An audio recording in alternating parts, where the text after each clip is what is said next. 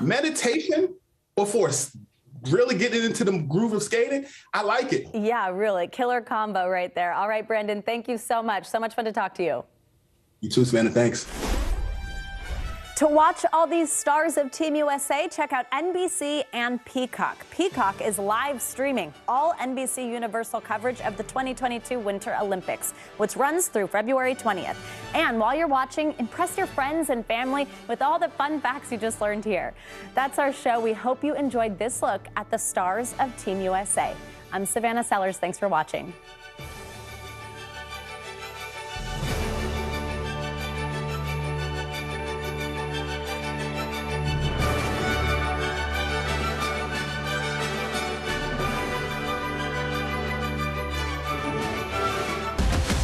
Tonight, war games and mind games. Ukraine hit with a cyber attack, but Vladimir Putin claiming he's actually de-escalating. Putin claiming he's starting to pull back some troops from Ukraine's border and saying he's open to more talks with the West. But today, President Biden telling the American people an invasion is still distinctly possible, adding Russia still has some 150,000 troops surrounding Ukraine. The president doubling down on diplomacy efforts, but reminding Americans an invasion could have serious economic impacts right here at home. Also tonight, Prince Andrew settles his sex abuse lawsuit with Virginia Giuffre, who claims she was trafficked to the prince by Jeffrey Epstein and Ghislaine Maxwell when she was just a teenager. The prince saying he regrets his association with Epstein and is now vowing to donate to victims of sex trafficking, what this could mean for his royal status. Plus, the child missing for 2 years found alive underneath a staircase inside of a New York home. Authorities saying the alarming discovery is part of a family custody battle. How police finally cracked this case. Presidential takedown. New video showing the former president of Honduras arrested after a tense standoff with authorities. The once key ally to the U.S. could now be extradited here for his alleged involvement in a drug trafficking ring. Assassination attempt. A mayoral candidate in Kentucky escaping gunfire at his campaign office in Louisville. The local activist now charged with attempted murder. And avocados are the latest victim of Mexico's violent cartels. How it's expected to affect consumers here in the U.S. Top story starts right now.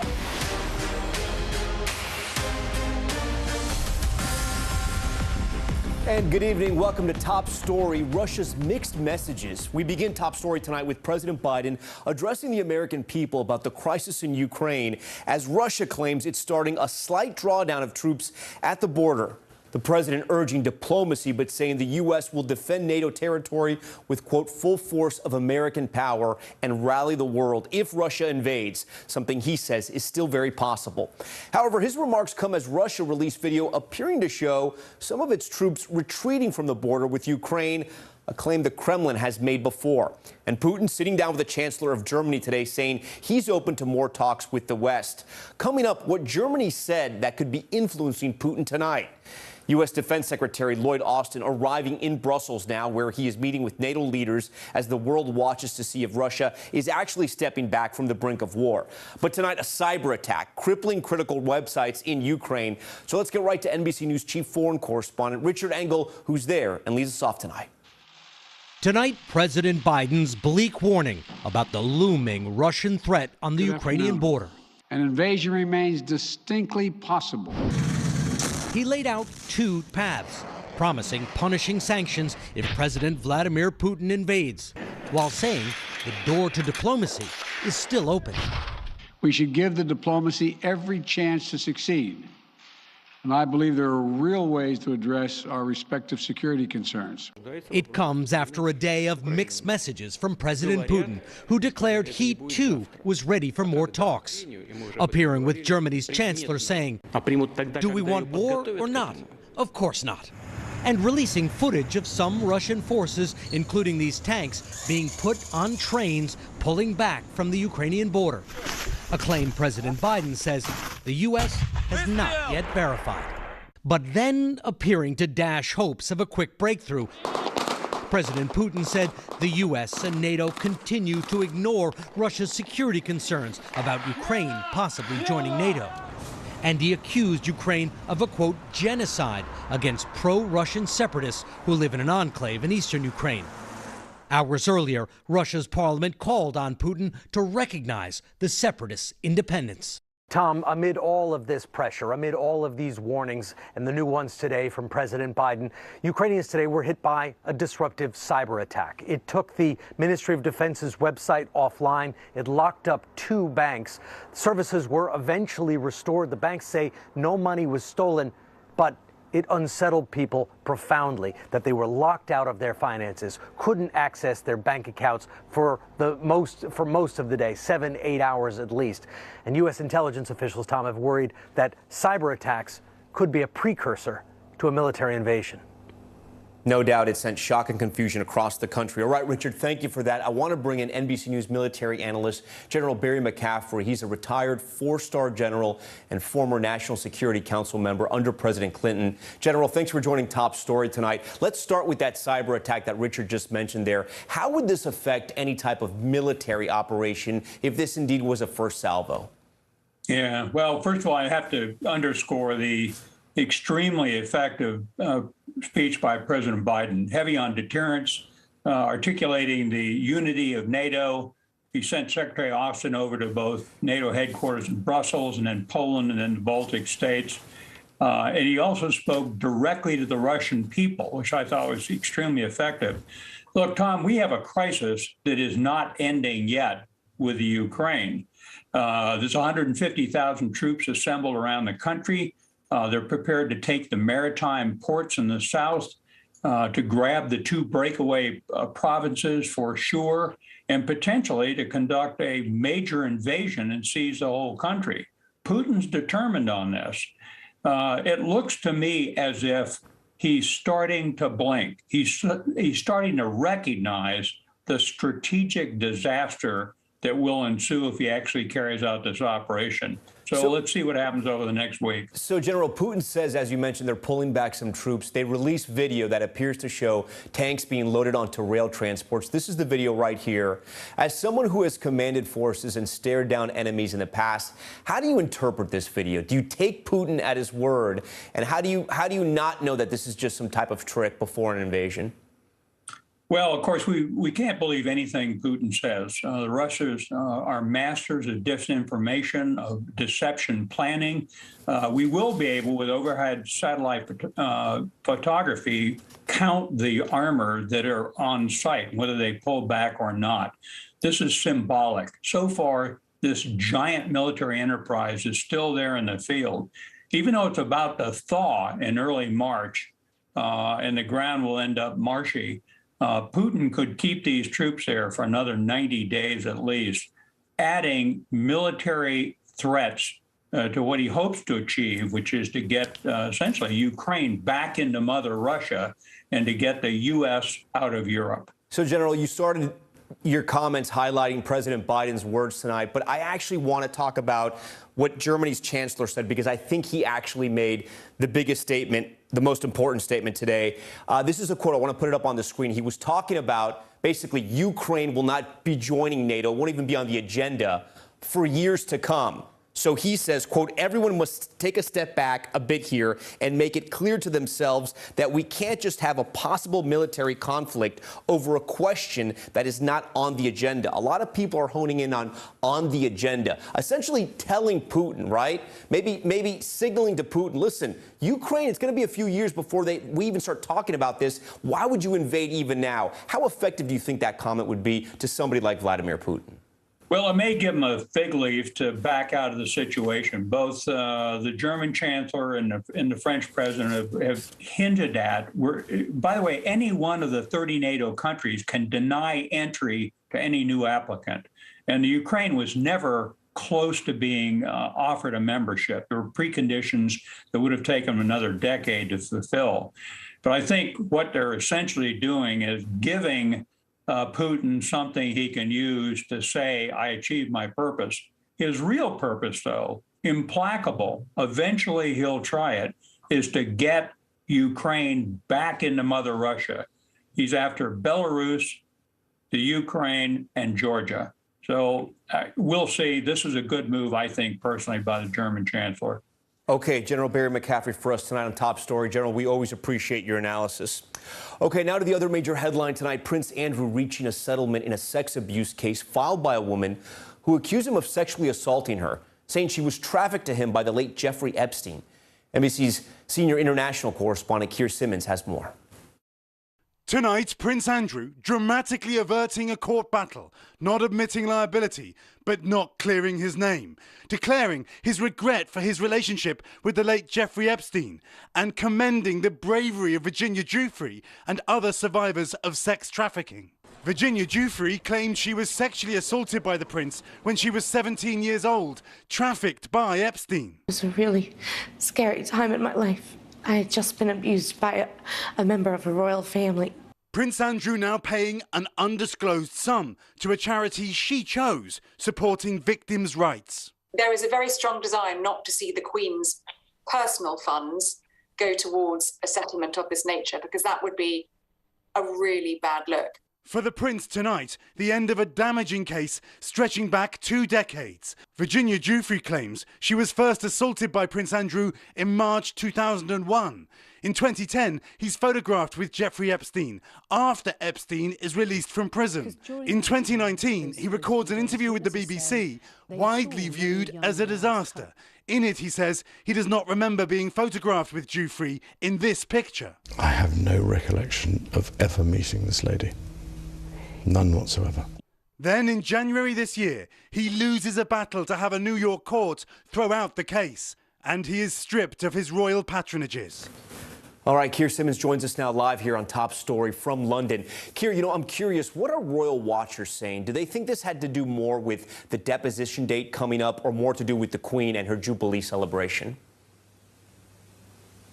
Well, it's a great question, Tom, because it goes to the heart of the question of whether this was a legal issue or whether this was a reputational issue for the royal family. Now, as you can imagine, tonight the British newspapers, we're beginning to see them, are really full of reporting and speculation about what really happened here. There are quotes talking about how quickly things changed. We thought Prince Andrew was ready to fight, was ready to go to court in New York. Suddenly, this huge change in his approach. There are reports that the Queen and Prince Charles are putting a lot of pressure on Prince Andrew, and a pretty sensational report, not confirmed by NBC News, Tom, that the Queen has put some of her private money. You heard that comment in my report there, one royal watcher saying that would be really damaging. Well, there is some reporting tonight, again, we haven't confirmed it, that the Queen's private money, some of that is being used towards this settlement. I think if that is the case, that will cause a lot of comment. If it is the case, though, it underscores just how much the Queen did not want to see this play out during her Jubilee year. Yeah, and if that is true, it could speak to how big this settlement was as well. Keir, before you go, one more quick question.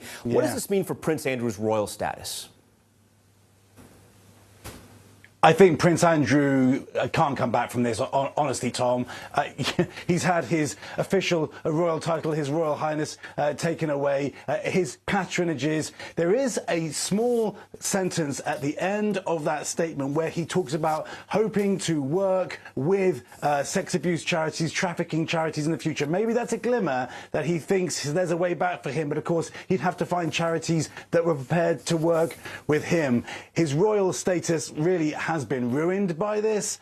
I think it's really difficult to see a way back for him. Keir Simmons, some great reporting tonight. We thank you for joining Top Story. For more legal analysis on this settlement, attorney Angela Senadella joins us now on set live here on Top Story. So, Angela, first off, when you heard about the settlement, you heard the statement. What was your first thought?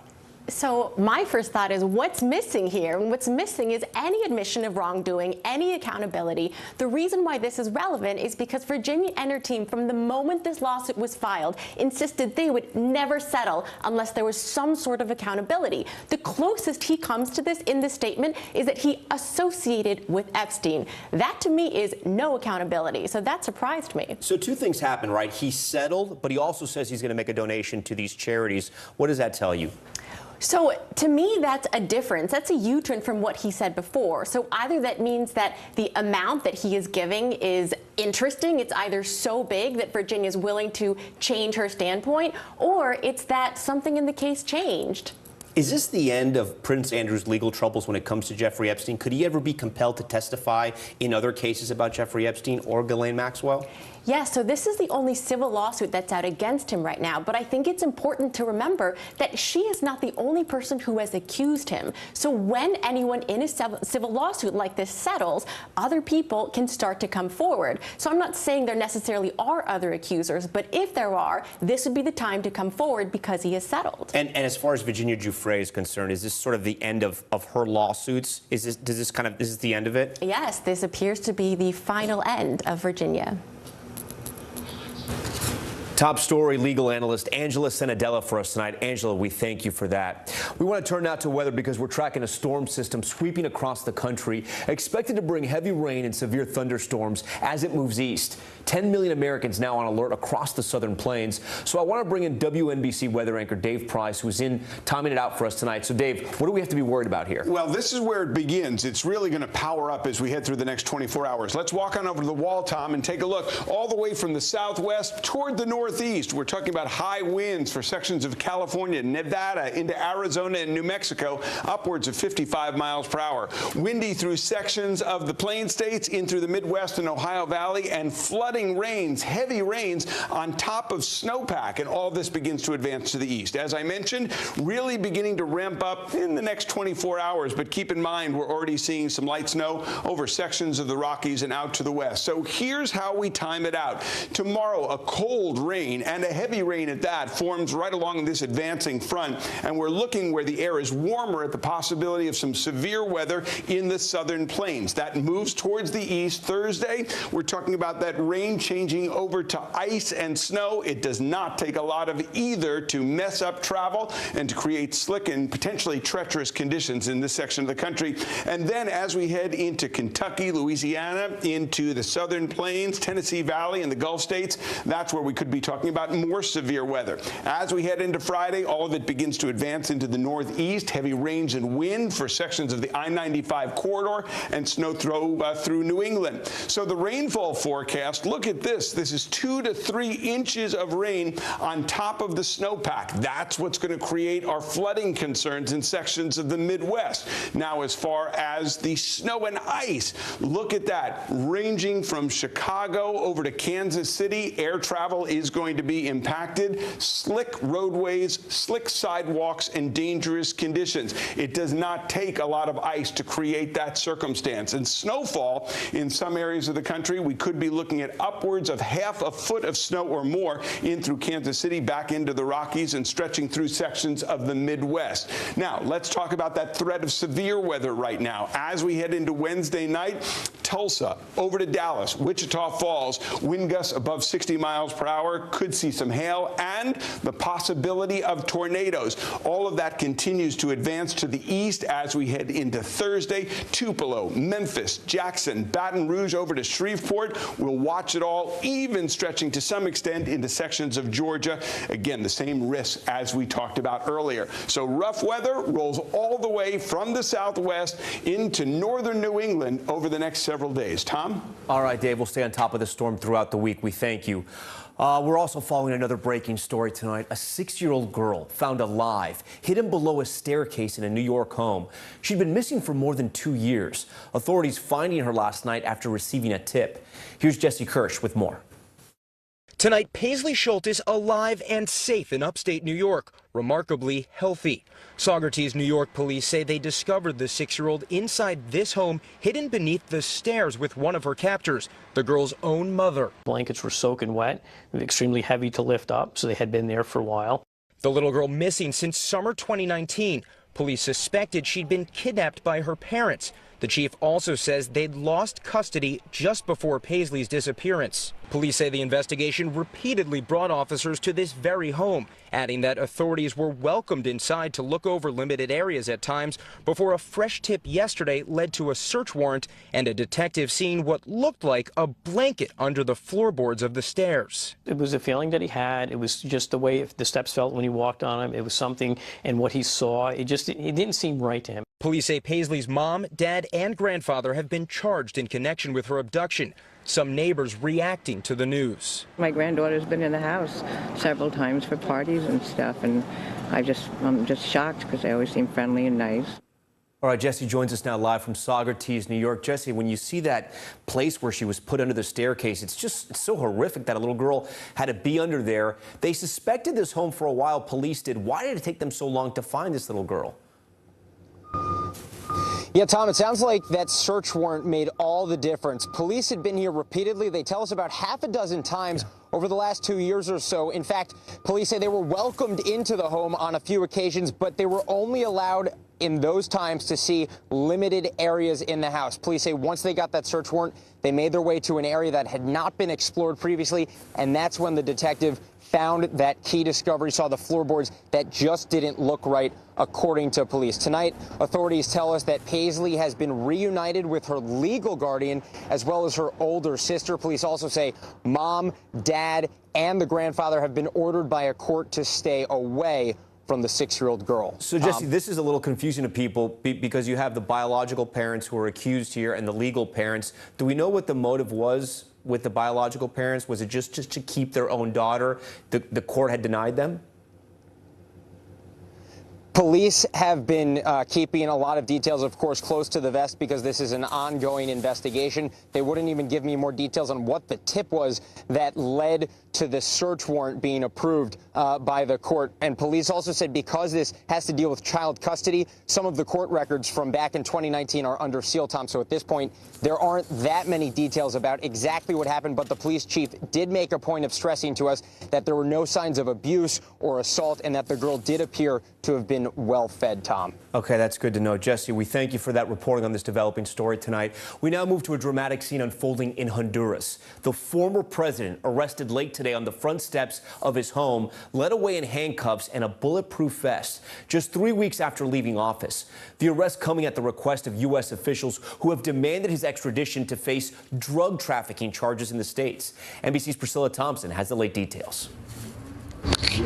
Tonight, Honduras National Police arresting their former president at his home after the U.S. requested his extradition to the States to face drug trafficking and weapons charges. Juan Orlando Hernandez, who was unseated last month after serving as president for 8 years, facing accusations that he took part in a violent drug trafficking conspiracy, responsible for moving more than 500,000 kilos of cocaine since 2004.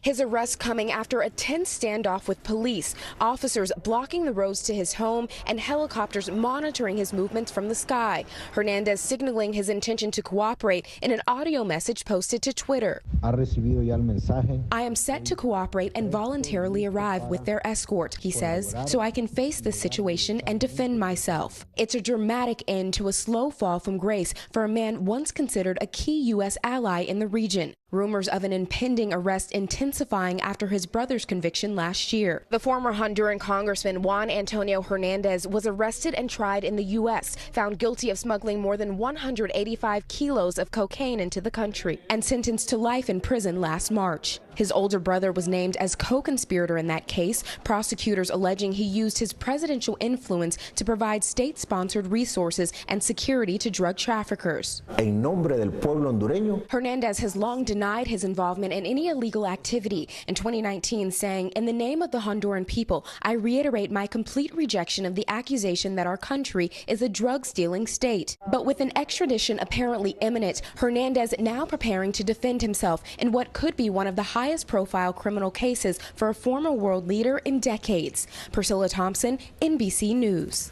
Back here at home to a major headline, a $73 million settlement is being announced in the Sandy Hook Elementary School shootings. 26 killed in Newtown, Connecticut that day, 20 of them children. The families of the victims claiming Remington, the manufacturer of the gun used in the massacre, illegally marketed their firearms to civilians. Why those families say despite this victory, justice will never be done. Here's Kate Snow. Today is a day of accountability. For the families of 5 children and 4 adults lost at Sandy Hook Elementary, a victory born out of grief. True justice would be our 15-year-old healthy and standing next to us right now. But Benny will never be 15. He will be 6 forever. A $73 million settlement with Remington, maker of the gun used to kill 26 people in Newtown. We hope that our lawsuit sends a message to the gun industry. Through court after court for more than 7 years, the families argued Remington violated a Connecticut law by marketing an AR-15 style rifle to civilians. It was a path around federal laws that protect gun manufacturers from liability, which some legal experts say could now be a roadmap for future cases. In discovery, Remington sent thousands of internal documents, including campaigns geared toward young men, equating gun ownership with your man card. They were aggressively marketing to young men who were potentially violence prone. Mark Barden and his wife Jackie lost their son Daniel. People need to know how irresponsible the gun industry is about marketing these weapons. So that was our goal, was for it to be known. Do you think you've achieved that? Yes, I do. Remington did not respond to our request for comment. The families refused to settle until they won the right to release the documents publicly. Was that key for you? Yes, absolutely. That was critical. This has never been about money. 4 insurance companies will pay the $73 million. Nicole Hockley, who lost her son Dylan, hopes this puts them on notice too. I worked in insurance for a number of years doing marketing for them, and this will absolutely make them change their practices. Change these families hope will save lives. All right, Kate Snow joins us now live. Kate, the big question after watching this story and reading this headline, it has to be, will this lead to more lawsuits against gun manufacturers? Well, that's certainly what these families hope, that this sort of paves the way for others. We spoke to some legal experts. They all say it may not open the floodgates, Tom, but it may actually provide sort of a roadmap, a way to ask the right questions and pursue the right state laws to kind of get around that federal immunity that the gun industry has been granted. And I want to note, President Biden, the White House just put out a statement, and in it, the president says that until the federal laws are changed, in the meantime, I will continue to urge state and local lawmakers, lawyers, and survivors of gun violence to pursue efforts to replicate what the Sandy Hook survivors have done here. Tom. All right, Kate Snow with that new reporting just in also on this major headline. Kate, thank you. Moving on now to Los Angeles and another legal case. Tonight, the family of Helena Hutchins, the cinematographer killed on the set of the movie Rust, filing a wrongful death lawsuit blaming Alec Baldwin and other members of the production team for her death. NBC's Miguel Almaguer has these late details. Today, the family of Helena Hutchins, the cinematographer shot and killed on the set of Rust, blamed Alec Baldwin, who fired the gun, and several others for her death, saying his reckless actions should have been prevented. Why is Alec Baldwin responsible for what happened? He was holding the weapon that shot and killed another human being. There was no need for him to shoot the weapon. The wrongful death lawsuit blasting Baldwin, the production company, the film's armor, and assistant director for disregarding at least 15 standard safety practices. The attorneys creating this startling animation, which they say shows how the shot was fired from 4 feet away. The lawsuit alleges the armorer was inexperienced and unqualified, while the production utilized aggressive, cost-cutting practices that endangered cast and crew. Baldwin's attorneys deny claims he was reckless, saying again today he was told by the crew the gun was safe. I'm holding the gun where she told me to hold it. The actor has said he was following Hutchins' direction. Alec thinks he's the victim. He's blaming Helena. Helena did nothing to cause this, and it's really despicable that he would come out and blame the victim. Tonight, with 4 civil lawsuits now filed, the criminal investigation remains underway. Miguel Almaguer, NBC News.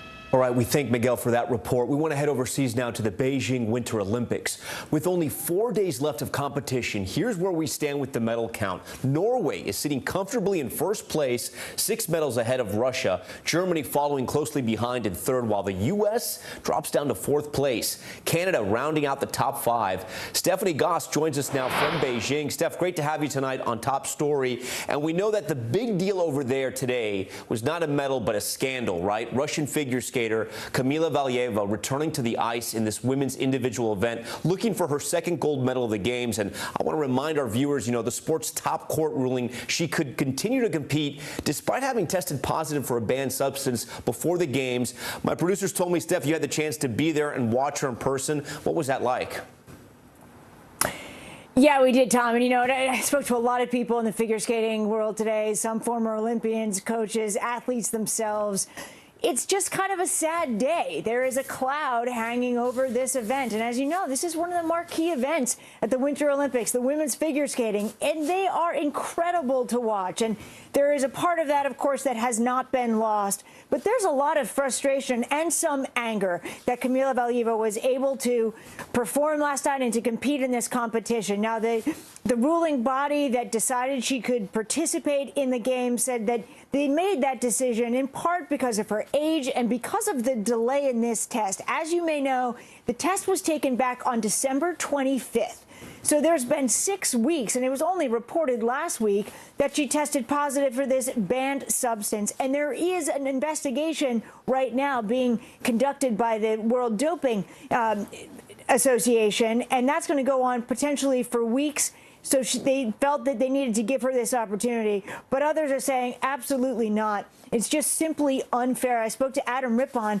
He's an Olympic medalist himself. He was in Pyeongchang, South Korea. He's now here as a coach for Mariah Bell, and he's angry. He just says it is not fair to have her on the ice, that there are athletes out there that are participating, that make an effort to be clean. Beyond that, the medal ceremonies also have been canceled if Valieva makes it to the medal ceremony, and that's really a penalty for everyone, Tom. No, it really is. And just to catch our viewers up, Team USA slowing down after that big weekend. What were some of the highlights you've seen so far? Yeah, there has been a little bit of a slowdown, but there is one highlight that we really have to talk about. You may remember this story. Casey Dawson, a speed skater who tested positive for COVID back in the U.S., and his arrival here in Beijing was delayed, and he sprinted on his feet, not his skates, to get here in time to participate in the events. Well, he actually won a bronze medal in the team pursuit in speed skating, and he had said at the time, I need to get here for my team. He got here. He won that bronze medal, so we're super happy for him. Michaela Schifrin's going to ski again. She skied in the downhill, finished 18th. It's not her strongest event. What's coming up is the combined, and she is the favorite in the combined, although she had those 2 disqualified runs in the slalom and the giant slalom. So people's fingers are crossed for her, and there is some great hockey coming up as well. You have the finals between the women, U.S. and Canada. That's a bitter rivalry. And the men, who don't have NHL players, are really kind of the surprise success story of these Olympics, Tom.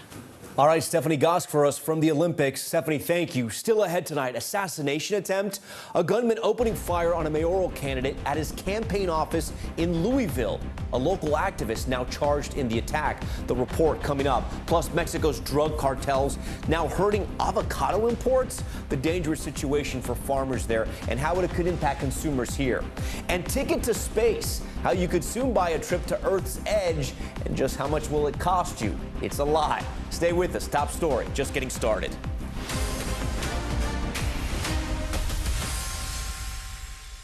The Meet the Press Chuck Toddcast, free wherever you get your podcasts. Hey everybody, it's Hoda Kotb from the Today Show. I am so excited to tell you about my new podcast, Making Space with Hoda Kotb. I sit down with some incredible people and we'll hear some uplifting stories. Listen to Making Space now on Apple Podcasts.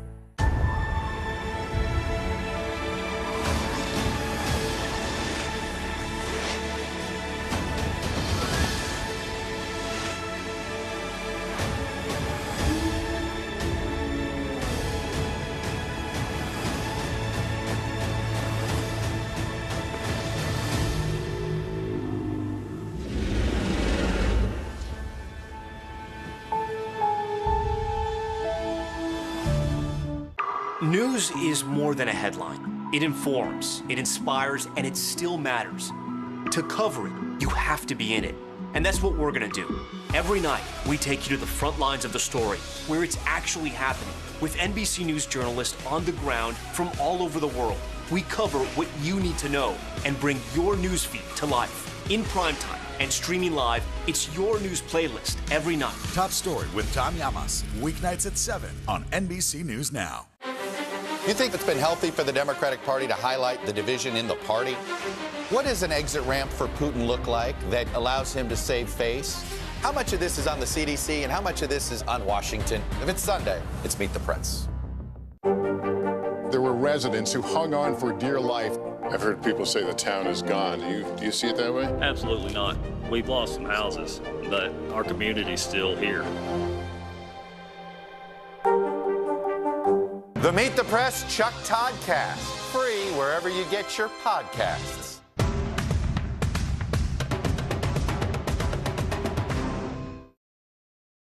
All right, we're back now with a terrifying moment for a mayoral candidate in Louisville, Kentucky. A gunman walked into his campaign office on Monday and opened fire. That candidate now telling reporters just how close he came to injury, maybe even death. Sinclair SMY has this report. Tonight, a campaign office, now a crime scene. There are gunshots up here. They're gun bullet holes. After a gunman allegedly opened fire on mayoral candidate Craig Greenberg Monday in Louisville, Kentucky. A man walked into our office. When we greeted him, he pulled out a gun, aimed directly at me, and began shooting. Greenberg says a member of his team shut and barricaded the door after the gunman fired 5 rounds. One shot just narrowly missing the Democratic candidate. Despite one bullet coming so close that it grazed my sweater and my shirt, no one was physically harmed, and we're extraordinarily grateful for our safety. Police say Greenberg was likely the intended target. It does appear, however, that one individual in particular was targeted, and that is one of our mayoral candidates, Craig Greenberg. Local elected leaders shocked by the apparent targeting of a political candidate.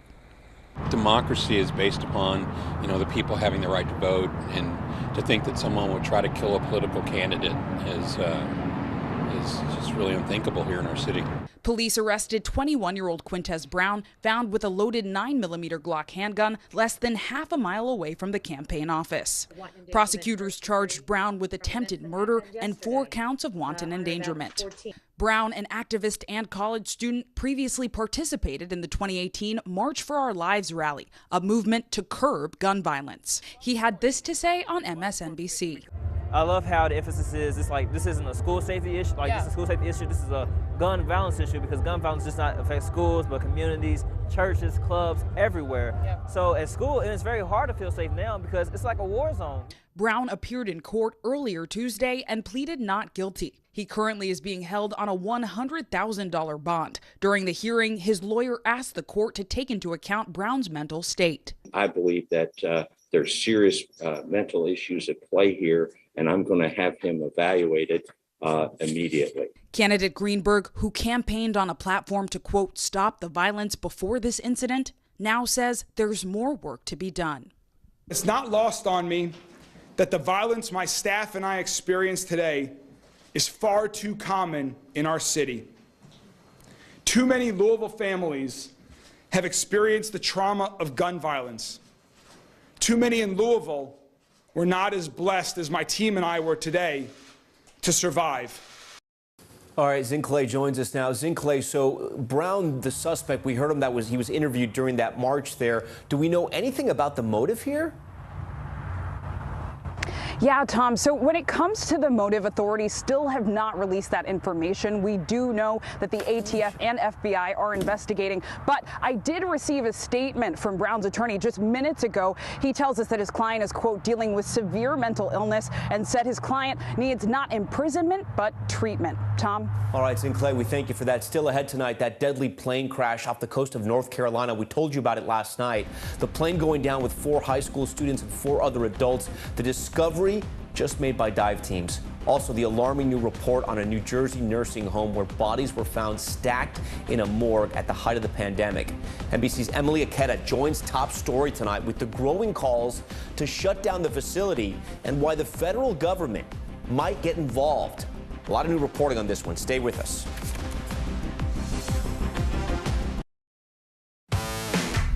There's no better place for fun with friends. Quality time with your little golf buddy. or an afternoon alone together. With the Golf Now app, family and friends are just a tap away. Just pick your course, pay from your phone, get out and enjoy. Golf Now. Download the app and go play. News is happening now. A look at what's making headlines around the world. Tonight, the major announcement of the COVID vaccine. This is a significant moment. Your news, whenever it happens, wherever you are, it's here now. Hey everybody, it's Hoda Kotb from the Today Show. I am so excited to tell you about my new podcast, Making Space with Hoda Kotb. I sit down with some incredible people and we'll hear some uplifting stories. Listen to Making Space now on Apple Podcasts. Still to come in the Channel 2 News. Well, the waters are certainly receding now. Still too close to call. Lester Holt reporting from Ground Zero, as it's being referred to. It is, in fact, a taste of freedom. The Haitian people know a little something about resiliency. What's the biggest risk right now? Some of the troops who have been proud. I want to welcome you to the first presidential debate. In fact, we've been told we can't go any farther. You with some resilient folks. Let me get a hint.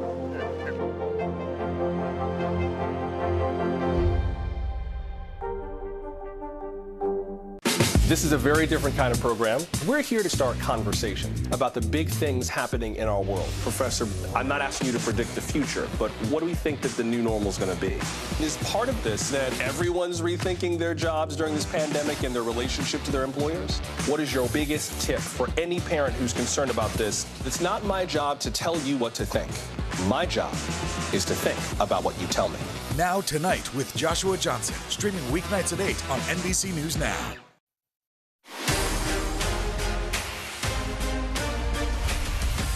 All right, now to Top Stories newsfeed, and we begin with an update on that deadly plane crash off the coast of North Carolina. Officials say dive teams have found the plane's fuselage in 55 feet of water, and more remains were discovered. Crews are now working to recover the bodies and the aircraft's data recorder.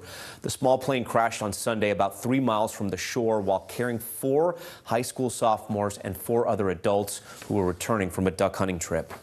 All right, former Alaska Governor Sarah Palin has lost her libel lawsuit against the New York Times.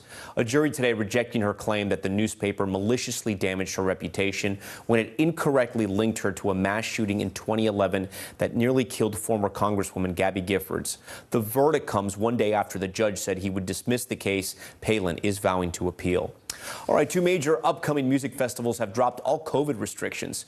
Both Coachella and Stagecoach will not require vaccinations, negative tests, or even masks when they take place in the California desert in April. And starting Thursday, Disney is dropping its indoor mask mandate for vaccinated guests at its parks in California and Florida. Masks are optional for all guests outside. And Virgin Galactic will begin selling tickets to space to the general public. The space tourism company founded by Richard Branson says starting tomorrow, people can reserve their spot for a 90-minute flight to the edge of space. The price? $450,000. Passengers will reach an altitude of more than 50 miles up, which is the FAA boundary for outer space, and experience weightlessness for about 4 minutes before returning to Earth. The trip's expected to begin later this year. All right, now to an NBC News investigation into a troubling discovery at a New Jersey nursing home. Bodies of deceased residents found stacked on top of one another during the height of the pandemic. A new state report revealing more alarming allegations of mistreatment. NBC's Emily Aketa reports. The New Jersey nursing home where 17 bodies were found stacked in a tiny morgue in more hot water. The state's Department of Health has halted new admissions at recently renamed Woodland Behavioral Health. State officials writing the facility failed to appropriately prevent abuse and neglect, describing in a 17-page report how staff members allegedly failed to perform CPR or call 911 for 2 unresponsive patients, nor did they provide life-saving medicine to some residents with COVID as directed by a doctor.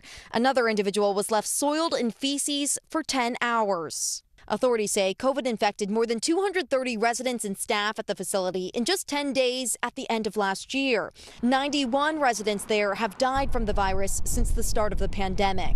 It was like the worst scenario. He died alone. I know he wasn't taken care of. Sharon Farrell's brother among those lost. There's no reason on this earth that people live the way they are living in that facility. Who's overseeing this? Where was the state? The state is now reviewing Woodland Behavioral's response to inspectors' concerns. The owners declined to comment for this story, but previously told NBC News the COVID-19 pandemic brought unprecedented challenges, and our heroic staff faced those challenges as best as they could. Harvard professor David Grabowski helps identify best practices for nursing homes nationwide during the pandemic. These nursing homes that are perpetually among the worst performers, they don't improve without some sort of outside activity. Emily joins us now in studio. Emily, it's just so sad what happened to all these people in that nursing home. So my question is, are there any criminal charges? Has that even been mentioned? And you were telling me earlier the federal government has already looked at this nursing home before? Yeah, that's right. So no word on the criminal charges yet. But earlier this pandemic, the owners of this facility were fined more than $220,000 because it was not in substantial compliance with federal regulations. Tonight, the federal government says that, this facility has made some improvements over the last several weeks and is coming closer to being within compliance. But if it does not continue down that path, they could go without federal funding, Tom. All right, Emily Aketa on that investigation tonight. Emily, thank you. We turn now to the Americas, focusing on stories from the U.S. and Latin America. The latest cartel action in Mexico impacting industries and your food supply. Threats of violence responsible for the U.S. government's recent suspension of avocado imports from Mexico. The ban expected to cost you and Mexican avocado producers even more. NBC's Dasha Burns has more. We all know avocados are pricey. These are about to get a lot more expensive. But the U.S. deciding the human cost of the popular produce is too high. The Mexican government acknowledging its northern neighbor is suspending imports of the fruit after a U.S. safety inspector received a threatening call while carrying out an inspection. Most avocados in Mexico are produced in Michoacan state, and that is a place that has been plagued by organized crime for a very long time. When these inspectors are threatened by organized crime, the United States immediately upped the ante and said, you got to do something about organized crime because our inspectors must do their job. The ban coming the night before the Super Bowl. What are you doing? Adding avocados from Mexico. They're always good. As millions of Americans snacked on guacamole and watched the new ad for avocados from Mexico. They also taste great on salads. The suspension could take a big bite out of an industry with almost $3 billion in annual exports. 135,000 tons of avocados have been sent to the U.S. from the Michoacan region in just the last 6 weeks, according to Mexico's Ministry of Agriculture and Rural Development. Now they're the latest victim of the country's drug cartel turf wars. I think that people in the United States do not understand that Mexico is in the grips of a much broader mafia-style organized crime. The avocado industry is a multi-billion-dollar industry, and they are in a state that is racked by organized criminals that know the value of this crop. A lucrative business that for decades has planted a target on local farmers and their families, as documented on the Netflix series Rotten, The Avocado War. A mí como a la 1 de la tarde me están hablando, donde me dicen que habían detenido a mi papá y a un hermano. Entonces ya me comunican y ya él me dijo efectivamente que hay que pagar 10 millones de pesos si no nos matan. The ban could last until further notice, according to the Mexican government, and is expected to send avocado prices soaring. Prices are already at an all-time high, according to a Bloomberg analysis, as Americans weather higher inflation across the board. But for avocado producers in Mexico, the cost could be even higher. What do you think this could mean for Mexican farmers? Well, for Mexican farmers, this means 135 to 140,000 tons of avocados that are not going to be able to make their way to the United States. What's going to happen to that avocado crop? It's probably going to rot. All right, Dasha, explain this a little more to us because it can be a little confusing. What exactly do the cartels want with the avocado workers or the farmers there in Mexico? Yeah, Tom, I think our viewers are used to hearing about cartels and drug trafficking, but organized crime in Mexico has expanded to so much more, really wherever they see opportunity for profit, according to the experts we've spoken to. And so, as farmers in this part of Mexico, Michoacan, became the primary providers of this crop to the U.S., I mean, the vast majority, Tom, of our avocados come from this area. they also face this double-edged sword, these farmers, because they became targets for extortion by the cartels that also have such a heavy presence in that region. Tom, there's so much to unpack here and a lot to follow in this story. We also reached out to the USDA to try to learn more, and we'll be staying on top of this, Tom. All right, Dasha Burns for us tonight. Dasha, we thank you for that story. Time for Top Stories Global Watch and the investigation after a deadly train crash in Germany. Authorities say two commuter trains collided head-on near Munich, with one derailing off the tracks. At least one person killed so far, more than a dozen injured. Investigators now looking into why both trains were operating on the same track. And work has begun to widen the Suez Canal after a traffic jam there halted global shipping last year. You may remember this. Crews are working to make an additional 10 kilometers, about 6 miles, accessible to two-way traffic. The project was accelerated after a container ship, there it is, became stuck in the canal last March. It's expected to cost nearly $200 million and be completed by June 2023. Transit time to pass through the canal will still be about 11 hours. All right, coming up, prices soaring. I don't know if you've tried to buy a car lately. Sticker shock for anyone buying new or even used cars. What's driving up the cost? And what potential buyers need to know before even heading out to the dealership. Stay with us. News is happening now. A look at what's making headlines around the world. Tonight, the major announcement of the COVID vaccine. This is a significant moment. Your news, whenever it happens, wherever you are, it's here now. The fire has grown leaps and bounds. What you see behind me is typical. How you doing? Pretty bad.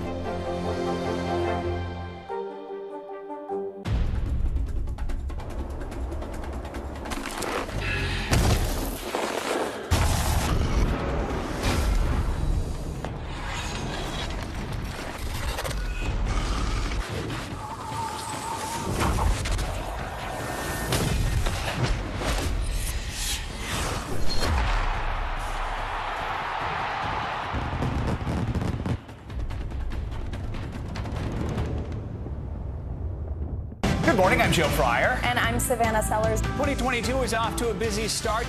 Winter's wrath causing headaches from coast to coast. It's been really incredible to see how quickly volunteers started to help with the cleanup efforts. Morning News Now, streaming weekdays at 7.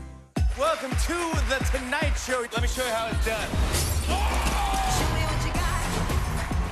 I don't want to be a Lego.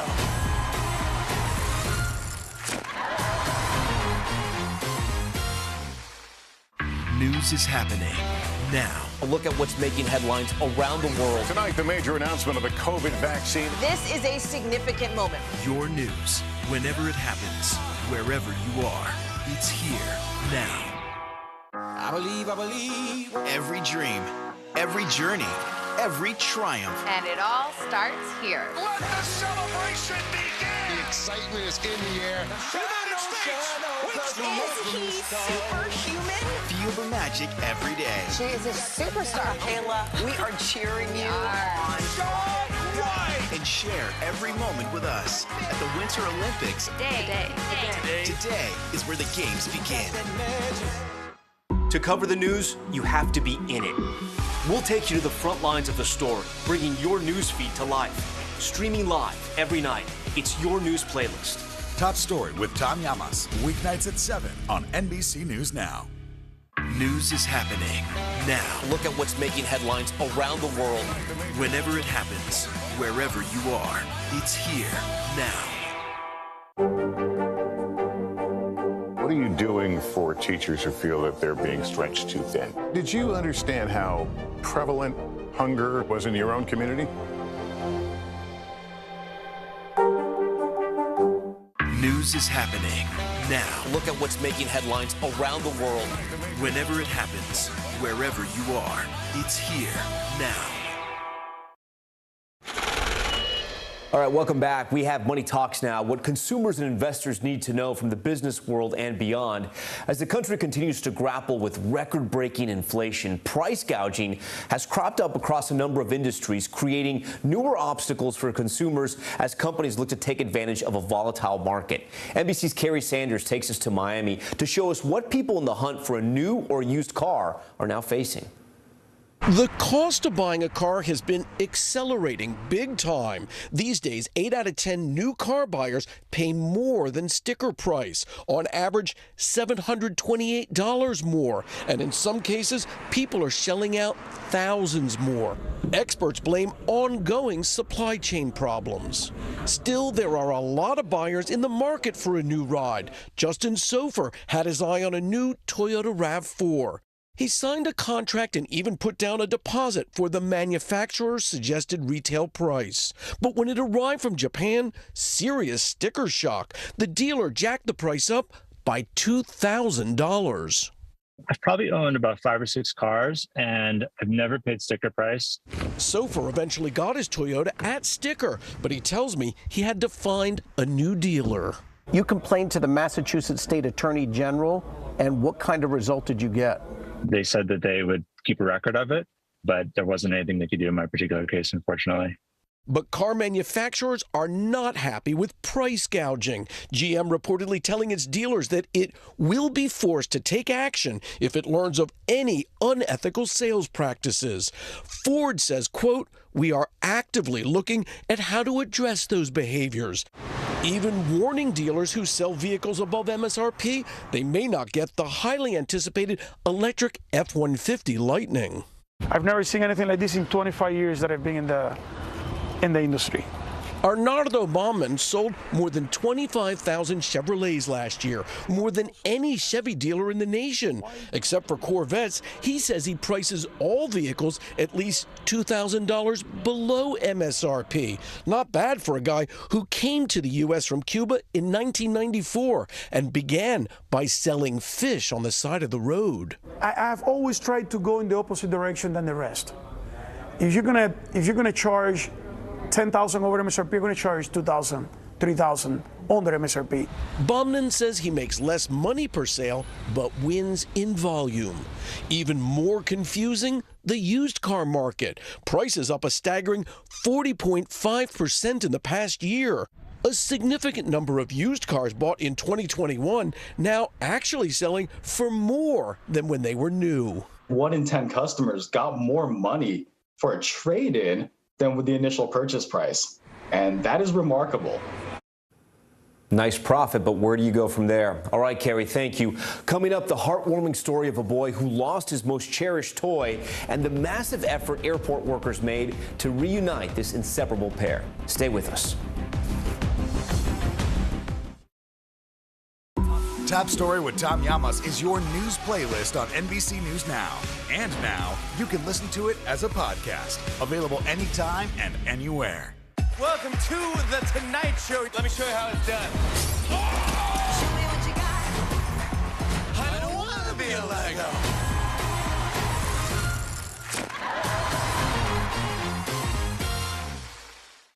Top Story with Tom Llamas is your news playlist on NBC News Now. And now, you can listen to it as a podcast. Available anytime and anywhere.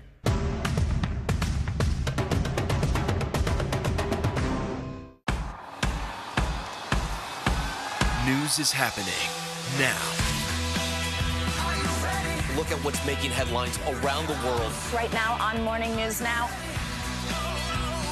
We're coming on the air with breaking news. And this is a significant moment. Whenever it happens, wherever you are, NBC News, streaming free now.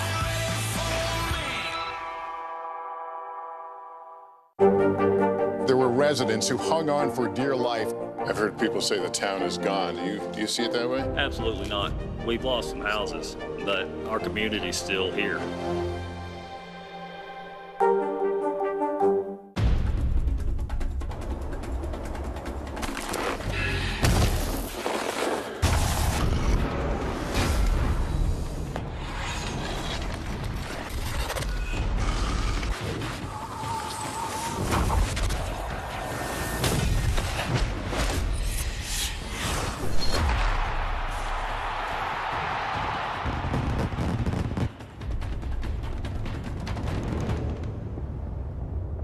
The Meet the Press Chuck Todd Cast, free wherever you get your podcasts.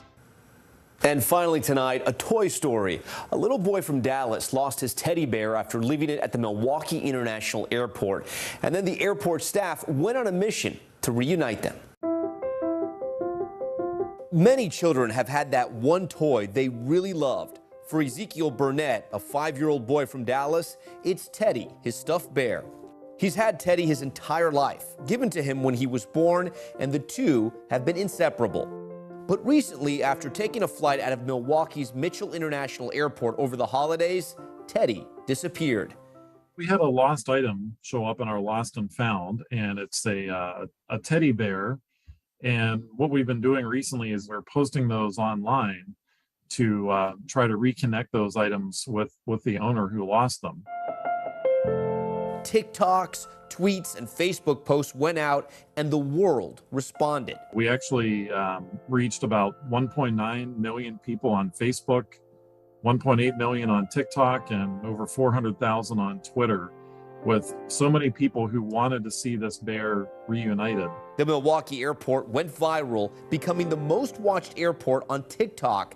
And just like that, thousands of shares online led to a chance encounter. Her hands were shaking, and she just like showed me the phone, and I looked at it, and at first it didn't really compute. I looked at it and I'm like, wow, that's Ezekiel's teddy bear. Southwest Airlines contacted the Burnett family, offering to fly them out from Dallas to Milwaukee and reunite the two lifelong friends. The days leading up to this, he's been talking about it every single day. We wake up and he's like, are we going to Wisconsin today? During the press conference and in front of the cameras, the long-awaited reunion finally happened. A shy Ezekiel kept calm, only needing 2 words to describe his feelings. So happy. Back home in Dallas, Ezekiel is not taking any chances, keeping Teddy close by. There it is. Oh, that's a big hug. We are so happy Ezekiel and Teddy are back together. Thanks so much for watching Top Story tonight. I'll see you right back here tomorrow. Have a great night. Good night.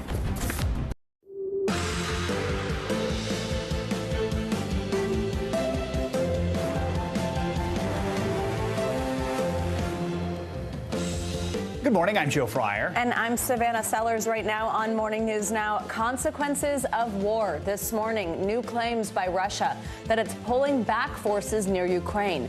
Now, a skeptical President Biden warning Americans there will be consequences if Russia attacks overseas and at home. If Russia decides to invade, that would also have consequences here at home. But the American people understand that defending democracy and liberty is never without cost. But the president and allies insist the door to diplomacy is still open. We have team coverage this morning. A mandate debate heating up from coast to coast as more states lift their COVID restrictions and the CDC considers new guidance. Plus, controversy in the classroom as one major school district faces fallout over its pandemic response. Cold as ice, controversy in the rink after the Winter Olympics as the Russian figure skater at the center of a scandal over banned substances takes first place. Plus, a bad day for Team USA. The men's hockey team is eliminated in a dramatic shootout. We'll bring you the highlights. And Major League bummer, the start of spring training officially delayed by a months-long players' lockout. We'll have an update on the dispute between the MLB and the Players Union, plus what it could all mean for the regular season. Of course, something most people start to look forward to as we head into spring. Yeah, because we've had so many sports lately, and now we're realizing, oh, baseball's supposed to be next. Oh, shoot, and we're not able to see it. We'll tell you the details of that a little bit later. We begin, though, today in Ukraine and what could be new signs of a step back from conflict with Russia. This morning, Russia's defense ministry announced some troops and military units are leaving Crimea after finishing what it called tactical exercises. This comes just one day after Russia said it was pulling back some of its forces from the Ukrainian border. Speaking yesterday, President Biden expressed skepticism over that move and warned an invasion was still a major risk. We have not yet verified the Russian military units are returning to their home bases. Indeed, our analysts indicate that they remain very much in a threatening position. And the fact remains, right now, Russia has more than 150,000 troops encircling Ukraine and Belarus and along Ukraine's border. An invasion remains distinctly possible. If Russia does invade in the days and weeks ahead, the human cost for Ukraine will be immense. And the strategic cost for Russia will also be immense. NBC News correspondent Aaron McLaughlin is in Kyiv for us, and we're also joined by NBC News senior digital White House reporter Shannon Pettype. So, Aaron, let's start with you. For a second straight day, Russia is saying that it is pulling some of its forces back to their home bases. What's the reaction there, and are there hopes this could be the start of a broader pullback of troops from the border? Hey, Joe, we just heard from the NATO Secretary General saying that NATO is seeing no signs of a de-escalation on the part of Russia. Said quite the contrary. If anything, they're seeing the military buildup by Russia on three sides of the Ukrainian border continue. Also noting that Russia has yet to engage in the proposal that NATO put on the table to address some of Russia's security concerns, and the Secretary General pushing Russia to engage in that diplomatic process. When Russia made this announcement that it was withdrawing some of its troops yesterday, that was met with skepticism here in Kyiv, with the Ukrainian foreign minister saying, we'll believe it when we see it. We heard from the Ukrainian defense minister this morning saying that the assessment of the Ukrainian military has not changed. It should be noted that Ukraine has long downplayed the threat of a military escalation by the part of Russia. Joe. So, Shannon, as we heard yesterday from President Biden, Washington, like NATO, remains skeptical of these moves by Russia. Tell us more about why that is. Well, I mean, we have not gotten a response from the White House on these developments overnight. But as you noted, as of yesterday afternoon, the president was saying that, one, the U.S. had not independently verified or been able to analyze these claims by the Russian Defense Ministry. They are not convinced that these troops are returning to their home base versus being repositioned, for example, somewhere else along the border. And the president reiterated that despite some changes that might be occurring on a small scale, broadly, Russia remains in what he described there, you heard a moment ago, as a very defensive posture. The U.S. has been quite skeptical all along and has said publicly that they are eyes wide open on the fact that Russia may carry out some deceptive military tactics along the way. They certainly saw that in 2014 during the annexation of Crimea, where unmarked Russian troops were being sent in to fight, who were essentially Russian soldiers but weren't wearing the Russian insignia. Those are the type of tactics the U.S. has seen from Russia before. So there is definitely a skepticism that they will believe it when they see it, and they are not going to be sort of distracted by any sort of actions Russia might take to sort of throw them off where the Russians may be going in a bigger sense. So, Aaron, today Ukrainians are celebrating what's been dubbed as Unity Day, which President Zelensky declared just a few days ago. He addressed his nation again this morning. What's his message? Is there a feeling of unity in Ukraine?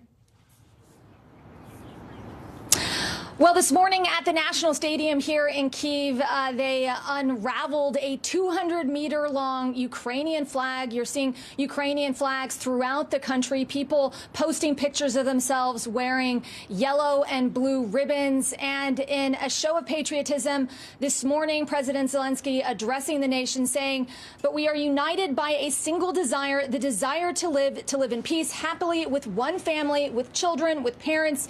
And we have every right to all of this because we are at home, we are in Ukraine, and no one will love our home the way we love, and no one but us together can protect our home. And to that effect, there is a new poll that was just released saying that 57.5% of Ukrainians are ready to resist in one way or another in the event of some sort of Russian attack. That is up from 50% when this particular poll was last taken in December, with only 17.9% saying they would do absolutely nothing in the event of a Russian attack. Speaking to Ukrainian military experts, they point to polls like this as evidence that this country is united against a potential Russian aggression and see that as a key deterrent, potential factor in the Kremlin's calculus whether or not to invade. Aaron and Shannon, thank you both. Appreciate it. Now, we've got big news from the CDC this morning. It's considering relaxing its indoor masking guidelines, sources tell NBC News, and it could happen as early as this week. Several states have already made the call to drop their mask mandates for private businesses. But the battle over masking in schools is heating up in courts and districts across the country. NBC News correspondent Heidi Presbella joins us now from McLean, Virginia. Good morning, Heidi. Good to see you. So there's been a lot of confusion as states make these individual calls, but then the CDC hasn't changed its stance. Will this new guidance help match all these rules up? What are you hearing from the CDC about what they might do here? That's the hope, Savannah. This is part of a broader architecture that the administration is trying to set forth that answers the question, how do we live with endemic COVID? This is one piece of that. The CDC looking at changing the criteria for when you should mask up. Basically, right now, they look at prevalence in the community. These are the factors that they look at. Looking forward, they're talking about other benchmarks like hospitalizations or severe disease. All of this, Savannah, to try and really localize the approach going forward to give local officials the tools that they need, but to appreciate that this is probably not the last time we're going to see a wave or potentially even a new variant. So we have to find a way to go back to life as normal as much as possible, but to give localities the tools to make those decisions. Absolutely. Heidi, let's not talk about where you are. It's a state that's making news in this way. So Virginia looks likely to become the next Republican-led state to ban mask mandates in schools. Now, you've talked to people on both sides of this argument. So first, let's start with a mother you spoke with who's suing the governor there, Governor Glenn Youngkin, over his policy that makes masking optional in school. What did she tell you? Yeah, and Savannah, this just in that the governor could be signing legislation to codify that as early as today. So we see dueling lawsuits and actually two moms on both sides of the issue. First, we talked to Tasha, whose son Jack, he's 10 years old. He has cystic fibrosis, and she says this is a blatant violation of the Americans with Disabilities Act because by definition, he would be segregated. He wouldn't be able to go to school for fear of getting so sick he could actually die. Here's some of what she told us. I understand that masks are uncomfortable and frustrating, and none of us likes them very much. But for kids like mine, when other children take their masks off, it creates a barrier. He can no longer physically walk into his school building. Some of those students' disabilities may preclude them from wearing a mask. They need to be accommodated too. The basis of our concern is that when you take the ability of the school to make those accommodations away, then the children with disabilities are effectively being separated or segregated and excluded from their education. And Savannah, Tasha wanted to make clear that she's not saying she wants masks all the time. These parents simply want localities and schools to be able to have the power to use masks when we are in periods of surge. Heidi, thank you so much. And I know you also spoke with a mom on the other side of this issue who's actually suing her school district for defying this order. So lots to keep talking about here. We know you'll keep an eye on it. Thank you so much, Heidi. California has officially lifted its mask mandate for everyone except students. But one of the state's largest cities, there's fallout this morning over how the school board managed things during the pandemic. Overnight, parents in San Francisco recalled 3 school board members. But unlike many other school board fights across the country, this doesn't have to do specifically with mask mandates or what's being taught in the classroom. Parents say that school officials, quote, wasted time on matters unrelated to the coronavirus instead of reopening public schools, prioritizing social justice issues. NBC News correspondent Jake Ward joins us with more on this recall effort. So, Jake, let's start first of all with just the reason that 3 school board members are out of a job this morning. What do parents and critics say these officials were doing instead of focusing more on the pandemic? Good morning, Joe. That's right. Parents here say that fundamentally they voted in favor of the recall because they felt that these 3 board members were incompetent. No one has been held to higher standards than educators during the pandemic, and the administration definitely bore a huge amount of the blame, they say, for what was not a very effective response. They especially talked about the mismanagement of the budget and also about an episode about a year ago in which about a third of the schools were set to be renamed away from historically insensitive names at a time, they say, when that was not really the case. We spoke to one mother about this, and here is how she described it. I support things like nuanced school renaming. Children shouldn't have to go to schools named after people who are horrible, but the renaming process last year was just a farce.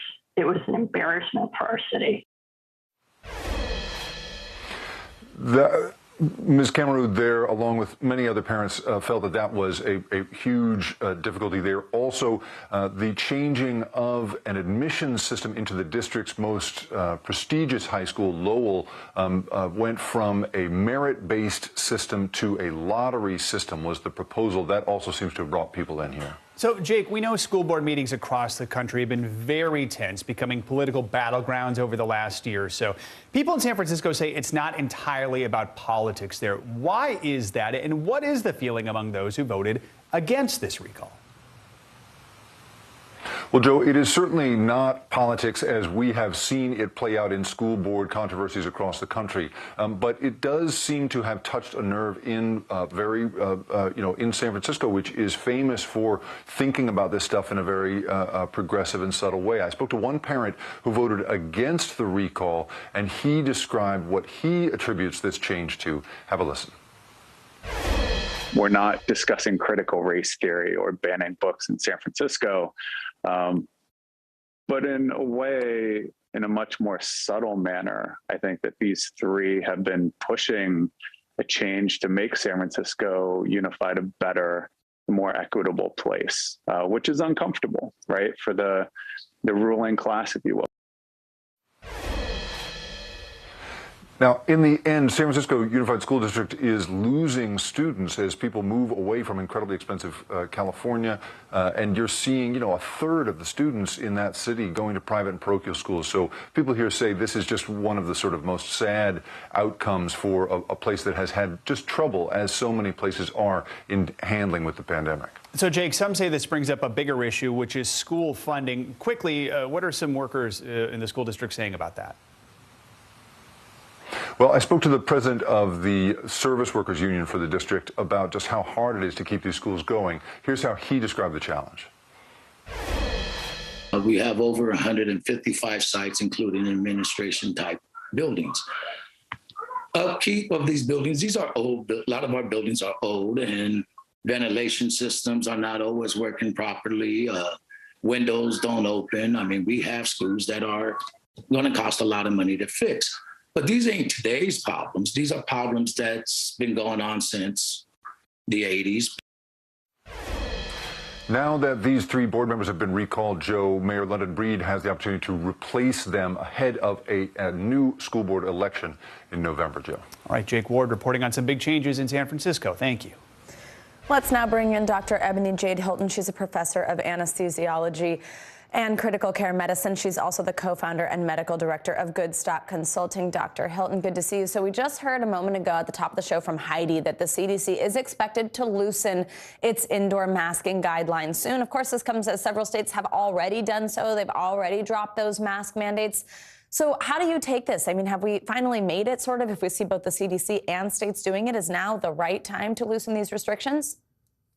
Yeah, it's absolutely not. It's one of those things where we have to question what is the guiding force behind removing these restrictions when we know that currently, literally yesterday, we buried one American every 30 seconds.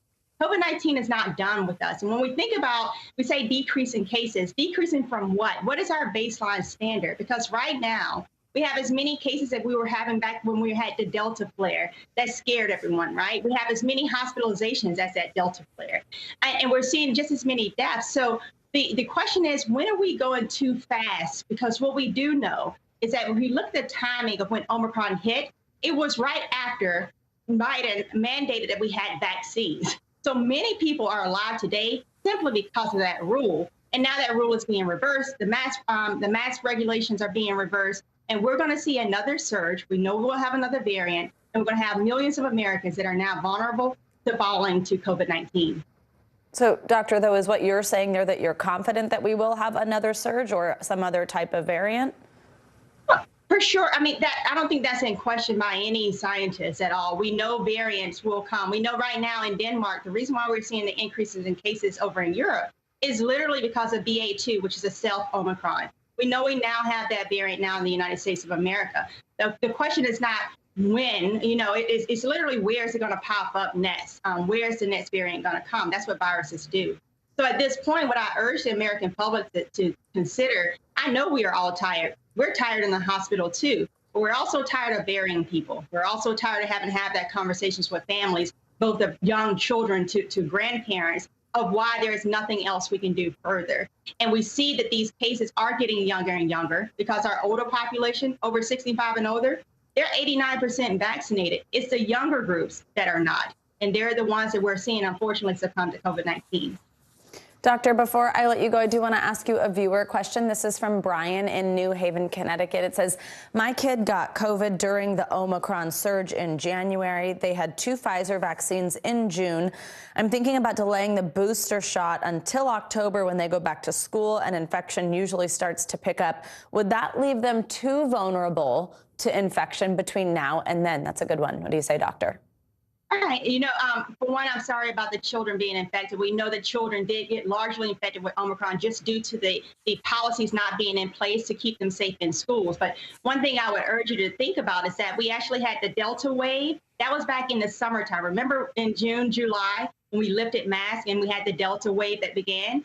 So to wait until October is definitely too late. You need to stay on target with the tracking process of when you're supposed to have your second dose, your third dose of these vaccines. And if you had Moderna or Pfizer, the mRNA vaccines, you need at least 6 months after you had that second dose to be getting that booster shot. And if you're immunocompromised, that 6 months shortens to 4 months. You really need to stay on top of that because, again, there will be another variant. This is not something that should surprise anyone. And at this point, with us lifting mask mandates and opening up concerts of Coachella and all these other events that are not going to require these safety protocols in place, then we know there's going to be another surge. And the question is, will you and your family be prepared?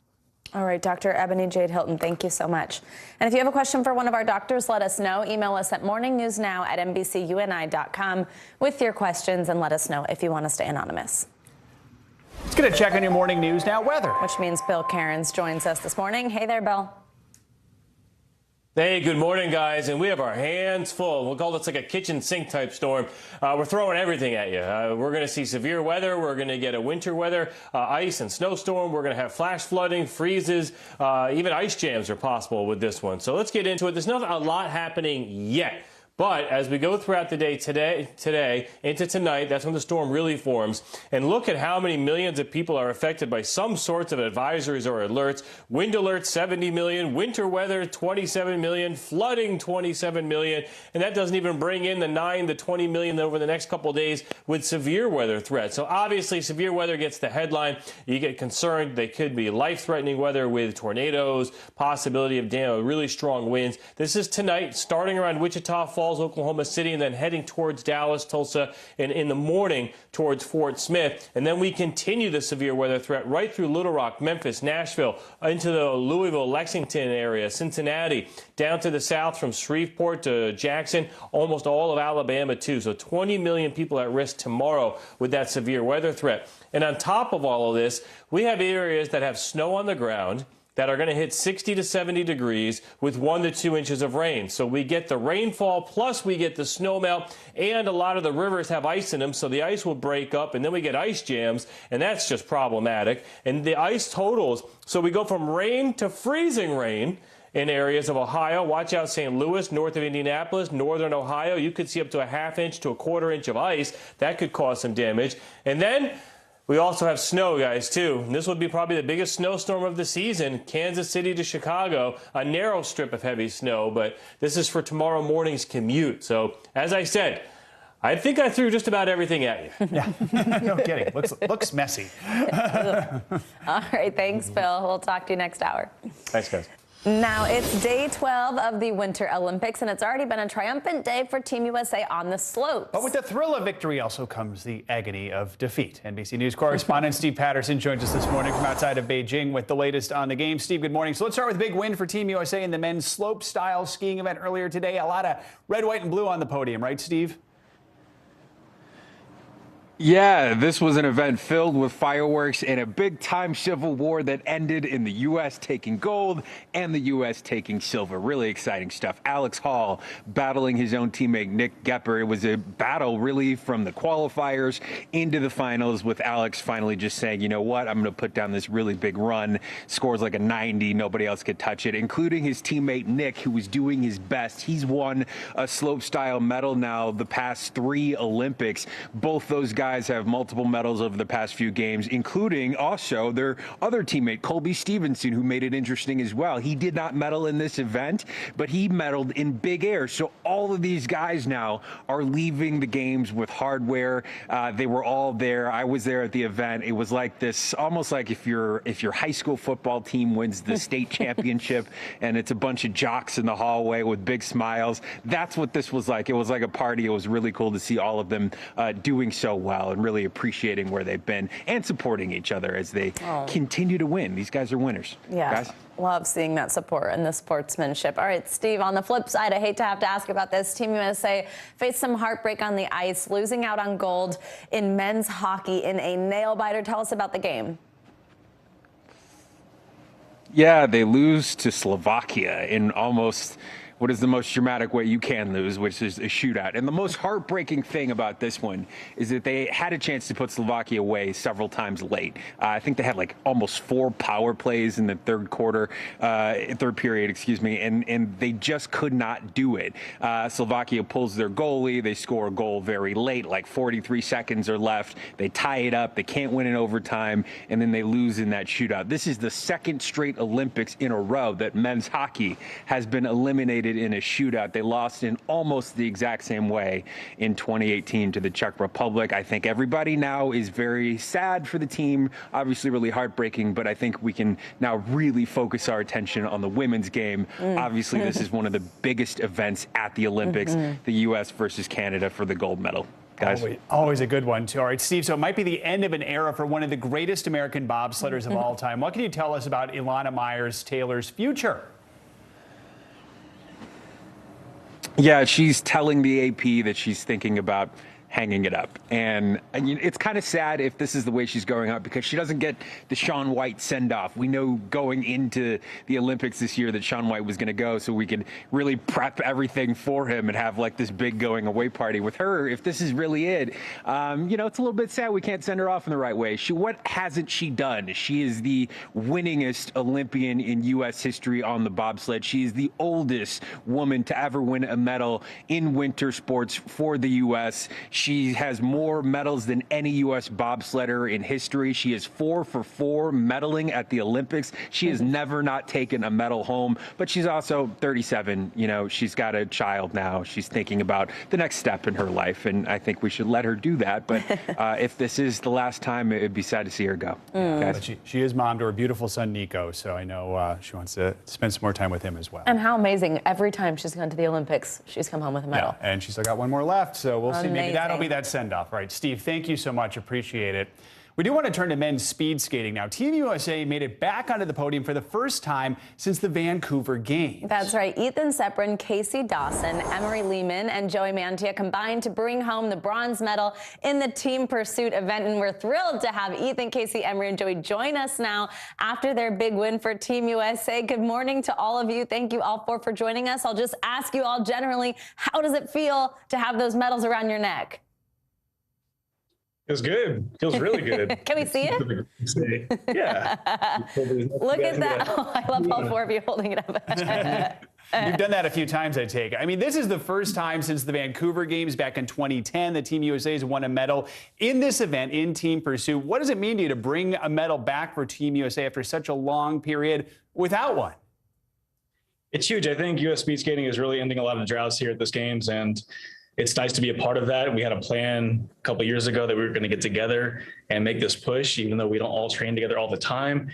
And we just had this long journey of trusting one another. Eventually, Casey got here with his problems, and it's just been a long road. And this is really a good personification of all that hard work. Oh, absolutely. All right, Casey, let's get into some of those problems. So you had a roller coaster ride to get there after testing positive for COVID in January, and really almost no time to make it there and then prepare for the event.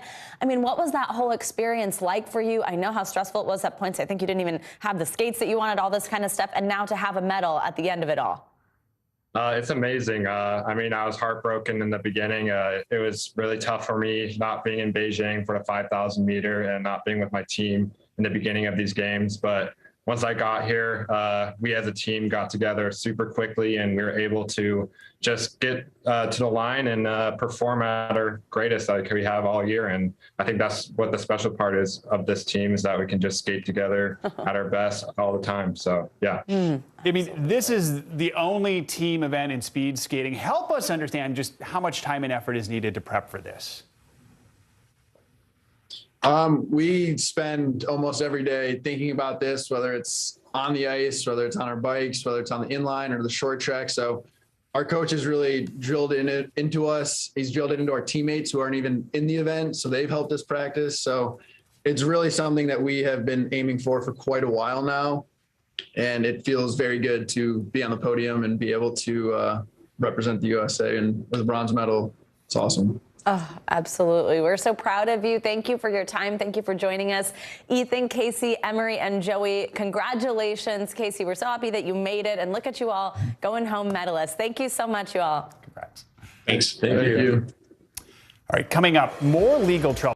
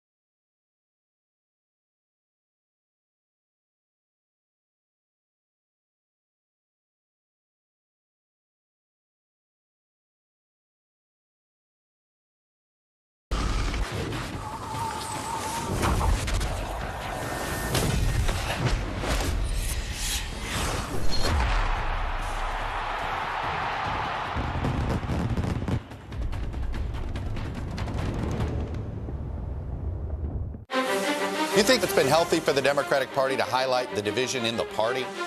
What does an exit ramp for Putin look like that allows him to save face? How much of this is on the CDC and how much of this is on Washington? If it's Sunday, it's Meet the Press. To cover the news, you have to be in it. We'll take you to the front lines of the story, bringing your news feed to life. Streaming live every night. It's your news playlist. Top Story with Tom Llamas, weeknights at 7 on NBC News Now. Hey everybody, it's Hoda Kotb from the Today Show. I am so excited to tell you about my new podcast, Making Space with Hoda Kotb. I sit down with some incredible people and we'll hear some uplifting stories. Listen to Making Space now on Apple Podcasts. These days, it feels like the news never stops. So let's get into it. What's happening right now, what it all means for you for an hour every day. It can be hard to keep up, so let's get started together. Hallie Jackson Now, weekdays at 5 on NBC News Now.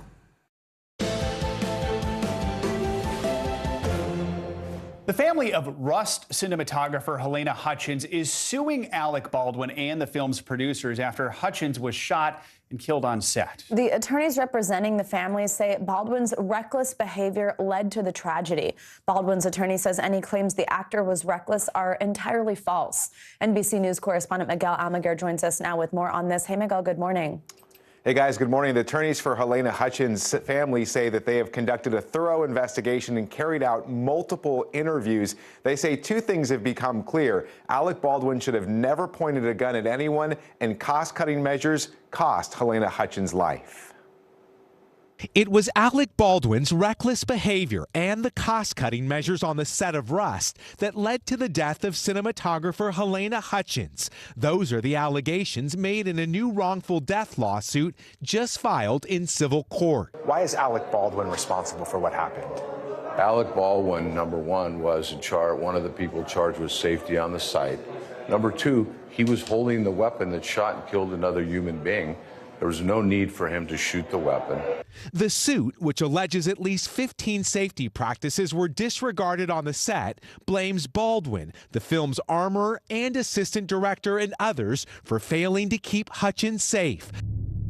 The law firm representing the Hutchins family also creating this startling animation, which they say shows how the shot was fired from 4 feet away.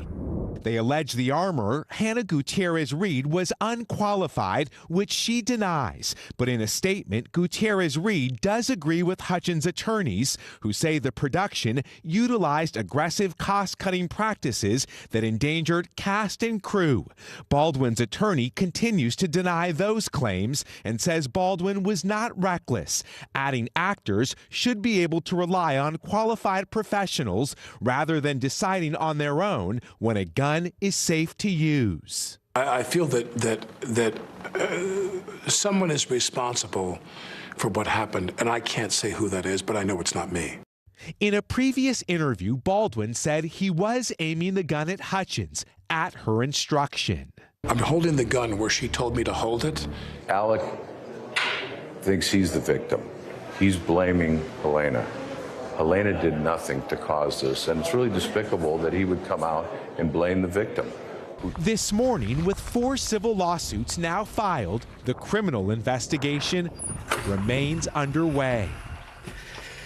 Now that criminal investigation remains in the hands of the investigators at the Santa Fe County Sheriff's Office. We're told when they're done with that case in about a few weeks, it'll then go over to the District Attorney's Office for possible prosecution. Guys, back to you. All right, Miguel, thank you so much. Families of the Sandy Hook victims have reached a $73 million settlement with gunmaker Remington. It's the company that made the AR-15 styled weapon used in the deadly mass school shooting nearly 10 years ago. It is a landmark settlement, one of the largest between gun companies and the victims of mass shootings. The 9 families involved with the agreement say their main goal is to prevent another mass shooting. Today is a day of accountability for an industry that has thus far enjoyed operating with immunity and impunity. And for this, I am grateful.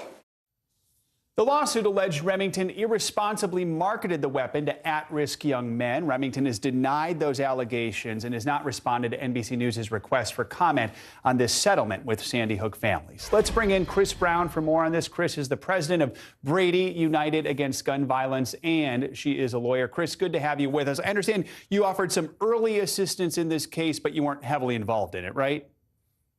Yes, we filed an amicus brief, and the theory of the case related to the marketing and sales of the assault weapon by Remington is one that Brady has litigated for over 30 years successfully in the courts. So we're hugely happy about this victory today and view it as a roadmap for similar litigation by far too many individuals in this country who lose their lives, who lose loved ones because of preventable gun violence. I mean, what do you think this means, especially for the victims' families, these parents who lost their children at Sandy Hook nearly 10 years ago? What does this mean for them? Well, first of all, you can never bring your child back. And I think I've heard many parents, far too many that I know who are friends of mine, say for even 1 second more with their child, there is no amount of money that could possibly compensate that loss.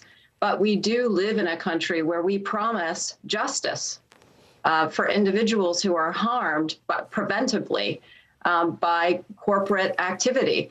And at least yesterday, that promise was fulfilled. For far too many, it has been denied for far too long because this industry, the gun industry, is one of the few industries, the only industry in this country that Congress, because of the NRA, tried to prevent any victim from ever suing. So this is a victory for justice, and it's a victory for far too many families who've been denied the court system as a means to change behavior. And we think it will. We think this will change behavior of the industry, and it needs to happen. You mentioned, I mean, this case was seen as a path around federal gun laws, which protect gun manufacturers from liability. You say this could be a roadmap for future cases. What does that look like? I mean, do you envision that after we have shootings like this, we're just going to see more lawsuits than we've seen before? What is that roadmap moving forward? Well, the kinds of marketing that the plaintiffs demonstrated occurred here is really egregious. Communications out in papers and publications to say, get your man card here, research that was shown in Discovery to really try to appeal to young men aggressively around the type of things that can happen, including with video games and other kinds of marketing. Ideally, what we see is that kind of aggressive marketing stop altogether. But if they're not going to internalize the risk that their products create all over the country, this is mass murderers' weapons of choice, are these AR-type weapons, then we will continue to sue and make them change the manner and way that they market and research and try to sell these products that are uniquely lethal. A key part of this deal includes the release of internal company documents. We're tight on time here, but quickly, why was that so important? Because it shows what the gun manufacturers have been trying to hide, that it's not just happenstance that the marketing of these weapons seem uniquely marketed to young people, especially troubled people, but that's actually the intent. That's what they're trying to do. In the end, we have to think about these gun manufacturers as entities that are trying to sell as much product to as many people, and it doesn't matter the cost. This litigation seeks to internalize that cost, and it needs to happen. Chris Brown, thank you so much for joining us this morning. We appreciate it. Let's now take a look at what's making news around the world this morning. NBC's Ali Arouzi joins us from Tehran. Ali, good morning. Good morning, Joe. Good morning, Savannah. At least 10 people have died and 11 others are missing after a Spanish trawler sank off Canada's east coast. The crew of 24 were predominantly Spanish. So far, 3 crew members have been rescued, while efforts to find other survivors are ongoing. A Canadian mission was launched involving a rescue ship, a helicopter, as well as fishing boats in the area. However, rough seas and fierce winds have hampered the search for survivors. The 3 people who have survived so far were found in a lifeboat in a state of hypothermic shock because of the freezing water. A row has broken out in India over the right to cover up. A college student wearing a full burqa was attempting to hand in her assignment when a group of Hindu men tried to stop her from entering the university, demanding she takes off her burqa, which she refused to do. The confrontation illustrates the religious divide that's been widening since a group of girls began protesting outside their government-run school in January after they were denied entry to the classroom for wearing a hijab.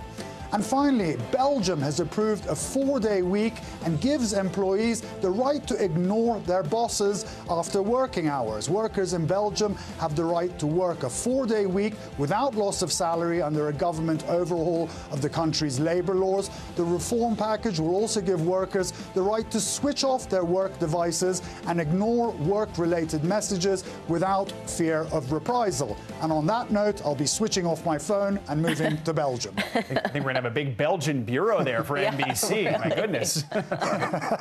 Thank you, Ali. Thanks, Ali. And coming up on Morning News Now, a possible link between a long life and where you live. Dr. Torres joins us to share which states are at the top of the life expectancy list and more medical headlines in our weekly checkup.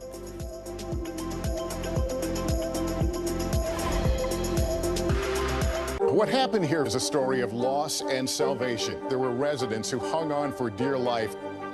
This is where you took shelter, in this closet. I took shelter right in this closet right here.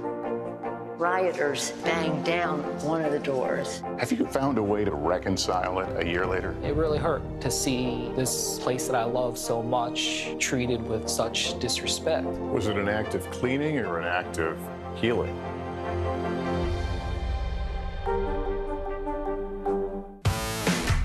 There's no better place for fun with friends. Quality time with your little golf buddy. Or an afternoon alone together. With the Golf Now app, family and friends are just a tap away. Just pick your course, pay from your phone, get out and enjoy. Golf Now. Download the app and go play. You think it's been healthy for the Democratic Party to highlight the division in the party? What does an exit ramp for Putin look like that allows him to save face? How much of this is on the CDC and how much of this is on Washington? If it's Sunday, it's Meet the Press. This is a very different kind of program. We're here to start conversation about the big things happening in our world. Professor, I'm not asking you to predict the future, but what do we think that the new normal is going to be? Is part of this that everyone's rethinking their jobs during this pandemic and their relationship to their employers? What is your biggest tip for any parent who's concerned about this? It's not my job to tell you what to think. My job is to think about what you tell me. Now Tonight with Joshua Johnson, streaming weeknights at 8 on NBC News Now. After the New York Times bought Wordle last month, some think the game is getting harder. But how much has the popular online game changed, really? Well, it turns out, at least according to the Times, not that much. It says the guessable words aren't any harder than they used to be. The only changes so far have been to remove some slurs and other offensive words, along with some outdated and non-American English words as guessable options. Also, some wordlers complained on Twitter yesterday that their solutions did not match up with other players' solutions on the same day. Time says if that's happened to you, try updating your web browser to make sure you have the new word list. And for those of you who are expert wordlers, the Times also says your streaks should start to sync over time as users transition to the news site. I've noticed some people have had some issues transitioning, and I didn't. Everything was there for me when I did mine, so I guess it's different for everyone. I still haven't gotten into it. Yeah. So can't comment. But it's a nice addiction because it only takes a few minutes. I know, and you can only do one a day, right? You can only do one a day. Yeah, that's true. It's a good block. All right, cool. Time now for your weekly checkup. NBC News senior medical correspondent Dr. John Torres joins us to discuss the latest health headlines that you might have missed. Hey, Dr. Torres, good morning. So a new report from the CDC ranks all 50 states and Washington, D.C. in terms of life expectancy for people who live there. What can you tell us about this? You know, it's interesting because they looked at different factors that actually produce life expectancy, how long you can live after you're born, and the differences are amazing. Hawaii was number one, 80.9 years. And if you look down the chart, you see Mississippi at the bottom, 74.4 years. That's 6.5 years difference, which is astounding for the same country with theoretically the same healthcare system and the same way of life around the country. But what we know is these are the doctor's orders. You know, number one, you can't necessarily change where you live, but you can change how you're living. So look at the factors that are increasing life expectancy in some of those states. Number one, exercise, sleep, diet, avoiding smoking, limiting the stress, or at least understanding how to control your stress, and then making sure that you monitor those health factors, cholesterol, blood pressure, those things we know that can help keep you healthy. So again, you can't necessarily move, but you can actually improve your health factors, and the same as those states where people are being healthier and living longer.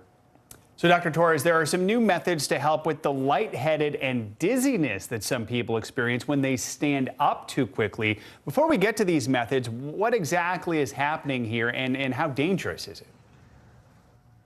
Yeah, it's called initial orthostatic hypotension, and this is a momentary drop in blood pressure when people stand up, because your blood goes from essentially your waist to your brain. When you stand up, it's going from your feet to your brain, so it takes time to catch up. Some of these cases can actually lead to fainting, and that's where the big concern comes in. It usually takes about a minute to adjust, but you can kind of jumpstart that process. So here are the doctor's orders, the things you can do to help out. If you're sitting in a chair, you can do knee lifts, just knee lifts for 35 to 40 seconds before you stand up, and then you won't get that drop in blood pressure. But if you're at a meeting or something like that where you don't want to sit there doing leg lifts, you can stand up and then cross your legs and tense your thighs after you stand up, and that'll help bring blood pressure back up. So that way you won't end up having that issue, and you won't hopefully faint, which is the biggest concern here. That also seems like maybe tough to do in or during or after a meeting. But maybe you just have to explain. I might faint, so I'm going to try one of these things. That's going to help. Okay, do what you need to do. Have a little explaining to do. Knee lifts, anything you need. All right, doctor, this one's kind of interesting. So just like a computer with a full hard drive, older adults may have a brain full of so much wisdom that it could make it harder for them to retrieve memories. Walk us through this and what can be done about it.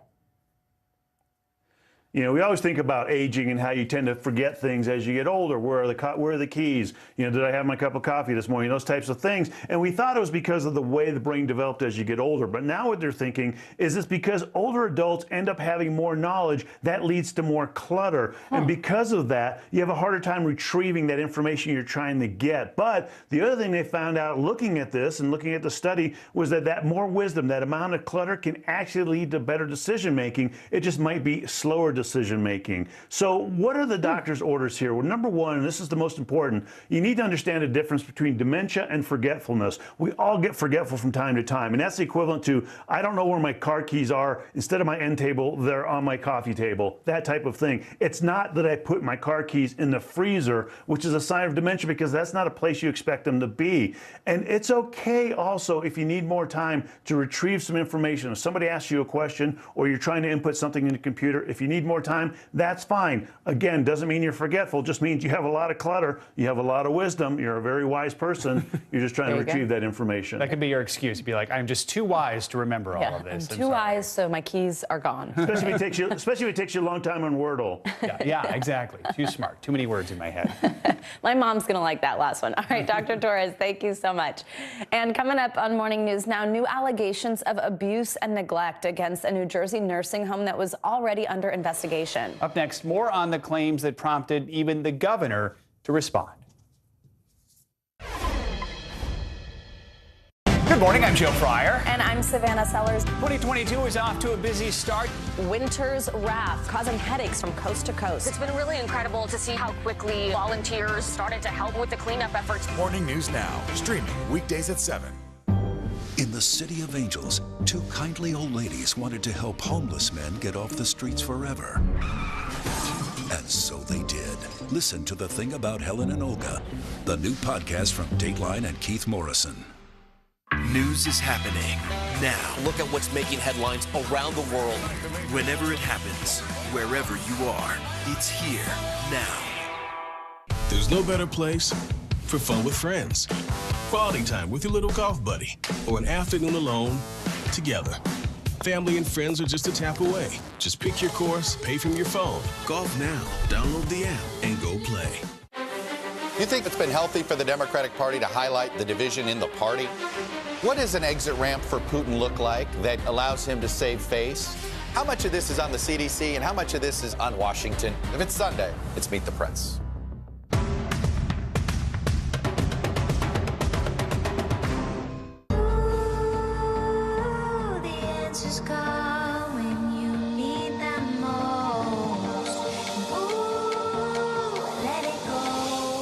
The Today Show's newest fan.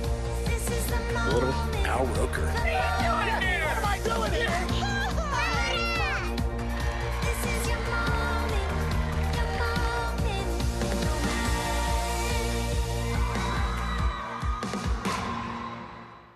To cover the news, you have to be in it. We'll take you to the front lines of the story, bringing your news feed to life. Streaming live every night. It's your news playlist. Top Story with Tom Llamas, weeknights at 7 on NBC News Now.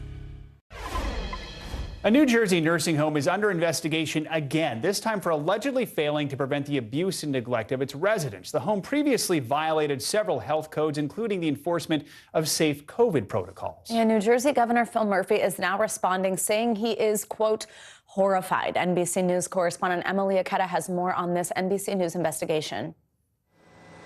The New Jersey nursing home where 17 bodies were found stacked in a tiny morgue in more hot water. The state's Department of Health has halted new admissions at recently renamed Woodland Behavioral Health. State officials writing the facility failed to appropriately prevent abuse and neglect, describing in a 17-page report how staff members allegedly failed to perform CPR or call 911 for 2 unresponsive patients, nor did they provide life-saving medicine to some residents with COVID as directed by a doctor.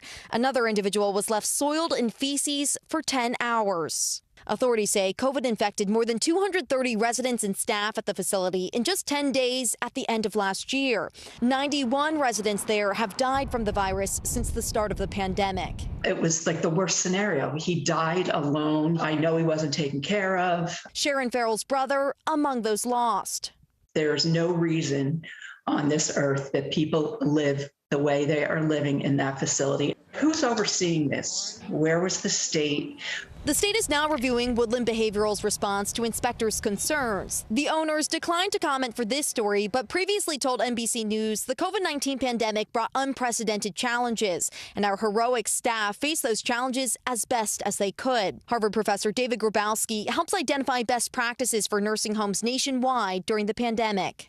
These nursing homes that are perpetually among the worst performers, they don't improve without some sort of outside activity.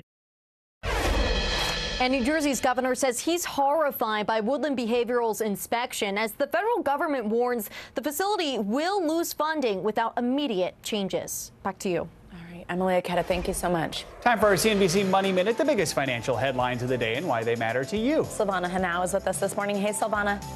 Hey guys, good morning. The CEO of Moderna says it's reasonable to think the pandemic may be in the final stages. Stefan Bancel telling CNBC as COVID evolves, there's an 80% chance future variants will be less and less infectious. He says we got lucky the Omicron variant wasn't extremely severe, but we are still seeing a large number of deaths around the world. Last month, Moderna started a clinical trial of a booster shot that specifically targets Omicron. Disney says masks will now be optional for fully vaccinated visitors in all indoor and outdoor locations at Disney World and Disneyland starting tomorrow. There is still one exception. Face coverings will be required for anyone to and older on enclosed transportation, such as the monorail, buses, and the Sky Gondola. Unvaccinated people will still need to continue wearing masks in all indoor locations. Airbnb expects bookings this quarter to return to pre-pandemic levels for the first time. That's as concerns about the Omicron variant have eased and people are more and more comfortable traveling. Airbnb says guests are reserving summer stays early this year, with bookings 25% higher than at the same point in 2019. The optimism echoes comments from other companies like American Express, which says travel bookings rose more than 40% in January. Guys? Yeah, I think that's going to be a summer of travel. Yeah, definitely for a lot of people. Thank you, Absolutely. Thank you. You got it. All right, coming up on Morning News Now, spring training delayed. And that off-season players lockout is now threatening the regular season. The latest on talks between the Players Union and league owners. We come back.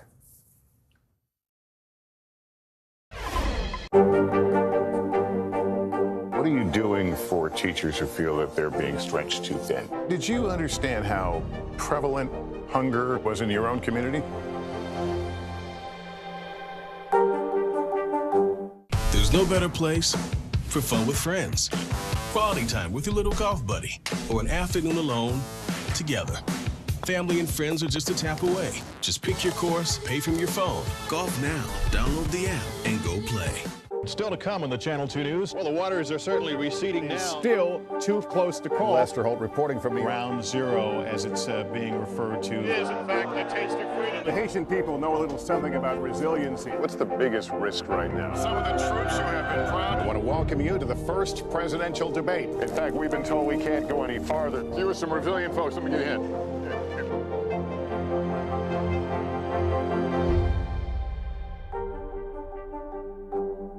News is more than a headline. It informs, it inspires, and it still matters. To cover it, you have to be in it. And that's what we're gonna do. Every night, we take you to the front lines of the story, where it's actually happening, with NBC News journalists on the ground from all over the world. We cover what you need to know and bring your newsfeed to life in primetime and streaming live. It's your news playlist every night. Top Story with Tom Llamas, weeknights at 7 on NBC News Now. The fire has grown leaps and bounds. You see behind me is typical. How you doing? Pretty bad. Hey everybody, it's Hoda Kotb from the Today Show. I am so excited to tell you about my new podcast, Making Space with Hoda Kotb. I sit down with some incredible people and we'll hear some uplifting stories. Listen to Making Space now on Apple Podcasts. The Meet the Press Chuck Todd Cast, free wherever you get your podcasts. This is normally the time of year when baseball fans rejoice as pitchers and catchers report to spring training to kick off a new season. It's a sure sign winter will soon come to an end. But the ongoing lockout between Major League Baseball owners and the Players Union is delaying players from reporting, and it's also threatening the start of the regular season. NBC News senior national correspondent Carrie Sanders joins us now from Jupiter, Florida, the spring training home of the Cardinals and Marlins. Hey, Carrie, good morning. Well, good morning. You know, if all things were normal in the world of baseball, we'd actually see pitchers and catchers showing up here later today. Instead, take a look from above. It's empty here. There are no players and there are no fans. In fact, there's a lot of disappointed fans. Why? Well, this dispute that's ongoing is a contract dispute, and it not only has delayed the start of spring training, it's making the early preseason games that should begin in about 2 weeks highly doubtful. The crack of the bat and the pop of the mitt. Familiar sounds that signal the start of another baseball season. But this year, spring training delayed. Pitchers and catchers nowhere to be found. The clash between players and team owners has fans of America's pastime crying foul. It's devastating. This is such a big baseball community. The dispute resulting in a lockout, now in its third month. It's a major league setback, not just for baseball, but for communities across Florida and Arizona that depend on the financial injection from the teams and their diehard fans. They eat in our restaurants, they stay in our hotels, and as it stands right now, we just don't know if any of those folks are going to be in this area this spring.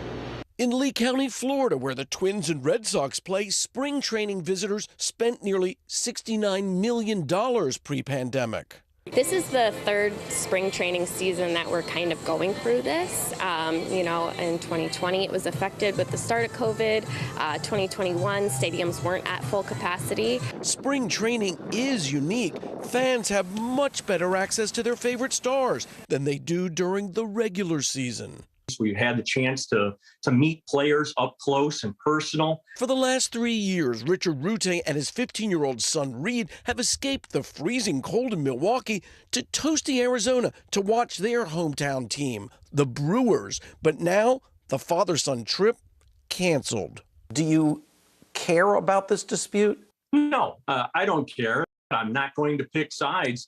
I'm on the side of the fans here, right? We're the only ones who are really losing out. The current lockout is the league's first labor dispute since the 1994 strike that canceled the World Series. At the center of this dispute, money. Baseball is a multi-billion-dollar business. And while blockbuster contracts make headlines, most MLB players earn substantially less. The minimum starting baseball salary at just over $500,000, far less when compared to the NFL, the NHL, and the NBA. Sports fanatics just saw the Super Bowl end. The Olympics are coming to an end. Will they have baseball? Spring training definitely going to be delayed. The real question now is whether or not the regular season opening day will be delayed.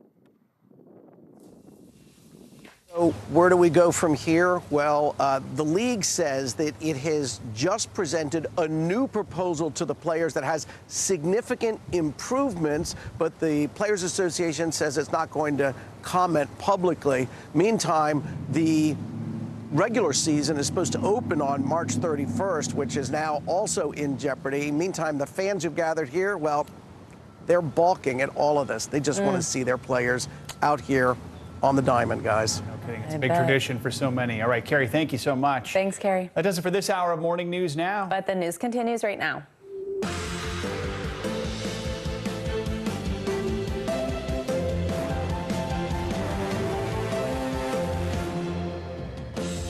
Good morning, I'm Joe Fryer. And I'm Savannah Sellers. Right now on Morning News Now, a changing tide. The CDC is now expected to roll back some of its indoor mask-wearing guidelines, possibly in a matter of days.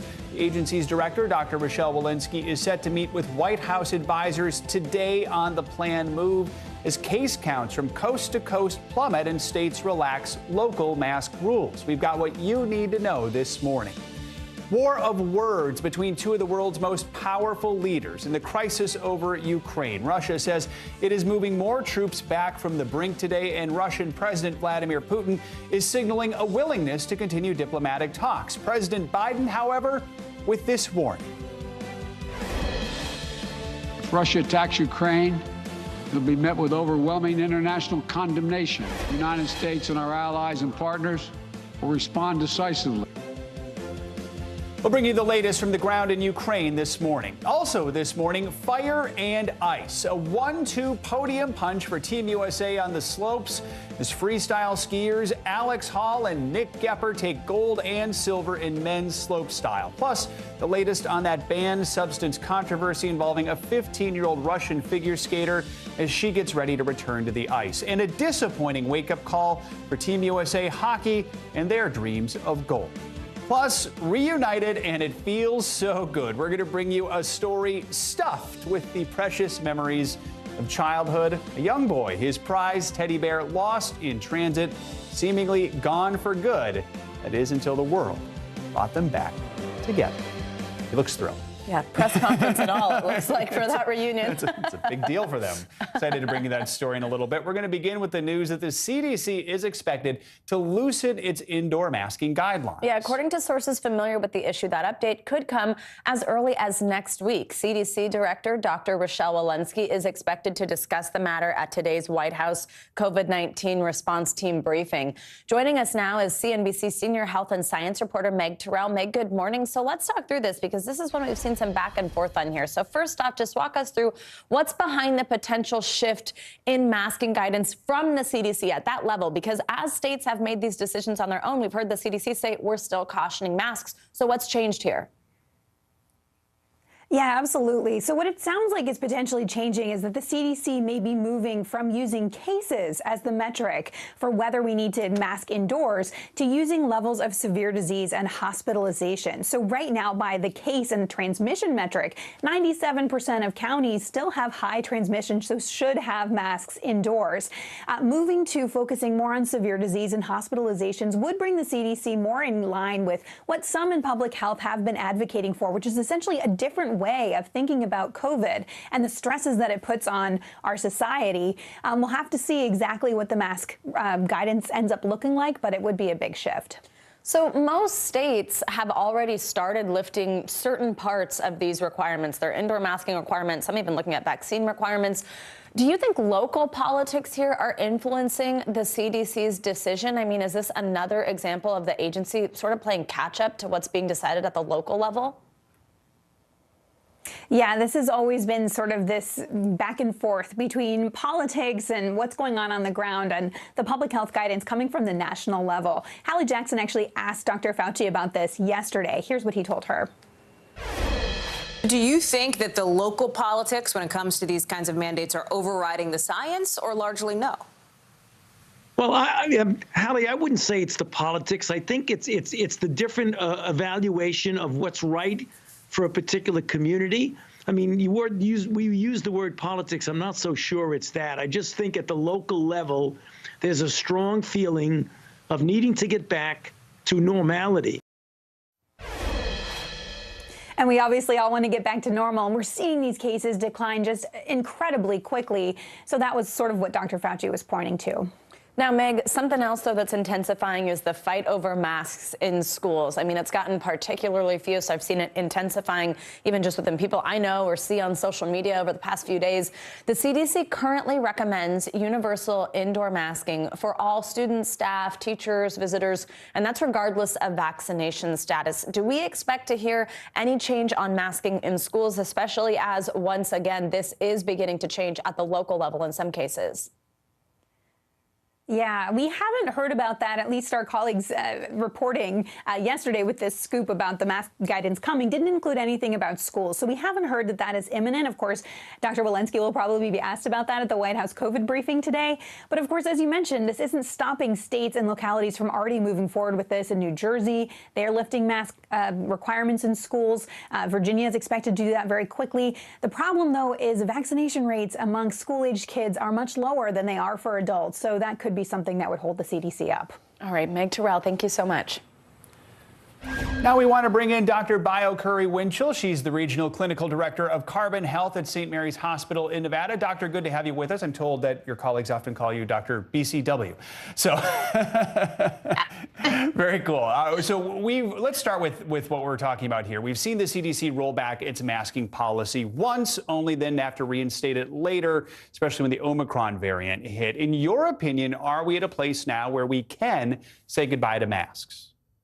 Well, thank you for having me. It's really important that we look at the measures that we had in place for wearing masks, and that was in response to high infectivity rate. So if those rates are lower, we should respond accordingly and, not wear masks. However, if the rates are high, it is still important to wear a mask because that does provide a layer of protection. Speaking of masks, as we said, Disney has announced it's going to drop its mask mandate for fully vaccinated visitors at their parks in Florida and California. So if you were taking friends or family there on vacation, how safe would you feel? Are there situations or settings where you might take more precautions? Well, as a mom of two little girls and a fan of Disney, it's really important that when you visit a place like that you wear a mask if you are unsure of the vaccination status of others, just because you want to make sure that you protect your family as much as possible. So I would say in indoor places, or if you're around those that are unsure of the vaccination status, definitely wear a mask. And the rule is if you are unvaccinated, you are still supposed to wear a mask there, of course. You don't know if the people around you are actually following those rules, which does make it a little more complicated. So right now, children under 5 are not eligible for vaccinations. New research from the CDC is shining a light on how moms-to-be can protect their babies. Can you tell us a little more about that research? Yes. And so we now know even more that maternal vaccination really provides a layer of protection, not only for the mom, but our most vulnerable population, our children.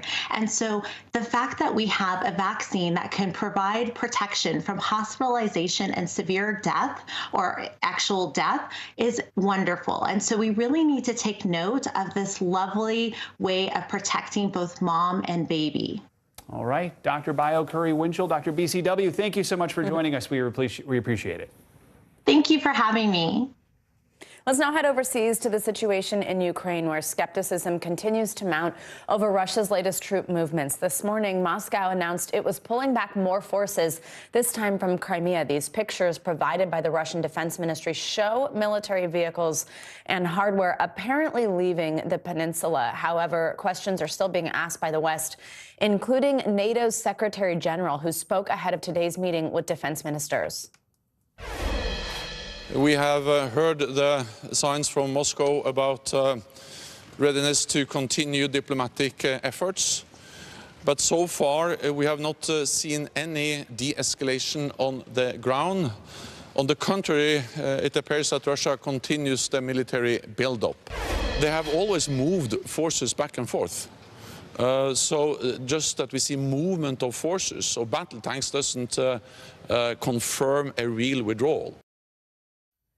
NBC News foreign correspondent Matt Bradley joins us now from central Ukraine. Matt, good to see you. So let's talk through this. Yesterday, there was quite a bit of skepticism if troops were even being pulled back. Now, where are we at with believing if this is actually happening? And could these latest movements actually be seen as positive steps towards de-escalation? Or are we reading too much into them? As we just heard there, they move troops a lot. What does this actually potentially mean? Well, I would say, guys, that it's definitely a de-escalation in rhetoric, and that's really important. Even if we're not seeing the troop movements, we're starting to hear from the Kremlin that there is a bit of a de-escalation. But, it's not just the West that is skeptical of these movements. We heard just recently the BBC spoke with President Zelensky in just the last couple of hours, and he said, too, that he hasn't seen any actual movements on the ground. So there's skepticism on all sides. And once we actually start to see real movements from people other than the Russians themselves, and of course those images are coming from the Russian ministries, then I think we'll start to see a change in tone. But right now there has been more on the diplomatic side, I would say, than actual movement on the ground or proof of movement on the ground. Joe, Savannah? And Matt, so this morning we heard from Ukraine's President Zelensky speaking to his people on what he's declared just recently Unity Day. I'm wondering, what's the mood like on the ground there? Guys, I got to tell you, and I've been saying this over and over again, the mood on the ground is the same as it's been since I got here nearly 4 weeks ago, which is no one is panicked, no one seems concerned. Most people we speak with either don't think there's going to be an invasion or are unaware of the amassing of troops all around the border. But we went to an event here in the eastern city of Dnipro where we spoke with some people who were dressed in patriotic outfits. They were waving flags. This was at a government building, and we spoke with the woman who organized this little event. And again, there were really not that many people there, but this was only announced only a day or two ago, so it's not going to really rally a bunch of people. And again, most people weren't that concerned, so it's not as though we're seeing some massive nationwide sigh of relief. But I spoke with the woman who organized this small get-together, and here's what she had to say. I can tell you that our city is located very close to the front line, 250 kilometers only. And we here in the city, we keep quiet and calm. I can tell there was no nervous situation because we are used to it for many years already. Do you believe the crisis is averted now? We hope so. And we hope so, and we really hope that only with the international support we will be able to overcome this crisis. So, as you're hearing, there is this expression of patriotism, but we've are grateful to the West. They want to see more support. They are genuinely concerned about the massing of troops around their border, but they are very much outwardly calm. And so this Unity Day that was declared by the president, it really didn't get a ton of people out into the streets, guys. And now, Matt, Ukraine is actually blaming Russia for a series of cyber attacks on some banks and the defense ministry. What's the latest there, and what's Moscow saying about that? Well, the latest there, actually very interesting. We just heard from the government. They announced that this was the largest cyber attack against Ukrainian assets in history. And that's saying a lot because this country faces a lot of cyber attacks, mainly, or thought to be mainly from Russia.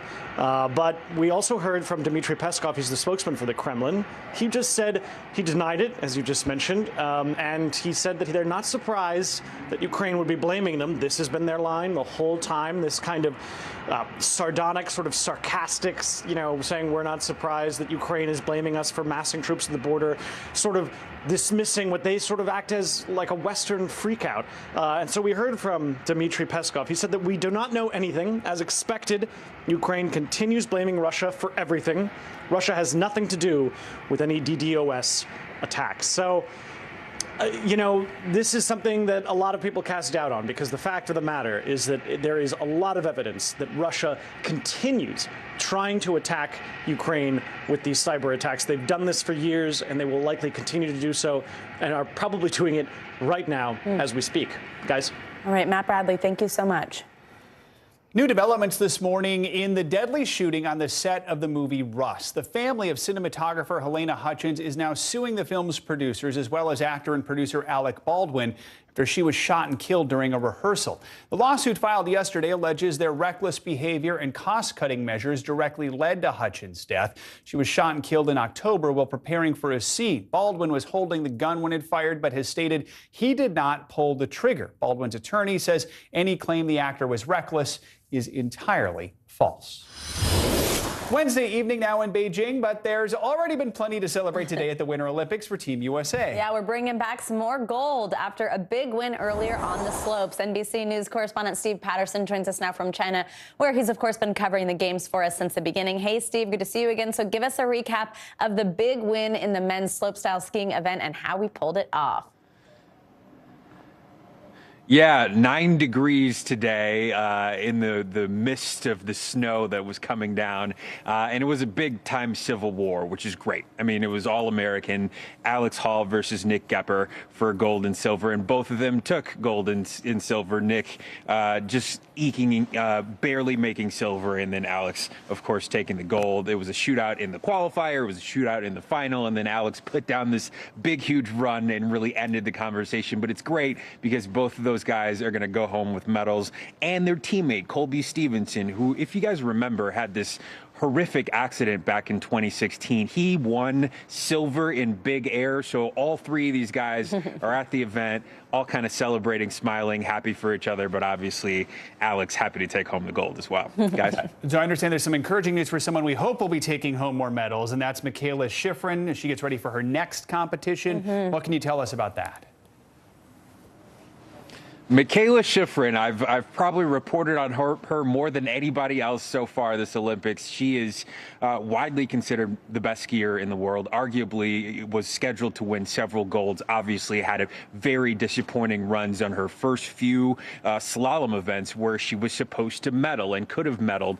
Did not qualify, did not finish in those events. And then the last two events in which maybe served as something of a reset for her, the Super G, the downhill, did not medal in those events either. This next event, though, could be the one because she has taken a silver medal the last Olympic Games. She's the world champion. It's the combined event, so a slalom and a downhill together. It looks like she's doing really well. Her training, she had the fastest time. She looks back in Michaela Schifrin form, but again, you know, she's going through so much mentally, emotionally. It will be just good to see her finish another race and reset if, you know, she's got a long career ahead of her, guys. Yeah. Fingers crossed. Yeah. Oh, we'll all be watching. All right. Looking ahead, the event we'll also be watching is the finale of the women's figure skating competition. How are things shaping up ahead of the free skate? Well, obviously, I mean, you can't talk about it without talking about the cloud over the whole competition. And, you know, obviously, Camila, incredible skater, performed extremely well, had the highest score, is in first place. You have to remember, too, that this is not just a qualifier round. These two events, so the short skate and the free skate are combined. So her out in front, her teammate is in second. You know, their other teammate is in fourth. A Japanese skater snuck in third, so that's a little bit of a spoiler. But those three Russian skaters are expected to sweep the entire event. The Americans are doing well, too. All three of them qualified, and one of them, you know, is now very close to making a good medal run. But obviously, you know, all eyes are on the Russians as this thing moves forward. Guys. All right. Steve Patterson, thank you so much.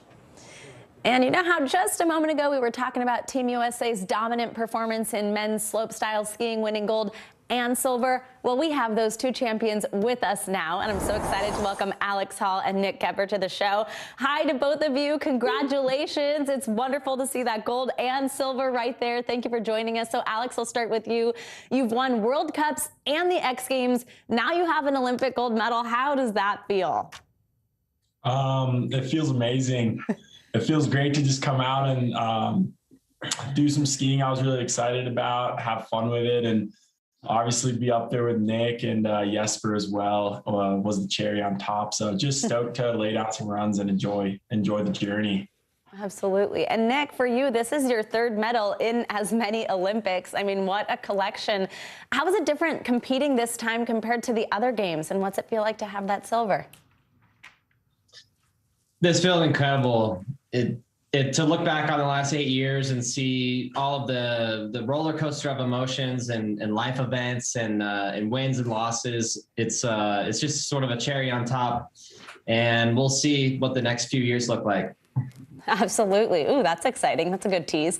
Okay, Alex, I want to ask you about your first run that really set the standard and ultimately won the day. And this trick, if you can kind of explain it, it hurts my back to even ask you this question. The pretzel, you start in one direction, midair, switch the other way. And I know that was sort of a risk. It's different. Can you explain to those of us who don't exactly know how it was different and what making that decision was like? When did you make that decision?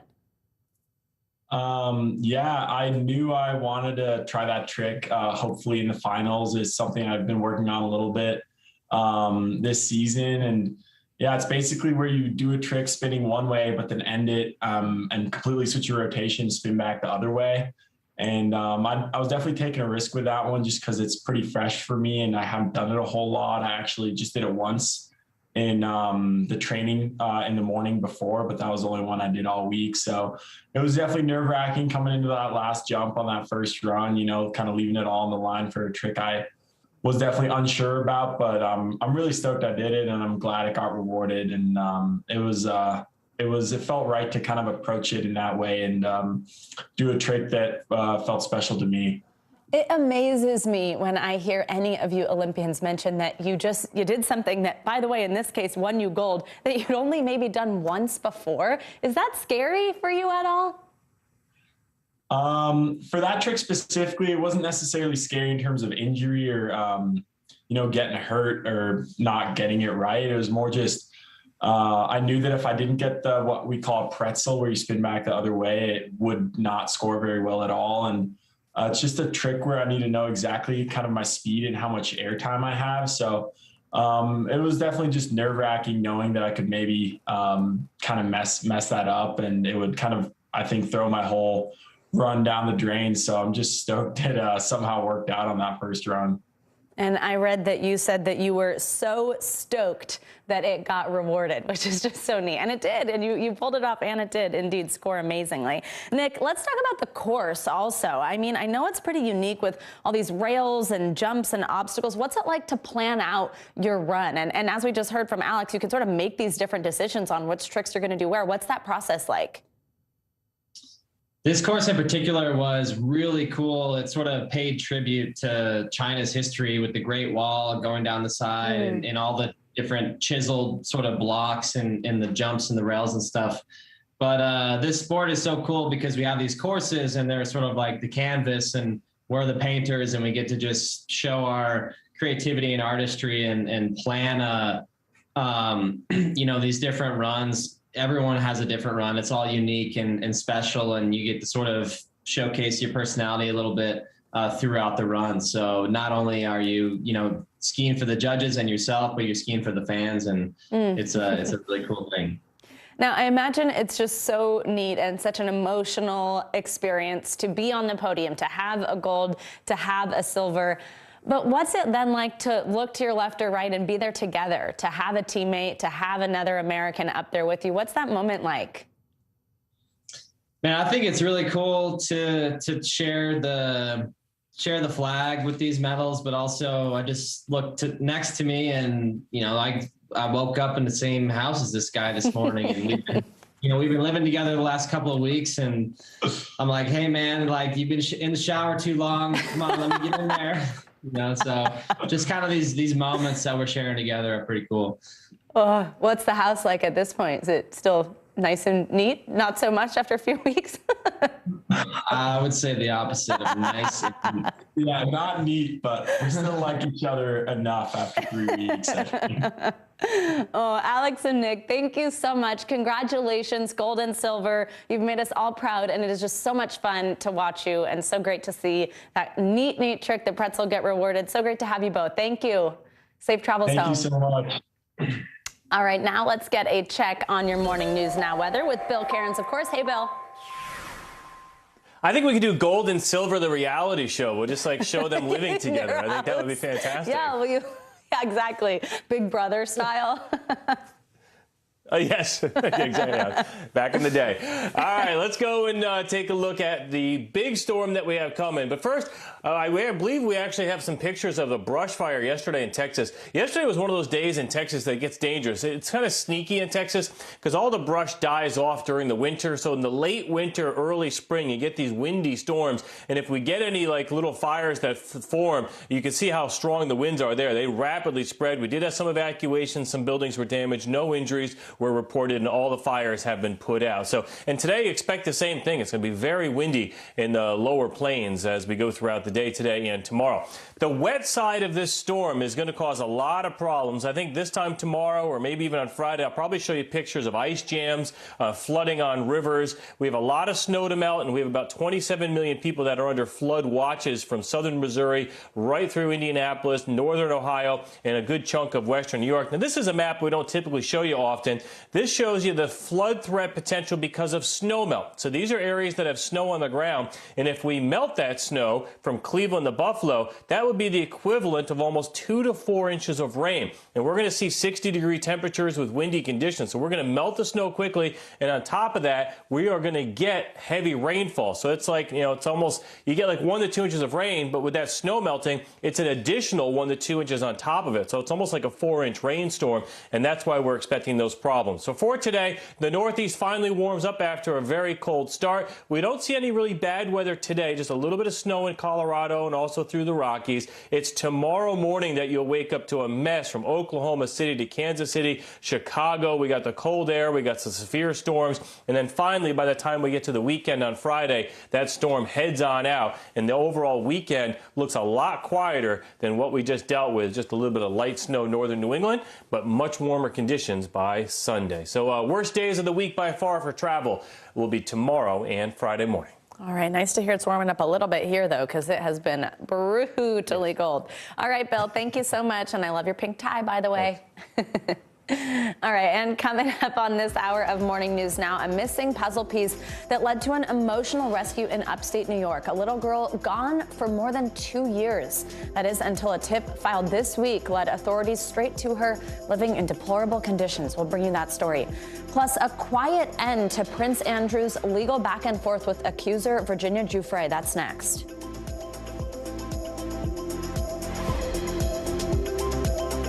Good morning, I'm Joe Fryer. And I'm Savannah Sellers. 2022 is off to a busy start. Winter's wrath causing headaches from coast to coast. It's been really incredible to see how quickly volunteers started to help with the cleanup efforts. Morning News Now, streaming weekdays at 7.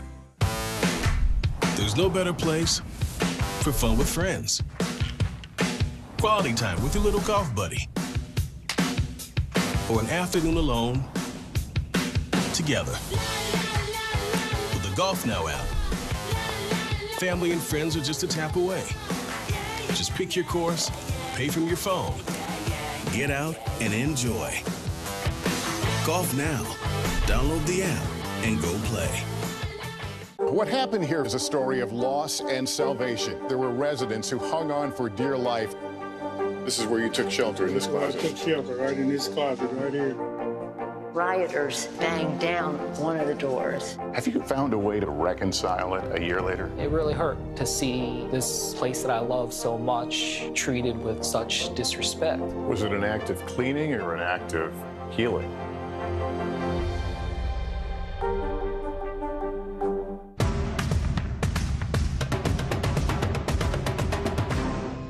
There's no better place for fun with friends. Quality time with your little golf buddy. Or an afternoon alone together. Family and friends are just a tap away. Just pick your course, pay from your phone. Golf Now. Download the app and go play. Good morning, I'm Joe Fryer. And I'm Savannah Sellers. 2022 is off to a busy start. Winter's wrath causing headaches from coast to coast. It's been really incredible to see how quickly volunteers started to help with the cleanup efforts. Morning News Now, streaming weekdays at 7. Just call when you need them most. Ooh, let it go. The Today Show's newest fan. Little Al Roker. What am I doing here? This is your moment, your moment.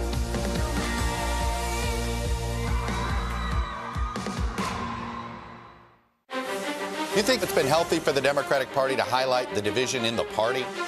What does an exit ramp for Putin look like that allows him to save face? How much of this is on the CDC and how much of this is on Washington? If it's Sunday, it's Meet the Press.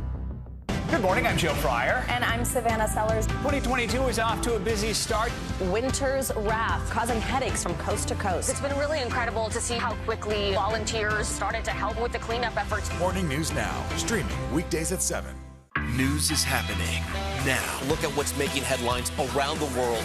Whenever it happens, wherever you are, it's here now.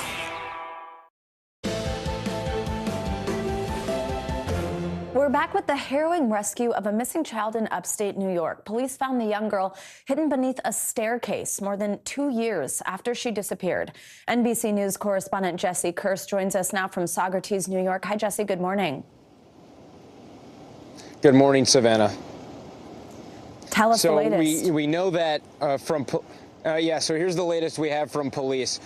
They tell us that on Monday, this little girl was discovered beneath floorboards under a staircase at this home behind us. She went missing first in summer 2019. Police at the time, even back then, suspected that she was taken by her biological parents and possibly brought to this home. Police tell us they'd been to this house repeatedly over the last couple of years, even at times being welcomed inside the home, but only to limited areas. But on Monday, with a fresh tip, according to the local police chief, authorities were able to get a search warrant and execute that warrant on this home. And police say inside, a detective noticed a staircase that seemed off. Something was strange about this staircase to him. He shined a flashlight at that staircase, seeing what he believed to be a blanket. Detectives then, according to police, started prying away some of the floorboards, finding tiny feet, then revealing eventually that Paisley Schultes was allegedly inside a small crawl space along with her own mother,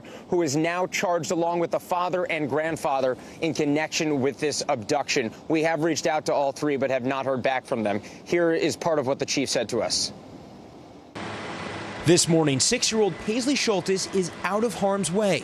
Police announcing they found the missing girl hidden under this staircase in an upstate New York home. I had no idea, no clue. I've never seen a child out there. Paisley was last seen back in 2019 near New York's Finger Lakes, at the time just 4 years old. Police believed she was kidnapped by her biological parents soon after they lost custody of her. Then Monday, police say a new tip was good enough for a warrant to search her grandfather's Saugerties home. Police say they'd previously been welcomed inside the house with limited access. But this time, armed with that warrant and able to see more of the home, a detective noticed something strange about the staircase leading to the basement. It was just the way the steps felt when he walked on them. It was something, and what he saw, it didn't seem right to him. Then when he used a flashlight to look between the cracks of the stairboards, he saw what he believed was a blanket. Police say that's when detectives removed several wooden steps, discovering the 6-year-old girl and one of her alleged captors, Paisley's own mother, 33-year-old Kimberly Cooper. The two allegedly hiding in this small, dirty makeshift room. Our belief is that each and every time that law enforcement and the authorities went to the residence looking for the child, that the child was put into that location, probably with Kimberly, to hide so that they would not be found. Police say the child has been reunited with her legal guardian and her older sister, adding that her mother, father, and grandfather have now all been charged in connection with the abduction.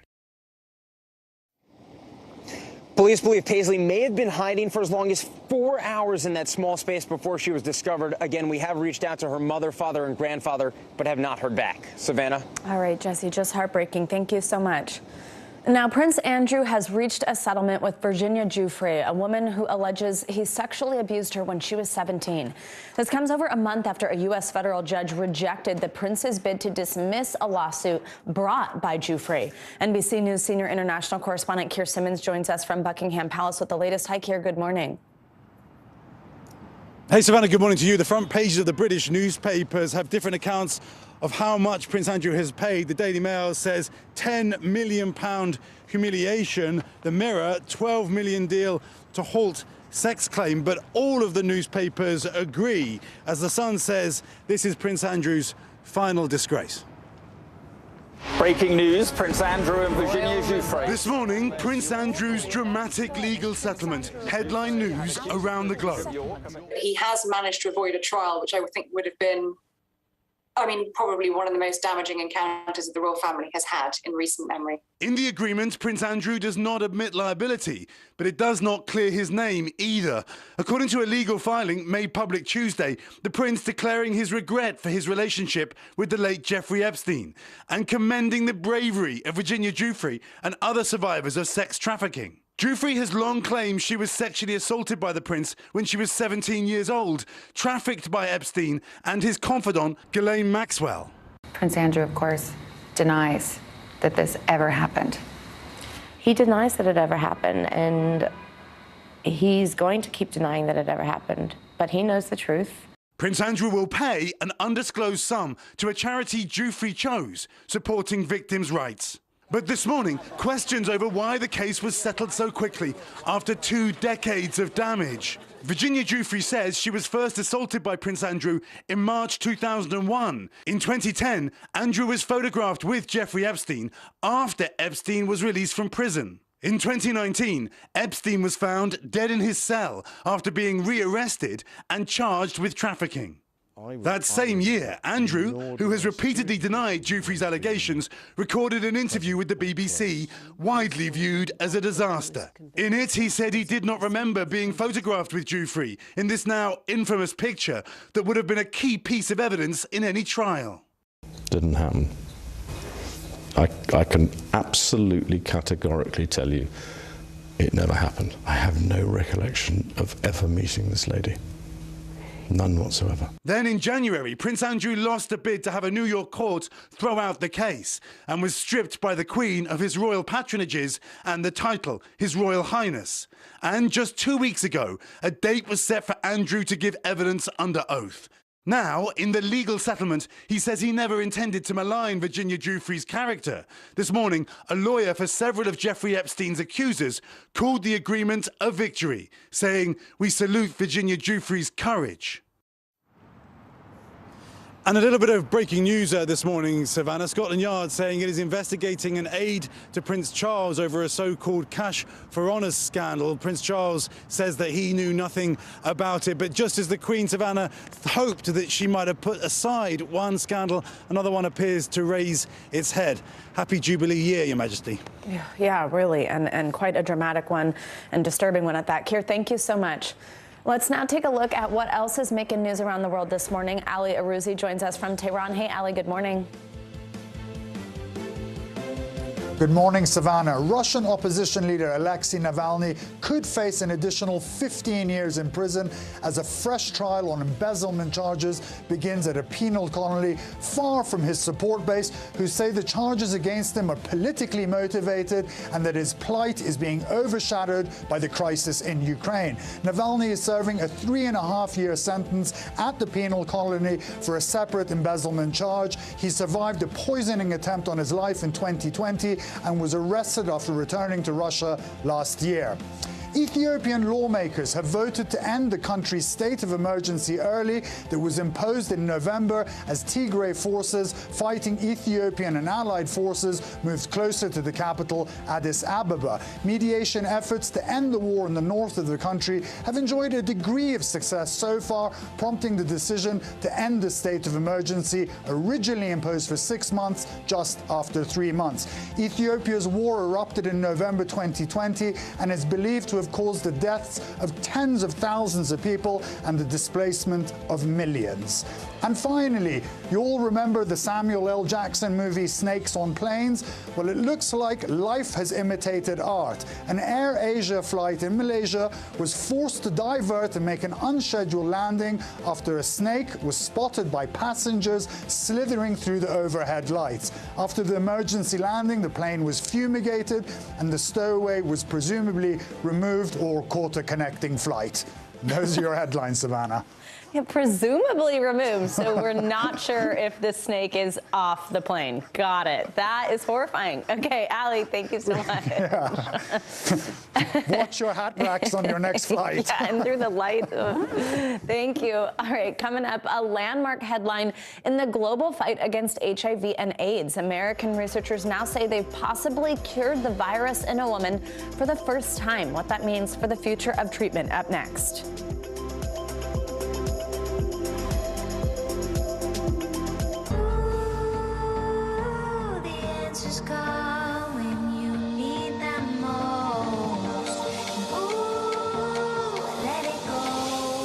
The Today Show's newest fan. A little Al Roker. What am I doing here? This is your moment.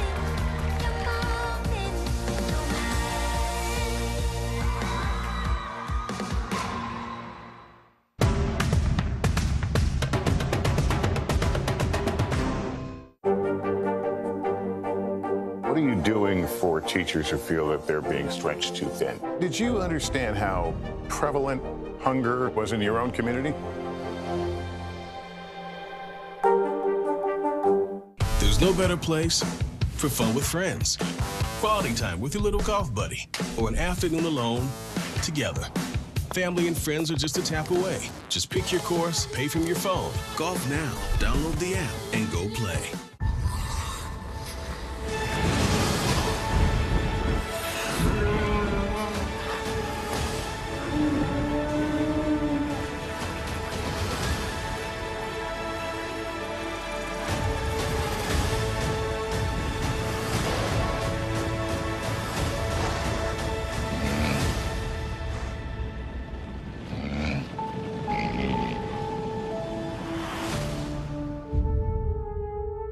Hey everybody, it's Hoda Kotb from The Today Show. I am so excited to tell you about my new podcast, Making Space with Hoda Kotb. I sit down with some incredible people and we'll hear some uplifting stories. Listen to Making Space now on Apple Podcasts.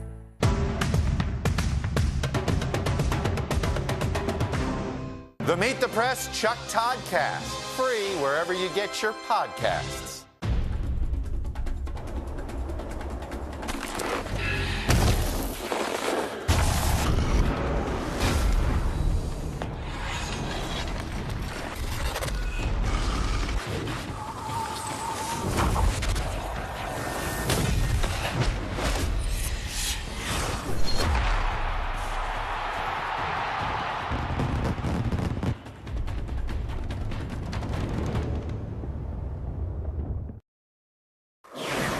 All right, this is a bit of an upgrade from an old school message in a bottle. A small boat launched by middle school students in New Hampshire in October of 2020 washed ashore, get this, in Norway earlier this month. The 6-foot GPS-equipped boat named Rye Riptides was built by students at the Rye, New Hampshire Junior High School.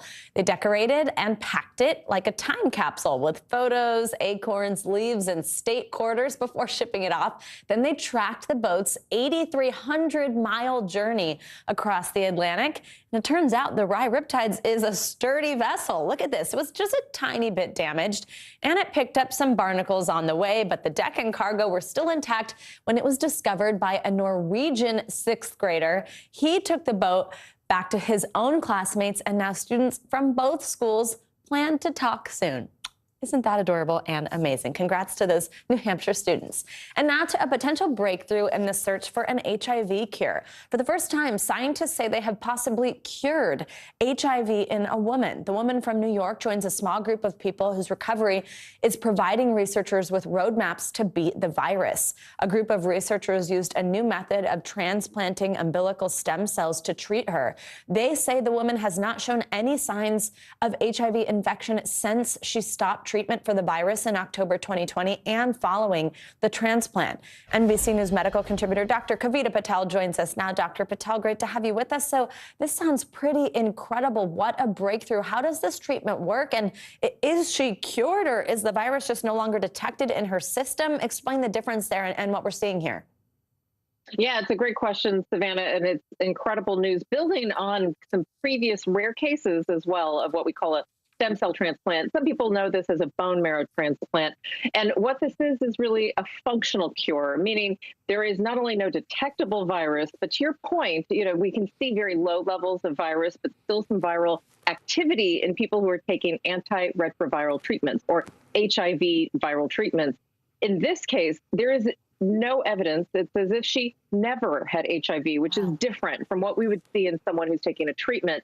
This is a unique circumstance, Savannah, that she is somebody who had a condition in addition to having HIV called leukemia. So she had a disorder that benefited from getting this stem cell or bone marrow transplant. So it's not something that the 36 million people with HIV in the United States can benefit from, but the basis of the research provides a platform and a foundation to continue ever more for that cure to HIV. Yeah. So this is just the third person ever to be potentially cured of HIV. Remind us of those others and what are those other treatments that have seemed to work? Yeah, so there was a case in Berlin, Germany of someone in this almost exact situation who had a leukemia type syndrome, who also had HIV, who had a bone marrow transplant. So something of a similar type. There were some unique features about this particular woman in the United States that made her a little different. And then there have also been functional cures with people who have had other types of transplants. So essentially, if you will, Savannah, what we know is that your immune system and the way HIV gets to spread in your body depends on that immune system. And if you replace that immune system, we're seeing evidence that it can wipe out the disease. So this does mean it's not something everyone can go rush out and try to get from their doctors, but it is a way to point to, while you're taking HIV treatment, which can literally bring the viral levels to close to zero, it is something that can give us hope that one day we won't need to have those treatments anymore. Yeah, so that's exactly what I want to ask you about, because Dr. Patel, according to the United Nations, nearly 38 million people worldwide were living with HIV in 2020. I mean, how close do you think we are to getting any of these treatments, any of these things that you just mentioned, or this one that we're just discussing, this new breakthrough, more widely available to people battling the virus? Right. And I'm glad you said it was the world. I might have said the United States. Apologies. But it's many millions of people that are going through treatments for HIV.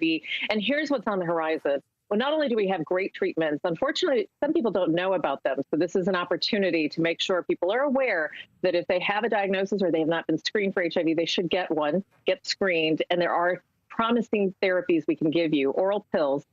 Now, what's on the horizon? Things like an HIV vaccine, things that can prevent even people who are at high risk from ever contracting the virus. We have medication to prevent people from getting the virus if they're at high risk or if they have a sexual partner with HIV. But we can actually consider a vaccine, just like we have for HPV, which can cause cervical cancer. There's promising horizons for treatments that can do exactly what happened in this woman we're talking about and try to literally obliterate it. And they're chemotherapy-like treatments. We discussed this about a year ago, I believe. So there's promising treatments like that. But the basics are incredible. 20 years ago, I had HIV patients where we had very little, and we all saw them develop to HIV to AIDS to die. And so it's incredible here that we have something today, and that there's a hope that 20 years from now we won't be talking about HIV because it'll be cured. Yeah, pretty incredible. Thank you so much to these scientists and doctors who are working on all this. Dr. Kavita Patel, thank you for walking us through this. We appreciate it. Great to have you on. And coming up on Morning News Now, avocados and drug cartels, how Mexico's multi-billion-dollar industry could be pitted after a U.S. inspector was threatened. That's up next. Nearly a dozen hours after the eye roared ashore. There is some late-breaking news. All right, The fire has grown leaps and bounds. What you see behind me is typical. How you doing? Pretty bad. Top Story with Tom Llamas is your news playlist on NBC News Now. And now, you can listen to it as a podcast. Available anytime and anywhere. What are you doing for teachers who feel that they're being stretched too thin? Did you understand how prevalent hunger was in your own community?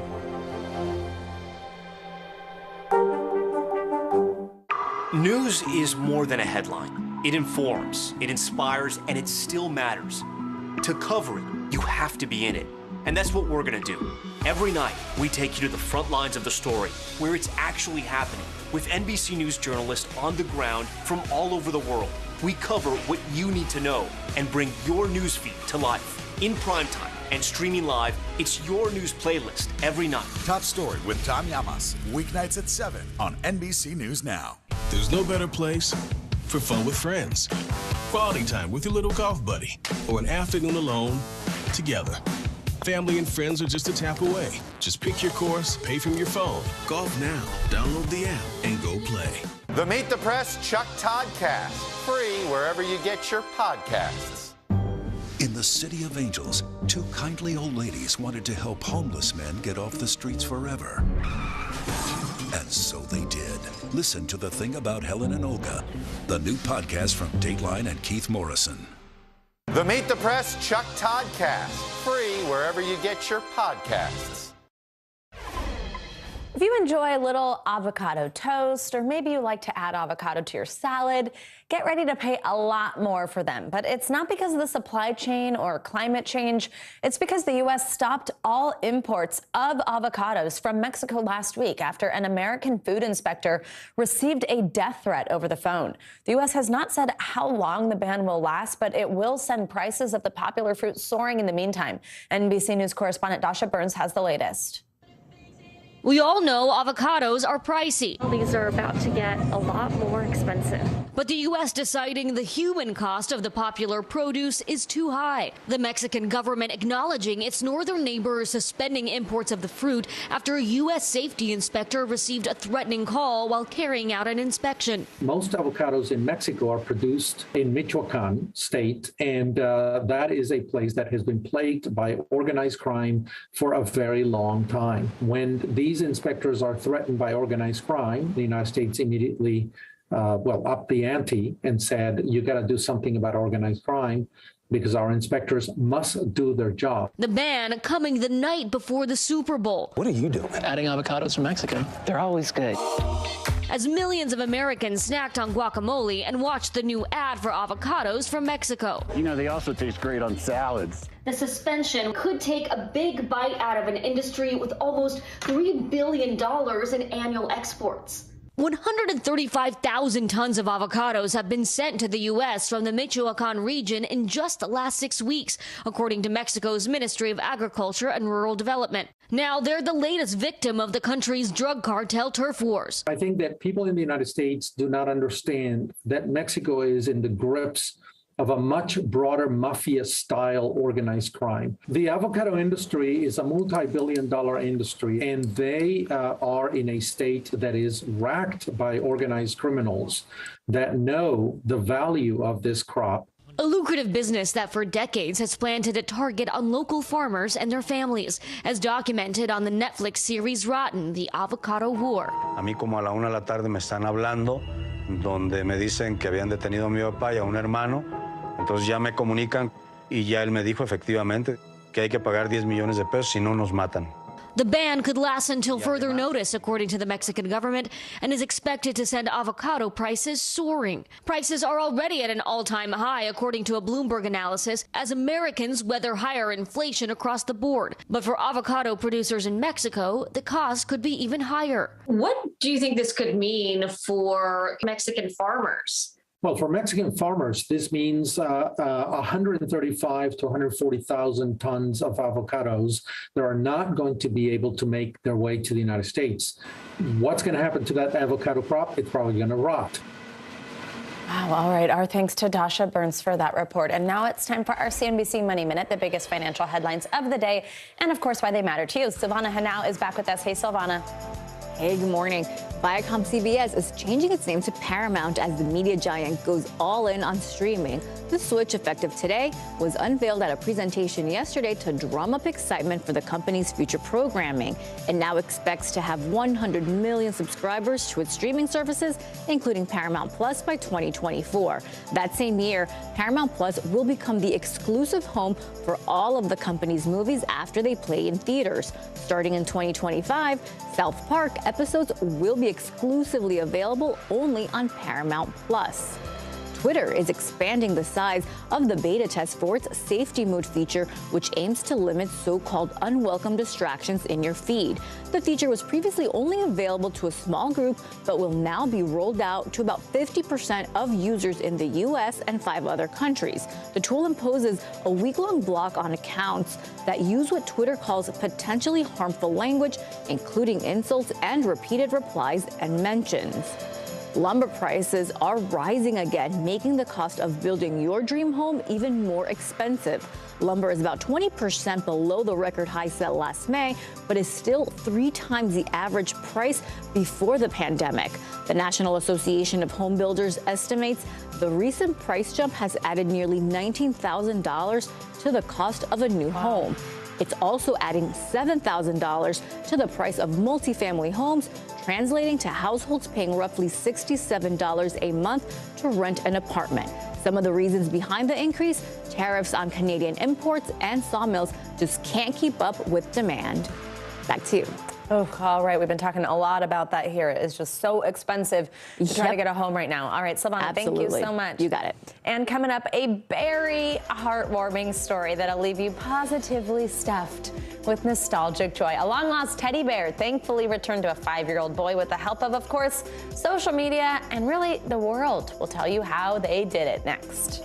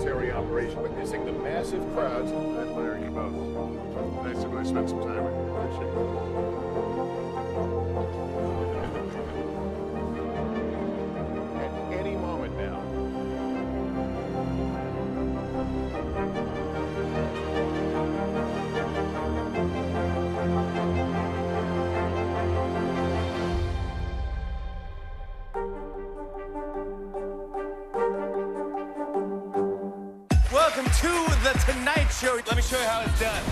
Show me what you got. I don't want to be a Lego.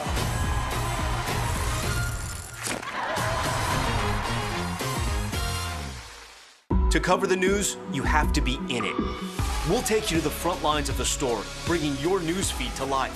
Streaming live every night. It's your news playlist. Top Story with Tom Llamas, weeknights at 7 on NBC News Now. Finally this hour, we have a heartwarming story for you about a lost teddy bear. A Dallas boy left his stuffed animal at the Milwaukee International Airport, but the dedicated staff went on a mission to reunite the lost bear with its owner. NBC News Now Top Story anchor Tom Llamas has more on the viral social media campaign and how the bear is doing now that he's back home.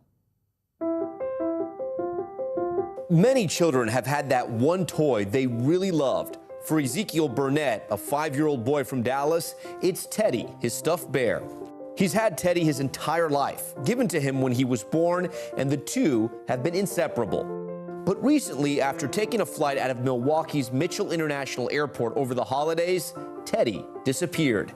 We had a lost item show up in our Lost and Found, and it's a teddy bear. And what we've been doing recently is we're posting those online to try to reconnect those items with the owner who lost them. TikToks, tweets, and Facebook posts went out, and the world responded. We actually reached about 1.9 million people on Facebook, 1.8 million on TikTok, and over 400,000 on Twitter.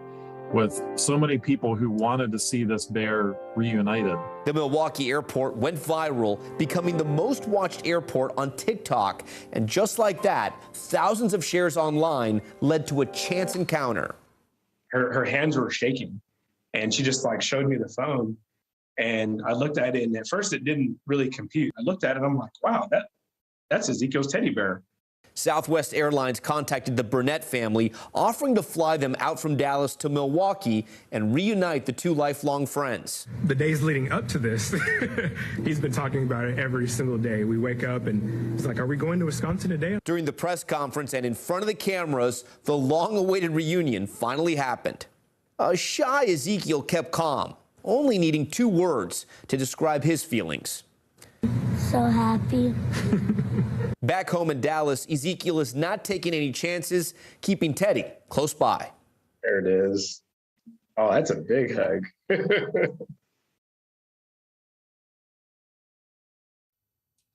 Our thanks to Tom Yamas for that report. How amazing. So sweet to see them back together. And that does it for this hour of Morning News Now, but the news continues right now.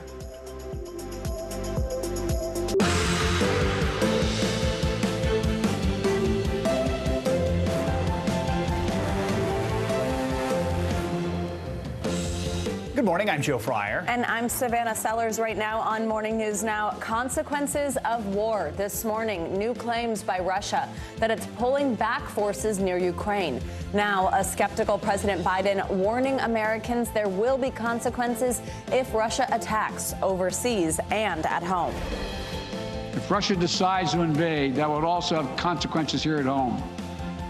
But the American people understand that defending democracy and liberty is never without cost. But the president and allies insist the door to diplomacy is still open. We have team coverage this morning. A mandate debate heating up from coast to coast as more states lift their COVID restrictions and the CDC considers new guidance. Plus, controversy in the classroom as one major school district faces fallout over its pandemic response. Cold as ice, controversy in the rink after the Winter Olympics as the Russian figure skater at the center of a scandal over banned substances takes first place. Plus, a bad day for Team USA. The men's hockey team is eliminated in a dramatic shootout. We'll bring you the highlights. And Major League bummer, the start of spring training officially delayed by a months-long players' lockout. We'll have an update on the dispute between the MLB and the Players Union, plus what it could all mean for the regular season.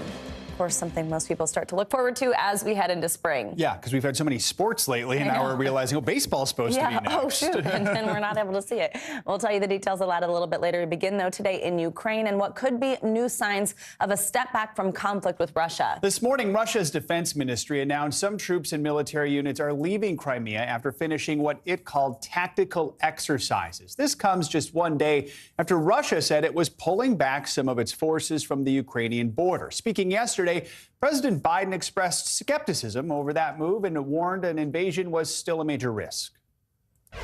We have not yet verified the Russian military units are returning to their home bases. Indeed, our analysts indicate that they remain very much in a threatening position. And the fact remains, right now, Russia has more than 150,000 troops encircling Ukraine and Belarus and along Ukraine's border. An invasion remains distinctly possible. If Russia does invade in the days and weeks ahead, the human cost for Ukraine will be immense. And the strategic cost for Russia will also be immense. NBC News correspondent Aaron McLaughlin is in Kyiv for us, and we're also joined by NBC News senior digital White House reporter Shannon Pettype. So, Aaron, let's start with you. For a second straight day, Russia is saying that it is pulling some of its forces back to their home bases. What's the reaction there, and are there hopes this could be the start of a broader pullback of troops from the border? Hey, Joe, we just heard from the NATO Secretary General saying that NATO is seeing no signs of a de-escalation on the part of Russia. Said quite the contrary. If anything, they're seeing the military buildup by Russia on 3 sides of the Ukrainian border continue. Also noting that Russia has yet to engage in the proposal that NATO put on the table to address some of Russia's security concerns, and the Secretary General pushing Russia to engage in that diplomatic process. When Russia made this announcement that it was withdrawing some of its troops yesterday, that was met with skepticism here in Kyiv, with the Ukrainian foreign minister saying, we'll believe it when we see it. We heard from the Ukrainian defense minister this morning saying that the assessment of the Ukrainian military has not changed. It should be noted that Ukraine has long downplayed the threat of a military escalation by the part of Russia. Joe. So, Shannon, as we heard yesterday from President Biden, Washington, like NATO, remains skeptical of these moves by Russia. Tell us more about why that is. Well, I mean, we have not gotten a response from the White House on these developments overnight. But as you noted, as of yesterday afternoon, the president was saying that, one, the U.S. had not independently verified or been able to analyze these claims by the Russian Defense Ministry. They are not convinced that these troops are returning to their home base versus being repositioned, for example, somewhere else along the border.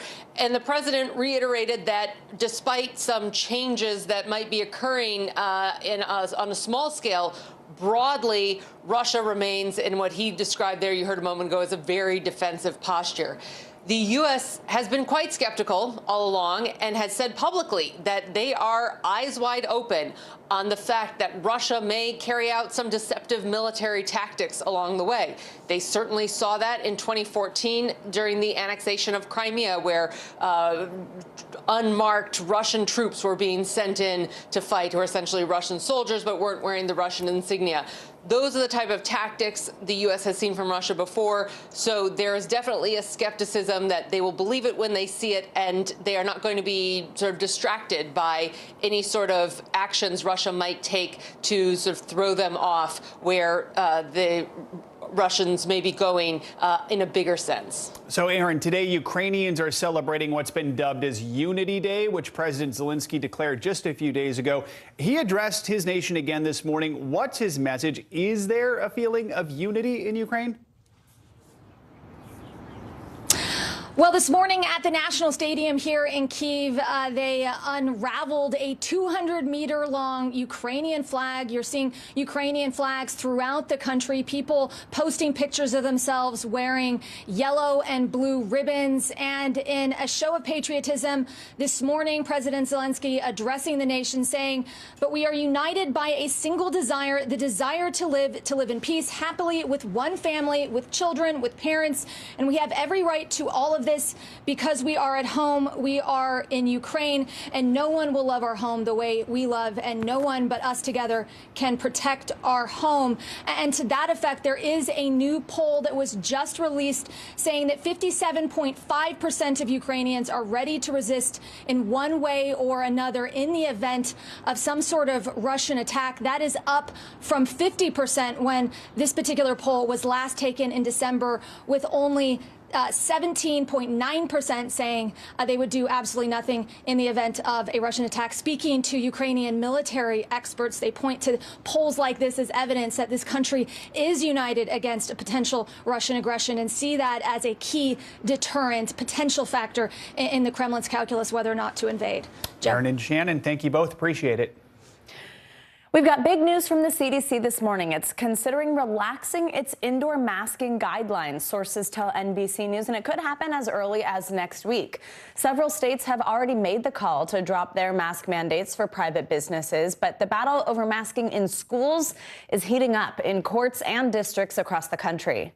NBC News correspondent Heidi Presbella joins us now from Virginia. Hi, Heidi. Good morning.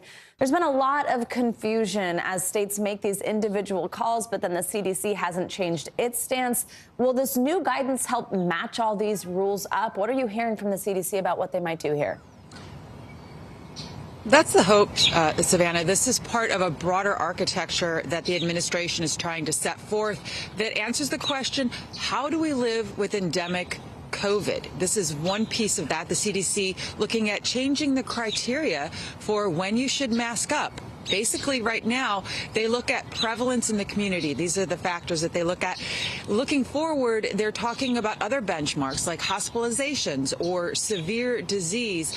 All of this, Savannah, to try and really localize the approach going forward to give local officials the tools that they need, but to appreciate that this is probably not the last time we're going to see a wave or potentially even a new variant. So we have to find a way to go back to life as normal as much as possible, but to give localities the tools to make those decisions.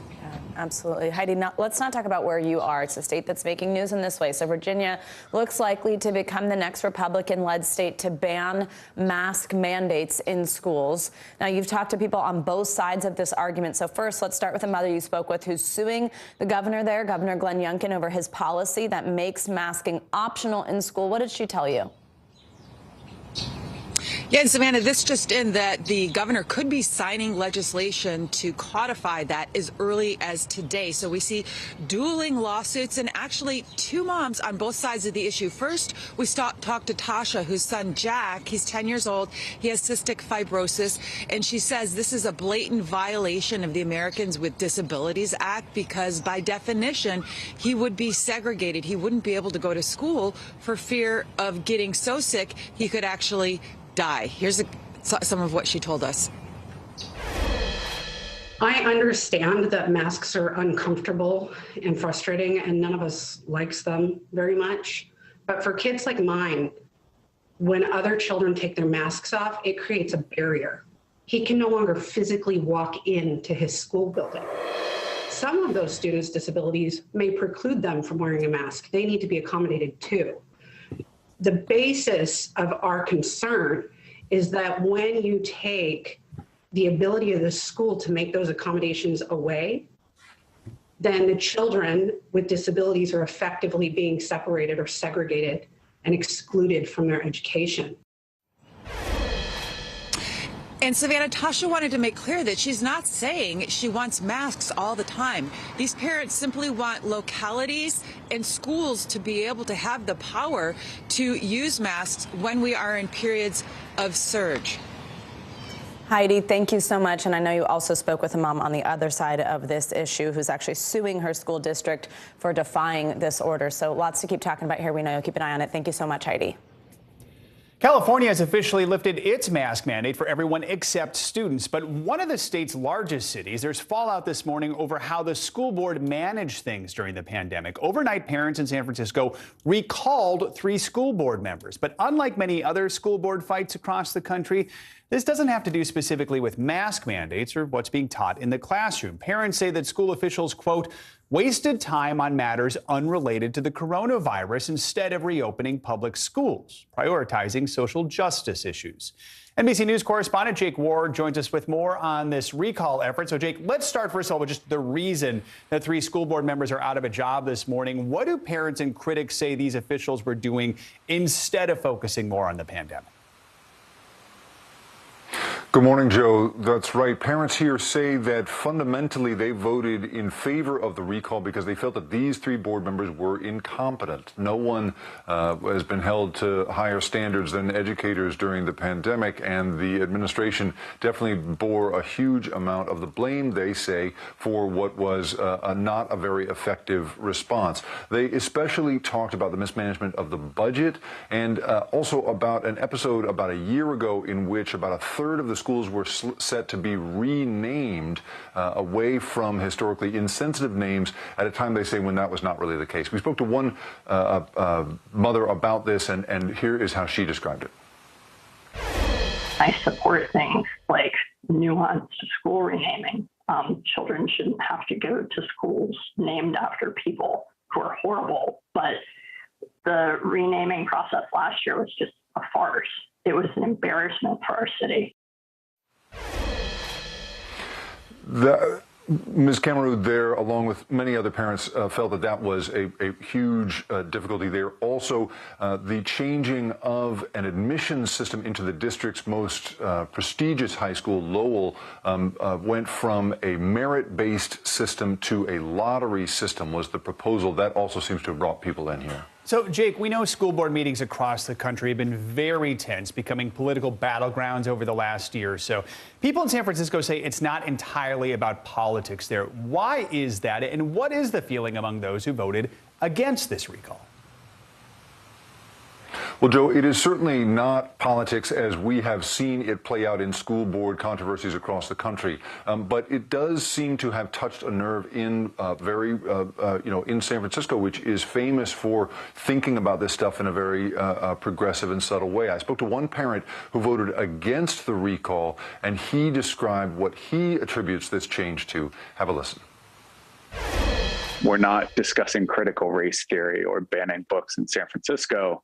But in a way, in a much more subtle manner, I think that these three have been pushing a change to make San Francisco unified a better, more equitable place, which is uncomfortable, right, for the ruling class, if you will. Now, in the end, San Francisco Unified School District is losing students as people move away from incredibly expensive California. And you're seeing, a third of the students in that city going to private and parochial schools. So people here say this is just one of the sort of most sad outcomes for a place that has had just trouble, as so many places are, in handling with the pandemic. So, Jake, some say this brings up a bigger issue, which is school funding. Quickly, what are some workers in the school district saying about that? Well, I spoke to the president of the Service Workers Union for the district about just how hard it is to keep these schools going. Here's how he described the challenge. We have over 155 sites, including administration-type buildings. Upkeep of these buildings, these are old. A lot of our buildings are old, and ventilation systems are not always working properly. Windows don't open. I mean, we have schools that are going to cost a lot of money to fix.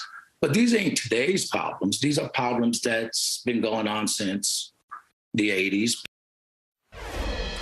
Now that these three board members have been recalled, Joe, Mayor London Breed has the opportunity to replace them ahead of a new school board election in November, Joe. All right, Jake Ward reporting on some big changes in San Francisco. Thank you.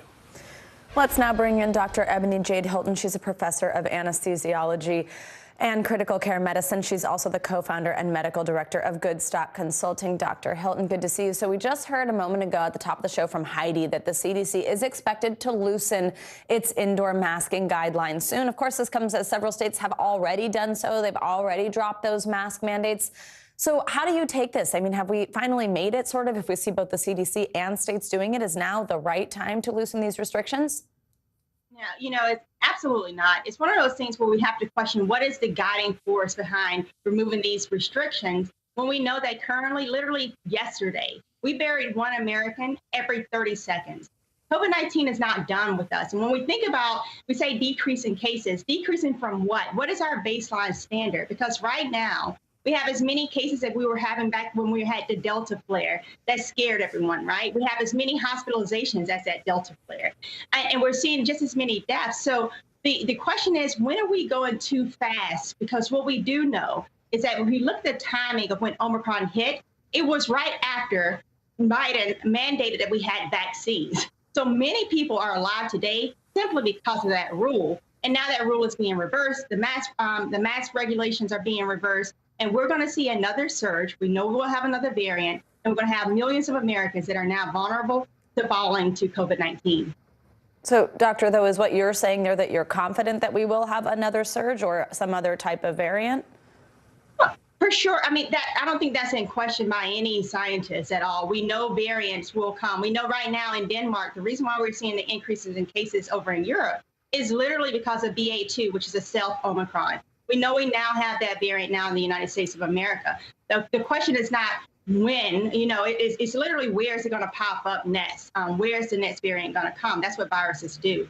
So at this point, what I urge the American public to consider, I know we are all tired. We're tired in the hospital too, but we're also tired of burying people. We're also tired of having to have that conversations with families both the young children to grandparents of why there is nothing else we can do further. And we see that these cases are getting younger and younger because our older population, over 65 and older, they're 89% vaccinated. It's the younger groups that are not. And they're the ones that we're seeing, unfortunately, succumb to COVID-19. Doctor, before I let you go, I do want to ask you a viewer question. This is from Brian in New Haven, Connecticut. It says, my kid got COVID during the Omicron surge in January. They had 2 Pfizer vaccines in June. I'm thinking about delaying the booster shot until October when they go back to school and infection usually starts to pick up. Would that leave them too vulnerable to infection between now and then? That's a good one. What do you say, doctor? All right. For one, I'm sorry about the children being infected. We know that children did get largely infected with Omicron just due to the policies not being in place to keep them safe in schools. But one thing I would urge you to think about is that we actually had the Delta wave. That was back in the summertime. Remember in June, July, when we lifted masks and we had the Delta wave that began? So to wait until October is definitely too late.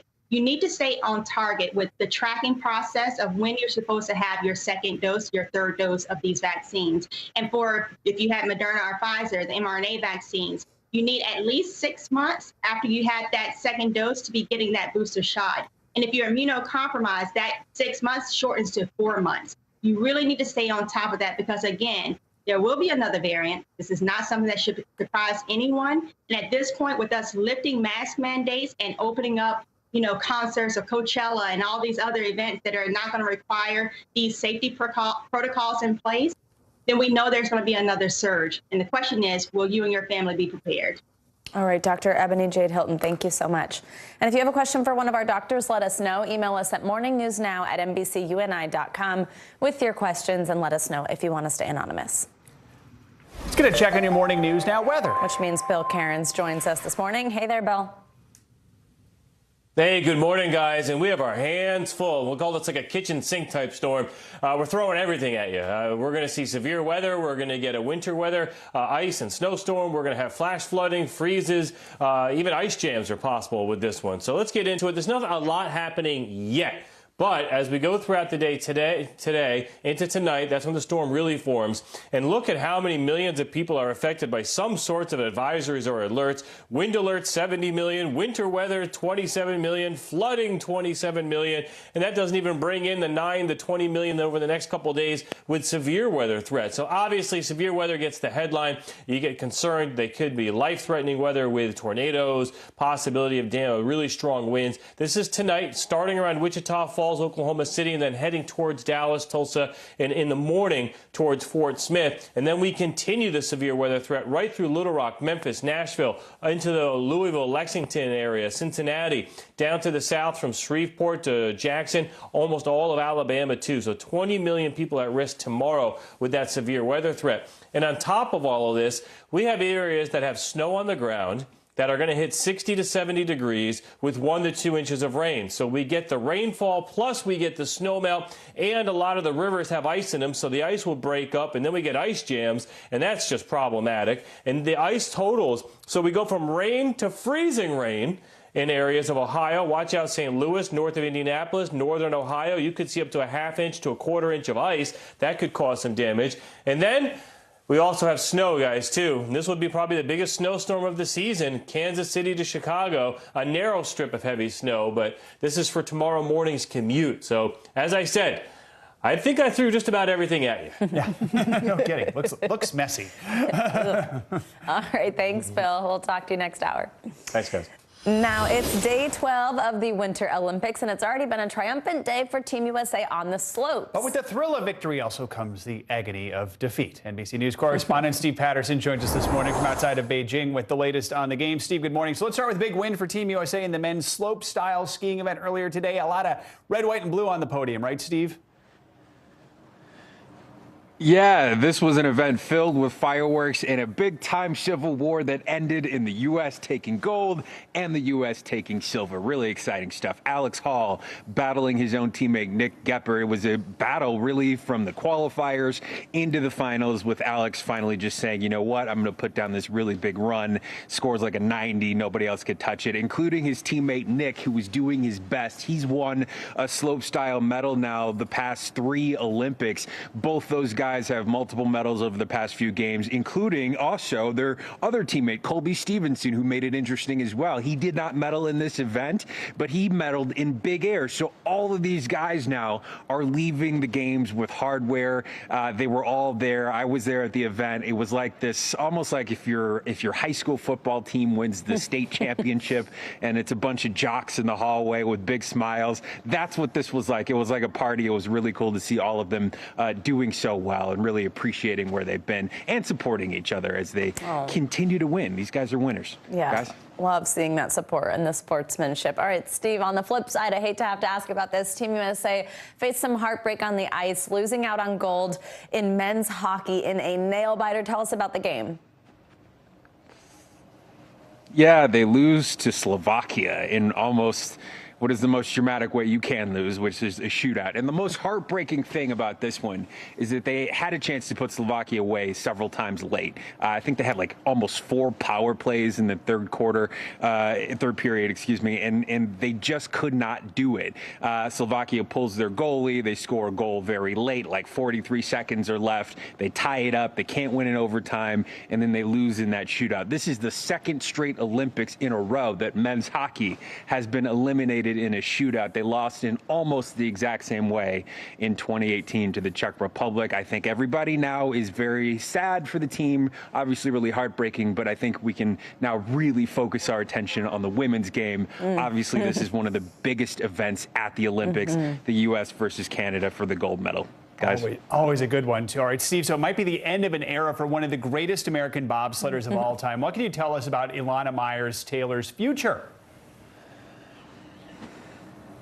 Yeah, she's telling the AP that she's thinking about hanging it up. And it's kind of sad if this is the way she's going out because she doesn't get the Shaun White send-off. We know going into the Olympics this year that Shaun White was going to go so we could really prep everything for him and have like this big going away party with her. If this is really it, it's a little bit sad we can't send her off in the right way. What hasn't she done? She is the winningest Olympian in U.S. history on the bobsled. She is the oldest woman to ever win a medal in winter sports for the U.S. She has more medals than any U.S. bobsledder in history. She is 4 for 4 medaling at the Olympics. She has never not taken a medal home, but she's also 37. She's got a child now. She's thinking about the next step in her life, and I think we should let her do that. But if this is the last time, it'd be sad to see her go. But she is mom to her beautiful son, Nico, so I know she wants to spend some more time with him as well. And how amazing. Every time she's gone to the Olympics, she's come home with a medal. Yeah, and she's still got one more left, so we'll see. Maybe that'll be that send-off. All right, Steve, thank you so much. Appreciate it. We do want to turn to men's speed skating now. Team USA made it back onto the podium for the first time since the Vancouver Games. That's right. Ethan Seprin, Casey Dawson, Emery Lehman, and Joey Mantia combined to bring home the bronze medal in the team pursuit event. And we're thrilled to have Ethan, Casey, Emery, and Joey join us now after their big win for Team USA. Good morning to all of you. Thank you all for joining us. I'll just ask you all generally, how does it feel to have those medals around your neck? Feels good. Feels really good. Can we see it? Yeah.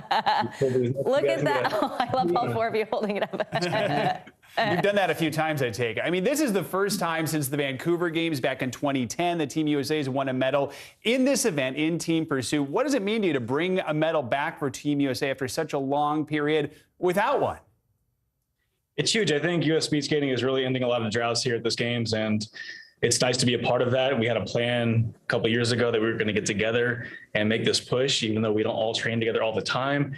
And we just had this long journey of trusting one another. Eventually, Casey got here with his problems, and it's just been a long road. And this is really a good personification of all that hard work. Oh, absolutely. All right, Casey, let's get into some of those problems. So you had a roller coaster ride to get there after testing positive for COVID in January and really almost no time to make it there and then prepare for the event. I mean, what was that whole experience like for you? I know how stressful it was at points. I think you didn't even have the skates that you wanted, all this kind of stuff. And now to have a medal at the end of it all.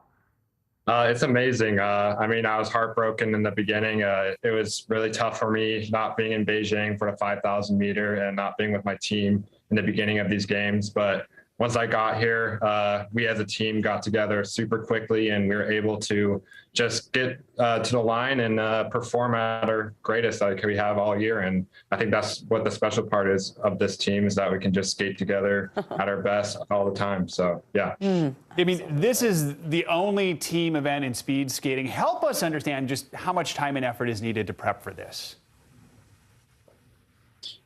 We spend almost every day thinking about this, whether it's on the ice, whether it's on our bikes, whether it's on the inline or the short track. So our coach has really drilled into us. He's drilled it into our teammates who aren't even in the event. So they've helped us practice. So it's really something that we have been aiming for quite a while now. And it feels very good to be on the podium and be able to represent the USA and with a bronze medal. It's awesome. Oh, absolutely. We're so proud of you. Thank you for your time. Thank you for joining us. Ethan, Casey, Emery, and Joey, congratulations. Casey, we're so happy that you made it. And look at you all going home medalists. Thank you so much, you all. Congrats. Thanks. Thank you. All right, coming up, more legal trouble for actor Alec Baldwin following that deadly movie set shooting last year. The new lawsuit filed by the victim's family blaming Baldwin and others on the production for her death. Plus, a multi-million-dollar settlement for the families of the victims of the Sandy Hook school shooting. The landmark agreement reached with gun makers 10 years later. You're watching Morning News Now.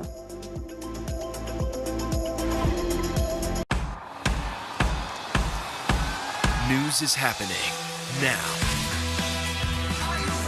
Look at what's making headlines around the world. Right now on Morning News Now. We're coming on the air with breaking news.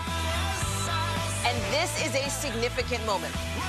Whenever it happens, wherever you are, NBC News, streaming free now.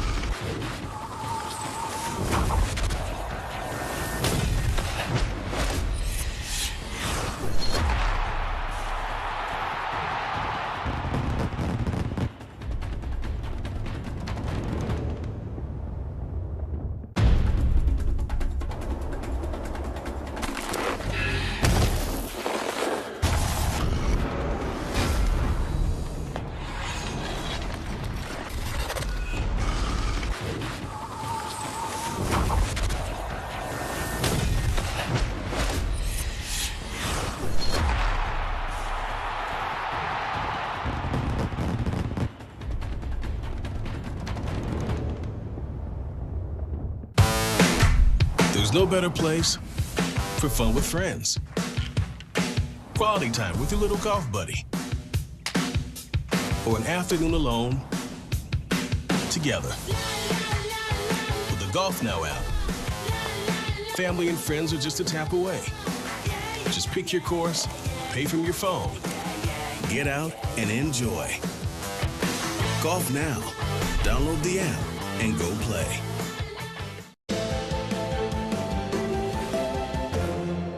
The family of Rust cinematographer Helena Hutchins is suing Alec Baldwin and the film's producers after Hutchins was shot and killed on set. The attorneys representing the families say Baldwin's reckless behavior led to the tragedy.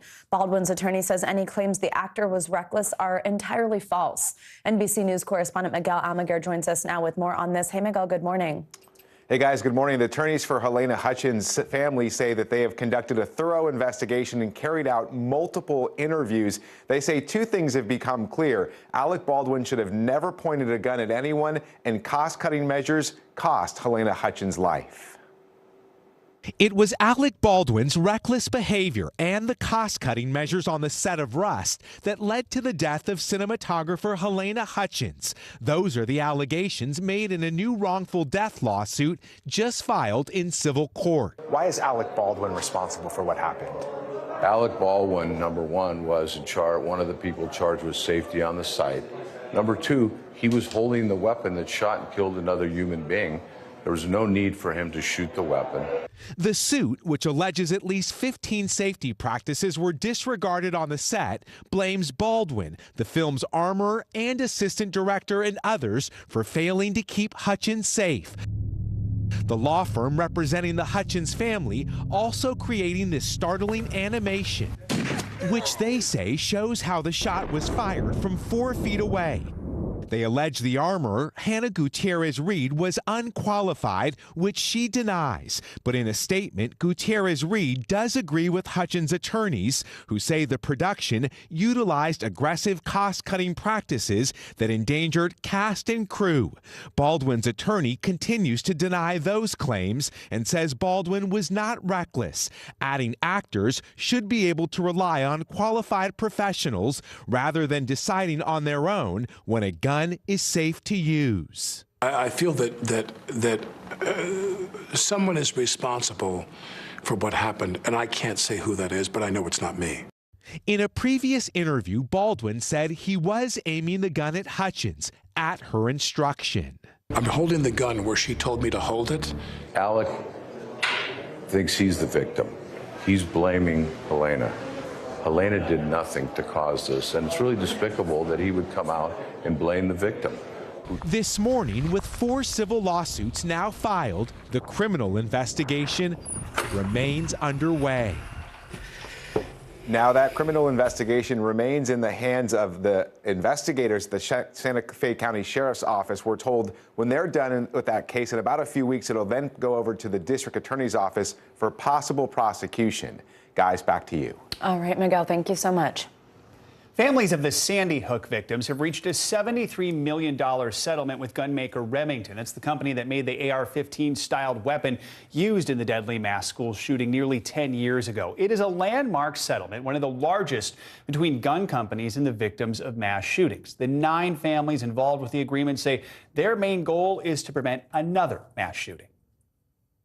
Today is a day of accountability for an industry that has thus far enjoyed operating with immunity and impunity.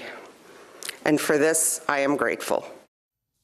The lawsuit alleged Remington irresponsibly marketed the weapon to at-risk young men. Remington has denied those allegations and has not responded to NBC News' request for comment on this settlement with Sandy Hook families. Let's bring in Chris Brown for more on this. Chris is the president of Brady United Against Gun Violence, and she is a lawyer. Chris, good to have you with us. I understand you offered some early assistance in this case, but you weren't heavily involved in it, right?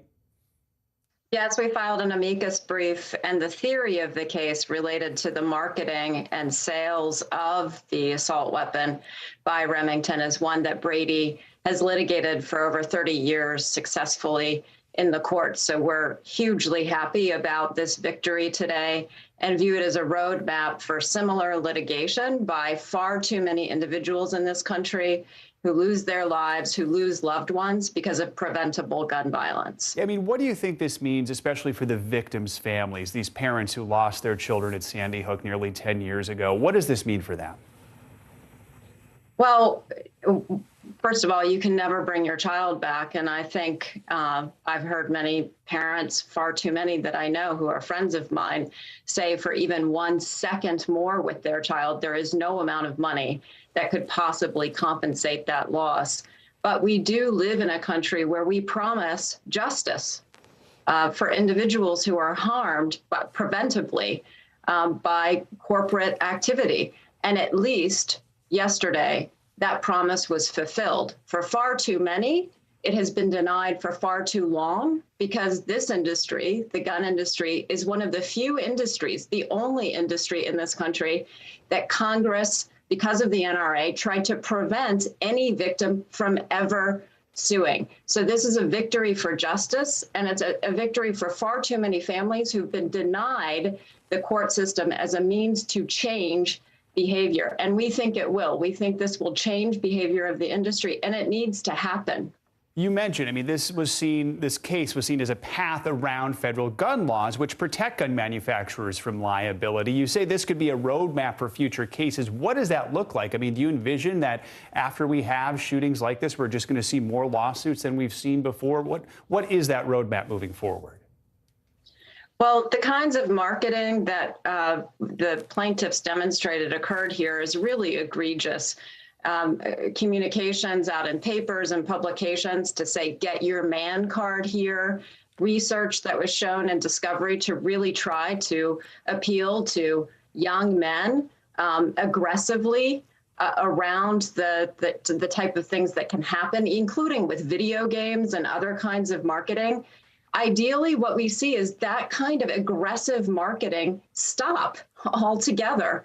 But if they're not going to internalize the risk that their products create all over the country, this is mass murderers' weapons of choice, are these AR-type weapons, then we will continue to sue and make them change the manner and way that they market and research and try to sell these products that are uniquely lethal.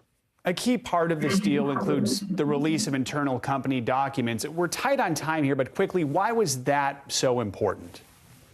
Because it shows what the gun manufacturers have been trying to hide, that it's not just happenstance that the marketing of these weapons seem uniquely marketed to young people, especially troubled people, but that's actually the intent. That's what they're trying to do. In the end, we have to think about these gun manufacturers as entities that are trying to sell as much product to as many people, and it doesn't matter the cost. This litigation seeks to internalize that cost, and it needs to happen. Chris Brown, thank you so much for joining us this morning. We appreciate it. Let's now take a look at what's making news around the world this morning. NBC's Ali Arouzi joins us from Tehran. Ali, good morning. Good morning, Joe. Good morning, Savannah. At least 10 people have died and 11 others are missing after a Spanish trawler sank off Canada's east coast. The crew of 24 were predominantly Spanish. So far, 3 crew members have been rescued, while efforts to find other survivors are ongoing. A Canadian mission was launched involving a rescue ship, a helicopter, as well as fishing boats in the area. However, rough seas and fierce winds have hampered the search for survivors. The 3 people who have survived so far were found in a lifeboat in a state of hypothermic shock because of the freezing water. A row has broken out in India over the right to cover up. A college student wearing a full burqa was attempting to hand in her assignment when a group of Hindu men tried to stop her from entering the university, demanding she takes off her burqa, which she refused to do. The confrontation illustrates the religious divide that's been widening since a group of girls began protesting outside their government-run school in January after they were denied entry to the classroom for wearing a hijab. And finally, Belgium has approved a 4-day week and gives employees the right to ignore their bosses after working hours. Workers in Belgium have the right to work a 4-day week without loss of salary under a government overhaul of the country's labor laws. The reform package will also give workers the right to switch off their work devices and ignore work-related messages without fear of reprisal. And on that note, I'll be switching off my phone and moving to Belgium. I think we're going to have a big Belgian bureau there for NBC. Yeah. My goodness. Thank you, Ali. Thanks, Ali. And coming up on Morning News Now, a possible link between a long life and where you live. Dr. Torres joins us to share which states are at the top of the life expectancy list and more medical headlines in our weekly checkup.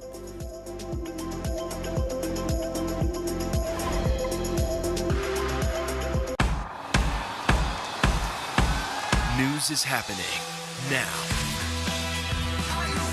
Look at what's making headlines around the world. Right now on Morning News Now. We're coming on the air with breaking news. And this is a significant moment. Whenever it happens, wherever you are, NBC News, streaming free now. The Meet the Press Chuck Todd Cast, free wherever you get your podcasts.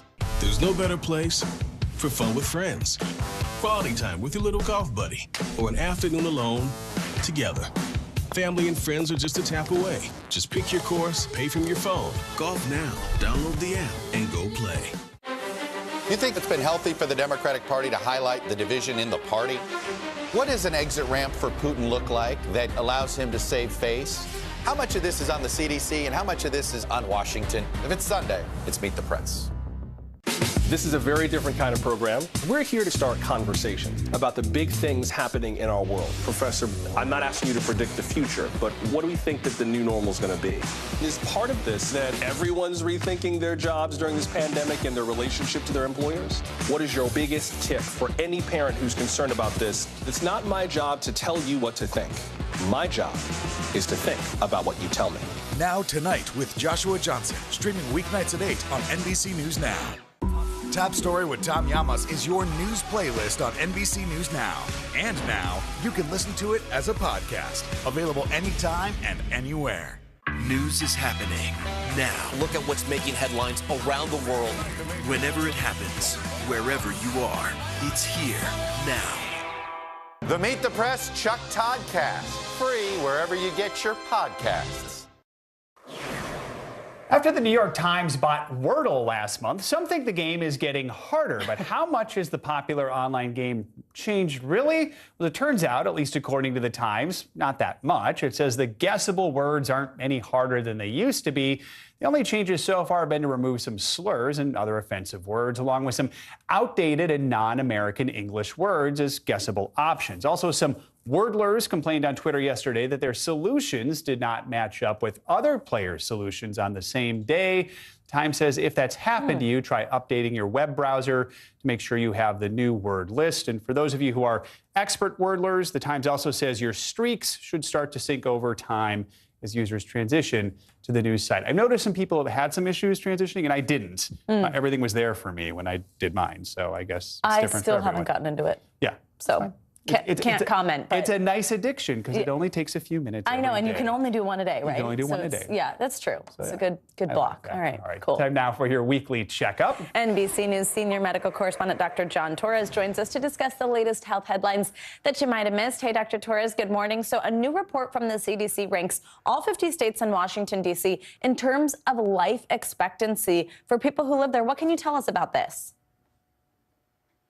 You know, it's interesting because they looked at different factors that actually produce life expectancy, how long you're going to live after you're born, and the differences are amazing. Hawaii was number one, 80.9 years. And if you look down the chart, you see Mississippi at the bottom, 74.4 years. That's 6.5 years difference, which is astounding for the same country with theoretically the same healthcare system and the same way of life around the country. But what we know is these are the doctor's orders. You know, number one, you can't necessarily change where you live, but you can change how you're living. So look at the factors that are increasing life expectancy in some of those states. Number one, exercise, sleep, diet, avoiding smoking, limiting the stress, or at least understanding how to control your stress, and then making sure that you monitor those health factors, cholesterol, blood pressure, those things we know that can help keep you healthy. So again, you can't necessarily move, but you can actually improve your health factors, and the same as those states where people are being healthier and living longer.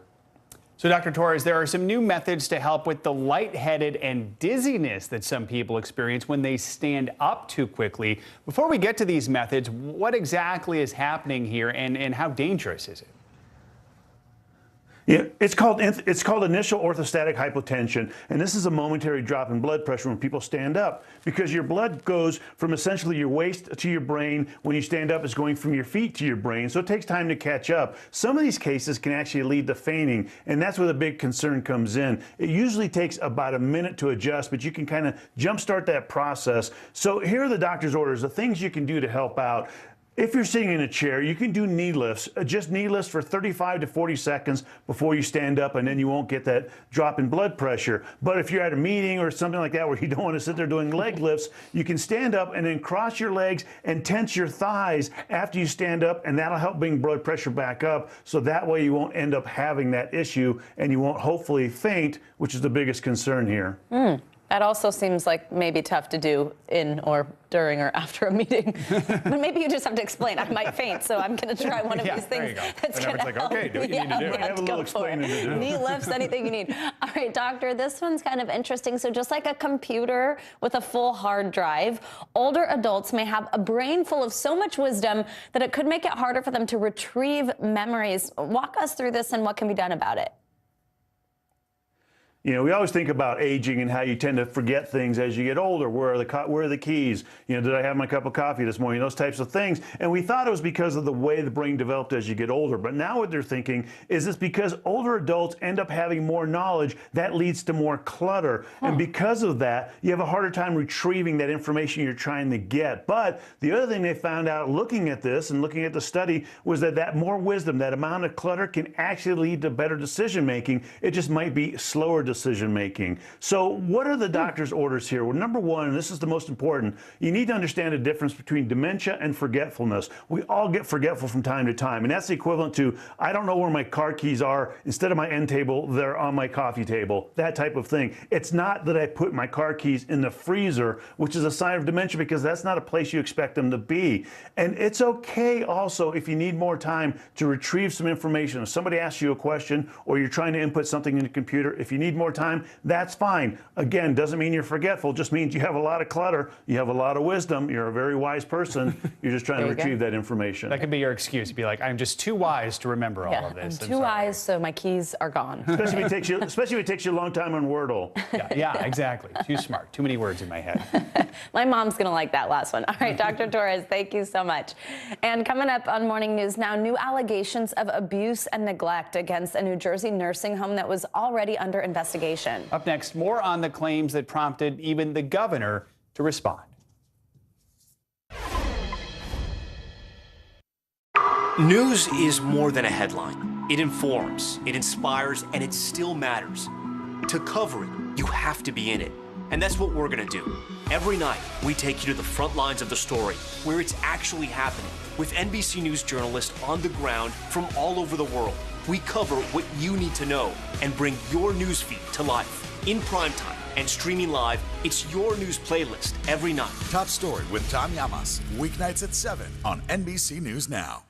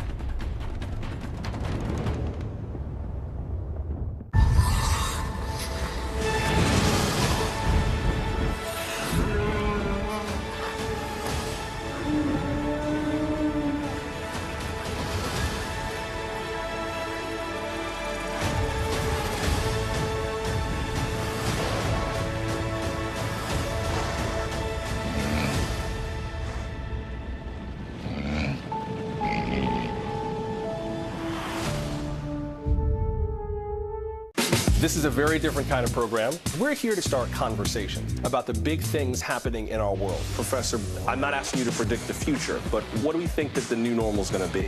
Is part of this that everyone's rethinking their jobs during this pandemic and their relationship to their employers? What is your biggest tip for any parent who's concerned about this? It's not my job to tell you what to think. My job is to think about what you tell me. Now Tonight with Joshua Johnson, streaming weeknights at 8 on NBC News Now.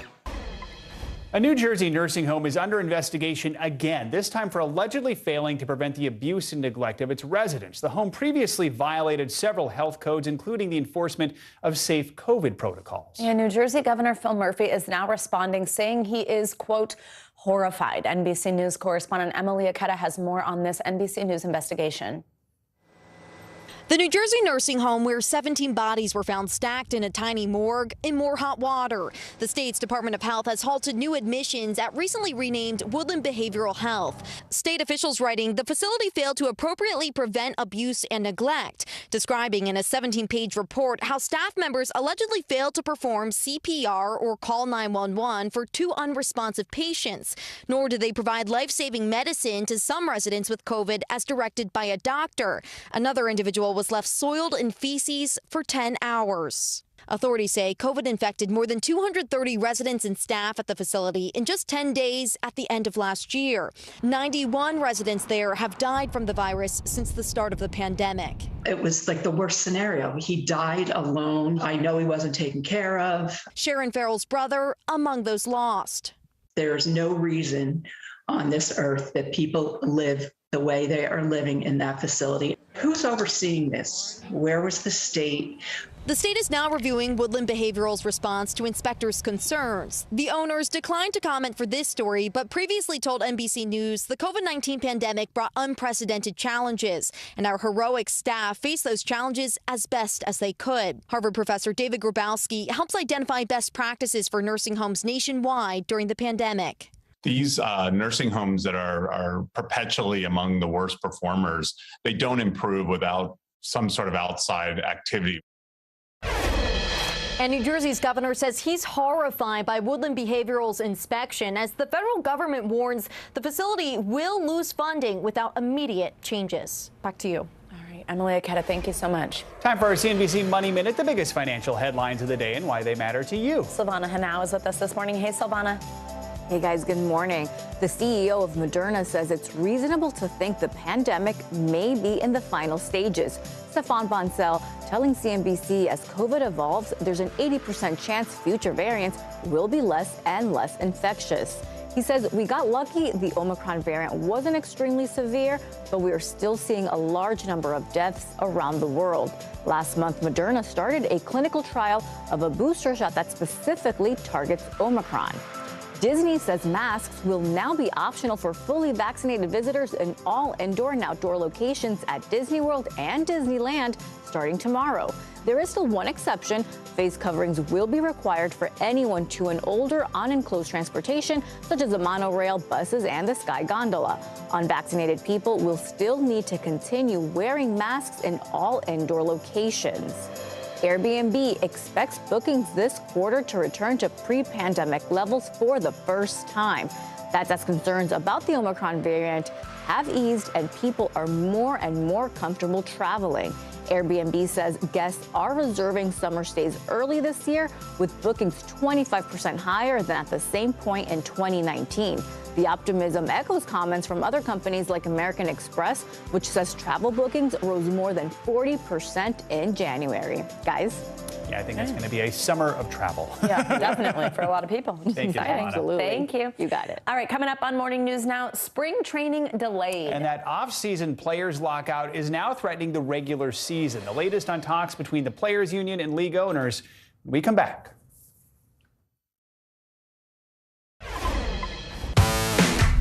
There's no better place for fun with friends. Quality time with your little golf buddy. Or an afternoon alone together.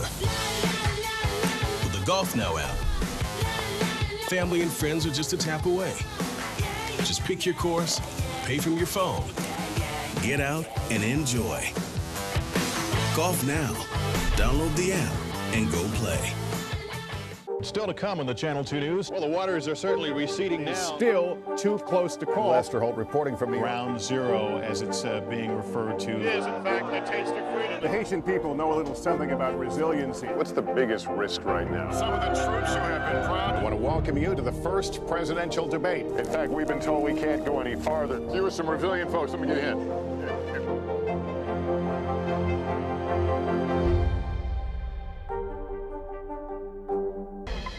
This is normally the time of year when baseball fans rejoice as pitchers and catchers report to spring training to kick off a new season. It's a sure sign winter will soon come to an end. But the ongoing lockout between Major League Baseball owners and the Players Union is delaying players from reporting, and it's also threatening the start of the regular season.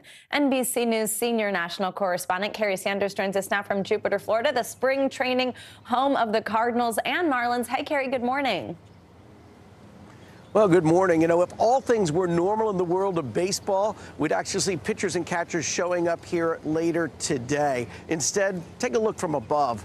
It's empty here. There are no players and there are no fans. In fact, there's a lot of disappointed fans. Why? Well, this dispute that's ongoing is a contract dispute, and it not only has delayed the start of spring training, it's making the early preseason games that should begin in about 2 weeks highly doubtful.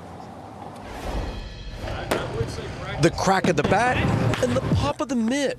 Familiar sounds that signal the start of another baseball season. But this year, spring training delayed. Pitchers and catchers nowhere to be found. The clash between players and team owners has fans of America's pastime crying foul. It's devastating. This is such a big baseball community. The dispute resulting in a lockout, now in its third month. It's a major league setback, not just for baseball, but for communities across Florida and Arizona that depend on the financial injection from the teams and their diehard fans.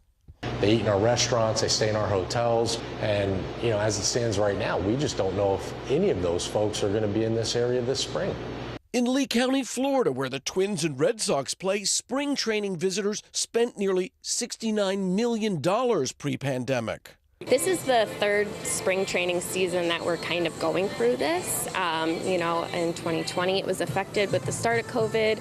2021 stadiums weren't at full capacity. Spring training is unique. Fans have much better access to their favorite stars than they do during the regular season. We've had the chance to meet players up close and personal. For the last 3 years, Richard Rute and his 15-year-old son Reed have escaped the freezing cold in Milwaukee to toasty Arizona to watch their hometown team, the Brewers. But now, the father-son trip canceled. Do you care about this dispute? No, I don't care. I'm not going to pick sides. I'm on the side of the fans here, right? We're the only ones who are really losing out. The current lockout is the league's first labor dispute since the 1994 strike that canceled the World Series. At the center of this dispute, money. Baseball is a multi-billion-dollar business.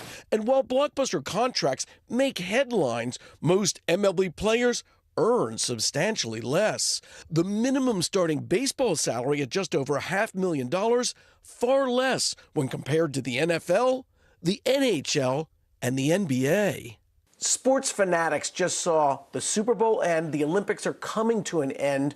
Will they have baseball? Spring training definitely going to be delayed. The real question now is whether or not the regular season opening day will be delayed.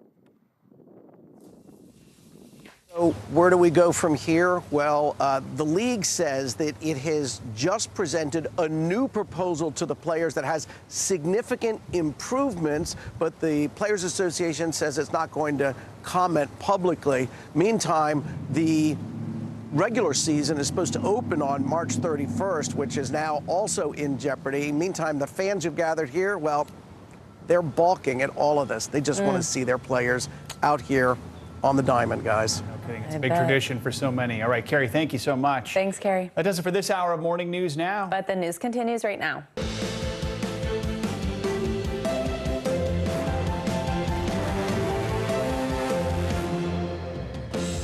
Good morning, I'm Joe Fryer. And I'm Savannah Sellers. Right now on Morning News Now, a changing tide. The CDC is now expected to roll back some of its indoor mask-wearing guidelines, possibly in a matter of days.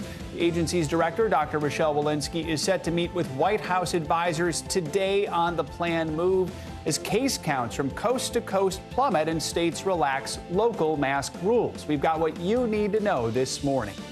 War of words between two of the world's most powerful leaders in the crisis over Ukraine. Russia says it is moving more troops back from the brink today, and Russian President Vladimir Putin is signaling a willingness to continue diplomatic talks. President Biden, however, with this warning. If Russia attacks Ukraine, it will be met with overwhelming international condemnation. The United States and our allies and partners will respond decisively.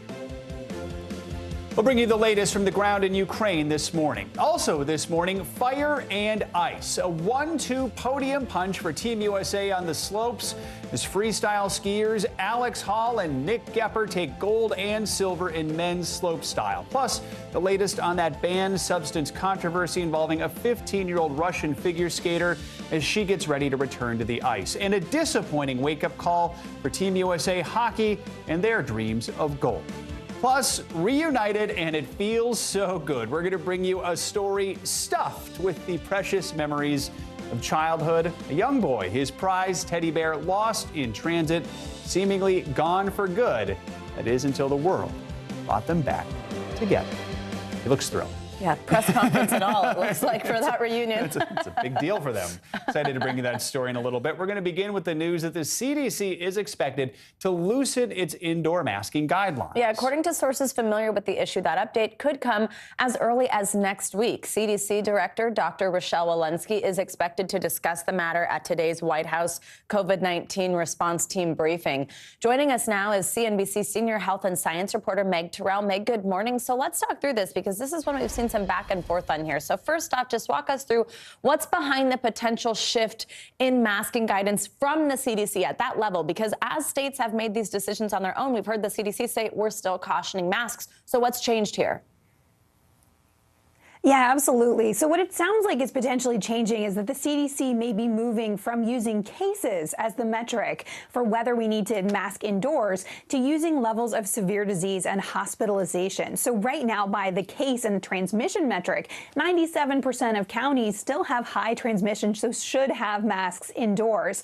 Moving to focusing more on severe disease and hospitalizations would bring the CDC more in line with what some in public health have been advocating for, which is essentially a different way of thinking about COVID and the stresses that it puts on our society. We'll have to see exactly what the mask guidance ends up looking like, but it would be a big shift. So most states have already started lifting certain parts of these requirements, their indoor masking requirements, some even looking at vaccine requirements. Do you think local politics here are influencing the CDC's decision? I mean, is this another example of the agency sort of playing catch up to what's being decided at the local level? Yeah, this has always been sort of this back and forth between politics and what's going on the ground and the public health guidance coming from the national level. Hallie Jackson actually asked Dr. Fauci about this yesterday. Here's what he told her. Do you think that the local politics when it comes to these kinds of mandates are overriding the science, or largely no? Well, Hallie, I wouldn't say it's the politics. I think it's the different evaluation of what's right for a particular community. I mean, we use the word politics. I'm not so sure it's that. I just think at the local level, there's a strong feeling of needing to get back to normality. And we obviously all want to get back to normal, and we're seeing these cases decline just incredibly quickly. So that was sort of what Dr. Fauci was pointing to. Now, Meg, something else, though, that's intensifying is the fight over masks in schools. I mean, it's gotten particularly fierce. I've seen it intensifying even just within people I know or see on social media over the past few days. The CDC currently recommends universal indoor masking for all students, staff, teachers, visitors, and that's regardless of vaccination status. Do we expect to hear any change on masking in schools, especially as, once again, this is beginning to change at the local level in some cases? Yeah, we haven't heard about that. At least our colleagues reporting yesterday with this scoop about the mask guidance coming didn't include anything about schools. So we haven't heard that that is imminent. Of course, Dr. Walensky will probably be asked about that at the White House COVID briefing today. But of course, as you mentioned, this isn't stopping states and localities from already moving forward with this. In New Jersey, they're lifting mask requirements in schools. Virginia is expected to do that very quickly. The problem, though, is vaccination rates among school-aged kids are much lower than they are for adults. So that could be something that would hold the CDC up. All right, Meg Terrell, thank you so much. Now we want to bring in Dr. Bio Curry-Winchell. She's the Regional Clinical Director of Carbon Health at St. Mary's Hospital in Nevada. Doctor, good to have you with us. I'm told that your colleagues often call you Dr. BCW. So very cool. So let's start with what we're talking about here. We've seen the CDC roll back its masking policy once, only then have to reinstate it later, especially when the Omicron variant hit. In your opinion, are we at a place now where we can say goodbye to masks? Well, thank you for having me. It's really important that we look at the measures that we had in place for wearing masks, and that was in response to high infectivity rate. So if those rates are lower, we should respond accordingly and, not wear masks. However, if the rates are high, it is still important to wear a mask because that does provide a layer of protection. Speaking of masks, as we said, Disney has announced it's going to drop its mask mandate for fully vaccinated visitors at their parks in Florida and California. So if you were taking friends or family there on vacation, how safe would you feel? Are there situations or settings where you might take more precautions?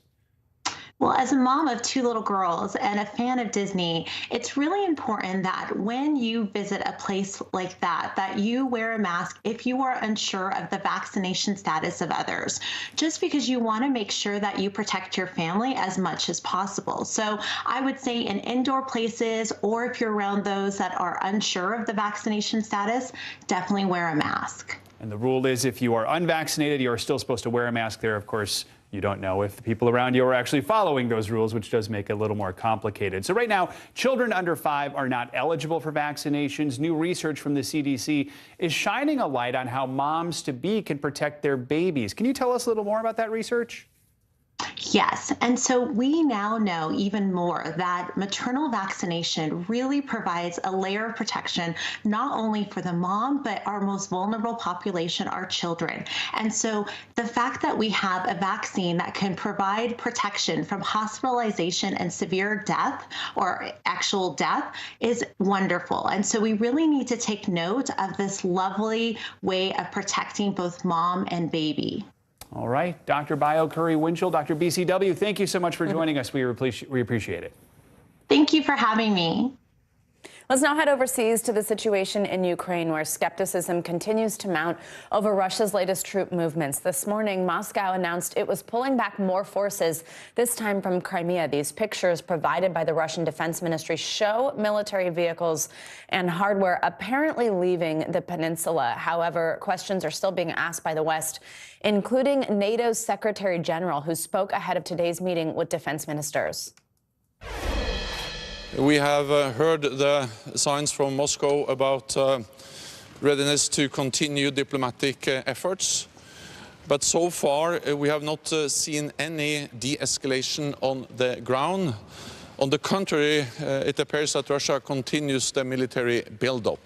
They have always moved forces back and forth. So just that we see movement of forces, so battle tanks doesn't confirm a real withdrawal. NBC News foreign correspondent Matt Bradley joins us now from central Ukraine. Matt, good to see you. So let's talk through this. Yesterday, there was quite a bit of skepticism if troops were even being pulled back. Now, where are we at with believing if this is actually happening? And could these latest movements actually be seen as positive steps towards de-escalation? Or are we reading too much into them? As we just heard there, you know, they move troops a lot. What does this actually potentially mean?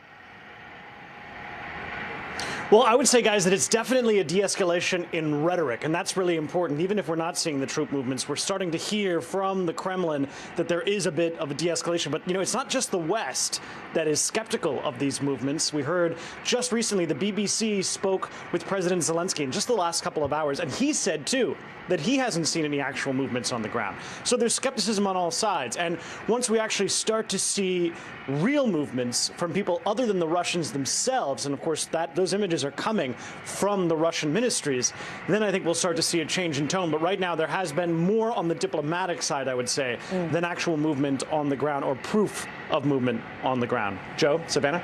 And Matt, so this morning we heard from Ukraine's President Zelensky speaking to his people on what he's declared just recently Unity Day. I'm wondering, what's the mood like on the ground there? Guys, I got to tell you, and I've been saying this over and over again, the mood on the ground is the same as it's been since I got here nearly 4 weeks ago, which is no one is panicked, no one seems concerned. Most people we speak with either don't think there's going to be an invasion or are unaware of the amassing of troops all around the border. But we went to an event here in the eastern city of Dnipro where we spoke with some people who were dressed in patriotic outfits. They were waving flags. This was at a government building, and we spoke with the woman who organized this little event. And again, there were really not that many people there, but you know, this was only announced only a day or two ago, so it's not going to really rally a bunch of people. And again, most people weren't that concerned, so it's not as though we're seeing some massive nationwide sigh of relief. But I spoke with the woman who organized this small get-together, and here's what she had to say. I can tell you that our city is located very close to the front line, 250 kilometers only. And we here in the city, we keep quiet and calm. I can tell there was no nervous situation because we are used to it for many years already. Do you believe the crisis is averted now? We hope so. And we hope so, and we really hope that only with the international support we will be able to overcome this crisis. So, as you're hearing, there is this expression of patriotism, but we've been hearing this a lot. You know, people are grateful to the West. They want to see more support. They are genuinely concerned about the massing of troops around their border, but they are very much outwardly calm. And so this Unity Day that was declared by the president, it really didn't get a ton of people out into the streets, guys. And now, Matt, Ukraine is actually blaming Russia for a series of cyber attacks on some banks and the defense ministry. What's the latest there, and what's Moscow saying about that? Well, the latest there, actually very interesting. We just heard from the government. They announced that this was the largest cyber attack against Ukrainian assets in history. And that's saying a lot because this country faces a lot of cyber attacks, mainly, or thought to be mainly from Russia.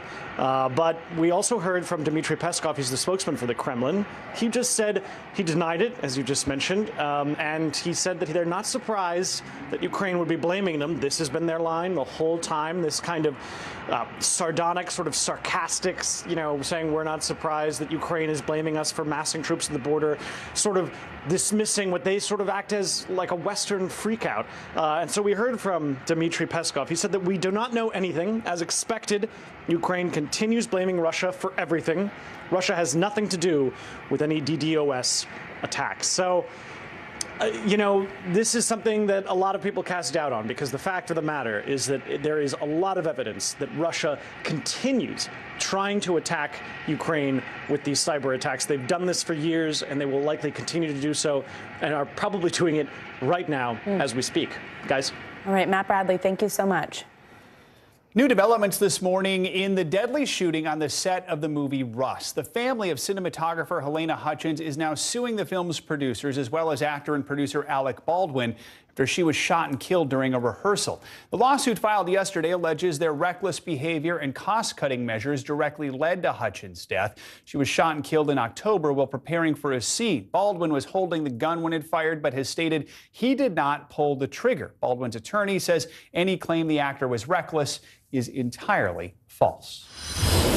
Wednesday evening now in Beijing, but there's already been plenty to celebrate today at the Winter Olympics for Team USA. Yeah, we're bringing back some more gold after a big win earlier on the slopes. NBC News correspondent Steve Patterson joins us now from China, where he's, of course, been covering the games for us since the beginning. Hey, Steve, good to see you again. So give us a recap of the big win in the men's slopestyle skiing event and how we pulled it off. Yeah, 9 degrees today in the mist of the snow that was coming down. And it was a big-time civil war, which is great. I mean, it was all-American. Alex Hall versus Nick Gepper for gold and silver, and both of them took gold and silver. Nick just eking, barely making silver, and then Alex, of course, taking the gold. It was a shootout in the qualifier. It was a shootout in the final, and then Alex put down this big, huge run and really ended the conversation. But it's great because both of those guys are going to go home with medals, and their teammate Colby Stevenson, who, if you guys remember, had this horrific accident back in 2016. He won silver in big air. So all three of these guys are at the event, all kind of celebrating, smiling, happy for each other. But obviously, Alex happy to take home the gold as well. Guys? So I understand there's some encouraging news for someone we hope will be taking home more medals, and that's Michaela Schifrin as she gets ready for her next competition. What can you tell us about that? Michaela Schifrin, I've probably reported on her more than anybody else so far this Olympics. She is widely considered the best skier in the world. Arguably was scheduled to win several golds. Obviously had a very disappointing runs on her first few slalom events where she was supposed to medal and could have medaled. Did not qualify, did not finish in those events. And then the last two events in which maybe served as something of a reset for her, the Super G, the downhill, did not medal in those events either. This next event, though, could be the one because she has taken a silver medal the last Olympic Games. She's the world champion. It's the combined event, so a slalom and a downhill together. It looks like she's doing really well. Her training, she had the fastest time. She looks back in Michaela Schifrin form, but again, you know, she's going through so much mentally, emotionally. It will be just good to see her finish another race and reset if, you know, she's got a long career ahead of her, guys. Yeah. Fingers crossed. crossed. Yeah, oh, we'll all be watching. All right, looking ahead, the event we'll also be watching is the finale of the women's figure skating competition. How are things shaping up ahead of the free skate? Well, obviously, I mean, you can't talk about it without talking about the cloud over the whole competition. And, you know, obviously, Camila, incredible skater, performed extremely well, had the highest score, is in first place. You have to remember, too, that this is not just a qualifier round. These two events, so the short skate and the free skate, are combined. So her out in front, her teammate is in second. You know, their other teammate is in fourth. A Japanese skater snuck in third, so that's a little bit of a spoiler. But those three Russian skaters are expected to sweep the entire event. The Americans are doing well, too. All three of them qualified, and one of them, you know, is now very close to making a good medal run. But obviously, you know, all eyes are on the Russians as this thing moves forward. Guys. All right, Steve Patterson, thank you so much. And you know how just a moment ago we were talking about Team USA's dominant performance in men's slopestyle skiing, winning gold and silver? Well, we have those two champions with us now, and I'm so excited to welcome Alex Hall and Nick Kepper to the show. Hi to both of you. Congratulations. It's wonderful to see that gold and silver right there. Thank you for joining us. So, Alex, I'll start with you. You've won World Cups and the X Games. Now you have an Olympic gold medal. How does that feel? It feels amazing. It feels great to just come out and do some skiing I was really excited about, have fun with it, and obviously be up there with Nick and Jesper as well was the cherry on top. So just stoked to lay down some runs and enjoy the journey. Absolutely. And Nick, for you, this is your third medal in as many Olympics. I mean, what a collection. How is it different competing this time compared to the other games? And what's it feel like to have that silver? This feels incredible. To look back on the last 8 years and see all of the roller coaster of emotions and life events and wins and losses, it's just sort of a cherry on top, and we'll see what the next few years look like. Absolutely. Ooh, that's exciting. That's a good tease.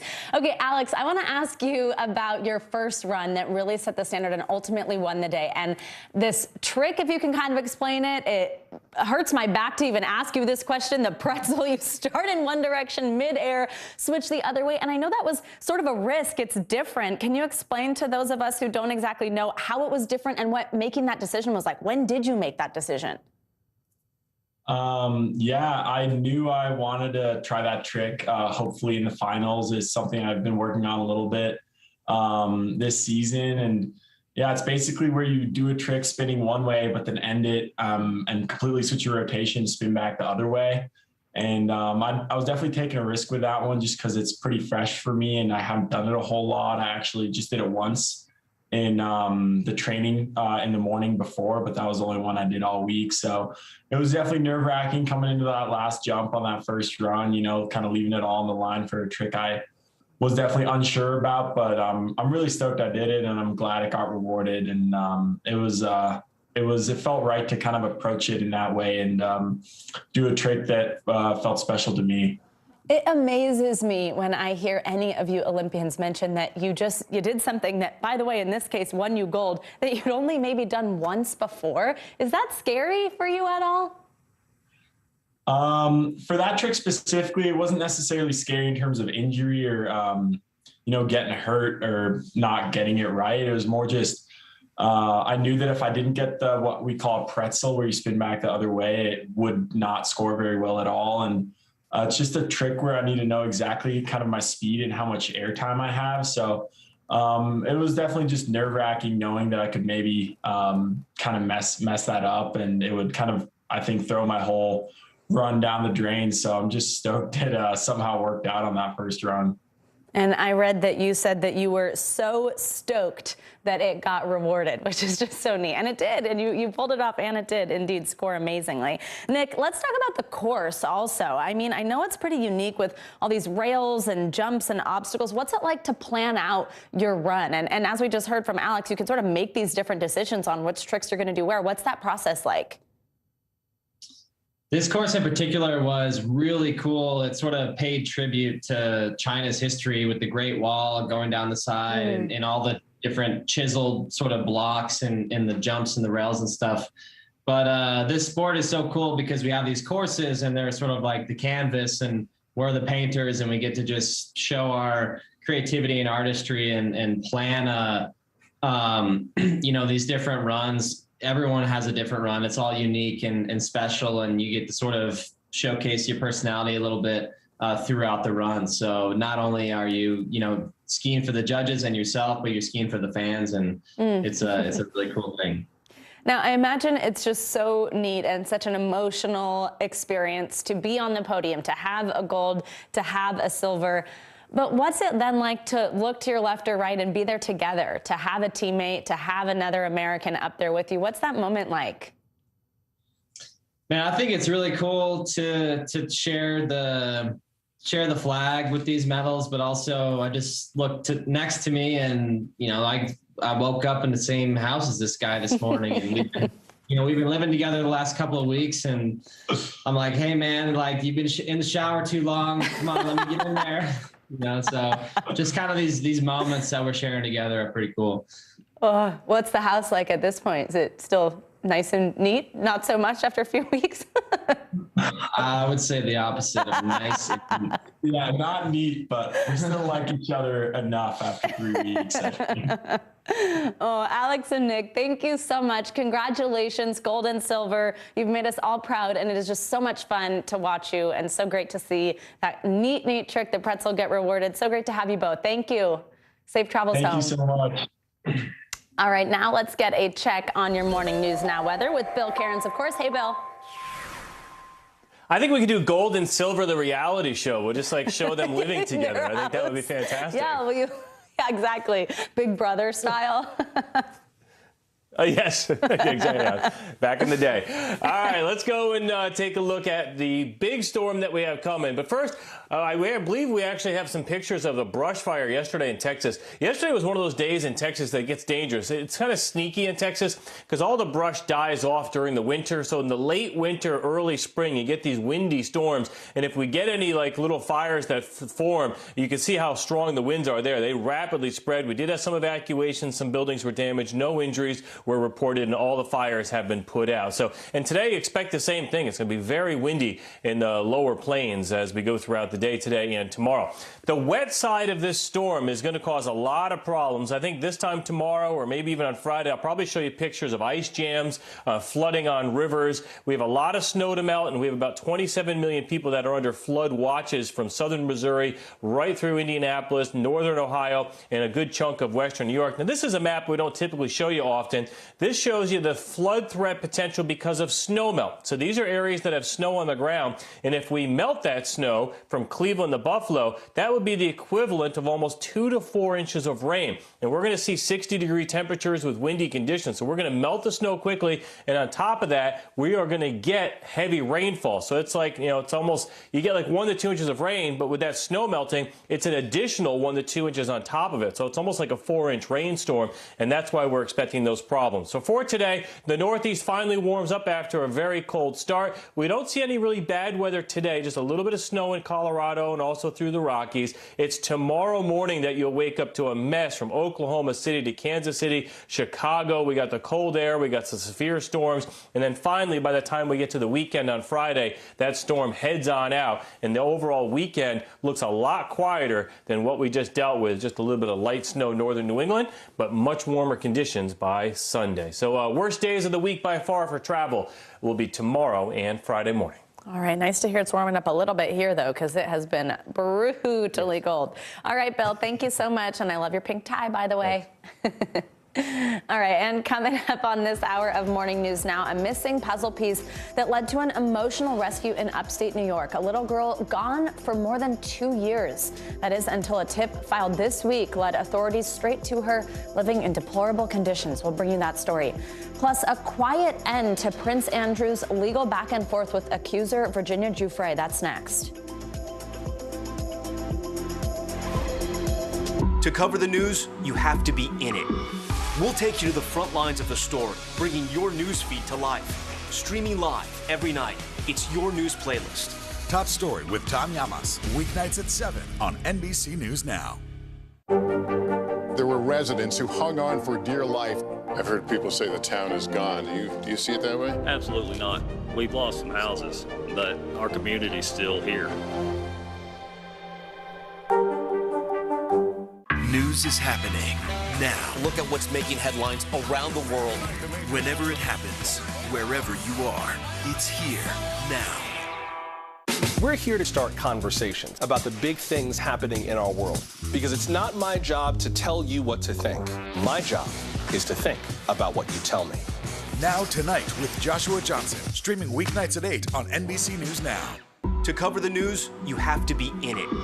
We'll take you to the front lines of the story, bringing your news feed to life. Streaming live every night. It's your news playlist. Top Story with Tom Llamas, weeknights at 7 on NBC News Now.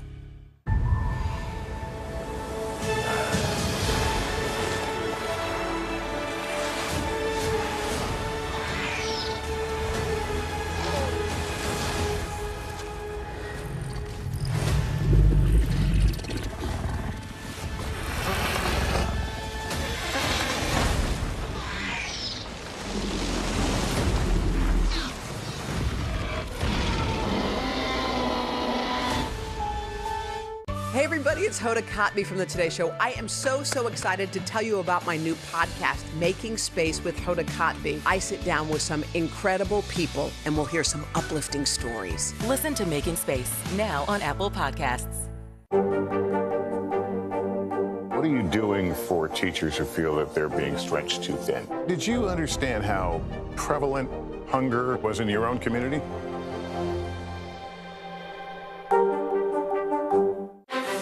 You think it's been healthy for the Democratic Party to highlight the division in the party? What does an exit ramp for Putin look like that allows him to save face? How much of this is on the CDC and how much of this is on Washington? If it's Sunday, it's Meet the Press. In the City of Angels, two kindly old ladies wanted to help homeless men get off the streets forever. And so they did. Listen to The Thing About Helen and Olga, the new podcast from Dateline and Keith Morrison. News is happening now. A look at what's making headlines around the world. Tonight, the major announcement of the COVID vaccine. This is a significant moment. Your news, whenever it happens, wherever you are, it's here now. The Meet the Press Chuck Toddcast, free wherever you get your podcasts. We're back with the harrowing rescue of a missing child in upstate New York. Police found the young girl hidden beneath a staircase more than 2 years after she disappeared. NBC News correspondent Jesse Kirst joins us now from Saugerties, New York. Hi, Jesse. Good morning. Good morning, Savannah. Tell us the latest. So we know that so here's the latest we have from police.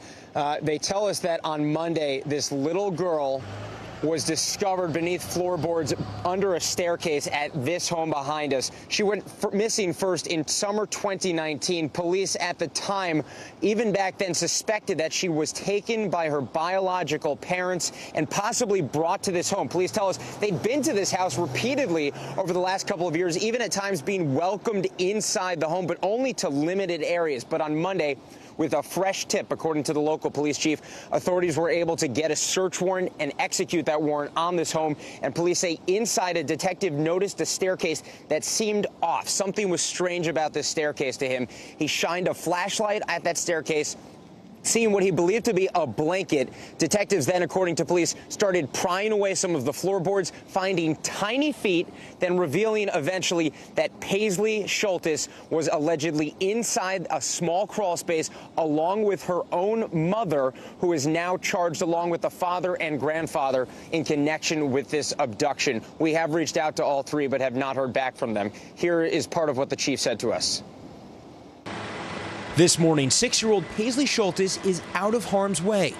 Police announcing they found the missing girl hidden under this staircase in an upstate New York home. I had no idea, no clue. I've never seen a child out there.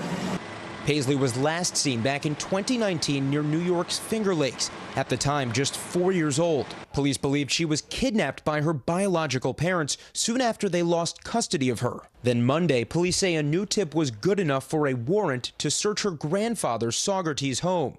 Police say they'd previously been welcomed inside the house with limited access.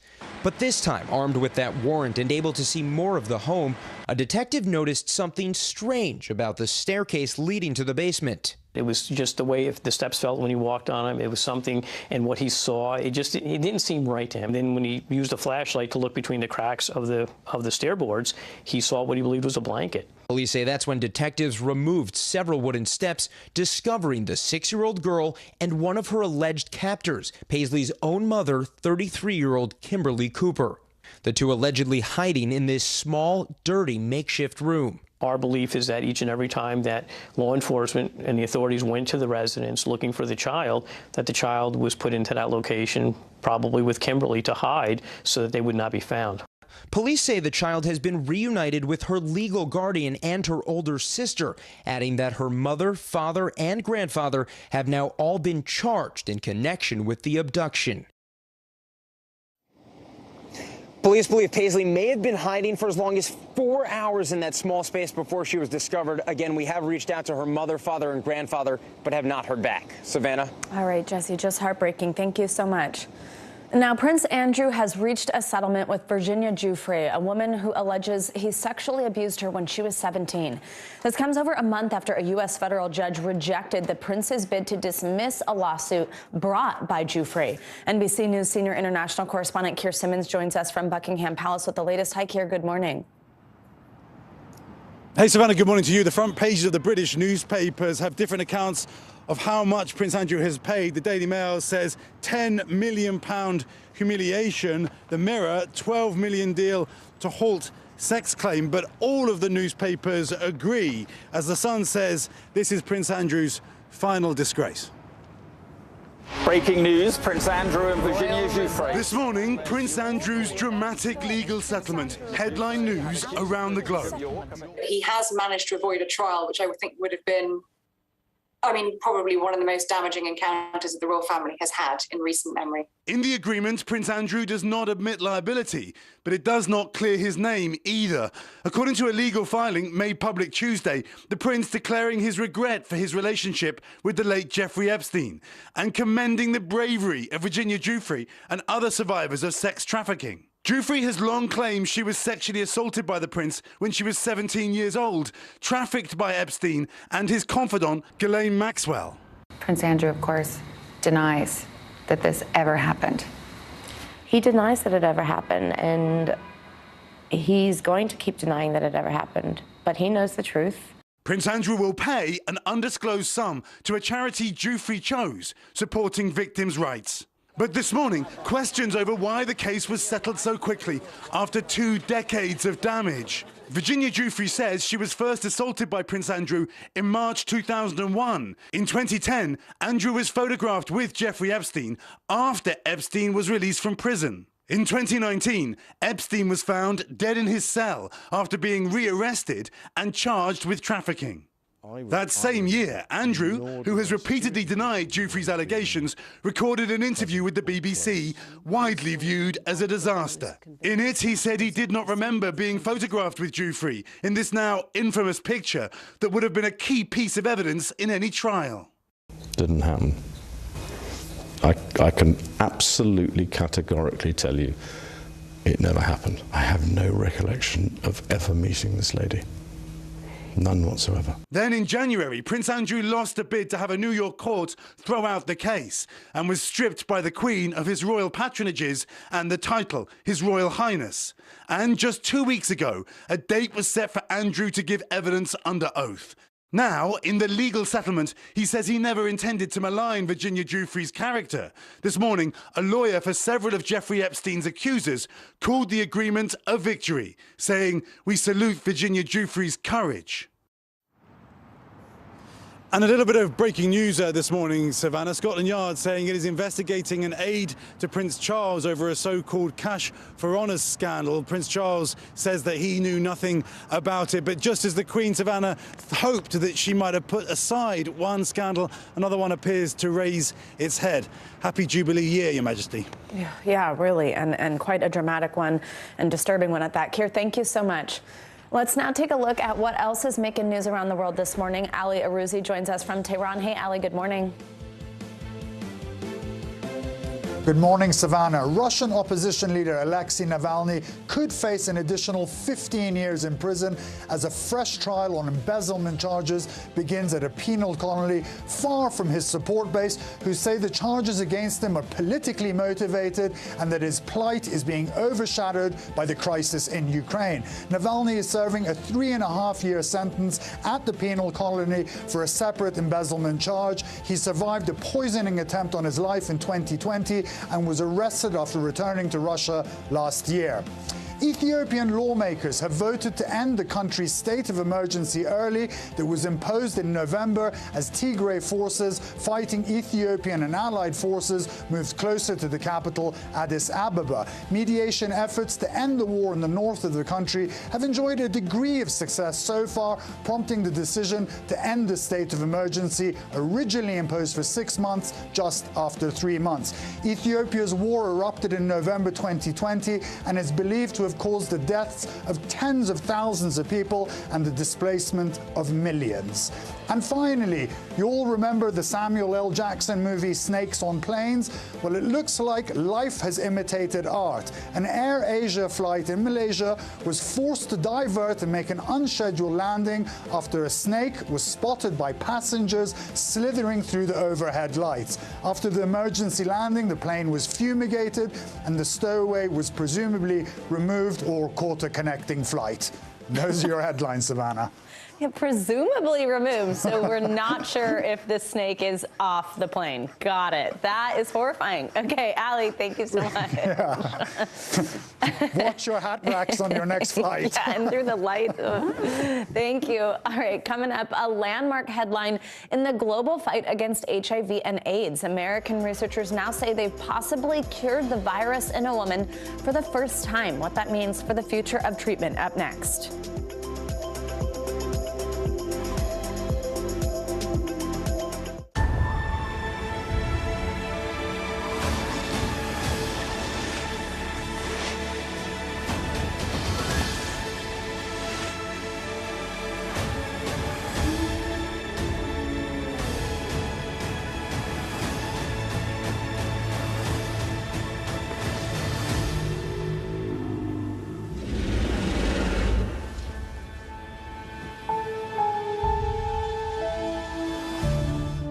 These days, it feels like the news never stops. So let's get into it. What's happening right now, what it all means for you for an hour every day. It can be hard to keep up, so let's get started together. Hallie Jackson Now, weekdays at 5 on NBC News Now.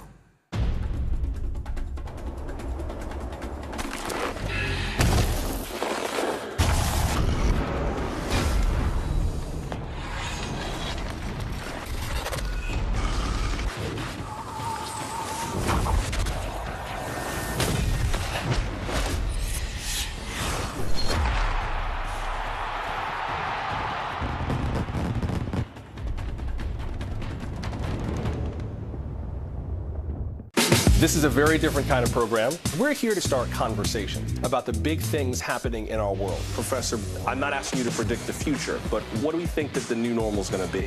Is part of this that everyone's rethinking their jobs during this pandemic and their relationship to their employers? What is your biggest tip for any parent who's concerned about this? It's not my job to tell you what to think. My job is to think about what you tell me. Now Tonight with Joshua Johnson, streaming weeknights at 8 on NBC News Now. In the City of Angels, 2 kindly old ladies wanted to help homeless men get off the streets forever. And so they did. Listen to The Thing About Helen and Olga, the new podcast from Dateline and Keith Morrison. All right, this is a bit of an upgrade from an old school message in a bottle. A small boat launched by middle school students in New Hampshire in October of 2020 washed ashore, get this, in Norway earlier this month. The 6-foot GPS-equipped boat named Rye Riptides was built by students at the Rye, New Hampshire Junior High School. They decorated and packed it like a time capsule with photos, acorns, leaves, and state quarters before shipping it off. Then they tracked the boat's 8,300-mile journey across the Atlantic.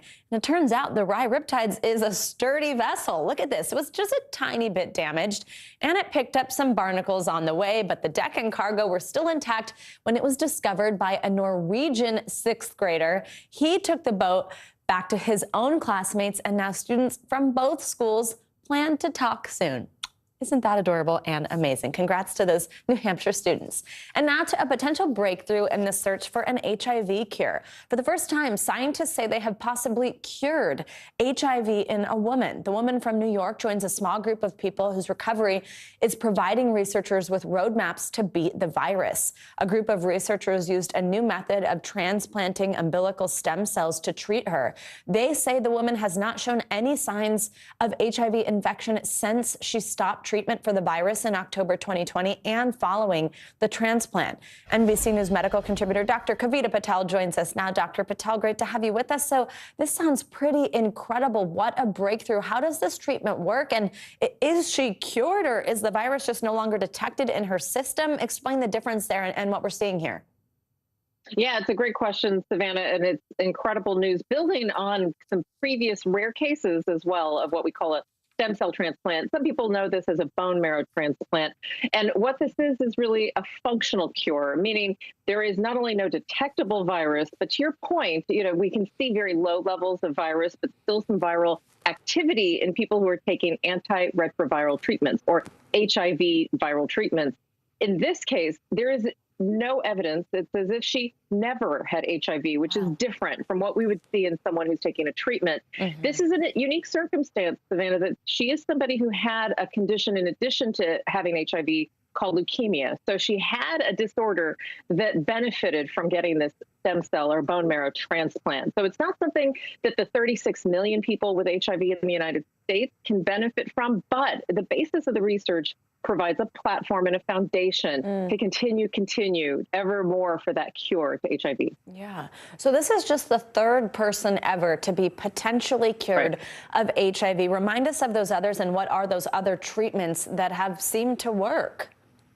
Yeah, so there was a case in Berlin, Germany, of someone in this almost exact situation who had a leukemia type syndrome, who also had HIV, who had a bone marrow transplant. So something of a similar type. There were some unique features about this particular woman in the United States that made her a little different. And then there have also been functional cures with people who have had other types of transplants. So essentially, if you will, Savannah, what we know is that your immune system and the way HIV gets to spread in your body depends on that immune system. And if you replace that immune system, we're seeing evidence that it can wipe out the disease. So this does mean it's not something everyone can go rush out and try to get from their doctors, but it is a way to point to, while you're taking HIV treatment, which can literally bring the viral levels to close to zero, it is something that can give us hope that one day we won't need to have those treatments anymore. Yeah, so that's exactly what I want to ask you about, because Dr. Patel, according to the United Nations, nearly 38 million people worldwide were living with HIV in 2020. I mean, how close do you think we are to getting any of these treatments, any of these things that you just mentioned, or this one that we're just discussing, this new breakthrough, more widely available to people battling the virus? Right. And I'm glad you said it was the world. I might have said the United States. Apologies. But it's many millions of people that are going through treatments for HIV. And here's what's on the horizon. Well, not only do we have great treatments, unfortunately, some people don't know about them. So this is an opportunity to make sure people are aware that if they have a diagnosis or they have not been screened for HIV, they should get one, get screened. And there are promising therapies we can give you, oral pills. Now, what's on the horizon? Things like an HIV vaccine, things that can prevent even people who are at high risk from ever contracting the virus. We have medication to prevent people from getting the virus if they're at high risk or if they have a sexual partner with HIV. But we can actually consider a vaccine, just like we have for HPV, which can cause cervical cancer. There's promising horizons for treatments that can do exactly what happened in this woman we're talking about and try to literally obliterate it. And they're chemotherapy-like treatments. We discussed this about a year ago, I believe. So there's promising treatments like that. But the basics are incredible. 20 years ago, I had HIV patients where we had very little, and we all saw them develop to HIV to AIDS to die. And so it's incredible here that we have something today, and that there's a hope that 20 years from now we won't be talking about HIV because it'll be cured. Yeah, pretty incredible. Thank you so much to these scientists and doctors who are working on all this. Dr. Kavita Patel, thank you for walking us through this. We appreciate it. Great to have you on. And coming up on Morning News Now, avocados and drug cartels, how Mexico's multi-billion-dollar industry could be pitted after a U.S. inspector was threatened. That's up next.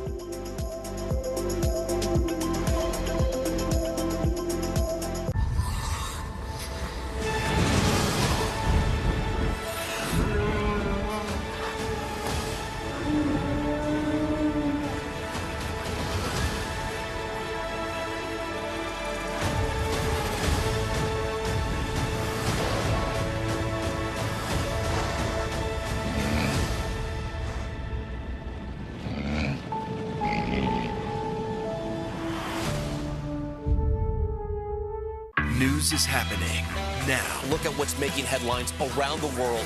Whenever it happens, wherever you are, it's here now.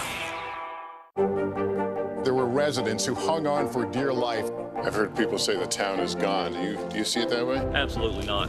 We've lost some houses, but our community's still here. We're here to start conversations about the big things happening in our world, because it's not my job to tell you what to think. My job is to think about what you tell me. Now Tonight with Joshua Johnson, streaming weeknights at 8 on NBC News Now. Nearly a dozen hours after the eye roared ashore. There is some late-breaking news. All right,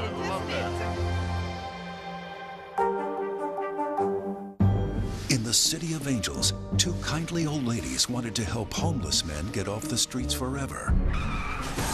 And so they did. Listen to The Thing About Helen and Olga, the new podcast from Dateline and Keith Morrison. We're here to start conversations about the big things happening in our world, because it's not my job to tell you what to think. My job is to think about what you tell me. Now Tonight with Joshua Johnson, streaming weeknights at 8 on NBC News Now. Still to come on the Channel 2 News. Well, the waters are certainly receding now. Still too close to call. Lester Holt reporting from the Ground Zero, as it's being referred to. It is, in fact, a taste of freedom. The Haitian people know a little something about resiliency. What's the biggest risk right now? Some of the troops who have been proud. I want to welcome you to the first presidential debate. In fact, we've been told we can't go any farther. You are some resilient folks. Let me get a hint.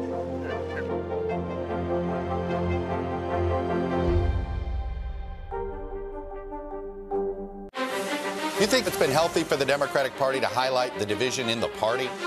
What does an exit ramp for Putin look like that allows him to save face? How much of this is on the CDC and how much of this is on Washington? If it's Sunday, it's Meet the Press.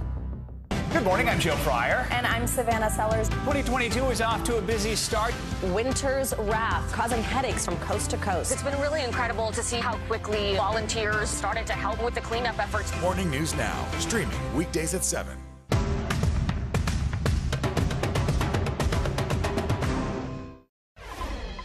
If you enjoy a little avocado toast, or maybe you like to add avocado to your salad, get ready to pay a lot more for them. But it's not because of the supply chain or climate change. It's because the U.S. stopped all imports of avocados from Mexico last week after an American food inspector received a death threat over the phone. The U.S. has not said how long the ban will last, but it will send prices of the popular fruit soaring in the meantime. NBC News correspondent Dasha Burns has the latest. We all know avocados are pricey. These are about to get a lot more expensive.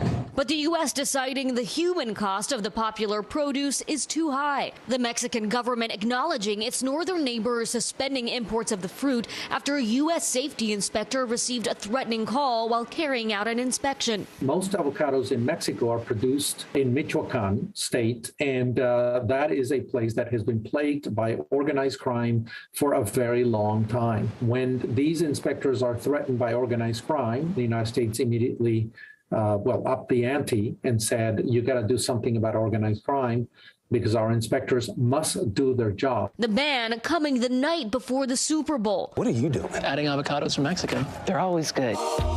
As millions of Americans snacked on guacamole and watched the new ad for avocados from Mexico. You know, they also taste great on salads. The suspension could take a big bite out of an industry with almost $3 billion in annual exports. 135,000 tons of avocados have been sent to the U.S. from the Michoacan region in just the last 6 weeks, according to Mexico's Ministry of Agriculture and Rural Development. Now they're the latest victim of the country's drug cartel turf wars. I think that people in the United States do not understand that Mexico is in the grips of a much broader mafia-style organized crime. The avocado industry is a multi-billion-dollar industry, and they are in a state that is racked by organized criminals that know the value of this crop. A lucrative business that for decades has planted a target on local farmers and their families, as documented on the Netflix series Rotten, The Avocado War. A mí como a la 1 de la tarde me están hablando,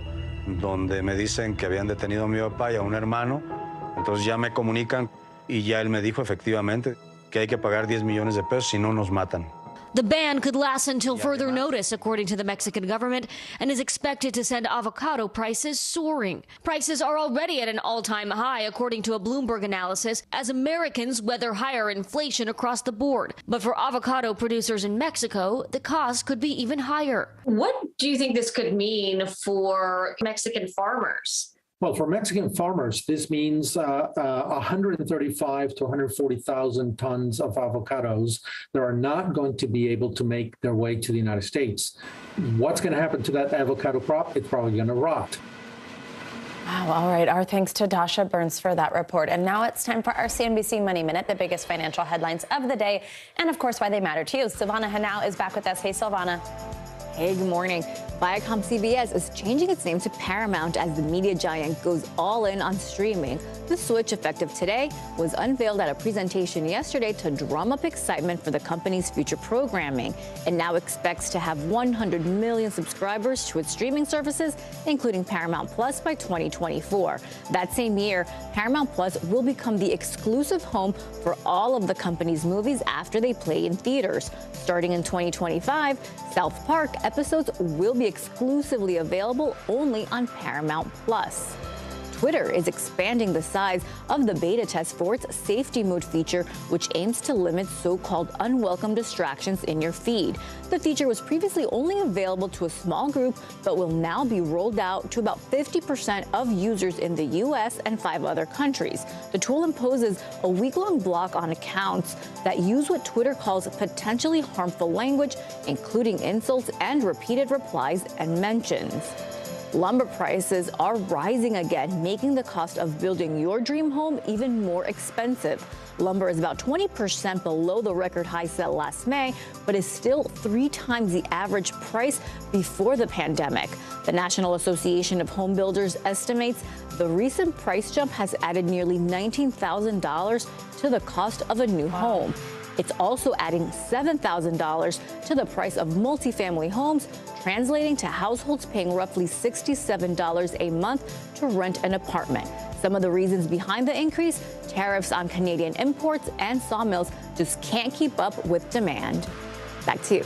Oh, all right. We've been talking a lot about that here. It's just so expensive to try to get a home right now. All right, Silvana, thank you so much. You got it. And coming up, a very heartwarming story that'll leave you positively stuffed with nostalgic joy. A long-lost teddy bear thankfully returned to a 5-year-old boy with the help of course, social media and really the world. We'll tell you how they did it next.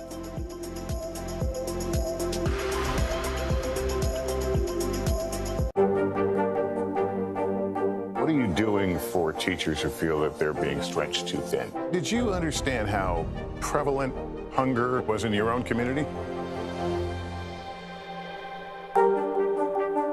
The Meet the Press Chuck Toddcast, free wherever you get your podcasts.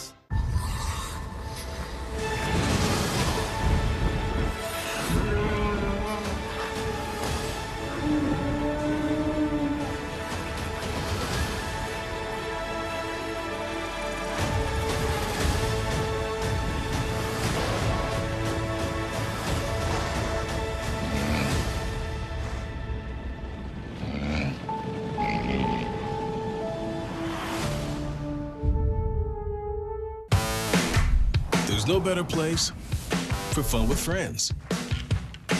Quality time with your little golf buddy. Or an afternoon alone together. With a the Golf Now app. Family and friends are just a tap away. Just pick your course, pay from your phone, get out and enjoy. Golf Now. Download the app and go play.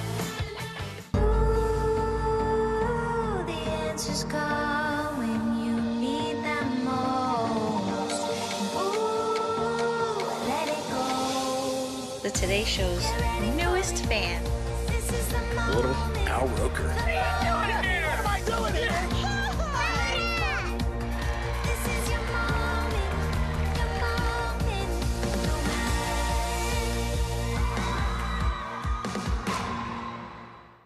News is happening now. Look at what's making headlines around the world. Whenever it happens, wherever you are, it's here now. To cover the news, you have to be in it. We'll take you to the front lines of the story, bringing your news feed to life. Streaming live every night. It's your news playlist. Top Story with Tom Llamas, weeknights at 7 on NBC News Now. Finally this hour, we have a heartwarming story for you about a lost teddy bear. A Dallas boy left his stuffed animal at the Milwaukee International Airport, but the dedicated staff went on a mission to reunite the lost bear with its owner. NBC News Now Top Story anchor Tom Llamas has more on the viral social media campaign and how the bear is doing now that he's back home. Many children have had that one toy they really loved. For Ezekiel Burnett, a 5-year-old boy from Dallas, it's Teddy, his stuffed bear. He's had Teddy his entire life, given to him when he was born, and the two have been inseparable. But recently, after taking a flight out of Milwaukee's Mitchell International Airport over the holidays, Teddy disappeared. We had a lost item show up in our lost and found, and it's a teddy bear. And what we've been doing recently is we're posting those online to try to reconnect those items with the owner who lost them. TikToks, tweets, and Facebook posts went out, and the world responded. We actually reached about 1.9 million people on Facebook, 1.8 million on TikTok, and over 400,000 on Twitter, with so many people who wanted to see this bear reunited. The Milwaukee airport went viral, becoming the most watched airport on TikTok. And just like that, thousands of shares online led to a chance encounter. Her hands were shaking, and she just showed me the phone. And I looked at it, and at first it didn't really compute. I looked at it, and I'm like, wow, that's Ezekiel's teddy bear. Southwest Airlines contacted the Burnett family, offering to fly them out from Dallas to Milwaukee and reunite the two lifelong friends. The days leading up to this, he's been talking about it every single day. We wake up and he's like, are we going to Wisconsin today? During the press conference and in front of the cameras, the long-awaited reunion finally happened. A shy Ezekiel kept calm, only needing 2 words to describe his feelings. So happy. Back home in Dallas, Ezekiel is not taking any chances, keeping Teddy close by. There it is. Oh, that's a big hug.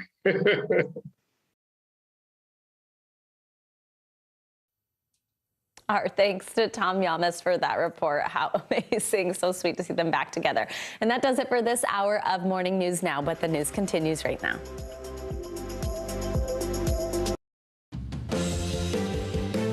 On NBC News Now, masks off, Americans from coast to coast awaiting new guidance from the CDC. The state's already changing the rules when it comes to face coverings. Message to Moscow. President Biden promising to give diplomacy a chance to avoid a crisis in Ukraine. How people living in that country are reacting to troop movements along the border. Tracking the storm, a wintry mess threatening to bring snow, ice, and even tornadoes, millions now in its path. We're timing it all out for you. And suing Alec Baldwin. The family of the woman killed on the set of Rust says the actor behaved recklessly. The new lawsuit and how Baldwin is responding.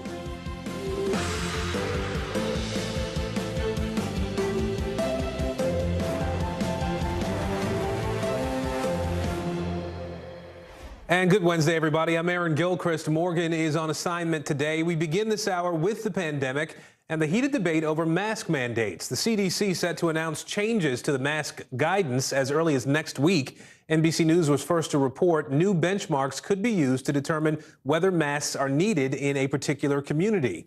Taking a look at the numbers now, every state in the nation except Maine is now seeing a downward trend in COVID cases. There's been a 25% or more decrease in just the last 2 weeks alone. Meanwhile, the White House, asking Congress for more money to fight the pandemic, is proposing that more than $30 billion come to cover everything from treatments and testing to preparing for the next variant of the virus. We are digging into all of that for you at this hour. Let's begin with NBC News correspondent Heidi Prisbilla. She is in Northern Virginia, outside Washington, where the governor there is set to sign a bill today that will ban mask mandates in schools. Heidi, we're going to talk about what's happening in Virginia here in just a second. Let's start, though, with these nationwide mask mandates and what we're hearing about that. Yeah, Aaron, if we're not going to eradicate COVID, we just have to learn to live with it. And that's what these new rules are about, with the CDC saying that they're looking at new benchmarks for advising localities about when it's advisable to mask up and when it's not. And, you know, right now, Aaron, the benchmarks that we're using are really transmissibility and the prevalence of COVID in any particular community. What they're looking at for going forward are other benchmarks. For instance, what is the hospital rate capacity and the ability of hospitals to handle severe cases of COVID? What is the prevalence of therapeutics and the availability in communities? Because going forward, the CDC is going to put this guidance out, Aaron, but it's going to be very, very localized in terms of the decisions that are being made about when to mask up, when not to, when to take other safety precautions, Aaron. We knew it was coming eventually, so it looks like it's closer. Heidi, let's talk about Virginia now, where you are. The governor there, the new governor, Republican, is going to be signing a bill today that's going to ban mask mandates in schools. We sort of saw this coming as he was running for office last year. What are you hearing about this, and what are parents saying in reaction? Right, and following on that narrative about local control, that's what we're seeing here is really just a power struggle over who at the local level is going to make those decisions. Here in Virginia, the governor is expected at any moment, really today, tomorrow, to sign legislation that would ban mask mandates. That's different than what some other states have done, but there are legal arguments on both sides of the case here. We talked to two mothers. First, I want you to listen to Tasha, whose son Jack has cystic fibrosis, and she says if you take away the power of local school districts to decide when to mask up, that literally puts her son's life in danger. I understand that masks are uncomfortable and frustrating, and none of us likes them very much. But for kids like mine, when other children take their masks off, it creates a barrier. He can no longer physically walk into his school building. And when your child who is not high risk chooses to take their mask off, or you choose for them to take their mask off, you then make it impossible for my child to enter his school. Your child may enter their school with a mask on or with a mask off. They have a choice. We don't. We have to do what our doctors tell us to do. And she says, Aaron, that taking away that power from school districts is tantamount to a violation of the Americans with Disabilities Act. We also talked to Stephanie, who is a mother on the other side of this issue. Her sons were suspended for refusing to wear masks, even though the governor had signed an executive order saying you couldn't go to school without masks. And she says, we're just not considering the long-term downsides to children of keeping them in masks. Take a listen to Stephanie. My heart really goes out to the people who are in a circumstance where their children have some kind of condition which makes them more vulnerable to respiratory viruses. But I think this isn't the first respiratory virus we've ever faced. And so I don't really understand why now, only now, everybody should wear a mask when respiratory viruses didn't just start. And Stephanie says, Aaron, that if you don't give parents control, she's afraid that there'll be no end to masking because she believes the issue has become political. Aaron? All right, Heidi Prisbilla for us in McLean, Virginia, outside D.C. Heidi, thank you. I want to bring in Dr. Mario Ramirez now. He's an emergency physician and former pandemic and emerging threats coordinator under President Barack Obama. Dr. Ramirez, let's start in Virginia, the conversation we were just having with Heidi. You know, at a very basic level, is there any harm being done to children when they wear these masks in class? So the truth is, Aaron, that there has not been any study that definitively shows that the mask itself as the isolated variable has any impact on children's ability to learn. Now, what we have seen, though, is that children's ability to score on cognitive tests has decreased during the pandemic. And there are a lot of folks who point to that and say that it's the inability of children to pick up the social and emotional cues because they're wearing masks that is the sort of cause for that decrease in cognitive scoring. Now, I think the truth is that it is probably somewhere in between, right? We all know that masks inhibit our ability to effectively communicate on some level, but it's also unlikely that the masks themselves are what are really causing the problem. It's probably that education has been much more difficult to deliver virtually and through some of these other means that we've had to adapt and use during the pandemic. Let's talk a little bit about this national guidance that we are anticipating now. The CDC is going to update its guidelines on masking very soon here. Are the rules as confusing as it seems they are with, your states are saying one thing, the federal government is saying another thing? What do you make of all this?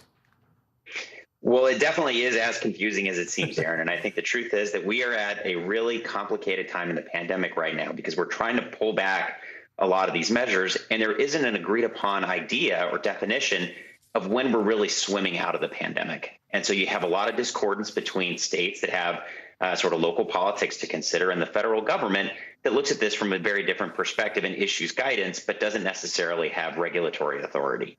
And so I think, the federal government really does have to push forward with some sort of updated guidance because we have a number of states that are clearly doing things that are in direct opposition to that guidance. And we've got to find a way to reconcile those things or it's going to stay really complex and muddled. All right, Dr. Mario Ramirez, we appreciate your time today. Thank you. More world leaders are publicly doubting Russian troops are withdrawing from the border with Ukraine. Just this morning, though, Russia's defense ministry released this video of military units going across a bridge away from Crimea. The ministry says these tanks completed, quote, planned tactical exercises. Now, in Ukraine, that country is celebrating unity today. A giant flag was unfurled inside a stadium in Kyiv. Ukraine's president releasing a video saying the country has a single desire to live in peace. Let's bring in NBC News correspondent Aaron McLaughlin in Kyiv for us today and NBC News Pentagon correspondent Courtney Kuby at her post. Aaron, I'll start with you here. We are now looking at back-to-back days of Russian troop movement pulling away from the Ukrainian border, it seems, or at least Russia is saying. What are you hearing in that region? What's been the reaction to some of the movement?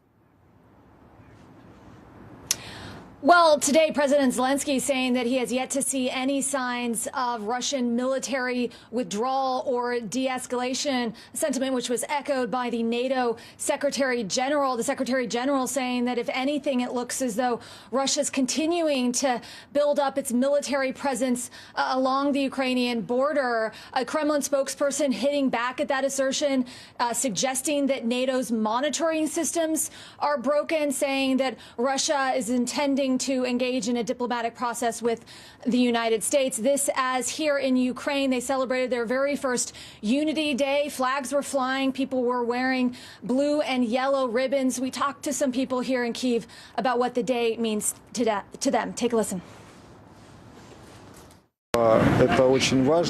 Unity is important for any country or society, especially it is vital necessity for our country in these circumstances.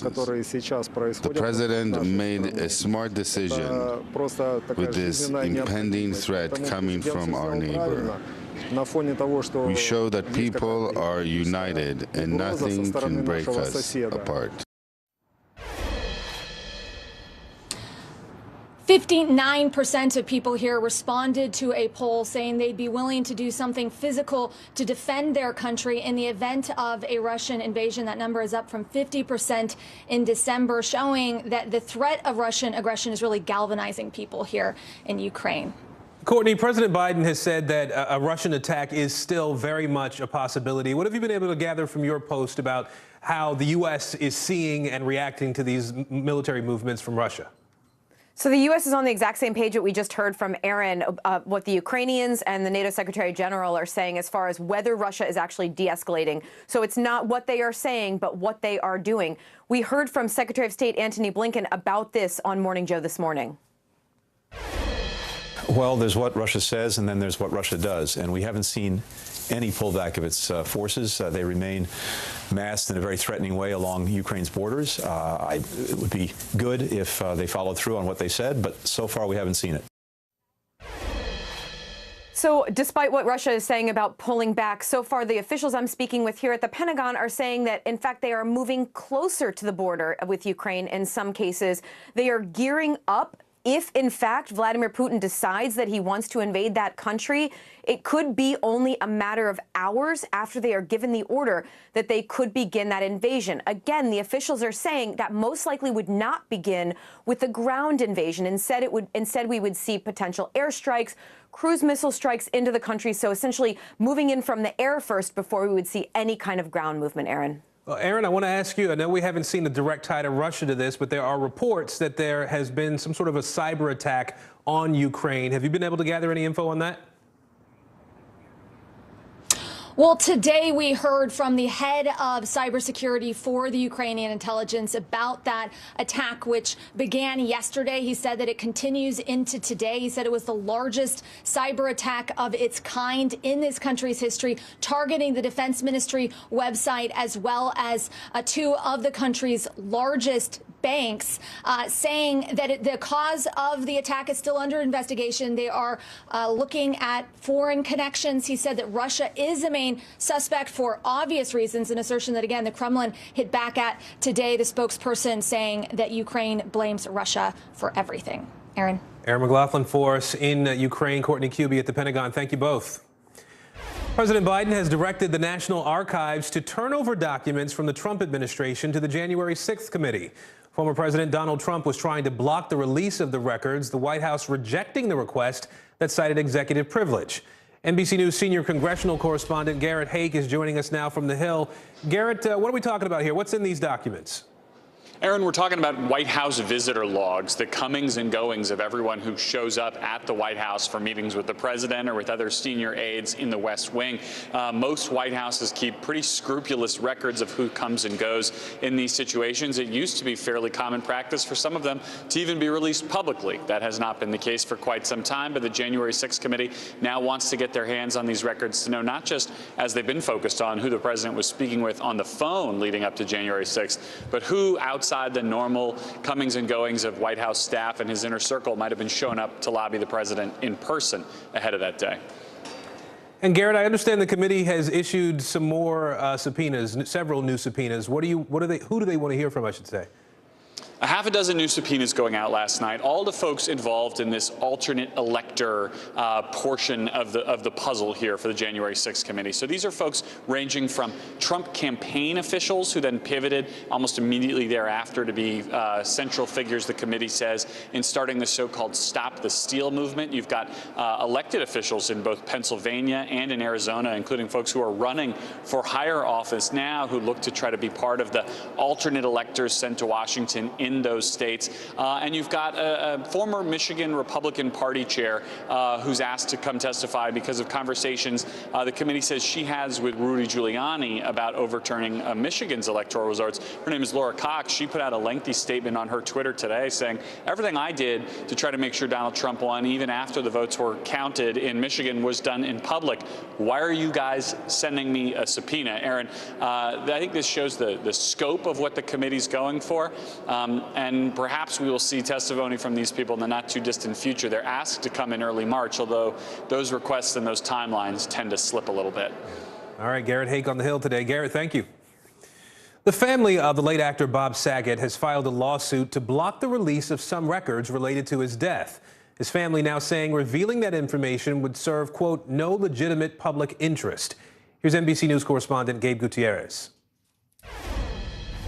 Bob Saget's family did release some information about his death last week. Now his wife and 3 daughters are fighting to keep specific records private. It's been just over a month since the death of America's beloved TV dad at 65 years old. Okay, I have everyone's sandwich just the way they want them. And this morning, Bob Saget's family is pushing to keep materials related to his death private. Saget's widow, Kelly Rizzo, and his daughters filing a lawsuit against officials in Florida Tuesday, seeking to block the release of records from the investigation. The suit refers to records including photographs, video recordings, audio recordings, and statutorily protected autopsy information. Citing privacy concerns, the family does not want those records released because they, quote, graphically depict Saget. Authorities discovered Saget unresponsive in an Orlando area hotel room in January. Last week, his family revealed his cause of death is accidental head trauma. In an autopsy, the Florida medical examiner confirmed that, adding the 65-year-old likely fell backwards, suffering injuries to the back of his head, causing bleeding in different parts of the brain and multiple fractures on his head and around his eyes. This is not a simple head injury. This is not bumping your head on the cabinet when you walk by something in the kitchen. This is usually falling, often car accidents, and sometimes assaults to the head. Those are typically the reasons somebody has something like this. The autopsy finding no evidence of foul play or illicit drugs in Saget's system. The medical examiner also revealed that Saget tested positive for COVID-19. The beloved actor's sudden death caused an outpouring of tributes over the last month, including from cast members, family, and friends. Rizzo sharing her memories of her husband in an interview with Hoda. So he always was just so kind and loving to everybody. And he was just, he was just the best man I've ever known in my life. Court documents reveal that the new lawsuit says the family would suffer irreparable harm in the form of extreme mental pain, anguish, and emotional distress if the records related to Saget's death are released. Saget's daughter Lara sharing a poem on Instagram this week, saying in part, if people only knew how poisonous gossip is, how important privacy is to grief. It's just heartbreaking all around. Bob Saget was on a comedy tour when he passed away, and his daughter Lara says that his main goal in life was to make people laugh, and now it seems his family is trying to preserve that legacy. Back to you. Well, tens of millions of Americans now bracing for a massive winter storm. Hail pounded parts of Southern California on Tuesday. Lightning even forced the beaches in LA County to shut down. That storm system now making its way east, set to bring rain, snow, potentially even tornadoes. More than 30 million people are under winter weather and flood alerts from New Mexico to New England. Another 70 million on alert for high winds. Let's bring in NBC News meteorologist Bill Cairns now. Bill, what can we expect over the next couple of days here? I think a better question is, what can we not expect? I mean, we're going to get everything out of this one, Aaron. I mean, it's going to be ridiculous, from flooding to brush fires to high winds doing wind damage. I mean, we have it all with this storm. So the storm is now in its infancy. It's over the Rockies. It's going to be heading into the plains. This time tomorrow, though, we'll have a massive storm right near Wichita and Kansas City, providing a lot of significant issues. And we just showed you this map with the 70 million in the blue for the wind problems. The green is where we're having flood concerns, and the white shows you where we have snow issues. But it's even more than that, though, because we have severe weather to be dealt with, too. And anytime you have a chance of even isolated tornadoes, that can be life-threatening, especially if it happens at night like it will later on this evening. So this severe weather threat will be after you go to bed, from Dallas to Oklahoma City to Tulsa, and then heading towards Arkansas and Louisiana early tomorrow morning. And then during the day tomorrow, these storms will travel right through Alabama, Mississippi, Tennessee, and Kentucky, right up along the Ohio River. So a large swath of the South and the Southeast has a chance of severe weather over the next 2 days. Again, it's not going to be widespread, but anytime there's a chance of tornadoes, it could be problematic. The other issue, we still have snow on the ground in some areas, and we're going to get this heavy rain, temperatures near 60 degrees with windy conditions. So not only do we have the rain, but the snow melt too, plus we have ice on the rivers. All of that adds up to a significant flood threat. So 1 to 2 inches of rain through the Ohio Valley, but we'll probably melt the equivalent of that too. So it'll be like more of a 3 to 4 inch rainfall. And then as the rain exits, enough cold air comes in that we could deal with some freezing rain. Areas of blue could be up to 1/4 inch of freezing rain. Areas of dark blue could be up to 1/2 inch. So north of St. Louis, central Illinois, northern Indiana, northern Ohio, watch out. Potential at least for some power outages come tomorrow afternoon. And then the snow side of this storm, pretty decent snowfall. Wichita, Kansas City, north of St. Louis into Chicago, right around Detroit, northwards to Saginaw. That's the area that'll have enough to shovel and plow, and likely a snow day for the kids tomorrow. So a little bit of everything out there, Aaron, and finally a warm up in areas of the Northeast too after a very chilly last couple days. Wow, February is just showing off this year. Meteorologist Bill Cairns. That's right. Bill, thanks. Well, heartbreak for the U.S. men's hockey team while the women face a familiar rival. Coming up, what happened on the ice and where Team USA now ranks in the medal count. Stay with us. Nearly a dozen hours after the eye roared ashore. There is some late-breaking news.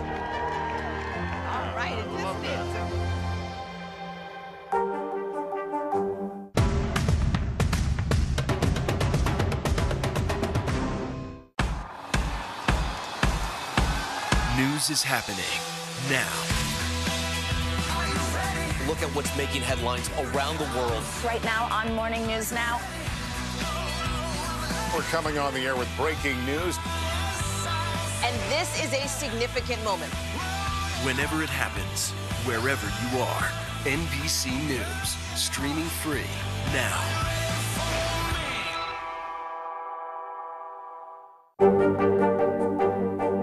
What are you doing for teachers who feel that they're being stretched too thin? Did you understand how prevalent hunger was in your own community?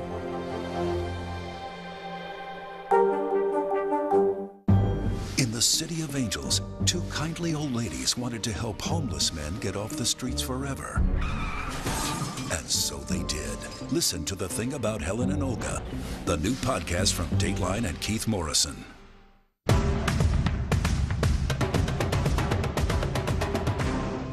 There's no better place for fun with friends.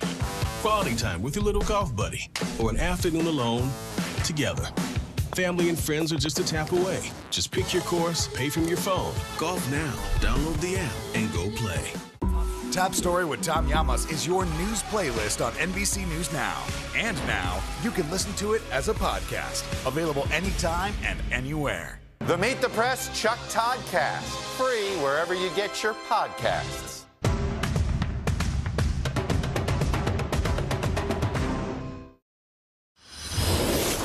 It is day 12 of the Winter Olympics in Beijing, and Team USA grabbing some new hardware on the slopes. Let's take a look at the medal count first here. Norway still atop the list there with 28 total medals, nearly half of them gold. The Russian Olympic Committee pulling in second place with 4 gold medals and 24 overall. And Germany knocking the U.S. down to fourth place as it takes third today with 20 medals, including 10 gold medals. NBC News correspondent Gadi Schwartz has been tracking all the Olympic action for us. He joins us again. So, Gadi, let's just sort of get some of the bad news out of the way first here. The men's hockey team for USA losing in the quarterfinals. It was a real nail-biter, though. What happened there? Yeah, it was a really, really good run, a very unlikely good run, right until the last 40-some seconds of regulation play. The U.S. was leading. The team of mostly college players, it was thrown together in the last minute, were on their way of dreaming about another possible miracle on the ice. They had battled through the brackets to first position without even an active NHL player on the roster. And then, Aaron, disaster. Slovakia sinking a tie maker. They go into a shootout, and in the end, it is a former NHLer playing for Slovakia, scoring a single point that puts a nail in the coffin for the very young U.S. team. So, yeah, back to the drawing board, I guess. It's a young team, like you said. You know, they'll get better. Yeah. They'll do better as time goes on. I want to talk about the women's hockey team also getting ready for a pretty big face-off tonight with a longtime rival, Canada, we're talking about here. What are you looking ahead to in that particular matchup? You say face-off, others are saying this is going to be a battle royale. And I can't think of another bigger rivalry at the Winter Olympics because, you know, women's hockey has only been in the games for 7 Olympics. 6 of them have finished with the U.S. and our next-door neighbors squaring off for gold. Last time in Pyeongchang, the U.S. was victorious, but that means that the Canadians are going to be extra hungry, having something to prove, and they have been on an incredible tear. They have blasted through everyone they've played, including Team USA in the qualifiers. But Aaron, it's all good because Hillary Knight, Kendall Coyne-Schofield, Maddie Rooney, and all the others, they do not mess around. They are paving the way right now for so many others that look up to them. And here's Maddie talking to Hoda this morning on Today. How many little girls must come up to you and say, I saw that. I saw you.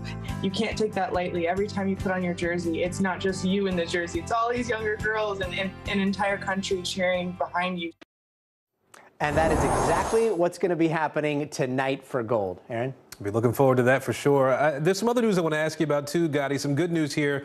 The men's slopestyle skiing event went differently for Team USA. Who did we see up on the podium?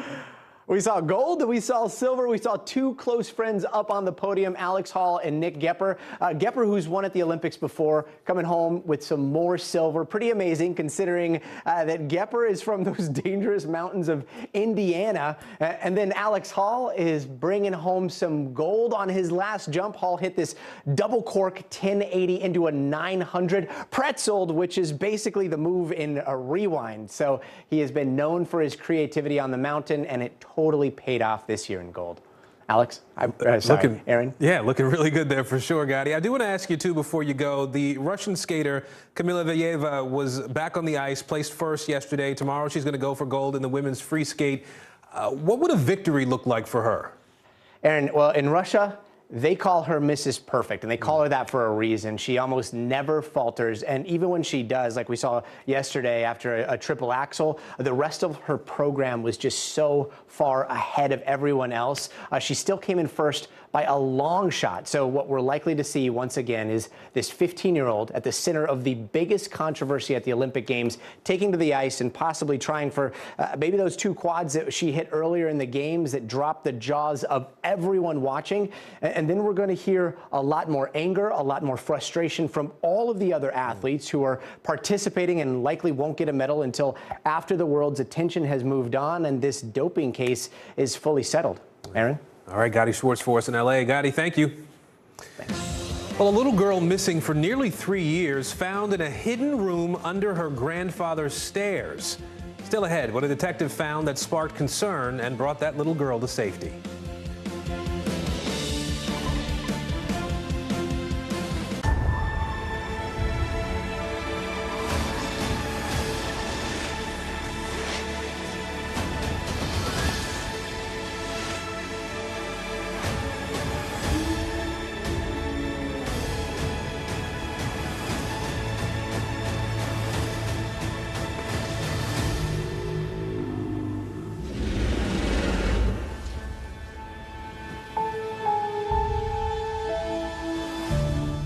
There's no better place for fun with friends. Quality time with your little golf buddy or an afternoon alone together. Family and friends are just a tap away. Just pick your course, pay from your phone. Golf now. Download the app and go play. News is more than a headline. It informs, it inspires, and it still matters. To cover it, you have to be in it. And that's what we're gonna do. Every night, we take you to the front lines of the story, where it's actually happening, with NBC News journalists on the ground from all over the world. We cover what you need to know and bring your newsfeed to life. In primetime and streaming live, it's your news playlist every night. Top Story with Tom Llamas, weeknights at 7 on NBC News Now. You think it's been healthy for the Democratic Party to highlight the division in the party? What does an exit ramp for Putin look like that allows him to save face? How much of this is on the CDC and how much of this is on Washington? If it's Sunday, it's Meet the Press.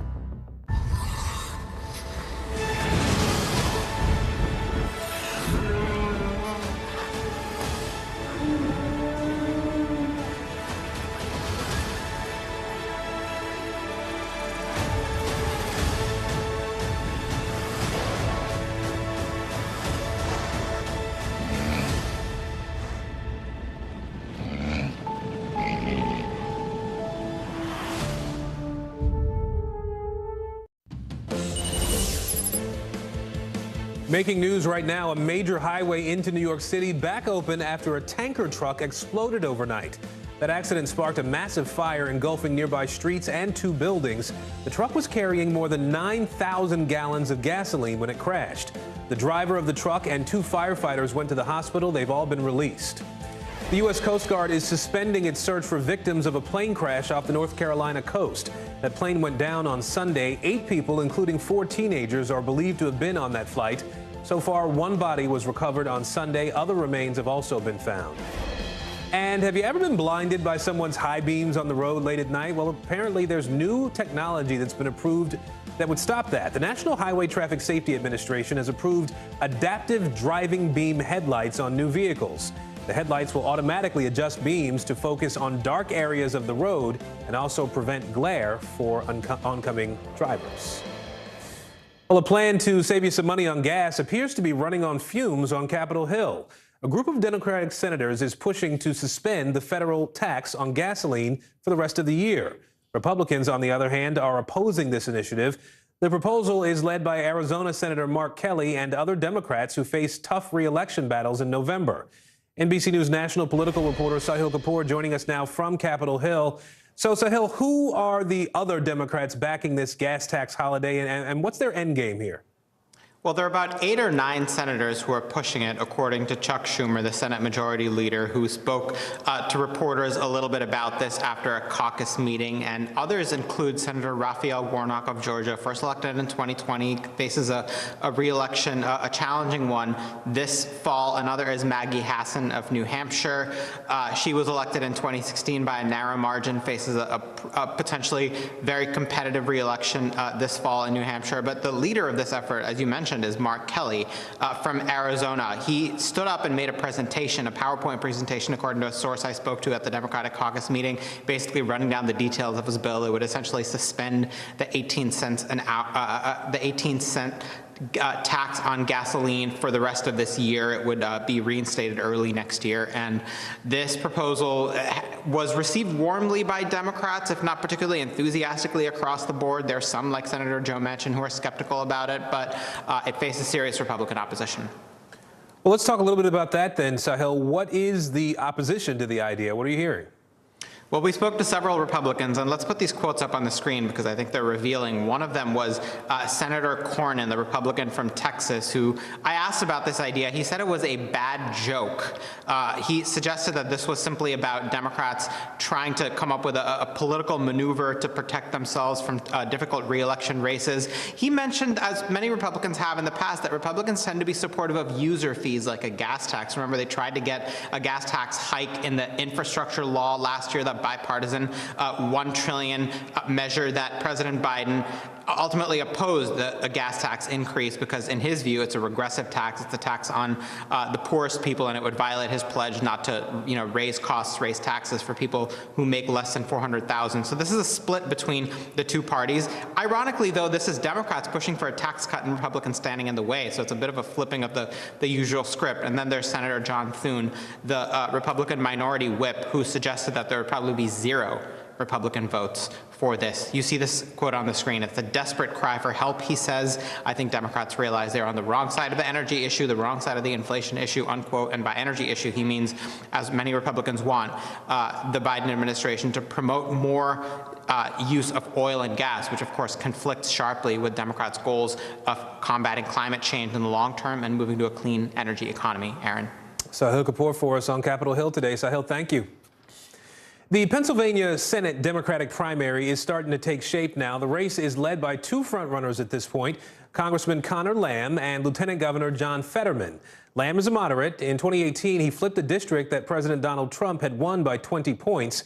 Despite being the expected favorite here, Lamb is trailing his progressive opponent. And as of right now, the Democratic establishment is not stepping in to help him. NBC News Deputy Political Editor Ben Camisar is joining us now to walk us through this. So, Ben, what exactly is going on in Pennsylvania right now? Yeah, well, what's going on is you have this interesting and crowded primary in this key state in the midterm cycle. The Senate being at a 50-50 margin. Any state is important, but especially an open seat where Democrats are hoping that they could win the seat that's currently held by Republican Patrick Toomey, who's retiring. That gives them, a +1 in the net as they're trying to keep hold of the Senate. So you mentioned Lieutenant Governor Fetterman, excuse me. He's the progressive, he's the front runner right now. He's been raising big money. A lot of folks thought that Conor Lamb's entrance would sort of shake this race up and direct a lot of establishment support to Conor Lamb. Like you said, he has experience running in a tough nationalized race in Republican territory, which he did, and he won a couple cycles ago. But you really haven't seen that rush from establishment Democrats to his defense. There's been much more of this wait and see mentality in a primary that also includes State Representative Malcolm Kenyatta. So, Ben, if we sort of take a step back here for a second, then, does this say anything about the power dynamic in the Democratic Party overall at this point? Yeah, I mean, it's an interesting question. I think it's one that we're going to need to wait and see on. But I think one thing that's becoming clear, from 2016 moving forward, the Democratic establishment used to have no qualms about wading into primaries, saying, this is the person that we believe is going to be the best general election candidate, and then coming in and helping that person win the primary. The establishment appears to be much more reticent now of doing that, putting their thumb on the scales, because they're concerned that progressive voters may see that and repel and be less likely to show up for whoever wins in November. All right, we'll see how it all shakes out. Ben Camisar with us today. Ben, thank you. A little girl who went missing more than 2 years ago has been found alive. Police found 6-year-old Paisley Schultes hidden underneath a staircase in a home outside Albany. NBC News correspondent Jesse Kirsch joins us now from Saugerties, New York, where he's been following this story. Jesse, bring us up to speed. Aaron, police say that Paisley Schultes had been missing since summer 2019, sparking a years-long search. Police had apparently come to this home repeatedly over time, suspecting she might be here, but they never found the little girl. That is until Monday, when police say a detective spotted tiny feet inside this home. 6-year-old Paisley Schultes is out of harm's way. Police announcing they found the missing girl hidden under this staircase in an upstate New York home. I had no idea. No clue. I've never seen a child out there. Paisley was last seen back in 2019 near New York's Finger Lakes, at the time just 4 years old. Police believed she was kidnapped by her biological parents soon after they lost custody of her. Then Monday, police say a new tip was good enough for a warrant to search her grandfather's Saugerties home. Police say they'd previously been welcomed inside the house with limited access. But this time, armed with that warrant and able to see more of the home, a detective noticed something strange about the staircase leading to the basement. It was just the way the steps felt when he walked on them. It was something, and what he saw, it didn't seem right to him. Then when he used a flashlight to look between the cracks of the stairboards, he saw what he believed was a blanket. Police say that's when detectives removed several wooden steps, discovering the 6-year-old girl and one of her alleged captors, Paisley's own mother, 33-year-old Kimberly Cooper. The two allegedly hiding in this small, dirty makeshift room. Our belief is that each and every time that law enforcement and the authorities went to the residence looking for the child, that the child was put into that location, probably with Kimberly, to hide so that they would not be found. Police say the child has been reunited with her legal guardian and her older sister, adding that her mother, father, and grandfather have now all been charged in connection with the abduction. Just an unbelievable story here, Jesse. Do we know how Paisley is doing today, and what happens with her parents and her grandfather? Yeah, Aaron, yesterday when I talked with the police chief here in Saugerties, thankfully he said that Paisley is okay. She is in good health, so that is good to hear. The police chief also stressing that there weren't signs of abuse or assault and that she appeared to have been well fed while she was missing. So that is, of course, very good news to hear. We're also told from police that the father, mother, and grandfather have all been told by a court order to stay away from the 6-year-old. We have reached out to all three, but have not heard back. They are expected back in court later today. Aaron? All right, Jesse Kirsch for us in upstate New York. Jesse, thank you. Well, the spike in violent crime in major cities is causing alarm all across the country. In New York City, the stabbing death of a woman inside her apartment is sparking renewed scrutiny over controversial bail laws. NBC News national correspondent Gabe Gutierrez is taking a closer look at that for us. Hi, Gabe. Hi, Aaron. This is the latest incident to rock New York City, and it turns out police say the suspect had been arrested multiple times since last year and was out on supervised release. With a makeshift memorial growing larger in New York City's Chinatown tonight, outrage over Christina Unilee's death is mounting. It could have been any one of us.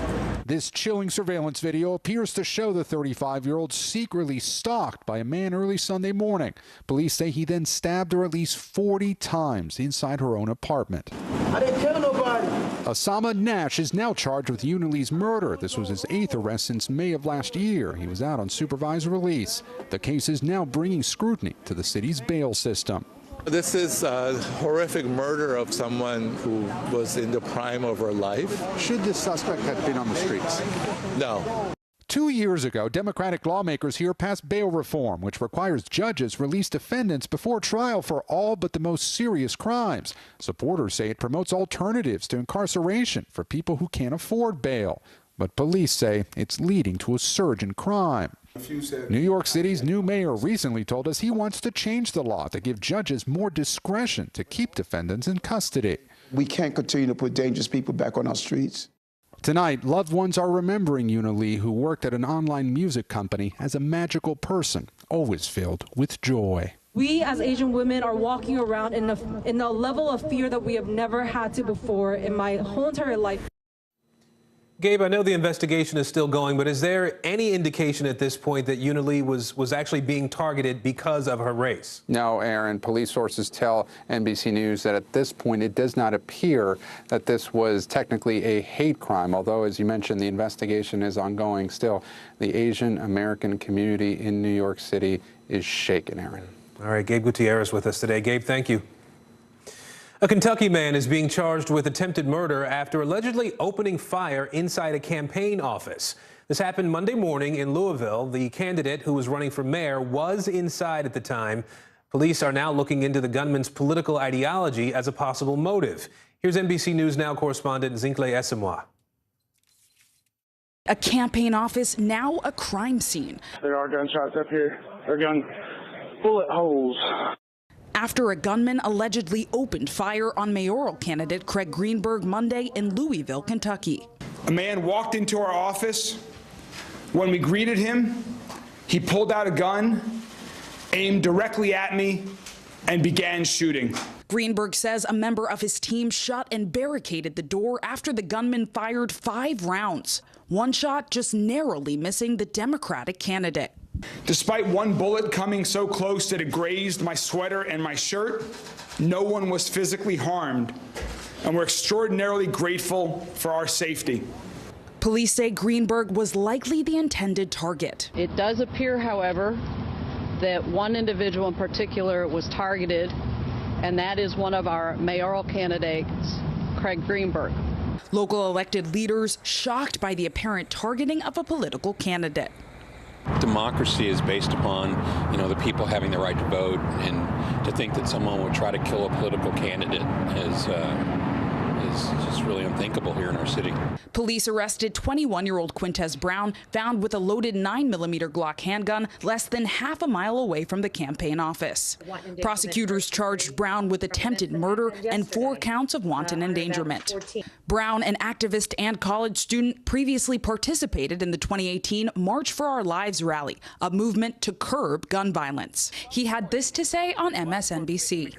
I love how the emphasis is, it's like this isn't a school safety issue, this is a school safety issue, this is a gun violence issue, because gun violence does not affect schools, but communities, churches, clubs, everywhere. So at school, and it's very hard to feel safe now because it's like a war zone. Brown appeared in court earlier Tuesday and pleaded not guilty. He currently is being held on a $100,000 bond. During the hearing, his lawyer asked the court to take into account Brown's mental state. I believe that there's serious mental issues at play here, and I'm going to have him evaluated immediately. Candidate Greenberg, who campaigned on a platform to, quote, stop the violence before this incident, now says there's more work to be done.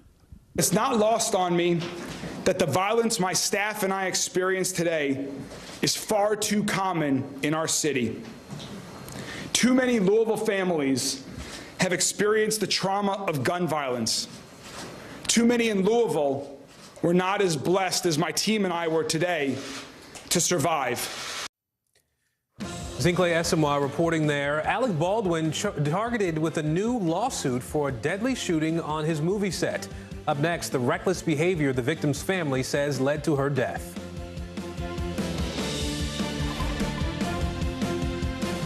The Meet the Press Chuck Toddcast, free wherever you get your podcasts.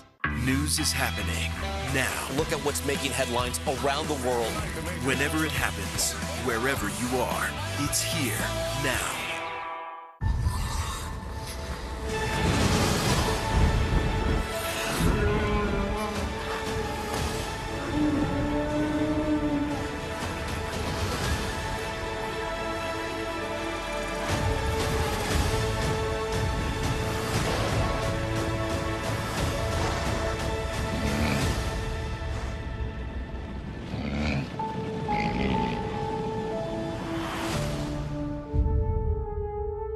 Hey everybody, it's Hoda Kotb from The Today Show. I am so excited to tell you about my new podcast, Making Space with Hoda Kotb. I sit down with some incredible people and we'll hear some uplifting stories. Listen to Making Space now on Apple Podcasts.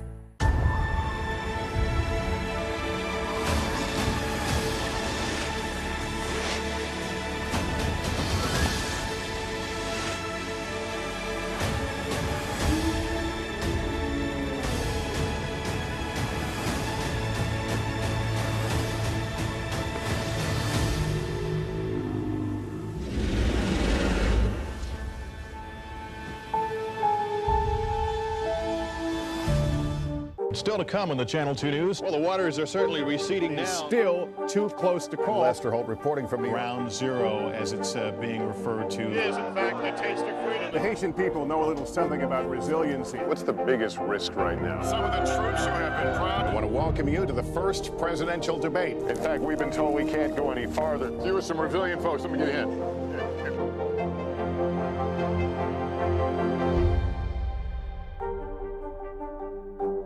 Hey everybody, it's Hoda Kotb from The Today Show. I am so excited to tell you about my new podcast, Making Space with Hoda Kotb. I sit down with some incredible people and we'll hear some uplifting stories. Listen to Making Space now on Apple Podcasts. Actor Alec Baldwin facing a new lawsuit today over his role in that fatal movie set shooting. Attorneys representing the family of cinematographer Halyna Hutchins now claiming reckless behavior led to her wrongful death.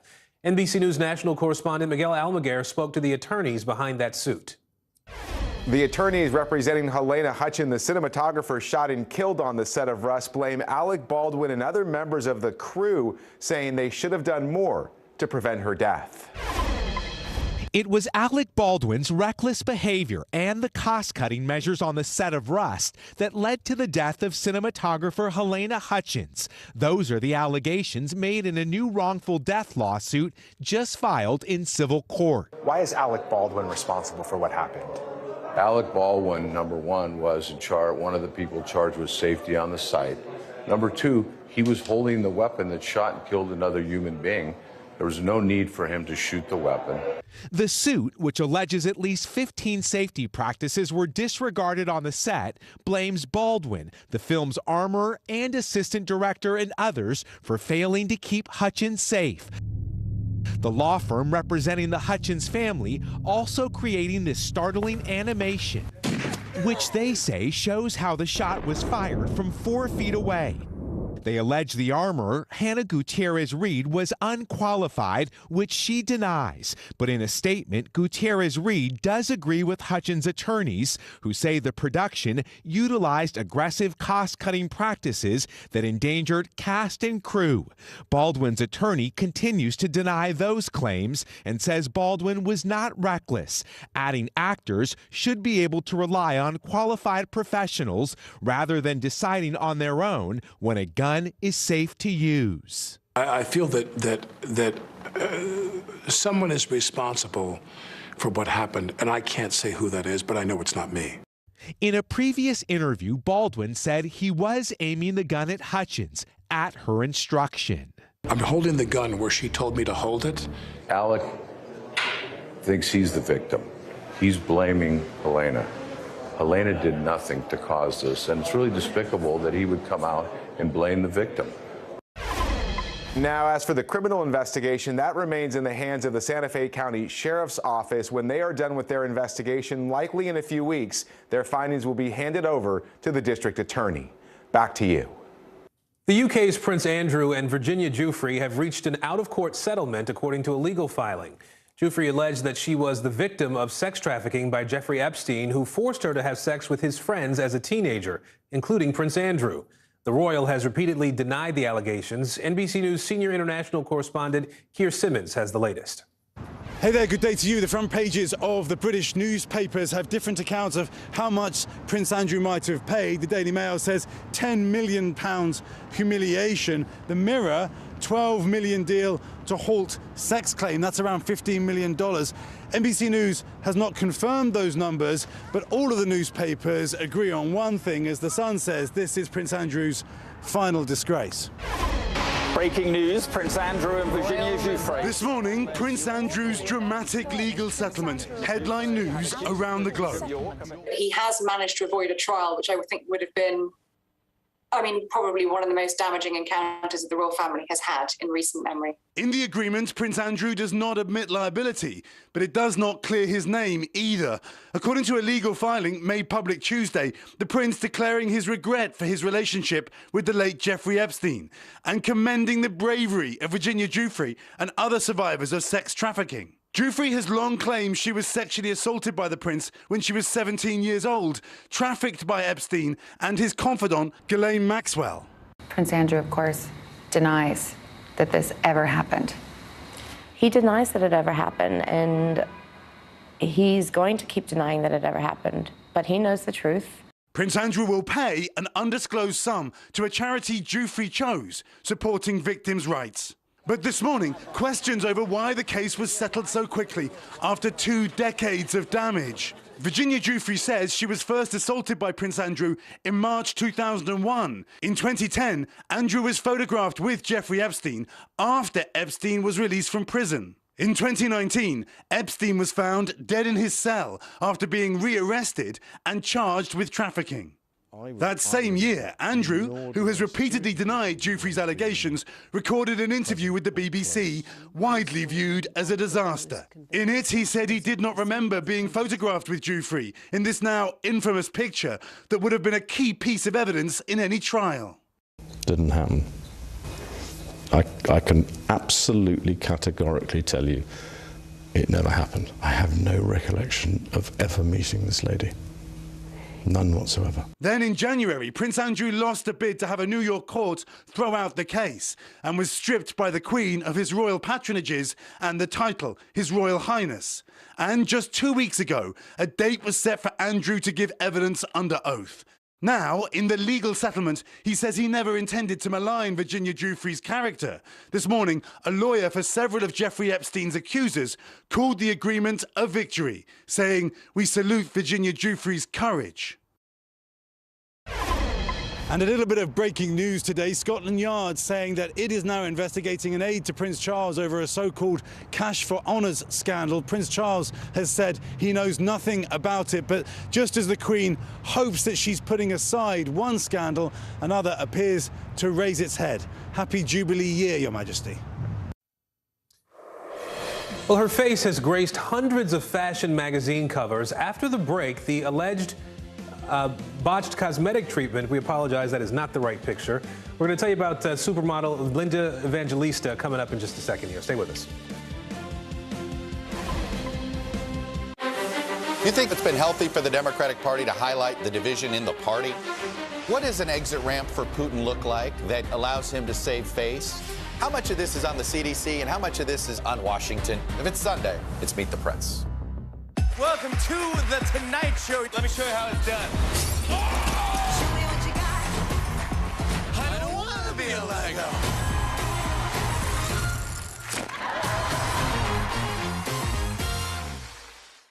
News is more than a headline. It informs, it inspires, and it still matters.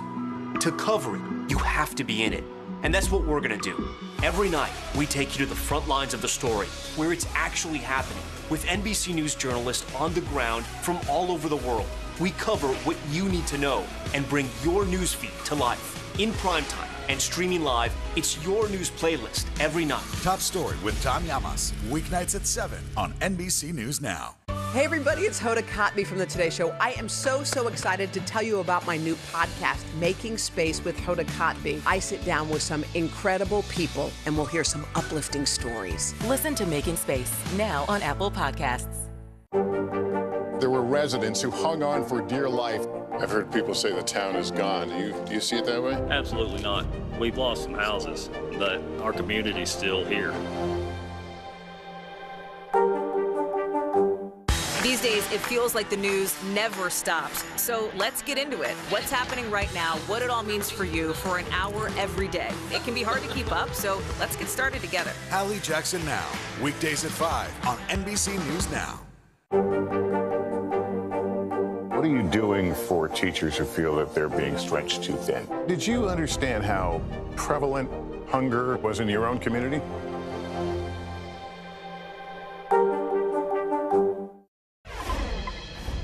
Linda Evangelista is one of the most recognizable supermodels of all time, and she is now speaking out after years in hiding.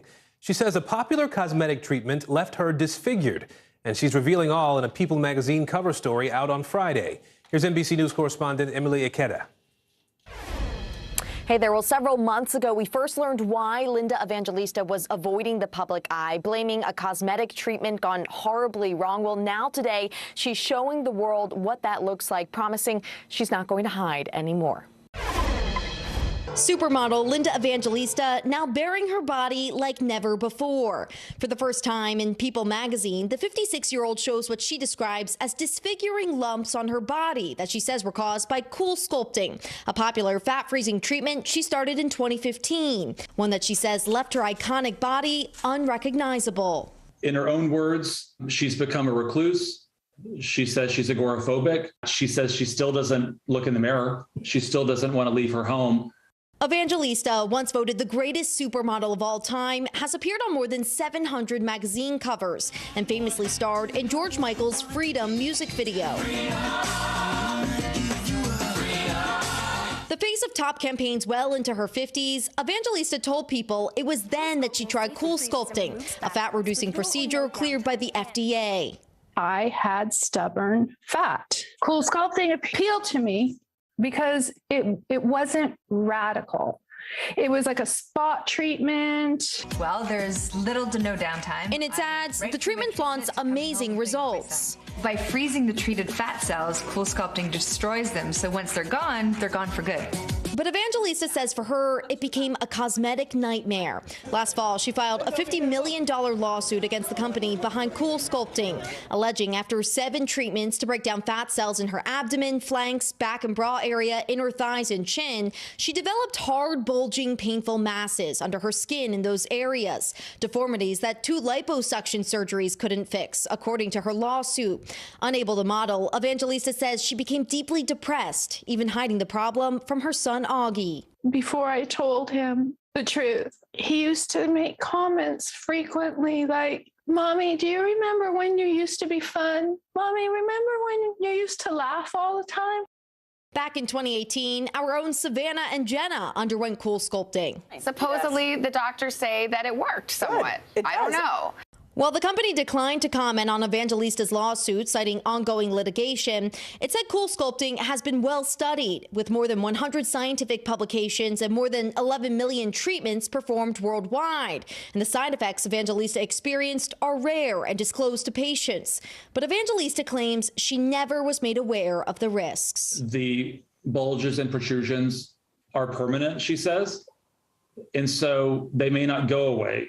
And so right now, all she knows is that she doesn't want to hide anymore, and she wants to start talking about it, perhaps help others who could be in the same position. The big question, will Linda Evangelista ever model again? Well, she told People magazine she finds it hard to imagine any designer would want to fit her in her condition, and she fears that her career could be over. That's why she says that she is speaking out and sharing her story to try to prevent this from happening to anyone else. We should also note you can hear her full interview on the magazine's podcast, People, every day. Back to you. On NBC News Now, warning to Putin. President Biden saying a crisis is avoidable if Russia pulls back from the Ukraine border. The new diplomatic talks underway right now, and what steps could be coming next. Time to unmask. The CDC set to announce new guidance on face coverings as soon as next week. What changes could be in store as COVID cases drop nationwide? Trump typo. The link on this flyer was supposed to send drivers to a website to deal with traffic tickets. Instead, it sent them to an online store for Trump swag. How'd that happen? And here's a puzzling question. Has Wordle gotten more difficult since it was bought by the New York Times? We'll take a look inside the boxes.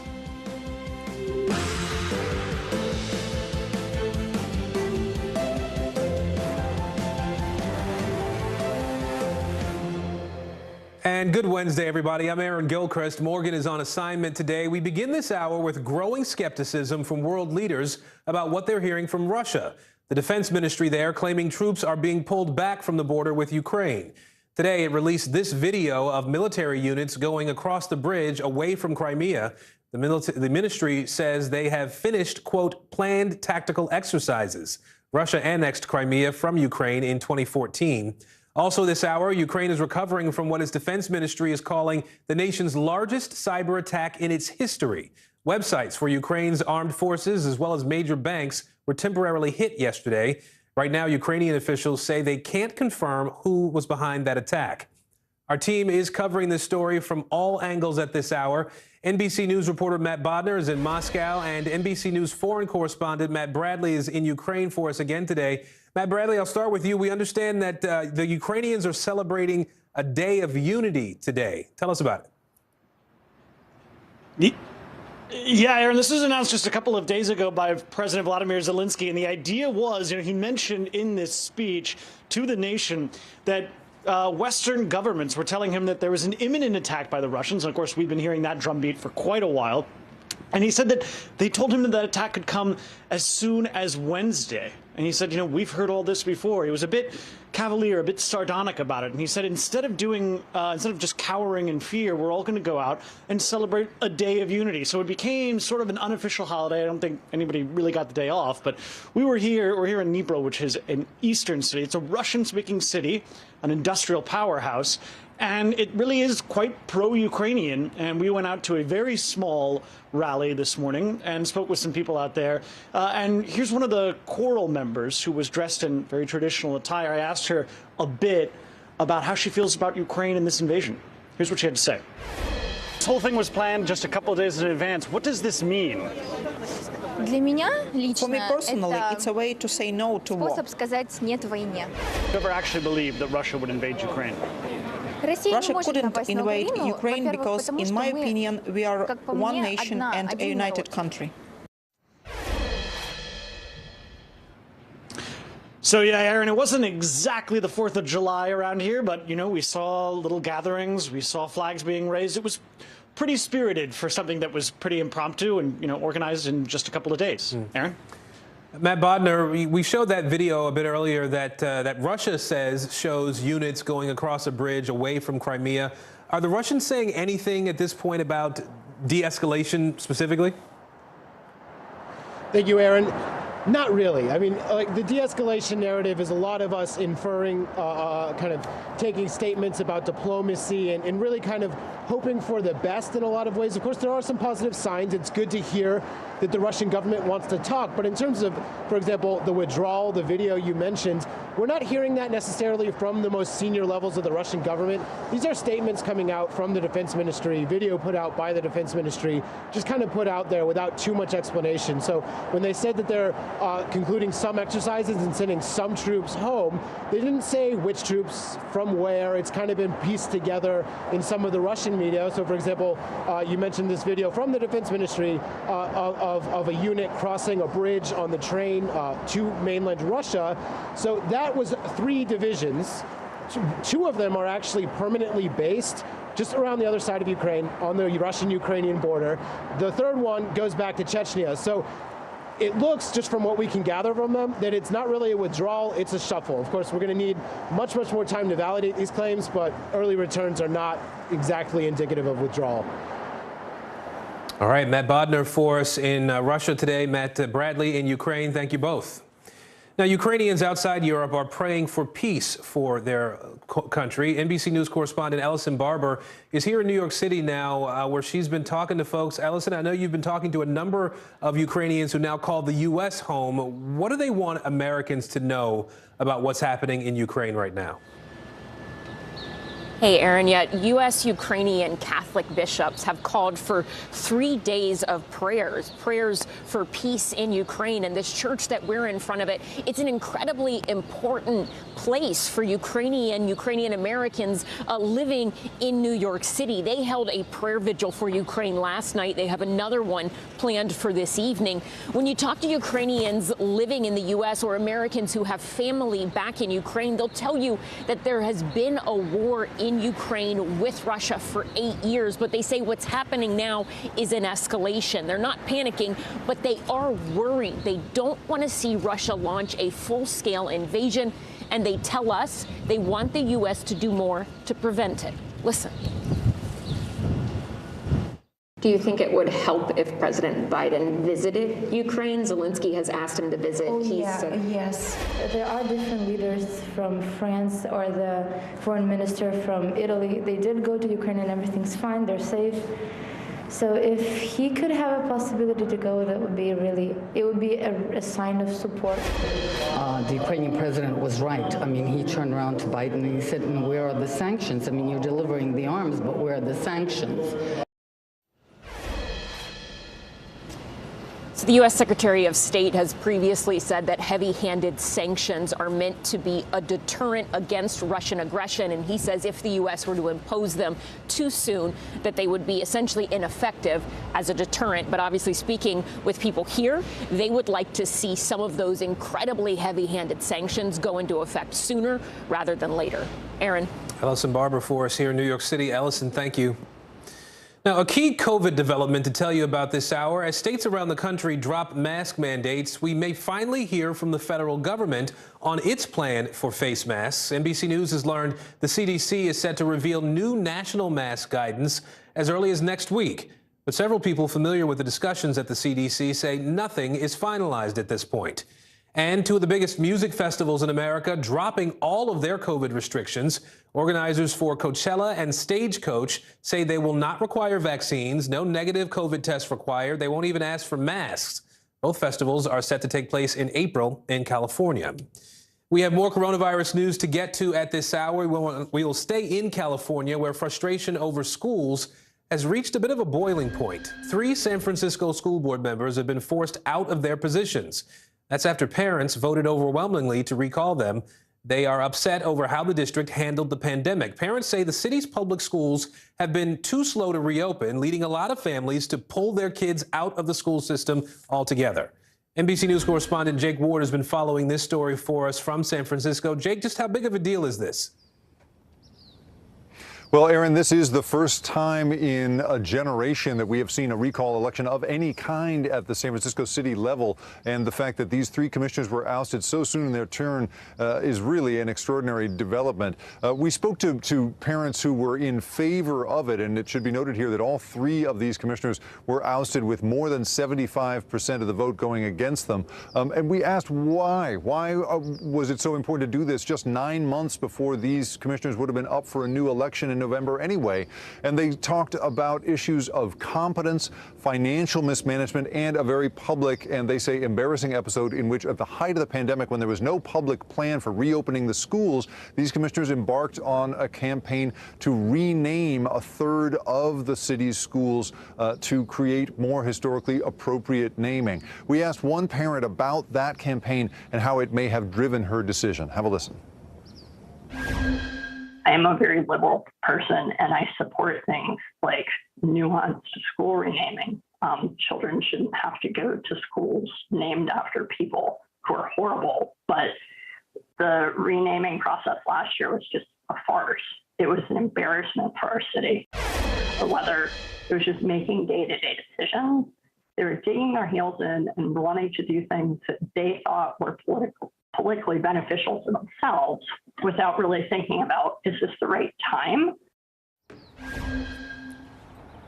Just a general frustration here on the part of parents. And again, more than 75% of voters here voting to pull these 3 commissioners out. Which leaves another 25%-ish that were on the other side of this issue. Jake, what about that percent of people? What are they saying about all this? Well, they say that these 3 commissioners, all commissioners of color, were perhaps trying a little too hard, they say, to create equity in this city. This high school behind me is Lowell High School. It's the most prestigious high school in the district. And these commissioners embarked on a plan voted 6-1 to change the admissions procedure here from a merit-based admissions procedure to a lottery-based admissions procedure to try to better diversify the student body. They say perhaps that's part of why the recall effort went forward. Here's how one parent described it.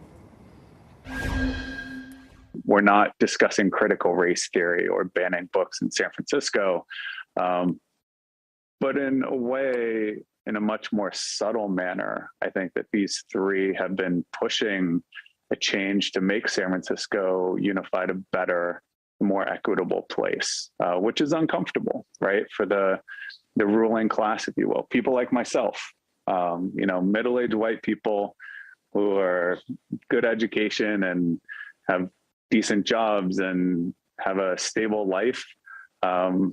Status quo is great. And when the status quo is being rocked, it is very uncomfortable. Now, some very complicated local political issues here seeming to come together with, of course, a broad national frustration on the part of parents about getting their kids back into school and getting past this pandemic, Aaron. Jake Ward in San Francisco for us today. Jake, thank you. We are learning disturbing new details about conditions inside a New Jersey nursing home during the height of the pandemic. NBC News correspondent Emily Ikeda has been following this story. She joins us now. Hi, Emily. Hey there, Aaron. So I'll point out for many families, their frustration just really being compounded by the fact that this isn't the first time this facility has gotten in trouble. Earlier in the pandemic, the facility's owners were fined more than $220,000 for not being in substantial compliance with federal regulations. The New Jersey nursing home where 17 bodies were found stacked in a tiny morgue in more hot water. The state's Department of Health has halted new admissions at recently renamed Woodland Behavioral Health. State officials writing the facility failed to appropriately prevent abuse and neglect, describing in a 17-page report how staff members allegedly failed to perform CPR or call 911 for 2 unresponsive patients, nor did they provide life-saving medicine to some residents with COVID as directed by a doctor.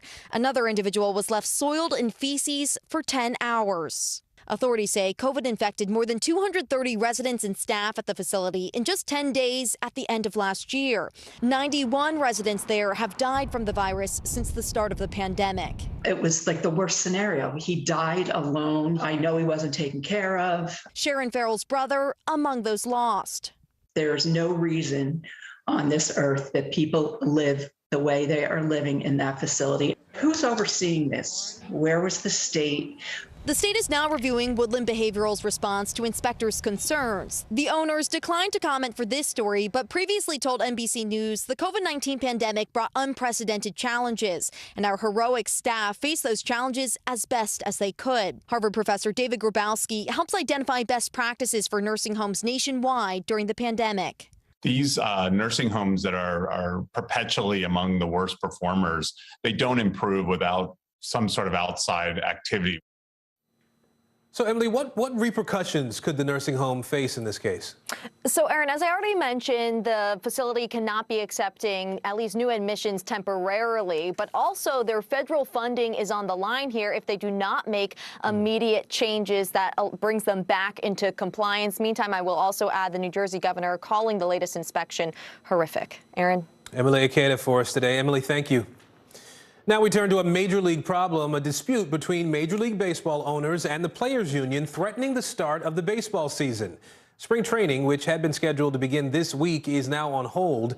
NBC News senior national correspondent Kerry Sanders is in Jupiter, Florida for us today. Kerry, what's going on? Well, good morning. Look, if all things were normal in baseball, pitchers and catchers would be reporting today at this stadium, at all the preseason stadiums, for spring training. But take a look right now. Look from the drone. As we look down, you can see no pitchers, no catchers, as we would expect to see here today, and no fans. Why? Well, as you look at the emptiness, consider that the players are locked out because of an ongoing contract dispute. Not only delaying the start of spring training, it's making the early preseason games that should begin in 2 weeks highly doubtful.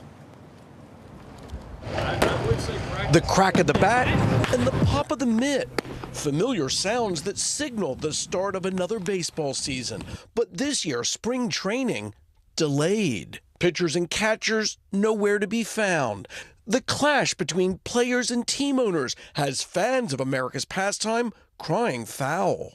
It's devastating. This is such a big baseball community. The dispute resulting in a lockout, now in its 3rd month. It's a major league setback, not just for baseball, but for communities across Florida and Arizona that depend on the financial injection from the teams and their diehard fans.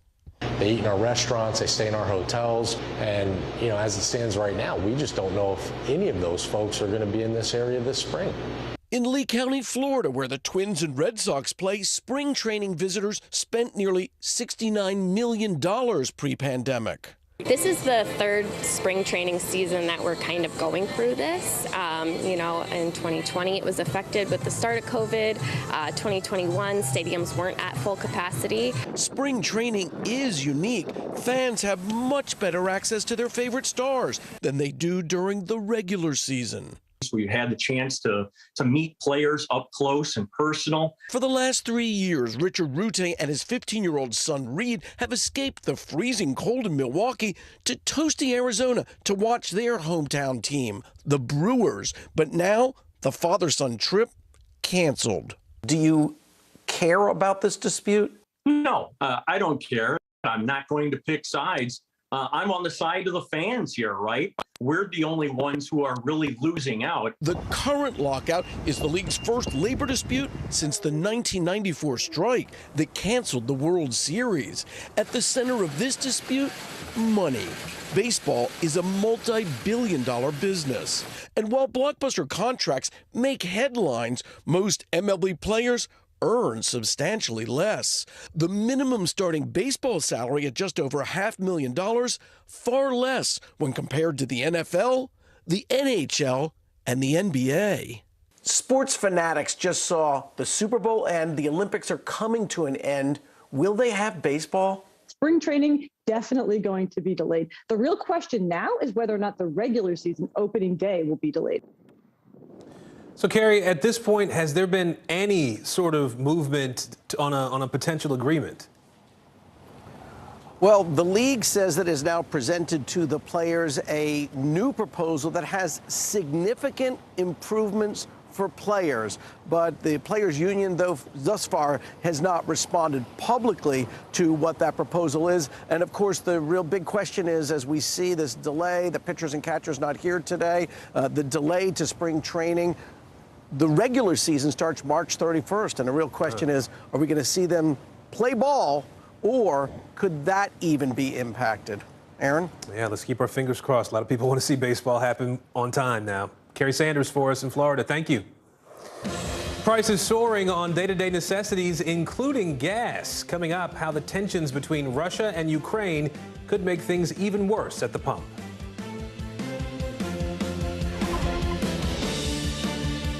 What happened here is a story of loss and salvation. There were residents who hung on for dear life. This is where you took shelter, in this closet. I took shelter right in this closet right here. Rioters banged down one of the doors. Have you found a way to reconcile it a year later? It really hurt to see this place that I love so much treated with such disrespect. Was it an act of cleaning or an act of healing?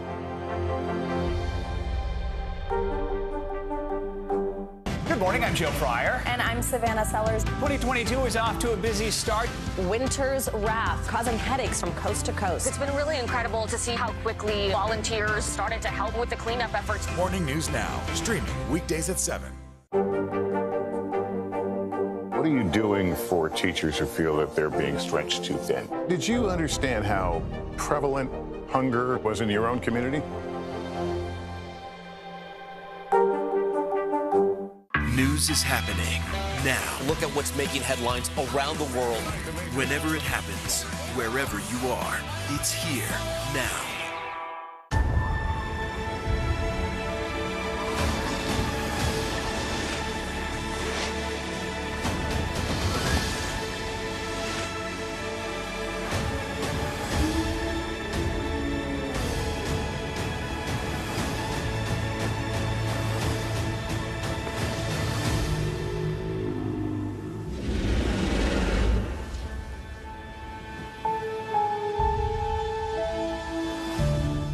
To cover the news, you have to be in it. We'll take you to the front lines of the story, bringing your news feed to life. Streaming live every night. It's your news playlist. Top Story with Tom Llamas, weeknights at 7 on NBC News Now. The Meet the Press Chuck Toddcast, free wherever you get your podcasts. On the money this hour, markets dipping today as investors assess the ongoing situation between Russia and Ukraine. CNBC senior markets correspondent Dom Chu joins us with that story and more. Dom, the Commerce Department shows that retail sales surged almost 4% last month. So where exactly are we seeing some of the biggest gains? So, Aaron, to your point, much stronger than expected retail sales report overall. If you take a look at that number, it was very much driven by this notion that we have online shopping. Those are those non-store retailers, the ones that are only online.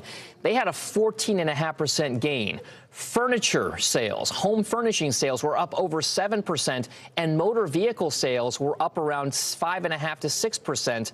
The notable exception here, and there were some parts that were weaker, but it was bars and restaurants that were down nearly 1% on this particular report. Now, you look at the timing. It was January, just as we started to see the peak around the Omicron surge for COVID and everything else that reduced foot traffic to many bars and restaurants. That was a big deal. But, Aaron, there is a subtle nuance that is very important in this retail sales narrative. Yes, it was very much better than expected, but these numbers for retail sales are not inflation adjusted. So if you're paying higher prices for the same beer or gasoline or online purchase, that will be reflected in a positive number. So a lot of folks are taking this number with a grain of salt because they're saying, you know what, retail sales are driven by the fact that things just cost more these days. At the same time, Dom, we're looking at the situation that's happening between Russia and Ukraine right now. That's impacting the markets, too.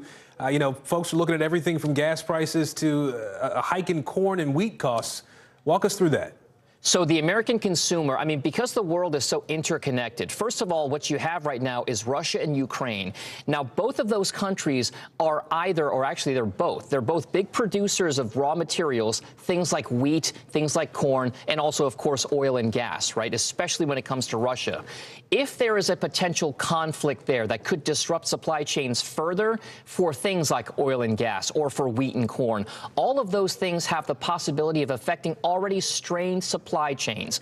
If things were already costing a lot more before, they could cost even more if fuel costs start to rise, transportation costs start to rise, raw materials for food and grain start to rise. So even if you're an American consumer right now, Aaron, there may be ripple effects if a conflict becomes more pronounced over there. That's the reason why a lot of people care about what's happening in Ukraine right now. I want to ask you, too, about Facebook while you're here. It's been a tough few years, we know, for that social media space. The company now is trying to pull together a new strategy to boost morale among employees there. What's it up to? Well, they changed their name, right? First of all, to Meta Platforms, which is now the parent company of Facebook. But more than anything else, Mark Zuckerberg at a meeting among its staff basically is now going to rename all of the colleagues, the people who work at Meta Platforms, Meta Mates. You think Amazonians for Amazon employees, Googlers for Google, Yahoos over at Yahoo. This is going to be part of this whole rebranding effort to refocus the company's identity and its values more on that metaverse, that kind of online virtual / augmented reality future that Mark Zuckerberg sees, but also because it is very much about trying to position itself for the future. Who knows whether or not the employees will latch onto it, but for right now, this is going to be an effort in trying to reset again the company's values, and this is a big step that Mark Zuckerberg is trying to take, Aaron. It's an interesting tactic. We'll see how it all plays out. Dom Chu for us at CNBC. Thank you. Sure. Well, some wordsmiths are claiming their daily Wordle puzzles are getting a little more difficult. And they say the New York Times is to blame for that. It recently bought the popular online word game. CNBC reporter Yasmin Khorram joins us now with the latest on that. Yasmin, so fill us in on what's happening here. What exactly are these players saying, and how's the New York Times responding? Well, Aaron, is Wordle getting harder? Since its acquisition by the New York Times, some players are spelling out more 4-letter words than 5. The truth is, it's not getting harder. In fact, it's scripted. Every single word in the original code has been pre-selected for the next 5 years, all the way up until October 2027. The list has been edited slightly by the Times, removing offensive and insensitive words. In a statement, the Times spokesperson insists that nothing has changed about the gameplay outside of that. However, the transition from viral internet sensation to legacy media offering hasn't been without speed bumps. Recently, some users reported losing their game stats, including their winning streaks and average guesses, although that was resolved. Aaron, my stats are not much to write home about, but I did do today's puzzle. I got it in 2 guesses, and I have to tell you, I didn't look ahead. You know, I'll admit, I have never played this. I guess you play it as a game, right? I've never done it, so I don't know how it all works necessarily. I try to avoid the fads for a little while anyway. Yasmin, I do want to ask you though, you know, with some saying that the puzzles have gotten more challenging, has the game's interest worn off, or people saying, forget it, I'm not going to do it if it's getting harder? Right. Despite these speed bumps, the interest hasn't worn off. The New York Times reported an 11% bump in web traffic just last week. That was by far the biggest weekly gain for any major media outlet. And remember, Aaron, it's only been a few months. Wordle launched in October with only 90 users and reached millions by the time the New York Times acquired the game 2 weeks ago. Although people are airing their grievances all over social media, not many have really turned against it. The beauty of Wordle, Aaron, is that you only get one a day, so really it leaves people wanting more. All right, makes sense, and clearly it's working. Yeah, Yasmin Quorum for us from CNBC. Thank you. So we've all had a typo or two before, right? Well, there's one typo on a parking ticket that's sending drivers to a website they never expected. Still ahead, the connection to former President Donald Trump and how police are responding.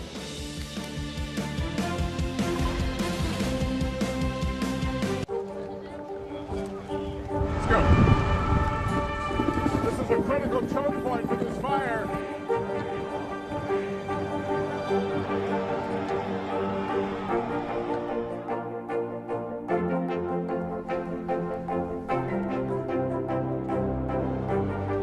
Unnecessary, unjustifiable, illegal.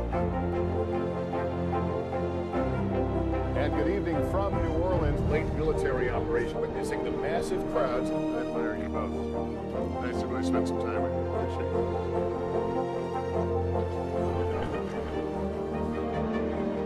At any moment now.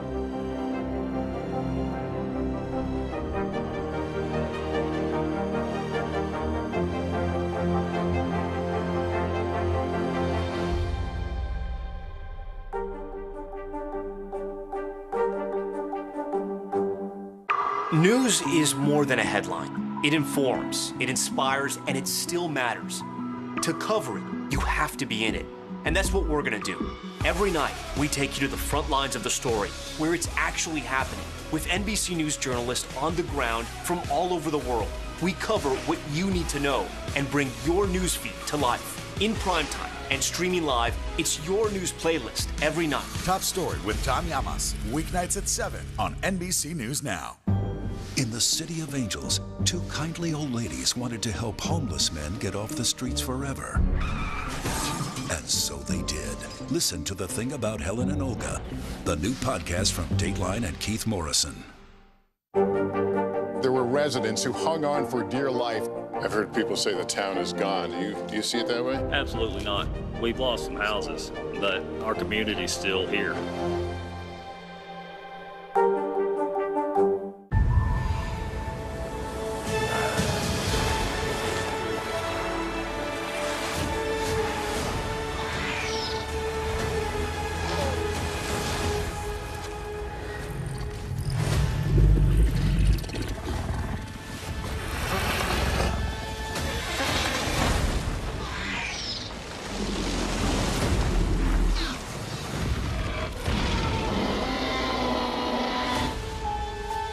Still to come on the Channel 2 News. Well, the waters are certainly receding now. Still too close to call. Lester Holt reporting from Ground Zero, as it's being referred to. It is, in fact, a taste of freedom. The Haitian people know a little something about resiliency. What's the biggest risk right now? Some of the troops who have been proud. I want to welcome you to the first presidential debate. In fact, we've been told we can't go any farther. You with some resilient folks, let me get a hint.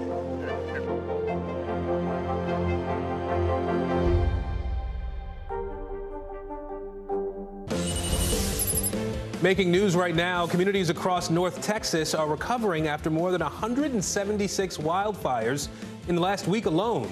The Texas A&M Forest Service says the fires have ravaged more than 8,400 acres, including homes and businesses. The agency is asking everyone to avoid any outdoor activity that could cause a spark while the warm and windy conditions continue. A 9-year-old girl is dead after a Houston man opened fire outside this bank while trying to stop his alleged attacker. She is the second 9-year-old girl to be killed by a stray bullet in the last week while riding in her parents' car. The shooter has been arrested and is expected to be charged with aggravated assault with a deadly weapon. And Florida Speed Week in full throttle, with more than 100,000 expected to attend Sunday's Daytona 500. NASCAR says the event is totally sold out. Local hotels, restaurants, other businesses are all racing to hire as many new and seasonal workers as possible ahead of the big event. The biggest crowds are expected Thursday through Monday. The January 6th Select Committee is preparing to take its case to live TV. The committee is scheduling public hearings to reveal its findings about what happened before, during, and after the events at the Capitol last year. NBC News national security correspondent Ken Delaney is joining us now. So, Ken, do we have any specifics yet about the committee's plans? Aaron, our NBC News colleague Peter Nicholas wrote a wonderful story about this for NBCnews.com that everyone should read. And he learned that the committee is trying to plan a series of hearings that they hope will be so riveting that the public just can't ignore them.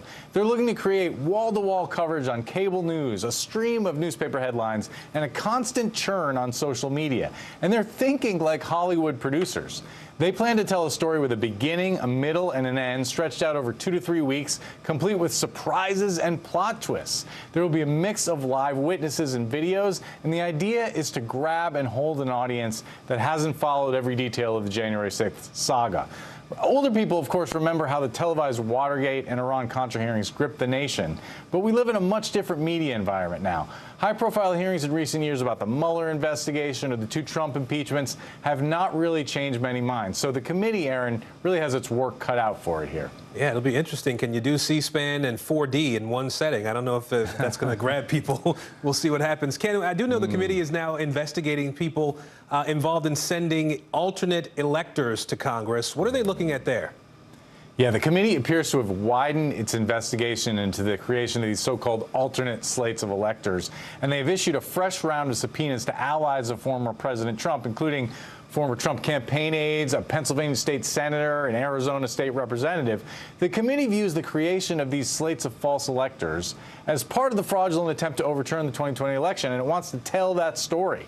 Documents made public in recent weeks suggest that these bogus electors were actually a key part of Trump's strategy to stop the certification of Joe Biden as president. And had Vice President Mike Pence gone along with it on January 6th, it might have worked. Obviously, he did not go along with it. He's broken with Trump over the issue, but the committee wants to hold everyone accountable who was part of this, Aaron. All right, Ken Delaney for us in our Washington bureau today. Ken, thank you. The pressure is mounting on Capitol Hill for Congress to curb stock trading by members of the House and Senate. Over the last 2 years, some lawmakers made millions of dollars from trading. Government watchdogs say that the environment is ripe for lawmakers with access to non-public information to trade on insider knowledge. NBC News Capitol Hill correspondent Leanne Caldwell is joining us now from the Hill. So, Leanne, there are several proposals addressing this particular issue. What are lawmakers considering? There are several proposals, Aaron. That shows how popular this is up here on Capitol Hill now, as people around the country are becoming more and more frustrated with what they say is income inequality and frustration with the richest Americans, and especially frustration with Washington. And so these proposals range, and the most extreme proposal actually has the most bipartisan support in the Senate, and that would just ban lawmakers from holding or trading stocks. And there's different variations of that legislation. Others just close separate loopholes. But this does seem to be gaining steam, however, although it could still be very difficult for it to pass, to find enough members in order to support it. Aaron. You know, House Speaker Nancy Pelosi has been at the center of a lot of this criticism, Leanne. She and her husband outperformed the S&P 500 by nearly 15% back in 2020. What's been her stance on these proposed reforms? Yeah, Speaker Pelosi and especially her husband have been very successful in the stock market, and her tune has changed. So just about a month and a half ago, she said that it wasn't necessary, that people need to trust lawmakers to do the right thing, that there's transparency and there's reporting requirements, and that was perhaps enough. But now, since this is gaining steam on Capitol Hill among rank and file members, she has now said that she could support it. There's a caveat there. She says that she would support it if other branches of the federal government, including the judiciary branch, have to also comply. And so this still has quite a long ways to go. This is an election year. This is something that's very popular with voters. We'll see if this is just political messaging or really has any teeth, Aaron. Leanne Caldwell for us on the Hill today. Leanne, thank you. Two California lawmakers are taking aim at COVID disinformation. They're putting two separate bills before the state legislature now to hold those who spread it accountable. NBC News reporter Aiza Garcia-Hodges joins us now. Aiza, walk us through these bills. What are the specifics here? The first one is aimed at increasing transparency around algorithms. It would require platforms like Facebook to disclose more information about how they promote content in the hopes of, creating more responsible algorithms. The second is aimed at preventing doctors from spreading both misinformation and disinformation. And so what it would do is it would label content that is considered to be, false, and then it would potentially elevate that and put them under review by the California Medical Board. So big ramifications there, but essentially they both have to do with social media and attempting to prevent the spread of misinformation and disinformation, Aaron. What about the free speech issues here? Are these lawmakers and their opponents saying anything about that? So these bills are still very much being worked on. Many of the details are still being ironed out. The proponents of the legislation say that, this is not an attempt to curtail free speech or limit that, but rather to label misinformation and disinformation, and in the hopes of, informing the public better and increasing safety for people who would potentially see that and take it because it is coming from a doctor or a reputable, theoretically reputable source. And so they're putting full stock in that. And so this is, proponents are saying that this is an effort to prevent the spread of misinformation and disinformation and, help the public as opposed to keep people from, saying what they want on platforms. All right. We know you'll be following that story for us. Aiza Garcia-Hodges, we appreciate it. Thank you. So, it happens to the best of us. You get a traffic ticket, then it's time to pay up. Well, in Miami Beach, anybody who received a ticket was also given a flyer with instructions on how to pay online. Problem is that flyer had a typo on it, which led people instead to a pro-Trump website. Christian Benavides from our NBC station in Miami joins us now. So, Christian, I guess the obvious question here is, how did this happen? Well, Aaron, just imagine you get this traffic ticket, you want to pay online, you follow the instructions, and then end up on this pro-Trump website. Now, the correct website is Miami-DadeClerk.com, and that's the county site. But Miami-DadeClerk.com without the hyphen leads people to this other website that offers Trump swag, a pro-Trump flag, a book about Trump, Make America Great Again hoodies. Now, onto the flyer, it appears that this dates back to an initiative by the county from back in May of 2020, when, according to the Miami Herald, they started handing out informational flyers to promote online options to resolve non-moving violations during the pandemic. Miami Beach Police appears to have created their own version of the flyer, but in doing so, wrote it with a typo, which eliminated that hyphen in the web address, which ends up leading to that pro-Trump site. In fact, the website redirects you to this other website called findsale.com that has all that Trump gear. This is when we were in grade school, they told us punctuation matters, and this is a perfect example of why we shouldn't have been rolling our eyes all those years ago. I do want to ask you, though, what are we hearing from the police department? Have Miami Beach Police said anything about this? Well, Miami Beach Police say they weren't aware of the issue, and it's unclear how long it's been going on. They weren't aware of it until it was brought to their attention by the Miami Herald. Their spokesperson told us in a statement, last week we were made aware of a typographical error on an insert that's being provided to drivers who receive traffic citations. We advised our officers to discontinue their use and are in the process of having the corrected inserts printed. And when do we think we're going to see those? Have they started handing out the new corrected flyers yet? It's unclear right now. An email was sent out to officers letting them know that they should cease distributing that incorrect traffic pamphlet immediately. And the police department says they're working on replacing them without the typo as soon as possible. Aaron? Wait, so the people who already got them, though, do they still have to pay the tickets?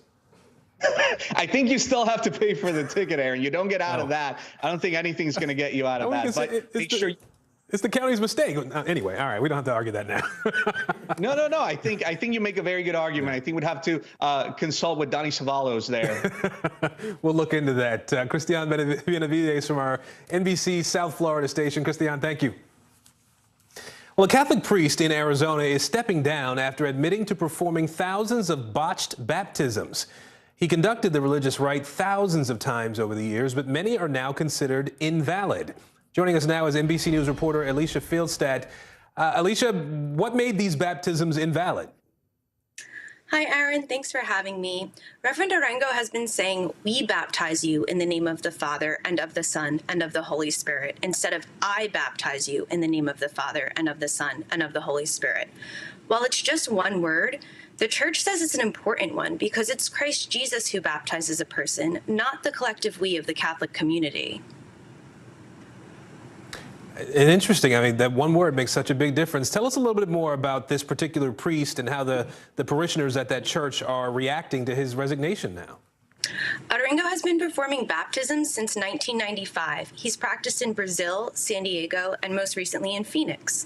Parishioners there, like this one, are noting his mistake wasn't intentional.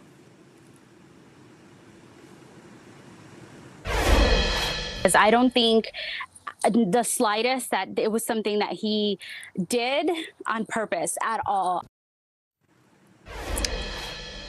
Many parishioners are feeling that way. In fact, his current congregation there has started a petition to reinstate him. You know, the church is now saying that it's not just baptisms by this particular priest that may have been botched in all this time. What else do they believe happened here? So the priest didn't technically perform other sacraments incorrectly, but those who were incorrectly baptized by him will also need to repeat some other sacraments, like their confirmation and maybe even marriage. Arango said he resigned so that he could dedicate all his time and energy to helping those affected by his mistake. And while he is no longer a priest with the Diocese of Phoenix, the church has made clear that he is still considered a priest in good standing. All right. Hopefully they get this situation resolved soon. Alicia Fieldstadt, we appreciate your time today. Thank you. Thanks. A lot of grocery store shelves are already empty, and soon a popular fruit could become a lot harder to find. Up next, why the U.S. decided to ban imports of avocados from Mexico.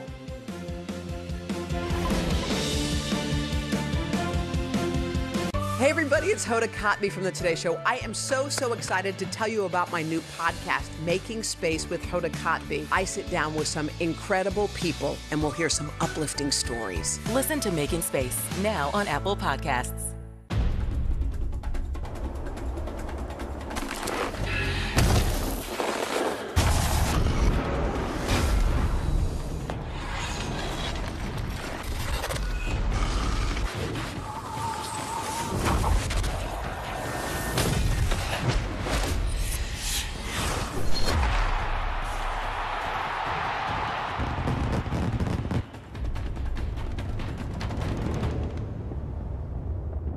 To cover the news, you have to be in it. We'll take you to the front lines of the story, bringing your news feed to life. Streaming live every night. It's your news playlist. Top Story with Tom Llamas, weeknights at 7 on NBC News Now. I believe every dream, every journey, every triumph. And it all starts here. Let the celebration begin! The excitement is in the air. Is he superhuman? Feel the magic every day. She is a superstar. Kayla, we are cheering you on. Right. And share every moment with us at the Winter Olympics. Today is where the games begin. News is happening now. Look at what's making headlines around the world. Whenever it happens, wherever you are, it's here now. News is happening now. A look at what's making headlines around the world. Tonight, the major announcement of the COVID vaccine. This is a significant moment. Your news, whenever it happens, wherever you are, it's here now. The Meet the Press Chuck Toddcast, free wherever you get your podcasts. We're following some breaking news out of South America now. At least 44 people are dead following mudslides in Brazil. That tragedy unfolding about 40 miles north of Rio. The local fire department says that area got more than 10 inches of rain within 3 hours. That set off the mudslides there. The city's mayor warns the death toll could rise as rescue teams wade through the wreckage. Let's continue around the world now in 60 seconds. Somalia, where terrorist group al-Shabaab killed 5 people earlier today, 2 of them children. A linked group targeted police stations in the capital of Mogadishu. While we were sleeping, we woke up to a huge explosion coming from the police station. Our house was also completely destroyed in the explosion. The West Bank, where Israeli soldiers shot and killed a Palestinian on Tuesday. It was in retaliation to Palestinians throwing rocks at an Israeli outpost. This comes a day after the funeral for a 17-year-old Palestinian who was killed by Israeli troops over the weekend. Clashes broke out after Israeli forces came to destroy homes of 2 Palestinians accused of killing an Israeli settler in December. In those clashes, the 17-year-old was shot in the head. And Serbia, where the president has set an election date. President Alexander Vučić says parliamentary elections will take place April 3rd, and his party is expected to win, but environmental protests against his party may slow momentum. And that's the world now. As food prices rise across the country, one supermarket staple is about to get even pricier. NBC News correspondent Dasha Burns is joining us now with that story. Dasha? Yeah, Aaron, your avocados are about to get more expensive and probably harder to find, too, but not for the reasons that you might think. The U.S. has banned imports of avocados from Mexico after a U.S. safety inspector was threatened as cartels have started to target the avocado industry. Watch.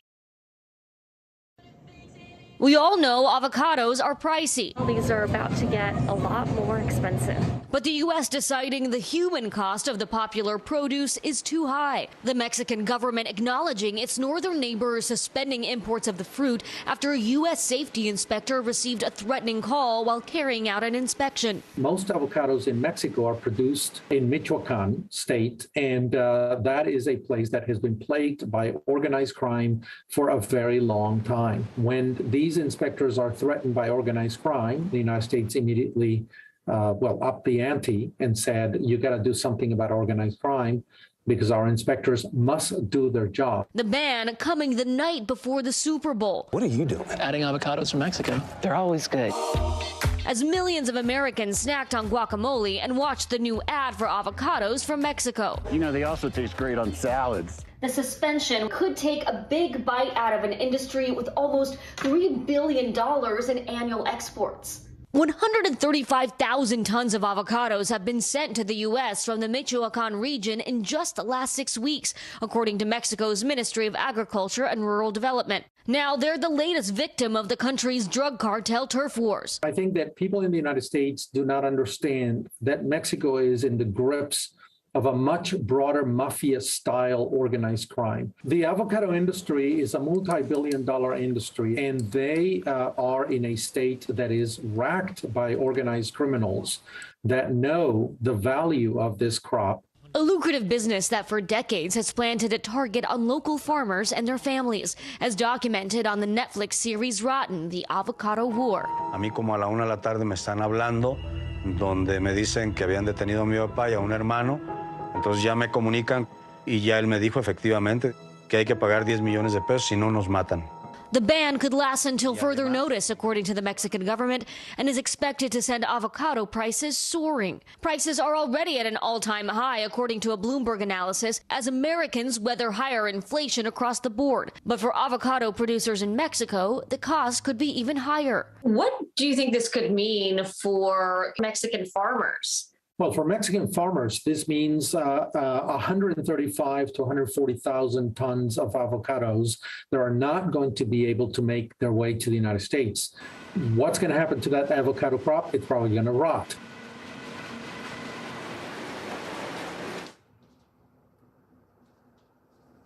And Aaron, I think our viewers, they're used to hearing about cartels and drug trafficking, right? But organized crime in Mexico has expanded to so much more, really anywhere where they see an opportunity for profit, according to the experts we've been speaking to. And so these farmers, they've got sort of a double-edged sword because once they became the primary provider of avocados for Mexico, they also became a prime target of cartels and extortion. All right, Dasha Burns for us today. Dasha, thank you.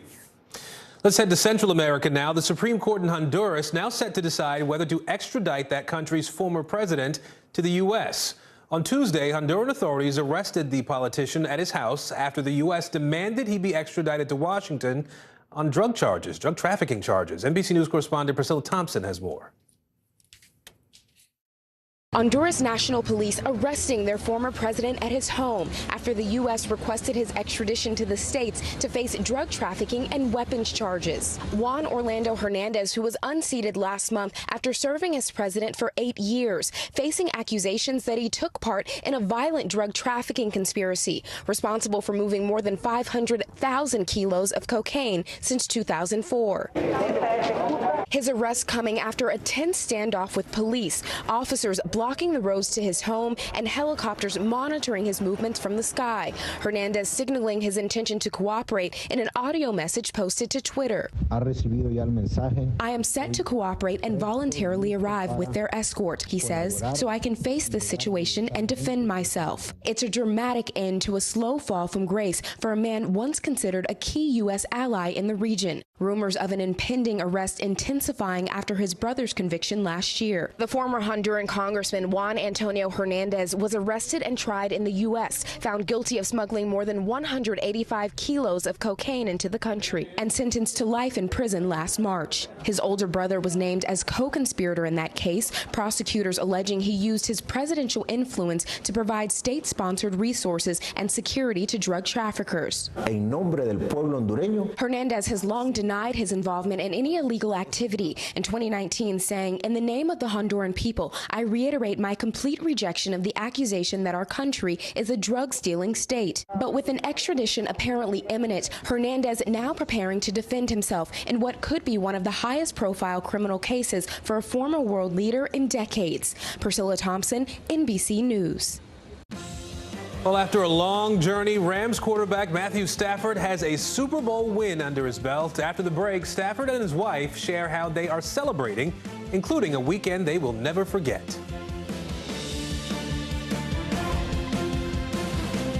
What happened here is a story of loss and salvation. There were residents who hung on for dear life. This is where you took shelter, in this closet. I took shelter right in this closet right here. Rioters banged down one of the doors. Have you found a way to reconcile it a year later? It really hurt to see this place that I love so much treated with such disrespect. Was it an act of cleaning or an act of healing?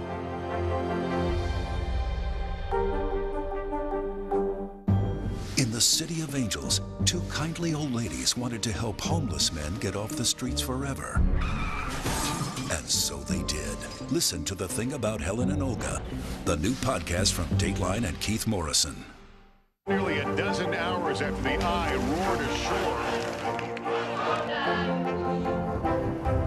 There is some late-breaking news. All right, it is it.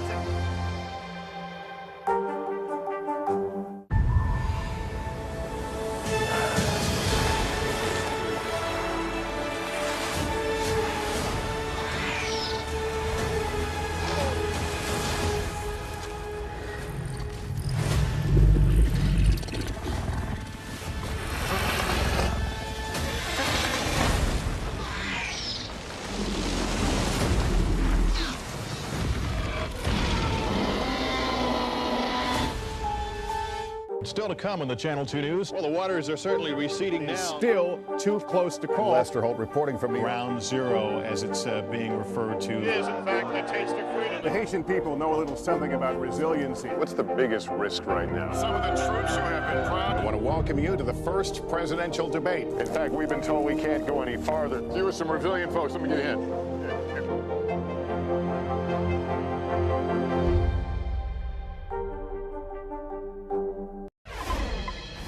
The Los Angeles Rams celebrating their Super Bowl win over the Bengals with a victory parade in South Los Angeles today. Now, that parade is going to start at USC and then end at the iconic LA Coliseum. Rams players, coaches, and cheerleaders will hold a celebratory rally with their fans.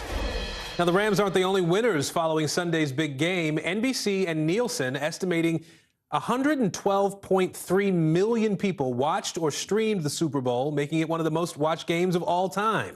That's a nearly 13% increase in viewership from last year's matchup between Tampa Bay and Kansas City. Still, the 2015 face-off between the New England Patriots and the Seattle Seahawks remains the highest-rated Super Bowl ever. Now, Rams quarterback Matthew Stafford has waited 12 years for a Super Bowl victory. Alongside him the entire way, his wife Kelly, and their journey together has been nothing short of extraordinary. The Today Show's Chanel Jones sat down with the Staffords for an exclusive interview. Hey, Aaron, the Staffords haven't gotten a break since Sunday's big win. He was busy with the team and she was home with the kids when they sat down to talk with me. For the family, it's a culmination of a long and at times very difficult journey. The college sweethearts have supported each other through it all. And even now, they say they're still processing a weekend they'll never forget. For Matthew and Kelly Stafford, Sunday night was a dream finally realized. What was that like, the moment you officially became a Super Bowl champion? It's overwhelming. You start thinking back about all the years that, you've put into it to try to get to that point, and sometimes not knowing if that opportunity was ever going to come. And when it came, being able to succeed in that moment was pretty special. After the big win, Kelly and their 4 little girls, Chandler, Sawyer, Tyler, and Hunter, all joining Dad on the field. What about for you, Kelly? Does it feel real? I don't think we've slept enough for anything to feel real right now. The parade will probably is when it's all gonna set in that he did it, and he is now gonna have a different kind of ring on his finger that he's wanted his whole life. The Staffords' love story began at the University of Georgia. At 19, Kelly moved to Detroit to be with Matthew as he began his NFL career. We think it's probably the most important time in our life was the time in Detroit. Obviously, a lot has happened there. We grew up there. If we didn't go there, I was going to be living in Georgia my whole life, not seeing the world, not understanding a lot of things. And I'm lucky to be married to a man that really helps me see things in a different light. In 2019, the Staffords would face their toughest challenge yet. Kelly was diagnosed with a brain tumor, undergoing a 12-hour surgery to remove it and spending weeks in recovery. How are you feeling? How are you doing? I feel great. I feel awesome. I'm just grateful to be here, and I'm so grateful that I got to witness my man do what he did.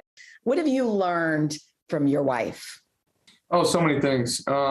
She's an unbelievable mother. I love watching her, care for our kids and for our family. I've learned a lot of toughness as well from her. I'm lucky to have her in my corner. This postseason, Kelly found a new way to support her husband. For the first time, she wrote him letters before each playoff game. The final one made it to Matthew ahead of the Super Bowl. What did that letter say? It was just how much I thought he truly deserved this and why I thought he deserved it. The most important thing at the end of the day is that we all have each other, and win or lose, obviously a win's always better, but that's what's important in life. And he knows that, but just to reiterate it through a letter and know how proud I am of him, and that we'll be waiting for him after the game no matter what. To be able to, kind of reflect back and read those letters and talk and think about, what my family means to me, and before I go do something that I love to do, it helps put things in perspective and let me go out there and play free. Kelly made sure their 4 daughters, all under the age of 5, knew this was a big moment for their dad. I said, listen, if Daddy wins, we get to go to Disneyland. So immediately it mattered. They're like, oh my goodness. Okay, what do we need to do? They're like, we're going to cheer really loud. I was like, that's perfect. I think that'll help. A family celebration more than a decade in the making. My favorite part was looking down and seeing them, running towards me, and that's something I'll never forget. Something else that's really cute, Kelly managed to get Matthew to record her podcast the morning after the big game, after just 1 hour's sleep. She says she told him yesterday was your day, today is my day, and he listened. Ironically, it's called the Morning After Podcast. It's a fun listen. Aaron? Gonna have to check that out for sure. Thank you for being with us this hour. I'm Aaron Gilchrist. The news continues right now. On NBC News Now, masks off, Americans from coast to coast awaiting new guidance from the CDC. The state's already changing the rules when it comes to face coverings. Message to Moscow. President Biden promising to give diplomacy a chance to avoid a crisis in Ukraine. How people living in that country are reacting to troop movements along the border. Tracking the storm, a wintry mess threatening to bring snow, ice, and even tornadoes, millions now in its path. We're timing it all out for you. And suing Alec Baldwin. The family of the woman killed on the set of Rust says the actor behaved recklessly. The new lawsuit and how Baldwin is responding.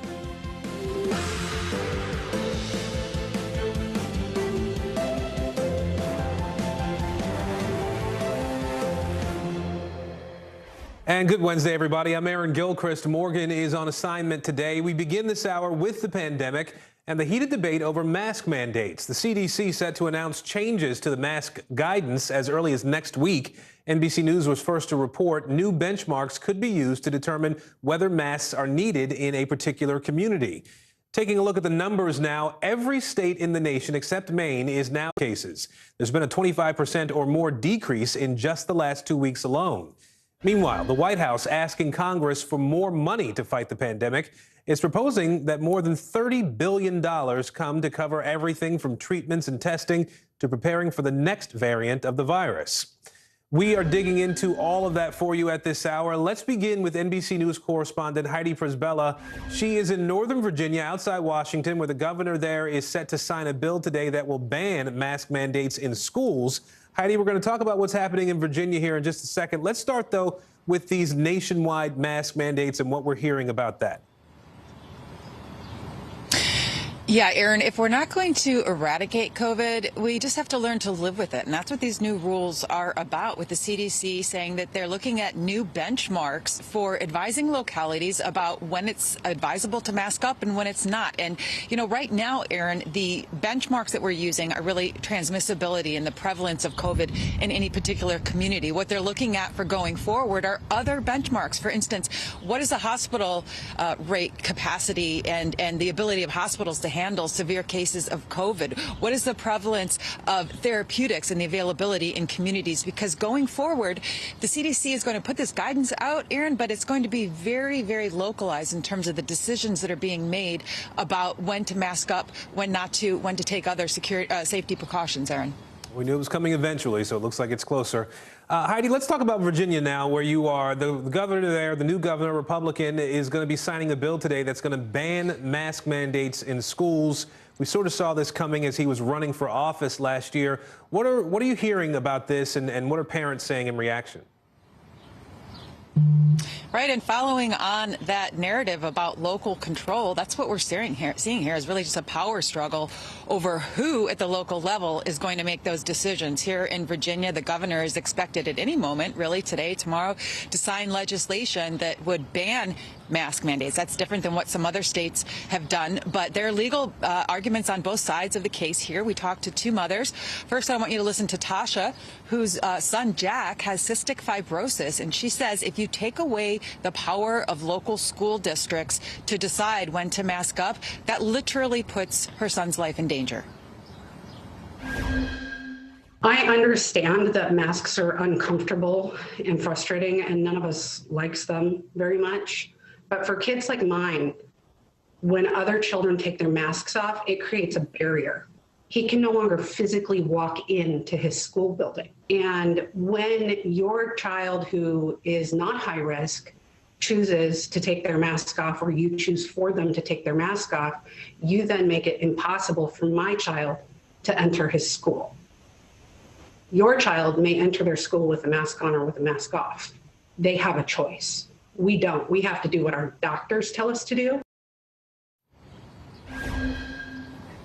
And she says, Aaron, that taking away that power from school districts is tantamount to a violation of the Americans with Disabilities Act. We also talked to Stephanie, who is a mother on the other side of this issue.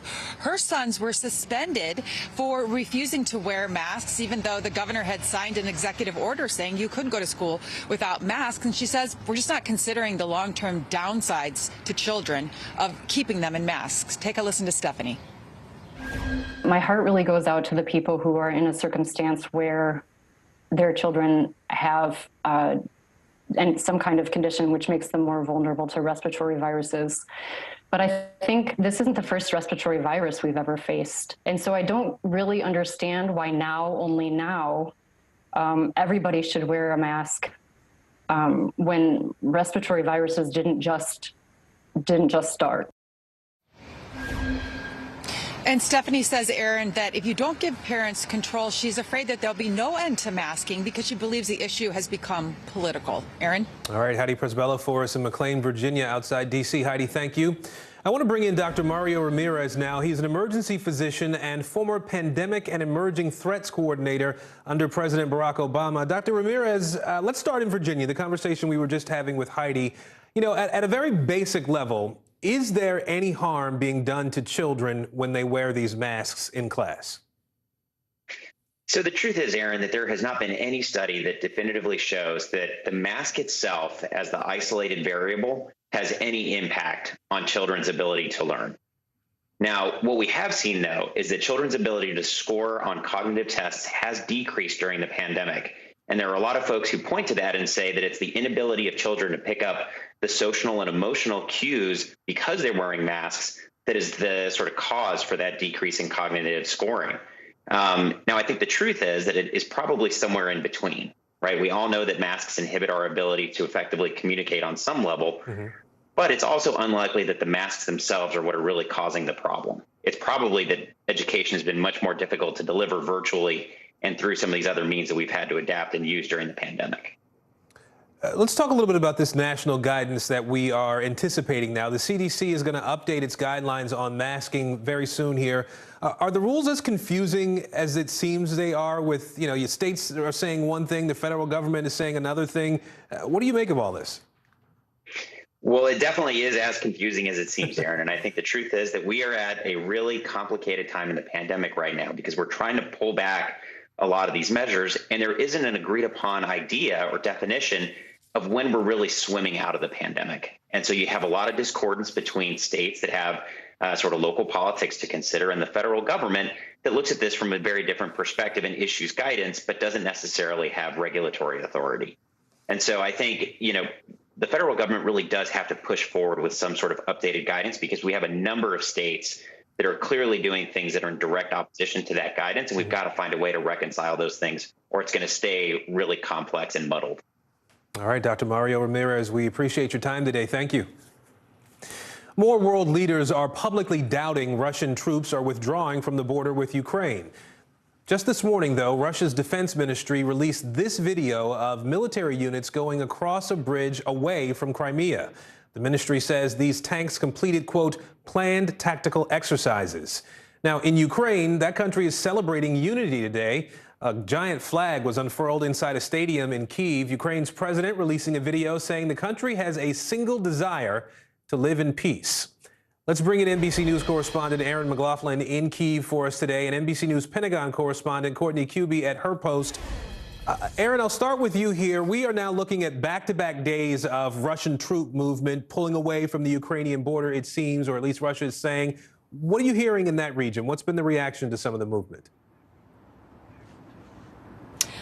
Well, today, President Zelensky is saying that he has yet to see any signs of Russian military withdrawal or de-escalation, a sentiment which was echoed by the NATO Secretary General. The Secretary General saying that, if anything, it looks as though Russia's continuing to build up its military presence along the Ukrainian border. A Kremlin spokesperson hitting back at that assertion, suggesting that NATO's monitoring systems are broken, saying that Russia is intending to engage in a diplomatic process with the United States. This as here in Ukraine, they celebrated their very first Unity Day. Flags were flying. People were wearing blue and yellow ribbons. We talked to some people here in Kyiv about what the day means to them. Take a listen.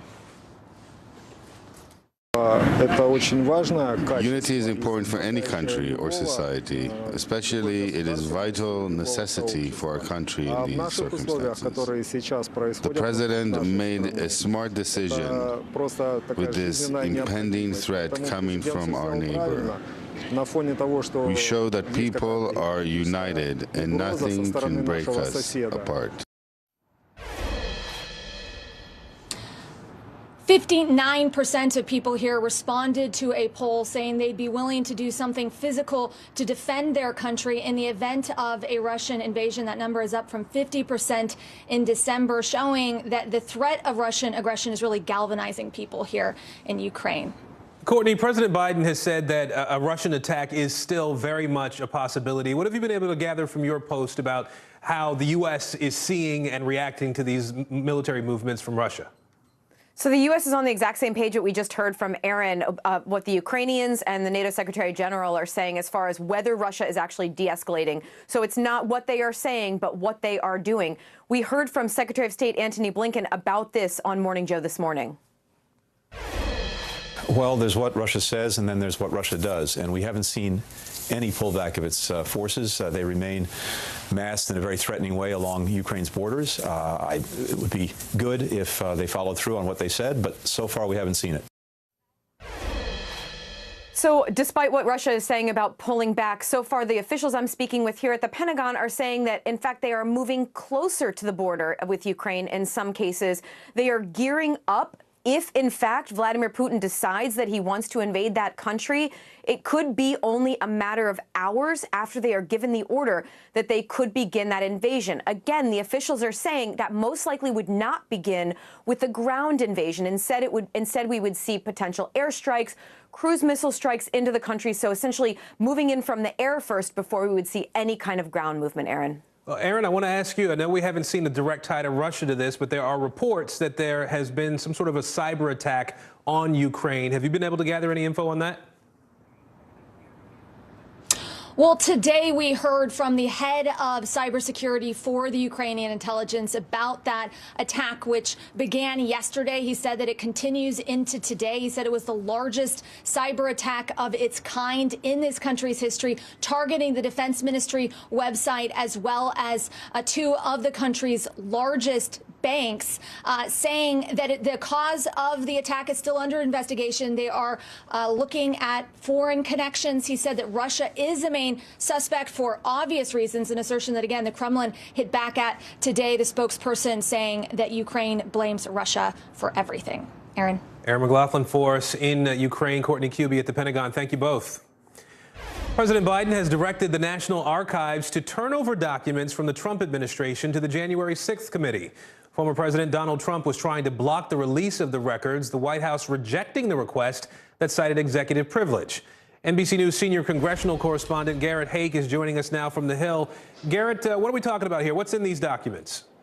Aaron, we're talking about White House visitor logs, the comings and goings of everyone who shows up at the White House for meetings with the president or with other senior aides in the West Wing. Most White Houses keep pretty scrupulous records of who comes and goes in these situations. It used to be fairly common practice for some of them to even be released publicly. That has not been the case for quite some time, but the January 6th committee now wants to get their hands on these records to know not just, as they've been focused on, who the president was speaking with on the phone leading up to January 6th, but who outside the normal comings and goings of White House staff and his inner circle might have been showing up to lobby the president in person ahead of that day. And Garrett, I understand the committee has issued some more subpoenas, several new subpoenas. Who do they want to hear from, I should say? A half a dozen new subpoenas going out last night, all the folks involved in this alternate elector portion of the puzzle here for the January 6th committee. So these are folks ranging from Trump campaign officials who then pivoted almost immediately thereafter to be central figures, the committee says, in starting the so-called Stop the Steal movement. You've got elected officials in both Pennsylvania and in Arizona, including folks who are running for higher office now who look to try to be part of the alternate electors sent to Washington in those states. And you've got a former Michigan Republican Party chair who's asked to come testify because of conversations the committee says she has with Rudy Giuliani about overturning Michigan's electoral results. Her name is Laura Cox. She put out a lengthy statement on her Twitter today saying, everything I did to try to make sure Donald Trump won, even after the votes were counted in Michigan, was done in public. Why are you guys sending me a subpoena? Aaron, I think this shows the scope of what the committee's going for. And perhaps we will see testimony from these people in the not too distant future. They're asked to come in early March, although those requests and those timelines tend to slip a little bit. All right, Garrett Haake on the Hill today. Garrett, thank you. The family of the late actor Bob Saget has filed a lawsuit to block the release of some records related to his death. His family now saying revealing that information would serve, quote, no legitimate public interest. Here's NBC News correspondent Gabe Gutierrez. Bob Saget's family did release some information about his death last week. Now his wife and 3 daughters are fighting to keep specific records private. It's been just over a month since the death of America's beloved TV dad at 65 years old. Okay, I have everyone's sandwich just the way they want them. And this morning, Bob Saget's family is pushing to keep materials related to his death private. Saget's widow, Kelly Rizzo, and his daughters filing a lawsuit against officials in Florida Tuesday, seeking to block the release of records from the investigation. The suit refers to records including photographs, video recordings, audio recordings, and statutorily protected autopsy information. Citing privacy concerns, the family does not want those records released because they, quote, graphically depict Saget. Authorities discovered Saget unresponsive in an Orlando area hotel room in January. Last week, his family revealed his cause of death is accidental head trauma. In an autopsy, the Florida medical examiner confirmed that, adding the 65-year-old likely fell backwards, suffering injuries to the back of his head, causing bleeding in different parts of the brain, and multiple fractures on his head and around his eyes. This is not a simple head injury. This is not bumping your head on the cabinet when you walk by something in the kitchen. This is usually falling, often car accidents, and sometimes assaults to the head. Those are typically the reasons somebody has something like this. The autopsy finding no evidence of foul play or illicit drugs in Saget's system. The medical examiner also revealed that Saget tested positive for COVID-19. The beloved actor's sudden death caused an outpouring of tributes over the last month, including from cast members, family, and friends. Rizzo sharing her memories of her husband in an interview with Hoda. So he always was just so kind and loving to everybody. And he was just, he was just the best man I've ever known in my life. Court documents reveal that the new lawsuit says the family would suffer irreparable harm in the form of extreme mental pain, anguish, and emotional distress if the records related to Saget's death are released. Saget's daughter Lara sharing a poem on Instagram this week, saying in part, if people only knew how poisonous gossip is, how important privacy is to grief. It's just heartbreaking all around. Bob Saget was on a comedy tour when he passed away, and his daughter Lara says that his main goal in life was to make people laugh, and now it seems his family is trying to preserve that legacy. Back to you. Well, tens of millions of Americans now bracing for a massive winter storm. Hail pounded parts of Southern California on Tuesday. Lightning even forced the beaches in LA County to shut down. That storm system now making its way east, set to bring rain, snow, potentially even tornadoes. More than 30 million people are under winter weather and flood alerts from New Mexico to New England. Another 70 million on alert for high winds. Let's bring in NBC News meteorologist Bill Cairns now. Bill, what can we expect over the next couple of days here? I think a better question is, what can we not expect? I mean, we're going to get everything out of this one, Aaron. I mean, it's going to be ridiculous, from flooding to brush fires to high winds doing wind damage. I mean, we have it all with this storm. So the storm is now in its infancy. It's over the Rockies. It's going to be heading into the plains. This time tomorrow, though, we'll have a massive storm right near Wichita and Kansas City, providing a lot of significant issues. And we just showed you this map with the 70 million in the blue for the wind problems. The green is where we're having flood concerns, and the white shows you where we have snow issues. But it's even more than that, though, because we have severe weather to be dealt with, too. And anytime you have a chance of even isolated tornadoes, that can be life-threatening, especially if it happens at night like it will later on this evening. So this severe weather threat will be after you go to bed, from Dallas to Oklahoma City to Tulsa, and then heading towards Arkansas and Louisiana early tomorrow morning. And then during the day tomorrow, these storms will travel right through Alabama, Mississippi, Tennessee, and Kentucky, right up along the Ohio River. So a large swath of the South and the Southeast has a chance of severe weather over the next 2 days. Again, it's not going to be widespread, but anytime there's a chance of tornadoes, it could be problematic. The other issue, we still have snow on the ground in some areas, and we're going to get this heavy rain, temperatures near 60 degrees with windy conditions. So not only do we have the rain, but the snow melt too. Plus we have ice on the rivers. All of that adds up to a significant flood threat. So 1 to 2 inches of rain through the Ohio Valley, but we'll probably melt the equivalent of that too. So it'll be like more of a 3 to 4 inch rainfall. And then as the rain exits, enough cold air comes in that we could deal with some freezing rain. Areas of blue could be up to 1/4 inch of freezing rain. Areas of dark blue could be up to 1/2 inch. So north of St. Louis, central Illinois, northern Indiana, northern Ohio, watch out, potential at least, for some power outages come tomorrow afternoon. And then the snow side of the storm, pretty decent snowfall, Wichita, Kansas City, north of St. Louis into Chicago, right around Detroit, northwards to Saginaw. That's the area that'll have enough to shovel and plow, and likely a snow day for the kids tomorrow. So a little bit of everything out there, Aaron, and finally a warm-up in areas of the Northeast, too, after a very chilly last couple days. Wow, February is just showing off this year. Meteorologist Bill Cairns. That's right. Bill, thanks. Well, heartbreak for the U.S. men's hockey team while the women face a familiar rival. Coming up, what happened on the ice and where Team USA now ranks in the medal count. Stay with us.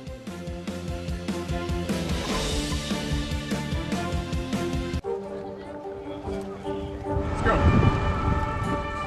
This is a critical choke point for this fire.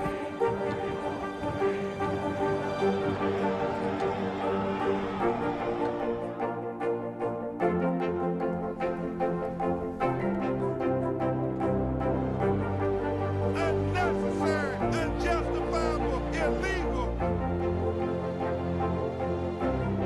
And good evening from New Orleans. Late military operation witnessing the massive crowds. I admire you both.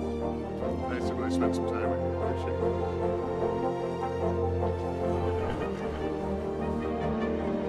At any moment now.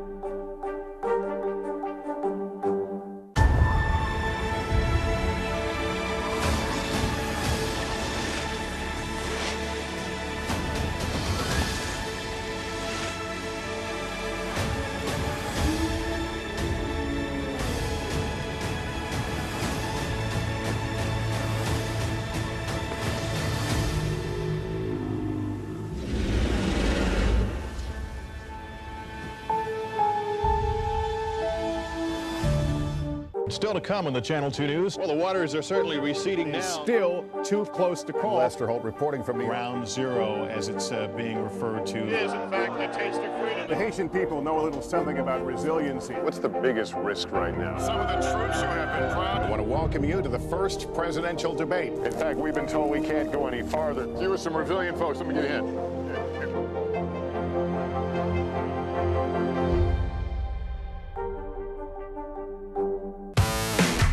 There's no better place for fun with friends. Quality time with your little golf buddy. Or an afternoon alone together. With the Golf Now app, family and friends are just a tap away. Just pick your course, pay from your phone, get out and enjoy. Golf Now. Download the app and go play. What happened here is a story of loss and salvation. There were residents who hung on for dear life. This is where you took shelter, in this closet. I took shelter right in this closet right here. Rioters banged down one of the doors. Have you found a way to reconcile it a year later? It really hurt to see this place that I love so much treated with such disrespect. Was it an act of cleaning or an act of healing?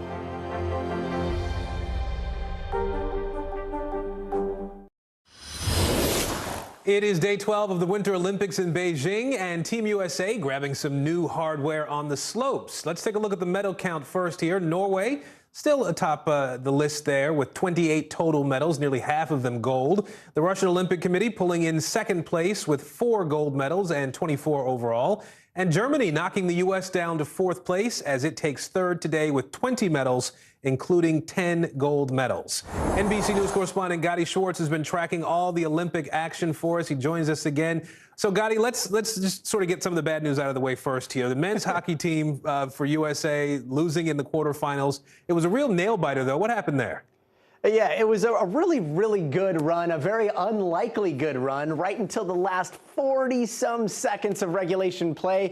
The U.S. was leading. The team of mostly college players, it was thrown together in the last minute, were on their way of dreaming about another possible miracle on the ice. They had battled through the brackets to first position without even an active NHL player on the roster. And then, Aaron, disaster. Slovakia sinking a tie maker. They go into a shootout, and in the end, it is a former NHLer playing for Slovakia, scoring a single point that puts a nail in the coffin for the very young U.S. team. So, yeah, back to the drawing board, I guess. It's a young team, like you said. You know, they'll get better. They'll do better as time goes on. I want to talk about the women's hockey team also getting ready for a pretty big face-off tonight with a longtime rival, Canada, we're talking about here. What are you looking ahead to in that particular matchup?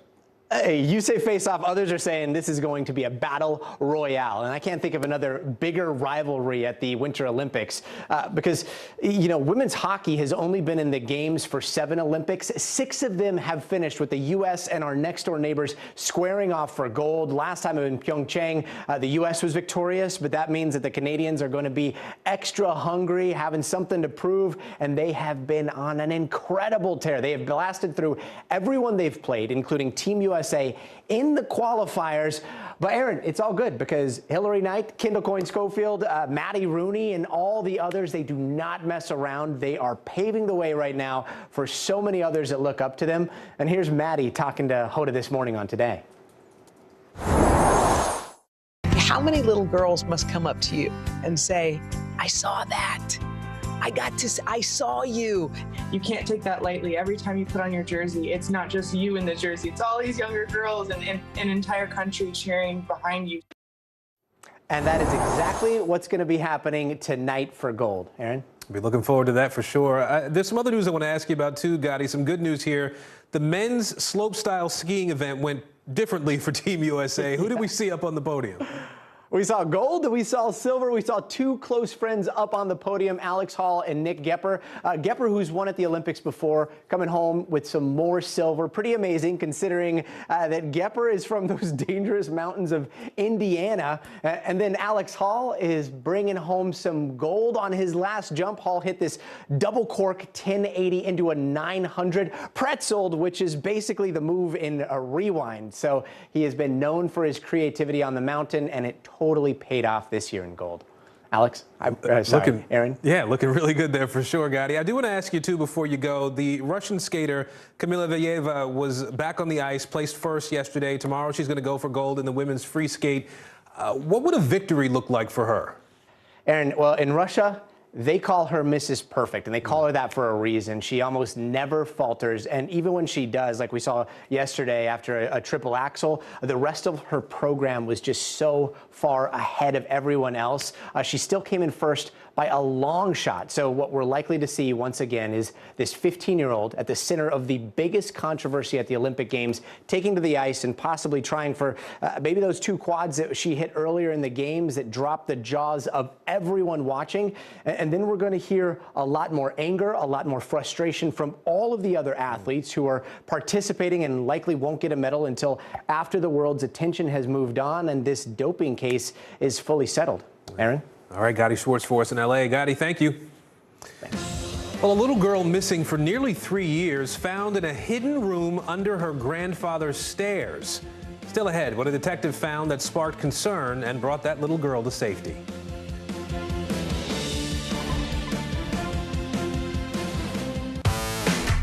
There's no better place for fun with friends. Quality time with your little golf buddy. Or an afternoon alone together. With the Golf Now app, family and friends are just a tap away.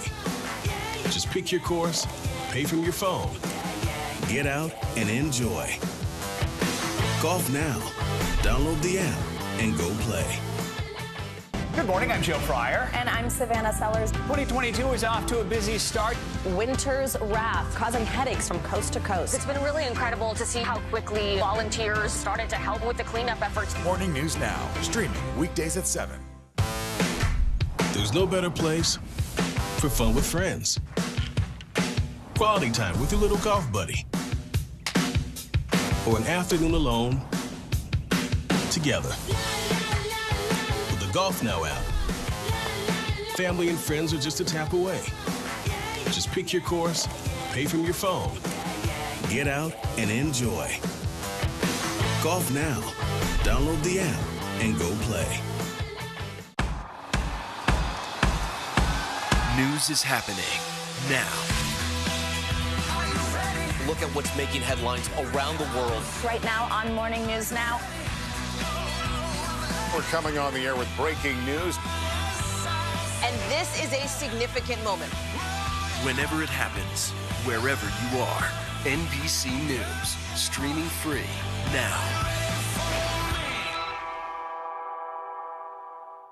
These days, it feels like the news never stops. So let's get into it. What's happening right now, what it all means for you for an hour every day. It can be hard to keep up, so let's get started together. Hallie Jackson Now, weekdays at 5 on NBC News Now.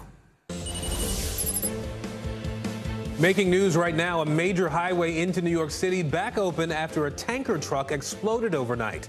That accident sparked a massive fire engulfing nearby streets and 2 buildings. The truck was carrying more than 9,000 gallons of gasoline when it crashed. The driver of the truck and 2 firefighters went to the hospital. They've all been released. The U.S. Coast Guard is suspending its search for victims of a plane crash off the North Carolina coast. That plane went down on Sunday. 8 people, including 4 teenagers, are believed to have been on that flight. So far, 1 body was recovered on Sunday. Other remains have also been found. And have you ever been blinded by someone's high beams on the road late at night? Well, apparently there's new technology that's been approved that would stop that. The National Highway Traffic Safety Administration has approved adaptive driving beam headlights on new vehicles. The headlights will automatically adjust beams to focus on dark areas of the road and also prevent glare for oncoming drivers. Well, a plan to save you some money on gas appears to be running on fumes on Capitol Hill. A group of Democratic senators is pushing to suspend the federal tax on gasoline for the rest of the year. Republicans, on the other hand, are opposing this initiative. The proposal is led by Arizona Senator Mark Kelly and other Democrats who face tough re-election battles in November. NBC News national political reporter Sahil Kapoor joining us now from Capitol Hill. So, Sahil, who are the other Democrats backing this gas tax holiday, and what's their end game here?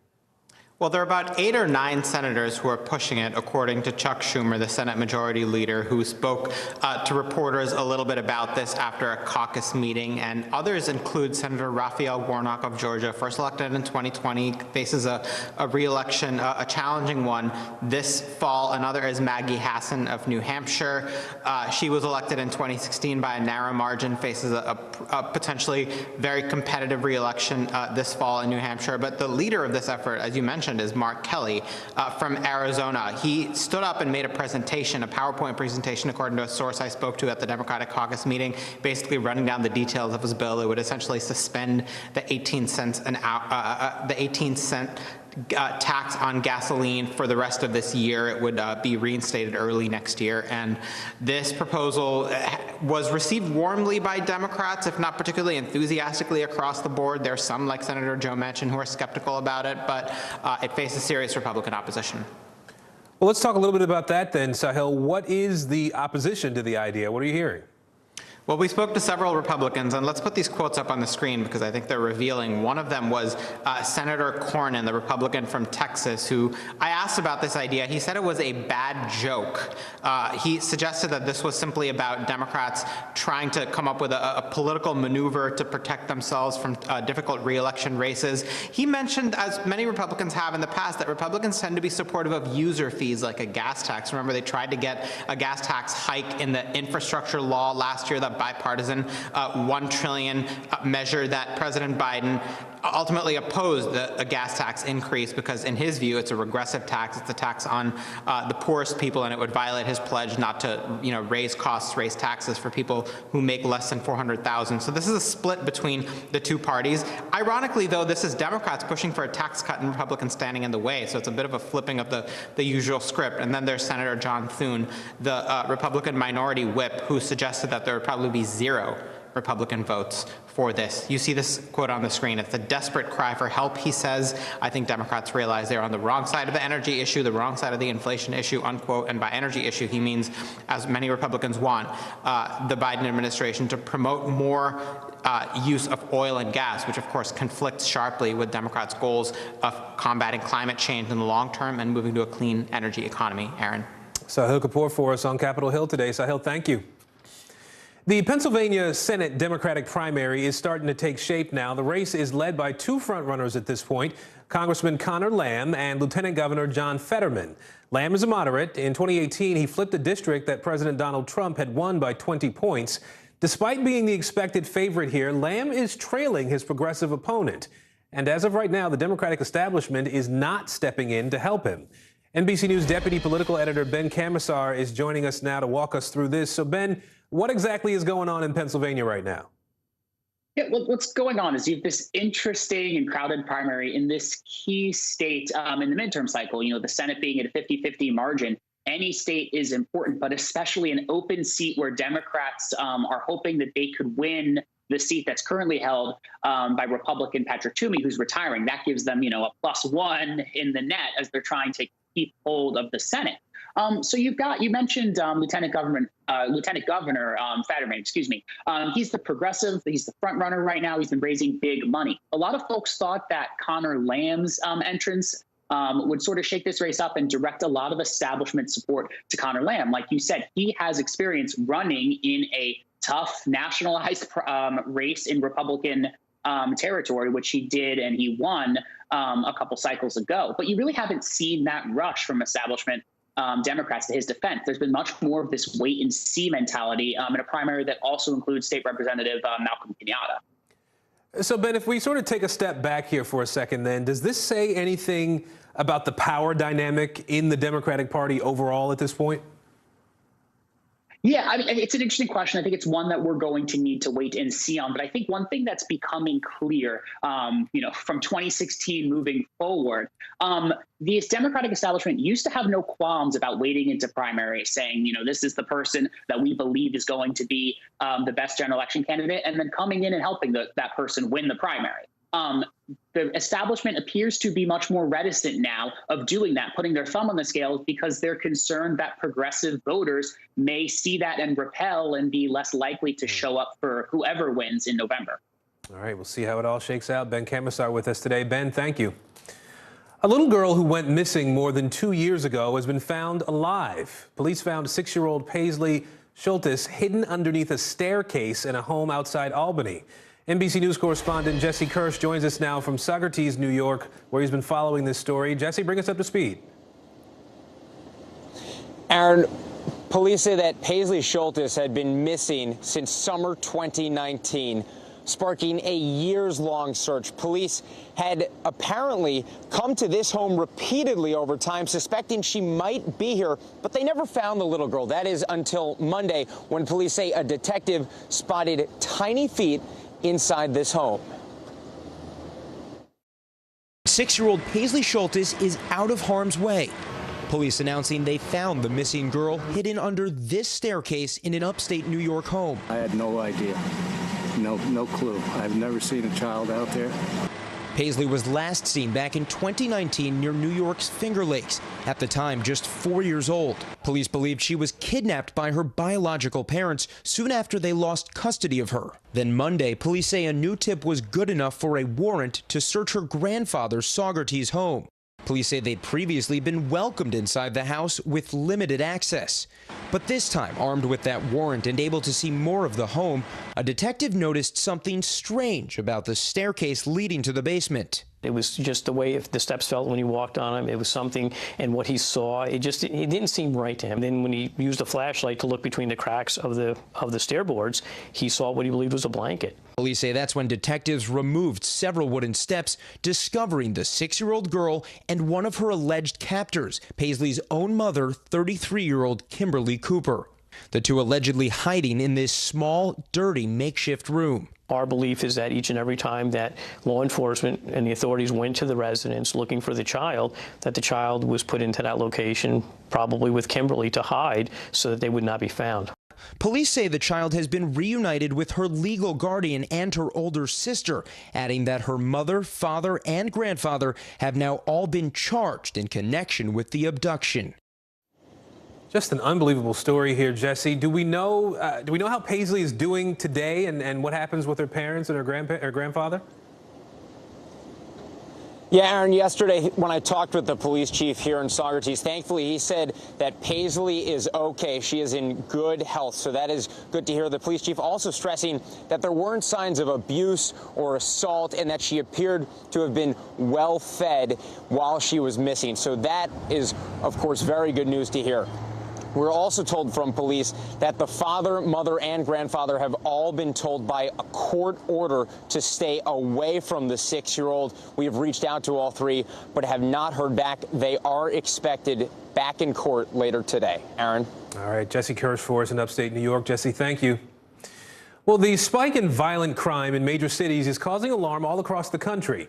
In New York City, the stabbing death of a woman inside her apartment is sparking renewed scrutiny over controversial bail laws.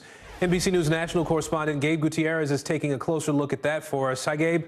Hi, Aaron. This is the latest incident to rock New York City, and it turns out police say the suspect had been arrested multiple times since last year and was out on supervised release. With a makeshift memorial growing larger in New York City's Chinatown tonight, outrage over Christina Unilee's death is mounting. It could have been any one of us. This chilling surveillance video appears to show the 35-year-old secretly stalked by a man early Sunday morning. Police say he then stabbed her at least 40 times inside her own apartment. I didn't kill nobody. Osama Nash is now charged with Unilee's murder. This was his 8th arrest since May of last year. He was out on supervised release. The case is now bringing scrutiny to the city's bail system. This is a horrific murder of someone who was in the prime of her life. Should this suspect have been on the streets? No. 2 years ago, Democratic lawmakers here passed bail reform, which requires judges release defendants before trial for all but the most serious crimes. Supporters say it promotes alternatives to incarceration for people who can't afford bail. But police say it's leading to a surge in crime. New York City's new mayor recently told us he wants to change the law to give judges more discretion to keep defendants in custody. We can't continue to put dangerous people back on our streets. Tonight, loved ones are remembering Unilee, who worked at an online music company, as a magical person, always filled with joy. We as Asian women are walking around in a level of fear that we have never had to before in my whole entire life. Gabe, I know the investigation is still going, but is there any indication at this point that Unilee was actually being targeted because of her race? No, Aaron. Police sources tell NBC News that at this point it does not appear that this was technically a hate crime, although, as you mentioned, the investigation is ongoing still. The Asian American community in New York City is shaken, Aaron. All right, Gabe Gutierrez with us today. Gabe, thank you. A Kentucky man is being charged with attempted murder after allegedly opening fire inside a campaign office. This happened Monday morning in Louisville. The candidate who was running for mayor was inside at the time. Police are now looking into the gunman's political ideology as a possible motive. Here's NBC News Now correspondent Zincle Esimwa. A campaign office, now a crime scene. There are gunshots up here. There are bullet holes. After a gunman allegedly opened fire on mayoral candidate Craig Greenberg Monday in Louisville, Kentucky. A man walked into our office. When we greeted him, he pulled out a gun, aimed directly at me, and began shooting. Greenberg says a member of his team shot and barricaded the door after the gunman fired 5 rounds. One shot just narrowly missing the Democratic candidate. Despite one bullet coming so close that it grazed my sweater and my shirt, no one was physically harmed, and we're extraordinarily grateful for our safety. Police say Greenberg was likely the intended target. It does appear, however, that one individual in particular was targeted, and that is one of our mayoral candidates, Craig Greenberg. Local elected leaders shocked by the apparent targeting of a political candidate. Democracy is based upon, the people having the right to vote, and to think that someone would try to kill a political candidate is just really unthinkable here in our city. Police arrested 21-year-old Quintez Brown, found with a loaded 9mm Glock handgun less than half a mile away from the campaign office.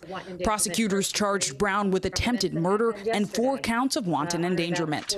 Brown, an activist and college student, previously participated in the 2018 March for Our Lives rally, a movement to curb gun violence. He had this to say on MSNBC.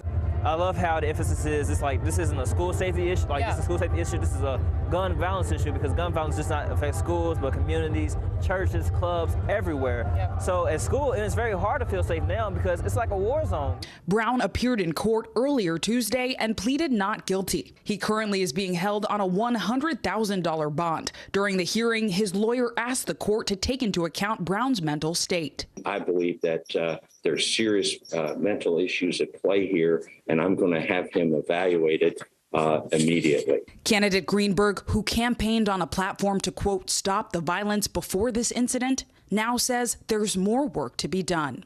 It's not lost on me that the violence my staff and I experience today is far too common in our city.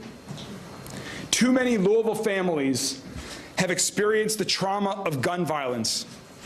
Too many in Louisville were not as blessed as my team and I were today to survive. Zincle Esamoah reporting there. Alec Baldwin targeted with a new lawsuit for a deadly shooting on his movie set. Up next, the reckless behavior the victim's family says led to her death.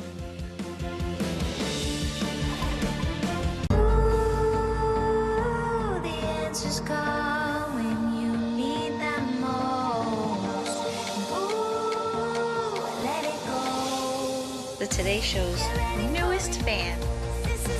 Little Al Roker. What am I doing here?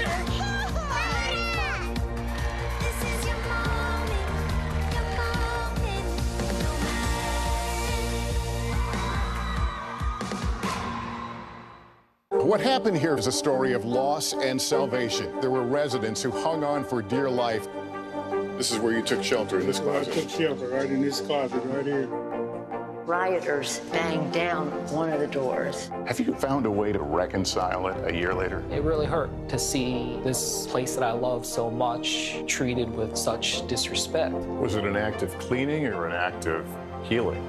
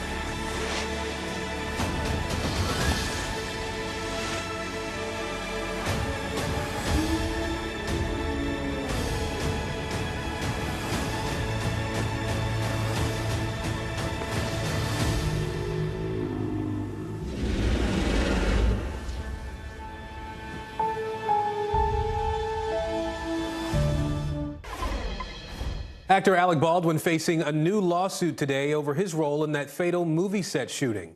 Attorneys representing the family of cinematographer Helena Hutchins now claiming reckless behavior led to her wrongful death. NBC News national correspondent Miguel Almaguer spoke to the attorneys behind that suit.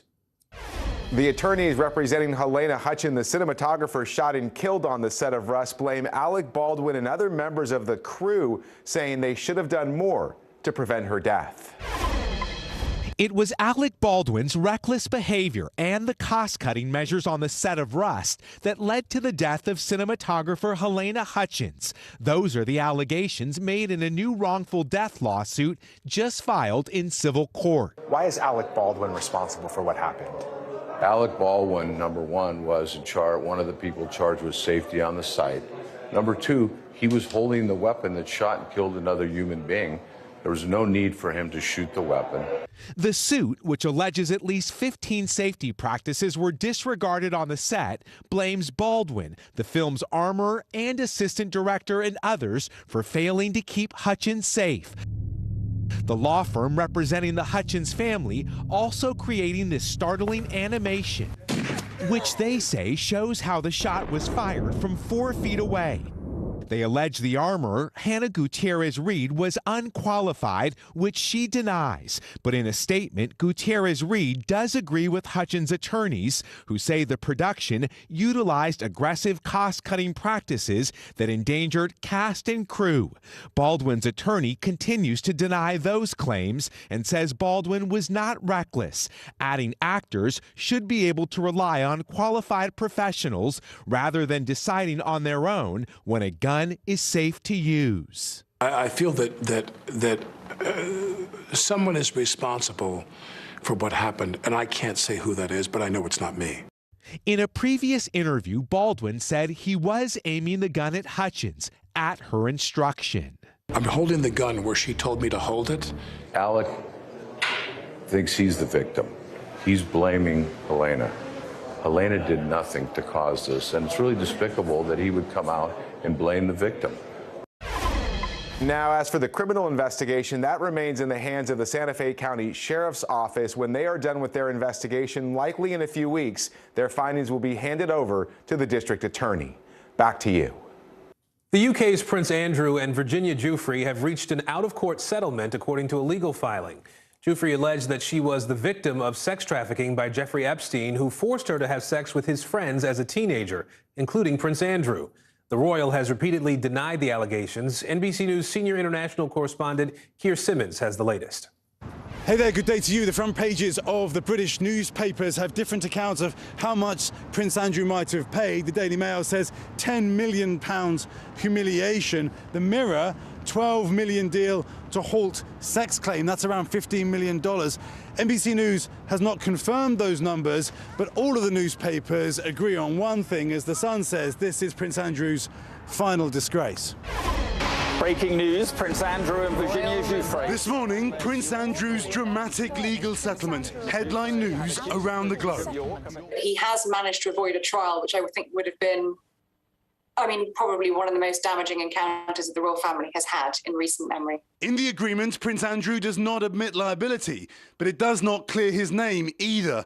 According to a legal filing made public Tuesday, the prince declaring his regret for his relationship with the late Jeffrey Epstein and commending the bravery of Virginia Giuffre and other survivors of sex trafficking. Giuffre has long claimed she was sexually assaulted by the prince when she was 17 years old, trafficked by Epstein and his confidant, Ghislaine Maxwell.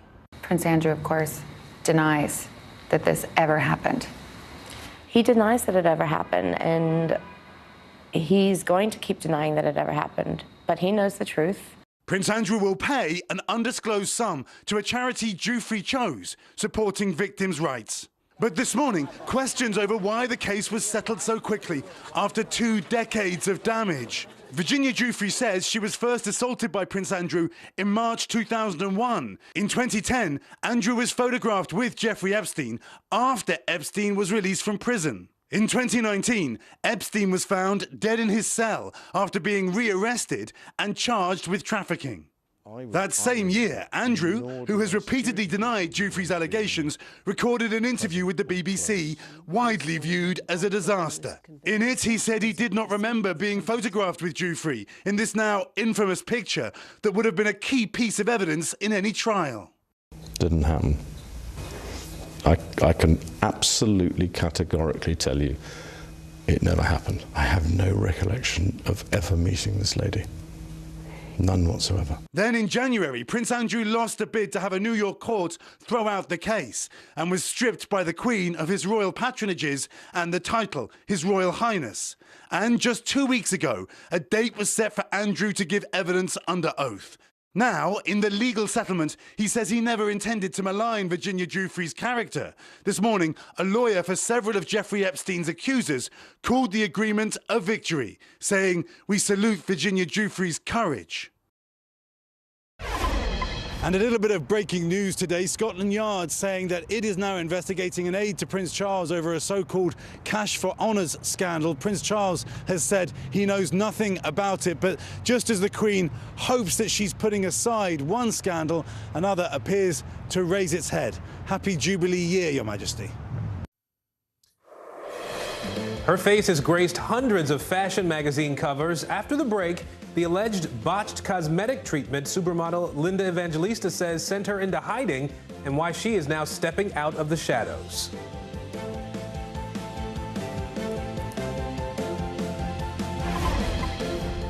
News is more than a headline. It informs, it inspires, and it still matters. To cover it, you have to be in it. And that's what we're gonna do. Every night, we take you to the front lines of the story, where it's actually happening, with NBC News journalists on the ground from all over the world. We cover what you need to know and bring your newsfeed to life. In primetime and streaming live, it's your news playlist every night. Top Story with Tom Llamas, weeknights at 7 on NBC News Now. There's no better place for fun with friends. Quality time with your little golf buddy. Or an afternoon alone together.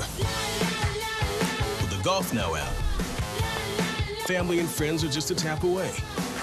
Just pick your course, pay from your phone, get out and enjoy. Golf Now. Download the app and go play. Nearly a dozen hours after the eye roared ashore. There is some late-breaking news. All right,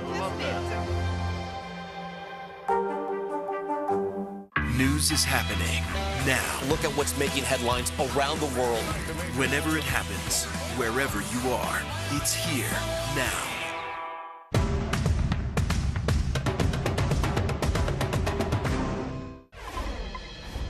Linda Evangelista is one of the most recognizable supermodels of all time, and she is now speaking out after years in hiding. She says a popular cosmetic treatment left her disfigured, and she's revealing all in a People magazine cover story out on Friday. Here's NBC News correspondent Emily Ikeda. Hey there, well, several months ago, we first learned why Linda Evangelista was avoiding the public eye, blaming a cosmetic treatment gone horribly wrong. Well, now today, she's showing the world what that looks like, promising she's not going to hide anymore. Supermodel Linda Evangelista now bearing her body like never before. For the first time in People magazine, the 56-year-old shows what she describes as disfiguring lumps on her body that she says were caused by cool sculpting, a popular fat-freezing treatment she started in 2015, one that she says left her iconic body unrecognizable. In her own words, she's become a recluse. She says she's agoraphobic. She says she still doesn't look in the mirror. She still doesn't want to leave her home. Evangelista, once voted the greatest supermodel of all time, has appeared on more than 700 magazine covers and famously starred in George Michael's Freedom music video. The face of top campaigns well into her 50s, Evangelista told People it was then that she tried cool sculpting, a fat-reducing procedure cleared by the FDA. I had stubborn fat. Cool sculpting appealed to me because it wasn't radical. It was like a spot treatment. Well, there's little to no downtime. In its ads, the treatment flaunts amazing results. By freezing the treated fat cells, cool sculpting destroys them, so once they're gone for good. But Evangelista says for her, it became a cosmetic nightmare. Last fall, she filed a $50 million lawsuit against the company behind Cool Sculpting, alleging after 7 treatments to break down fat cells in her abdomen, flanks, back and bra area, inner thighs and chin, she developed hard, bulging, painful masses under her skin in those areas, deformities that 2 liposuction surgeries couldn't fix, according to her lawsuit. Unable to model, Evangelista says she became deeply depressed, even hiding the problem from her son, Augie. Before I told him the truth, he used to make comments frequently like, "Mommy, do you remember when you used to be fun? Mommy, remember when you used to laugh all the time?" Back in 2018, our own Savannah and Jenna underwent Cool Sculpting. Supposedly, the doctors say that it worked somewhat. I don't know. While the company declined to comment on Evangelista's lawsuit, citing ongoing litigation, it said Cool Sculpting has been well studied, with more than 100 scientific publications and more than 11 million treatments performed worldwide. And the side effects Evangelista experienced are rare and disclosed to patients. But Evangelista claims she never was made aware of the risks. The bulges and protrusions are permanent, she says, and so they may not go away. And so right now, All she knows is that she doesn't want to hide anymore, and she wants to start talking about it, perhaps help others who could be in the same position.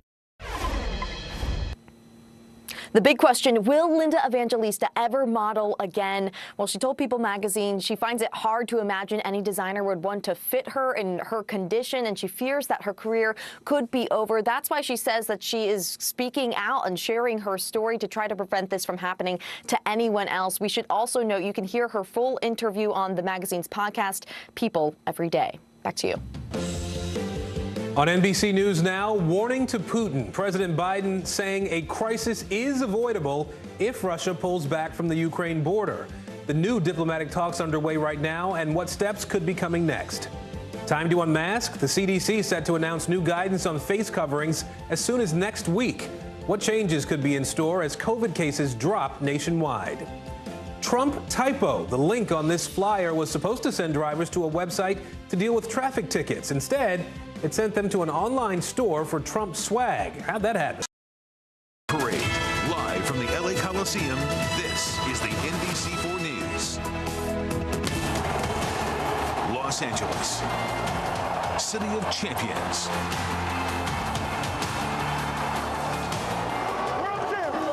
Now, a new champion has taken residence.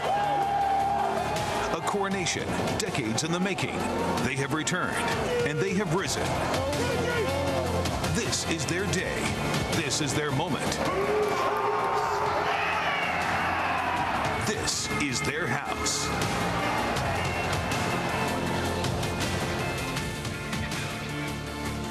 Never, ever, ever get tired of seeing that. It's exciting, especially when you know the outcome.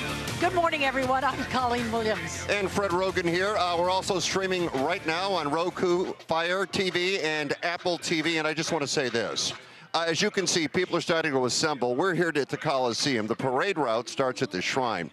And, you know, I'm going to raise the curtain a little bit right off the top. Maybe I shouldn't say it.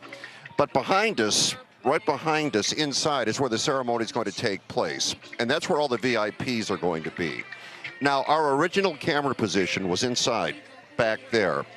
But when they saw how blitzed up Colleen was today, they said, we can't have her upstage any of the VIPs or the people on stage, so we're out here. I'll tell you what, you are rocking it. You brought it out today. Well, I'm telling you, people are here to party and celebrate the champs. We've heard them say Rams house. It's turned to Champs house, and that's why we are representing. All right, we're going to take you up top right now. Live look from News Chopper 4. We want to show you the parade route. The Super Bowl champs, there you can see they are on the buses at the Shrine Auditorium, University Park. You're counting buses, Fred. There are 5 buses. 5 buses. And what you will see on the buses are players, family members, and Rams representatives. 7 buses, I'm told. There are 7? They're hiding 2 somewhere. There are 2 buses hidden away, but we have been able to count 5, so there's a total of 7.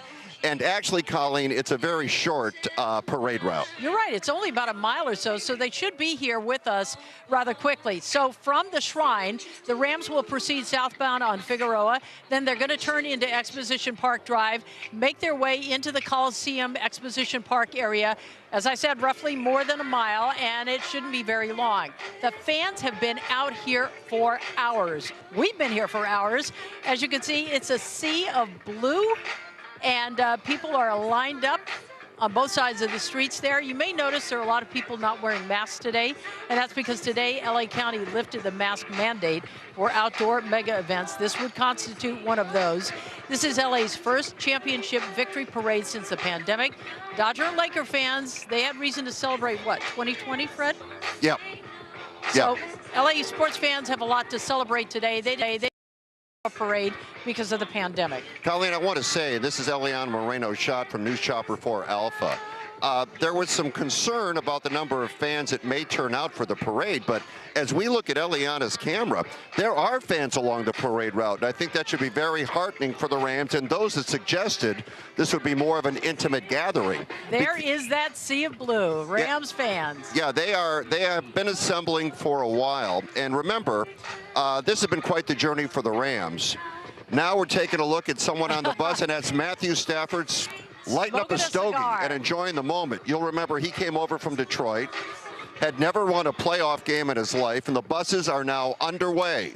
Matthew Stafford had never won a playoff game. That's Von Miller, who was acquired by the Rams from the Denver Broncos at the trade deadline. He had been to the big dance before, and he has certainly enjoyed this one. So as I said, they're heading out right now. They're going to turn south on Figueroa and look at the reception they will get. There they go. All right, as we said, fans are out here right now. Michael Brownlee, Melissa McGee, they are out there with the fans. We're going to toss it over to them at this point. Guys, take it away. Hey, Fred and Colleen, let me tell you, if there was ever anyone who said LA had fair weather fans, you would say what? You're wrong. Absolutely wrong. Now, I know, Melissa, you have the cheerleading background, but you know what I'm about to do. You're going to get the party started for us, You know what I'm about to do. I know what you're about to do. You ready? Whose house is it? Whose house? Give me one more. Whose house? That's what I'm talking about. Every time we turn around, the crowd just gets bigger and bigger, and we're hearing stories from how far people are traveling just to come to here. All right, but we're talking about El Monte, Whittier, but we also heard what? Vegas? Vegas. And one further than Vegas. Oh, which one was that? Ramator. Oh, a galaxy far, far away. Wait, check out this guy right here. Ramator, from a galaxy far, far away, folks. I'm not sure they have a zip code there just yet. I don't know how far. Right. But far enough. But it's going to be a great day for a parade, that's for sure, Yeah. because people are just donning their best Rams regalia, and we've got a day full of celebration as well. That's right. We're going to talk about that Hollywood sign, because finally the Hollywood sign has been transformed into the Rams house as we're watching the parade go down the route here. But that transformation is finally done, Michael. News Chopper 4 was over it earlier this morning. The iconic landmark now reads Rams House. Yeah, but Rams house is so like yesterday, because now we're talking about Champ's house. It has to be the Let's get the crew to work that out, okay? All right, so live pool camera right now here on the bus. Again, this is a short route to get here, but one that has fans lining the streets. Now, we know Michelle Valles is always having a good time. She can always work the party and work the crowd, too. Oh, look There at she her. is. Get it. Get it, Valles. Come on, Michelle. You know what? Brownlee, I know you're a frat boy. That was good getting the party started. The Rams organization is giving away these towels to all these folks. Here we have the best.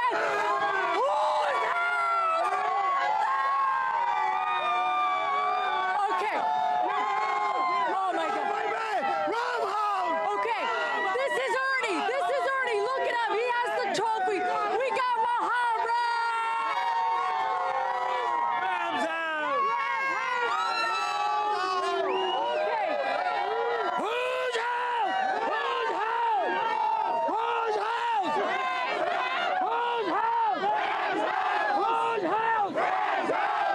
Okay, my man. How long? Come over here.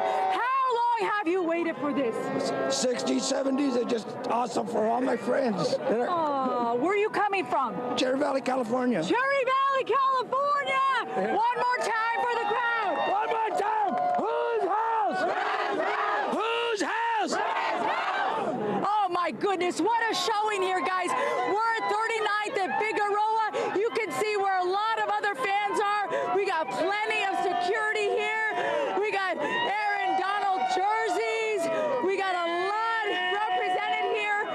I got my official Super Bowl hat. This scarf that has a lot of history. We'll learn about that later. I got my towel because we're gonna need it, and my hoops because it's a party out here. Where are you coming from? Where are you joining us from? Santa Fe Springs. Santa Fe Springs. Percent California, yeah! Shout out San Ana. Shout out. East LA. So we are pumped, guys. We're gonna meet some more fans from the Booster Club, the Central Valley Booster Club. But give it up for these Rams fans that turned out in their sea of blue and gold. I am just so honored to be here. I became a Rams fan in 2016 when they came back to the town. I'm a Texas girl in LA, and I'm so Rams house. I'm so proud to be a fan here. Fred, Colleen, we're gonna send it on back to you. All right, Michelle. You know, Fred, in the ride down, she did say she was a free agent fan until the year 2016 when the Rams came back. There's no free agent about her at all at this point. She's a diehard Rams fan. All I can say is this, and if you know Michelle, you know her. The party doesn't start until Michelle Vaya shows up, and then it's time for a party. And if you're having a party, you also have to bring the architect of the entire situation to the party. Mayor, you don't hear? No, you can hear me like this, right? Oh, okay. Look who's here. The mayor of Inglewood, James T. Butts. Now, Mayor, glad to have you here this morning. I know you're going to be, I think, the first or second speaker here when things get underway. And it should be that way because we're celebrating in L.A., but we do know that it all started in Inglewood.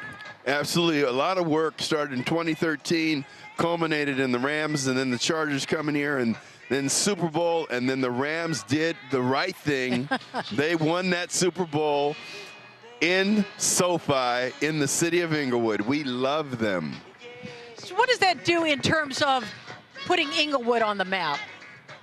Well, it's always been on the map. We had the #1 event, only larger one is a FIFA World Cup in a 9 square mile city with 110,000 people without a hitch, and the greatest show, according to a lot of people I talked to, of Super Bowl. So we're more than on the map.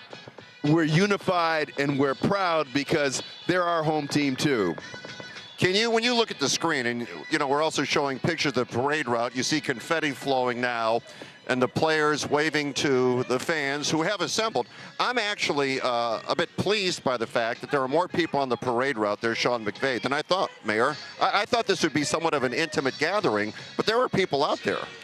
No, this is huge. I mean, I'm an LA boy. I'm born in California Hospital, went to LA City schools, didn't go to Inglewood till I was 19, then to Santa Monica, then back to working for LA at the airport, come back to Inglewood, and then to have everything come together. The ultimate LA kid that comes back and brings two cities together, the city of Inglewood, the city of Los Angeles, all linked by the Palace on Prairie built by Stan Kroenke.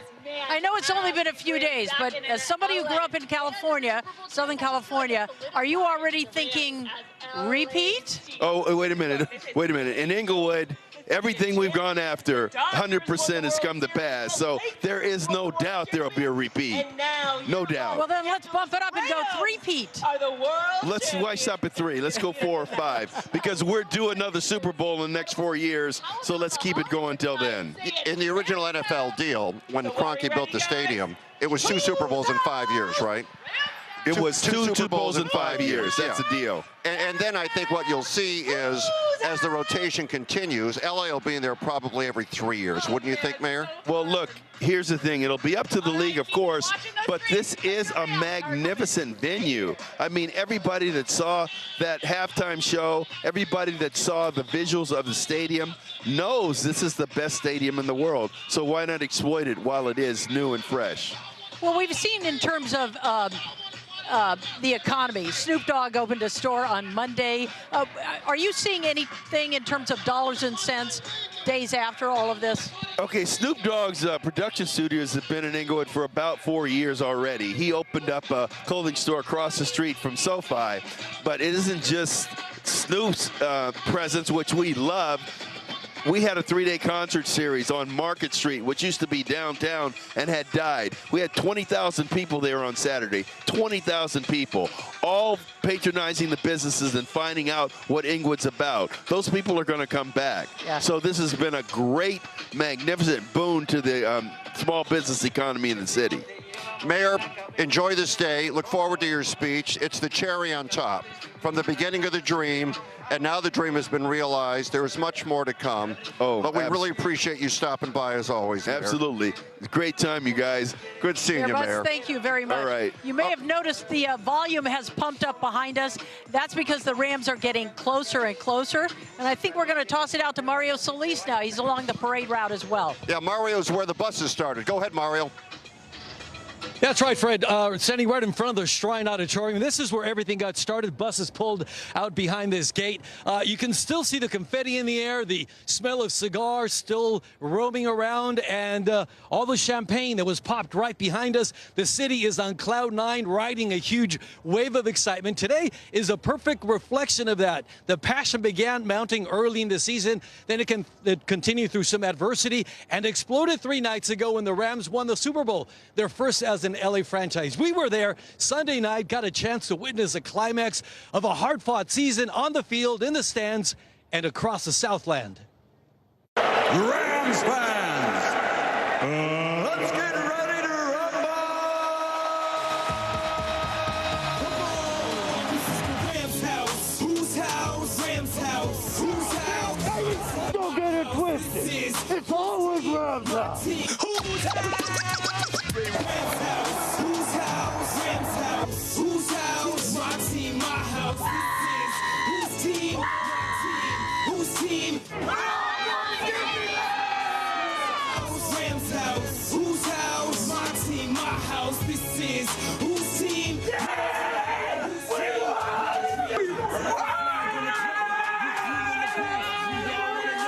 It's more than a game, it's a lifestyle. For my team, I can say that it's worthwhile. All the fans in the stands, I can see them. I told you, Super Bowl Sunday. I told you that. You did say Come on, man. This is Rams house. My team, whose team? My dream, my team. Mi casa es su casa. That's what Rams owner Stan Kroenke said to fans this season. I'm sure his Spanish is very polished. Now the entire league knows SoFi is to be respected. The world champion Rams live there. And we're standing right in front of the Shrine Auditorium where this parade got started. Guys, back to you. All right, Mario, thanks very much. When we were showing you the pool coverage of the buses, you did see Cooper Kupp, the MVP of the Super Bowl, although you could make the argument, Colleen, Aaron Donald deserved a piece of that. But what I wanted to point out is he is wearing the Kobe Bryant jersey, paying tribute and celebrating the life and legacy of Kobe Bryant as they proceed toward us. And Rams fans really want to shout from the rooftops. So to see if there was anybody on a roof, we'll go out to John Caddy's Klimac, who has scaled a building and is on top of a roof. John? Almost, Fred, almost. Plenty of people around here just like that, though. We got a lot of fans that are lined up, been out here since early this morning for all of this. We just saw the team come by. Guys, talk to me about how excited you are about being here for this moment to see what you just saw. There's nothing like it, man. The confetti, the Nipsey, being world champion, seeing the players, man. It's fucking amazing, man. Yeah, you got to be careful. Talk to us a little bit about what you want them to see from you. So we've got the team that's there, seeing their fans as close as they are right now. What is the message you think for them? We got their support. We support them. We're not letting them leave again. For good. This is the championship city, right? Yeah. This is it. Yes. Hi, I'm Brave Chick. Shout out to my children. You're the GOAT. You said you've been inside too long from the pandemic. This was a way to come back outside. We are all the way live. We are the Rams. We're here for the Super Bowl. It's after the Super Bowl. We are celebrating. Whose house? Rams house. Whose house? Whose house? Yeah. A lot of energy right here on Figueroa as the trucks and the buses make their way all the way down there. Guys, we'll send it back to you. John, before you go, let me ask you, as they move by the area, what are the fans doing? Are they moving with the buses, or are they staying there? They are. I'll let you look across the street so you can see the fans that are there. That's what they're doing. They're following the crowd, making their way down towards you guys, because, of course, that's where the rally is going to happen, and that's where everybody wants to get that feeling of being together at a time when we're allowed to. And again, once again, they're on FIG. They should be here shortly. Fred, at this point, let me ask you a question. We keep seeing pictures of Andrew Whitworth. He's 40 years old. Big accomplishment this year. What do you think he's going to do? Is he going to retire? Will this be the same Rams team next year? It will not be the same Rams team as next year because the way the Rams are constructed, and they've done such a magnificent job of putting the team together, they pay 4 or 5 guys, as they should, and then Leslie, the general manager, is a master at going through the draft in later rounds and replacing guys, because the NFL is a salary cap league. you know, you wonder, how did the Rams get here? Just a little historical journey for you. The Rams were born in 1936 in Cleveland. And they did what most people do that are born in Cleveland, try to get out of there as soon as possible. So in 46, they moved to Los Angeles, and they were here through 79, where they played at the Coliseum. In 1980, they moved down to Anaheim, and they were there until they finally moved to St. Louis. And an interesting factoid, Stan Kroenke had bought a portion of the Rams at that time, and he was one of the people that moved them to St. Louis. So then, when the league decided that they wanted to put a team back in Los Angeles, the second media market in the country, they went to Stan Kroenke, who had deep pockets and highly capitalized, and decided that Kroenke would be the guy to build this stadium in Inglewood. And I've mentioned it on the air before. The plan all along was the very first Super Bowl that was played in Los Angeles, the Rams wanted to be there. Now, that Super Bowl was supposed to be last year, but because of COVID and construction delays with the weather, the stadium was not prepared, so they moved it to this year. There was Sean McVay and his fiancée, and Cooper Kupp in the background, his wife next to him, and there is Cooper rocking the Kobe Bryant jersey. Let's go out now as the buses get closer to us here at the Coliseum, to Michael Brownlee and Melissa McGee with the fans. Hey guys, it is fandemonium out here. You can live in LA and be a Rams fan, but we got folks from Ventura. Where are you from? Ontario. Where are you from? Orange County, baby! Orange County, baby! San Bernardino! And remember our Vegas lady? Right. Here we go. From Vegas, Michael. This is Eva from Vegas. How long did it take you to get here? It took us 3 hours to get here. 3 hours, and guess what? She let me borrow her horns because we've Put got that thing on. It's on, and she had a lot of faith. I tell you what, because Eva from Vegas, she started driving at 3 o'clock in the morning on Saturday. Michael, show us what you got, just to know that the Rams were going to take it home. A new Rams tattoo. That's so dedication. We've got Eva, and also look at this. We've got Detroit fans. However, the reason why they're out here, Ed, tell me why you're out here today. Matt Stafford, Michigan, Detroit Lions. Well, now we're going to convert, Ed, right? Because now we're going to convert you over to the Rams now that we have. Fan. I'm moving out here. Take it off. Take it off. Take it off. Take it off. Take it off. It's his birthday, by the way, tomorrow.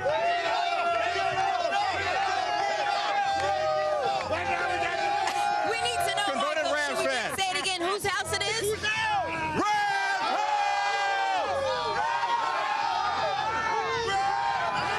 I mean, you can't make this up. It's nuts. This is incredible. Best fans in LA. Let me tell you that much. Best fans. Absolutely. We are ready for more excitement, too. That's right. All right, I think we have what? Michelle Vyas, is she out there? Is she? I know she's with more fans. I believe she is. Hey guys, I'm here with the fans here at 39th and Figueroa. They know how to get our attention. I said, I'll put you on TV if you give me the baby. This is baby Tony. They're from Long Beach, and you guys just got engaged. Yeah, we just got engaged. We're getting married in 4 weeks. Oh my God. This is the daddy, no doubt about it. Let's go. Right here. You guys are season ticket holders. Season ticket holders. He wants his daddy back. Go ahead and get baby T. How did it feel like on Sunday? Amazing. It was freaking awesome. Just holding my baby, celebrating. These are memories that are going to last a lifetime. So great. Let's go, baby Rams. Let's go. How do you feel? Oh, I feel wonderful. I feel wonderful. It's the Rams house, baby. Rams house.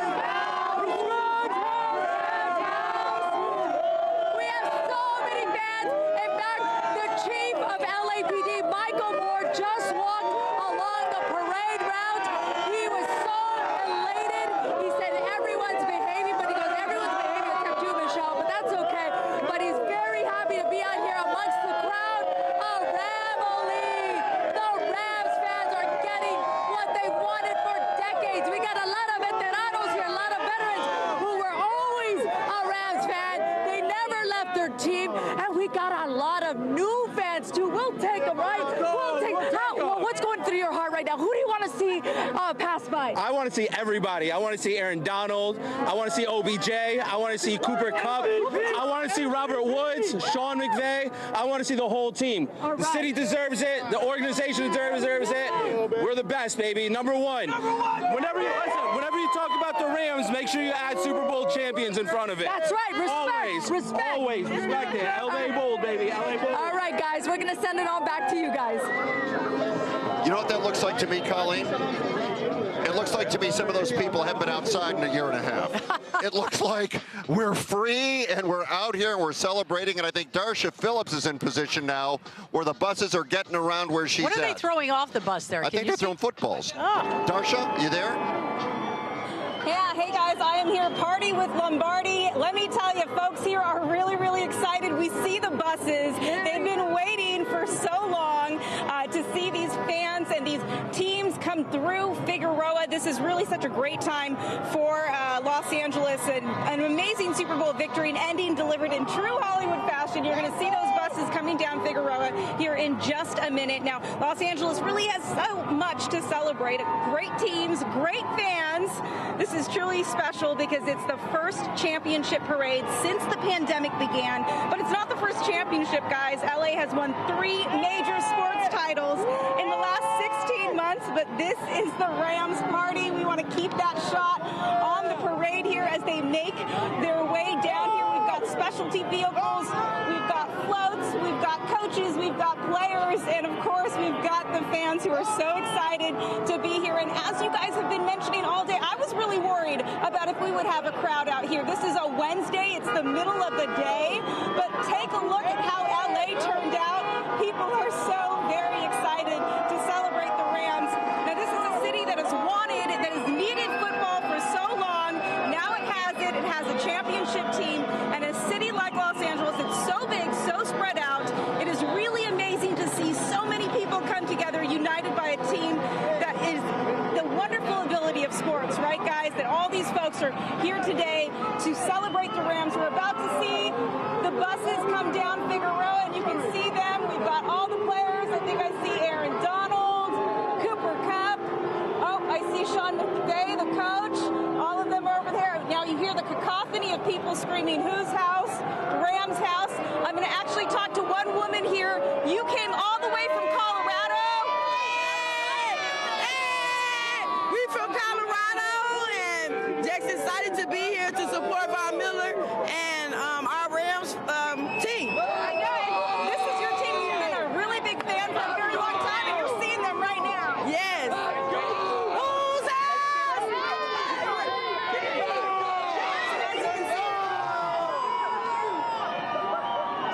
Darsha? Everyone extremely excited to see the players, the coaches, the fans, the families. This is Los Angeles' team, and LA really comes out to party, guys, let me tell you.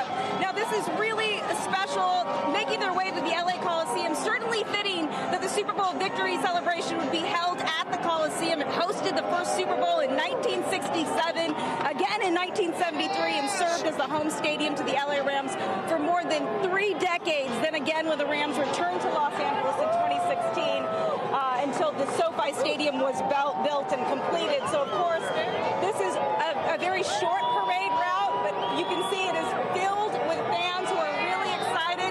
Take a look at our crowd over here, guys. There's barely any room on the sidewalk. There's barely any room on the street here, and it's just filled a sea of blue and gold. Everyone really excited to welcome this team, to cheer on this team. It's a really amazing experience to see again on a Wednesday in the middle of the day. Folks are here, and the buses are making their way down Figueroa, slowly but surely, definitely making sure. Oh, we see some footballs being thrown into the crowd. Such an amazing experience. How does this feel, sir? How does this feel to see the Rams right here? Oh man, it feels amazing. It's crazy. Where'd you come from today? South Central by Inglewood. What was your favorite part about the game? Oh man, the ending. Aaron Donald came through. He shows why he's the best. It was amazing. Well deserved win. And now you see him right there. Dude, it was amazing. It's out of this world. It's amazing to witness the parade in LA after so long since COVID started. It's amazing. It's amazing. And you know what? LA is such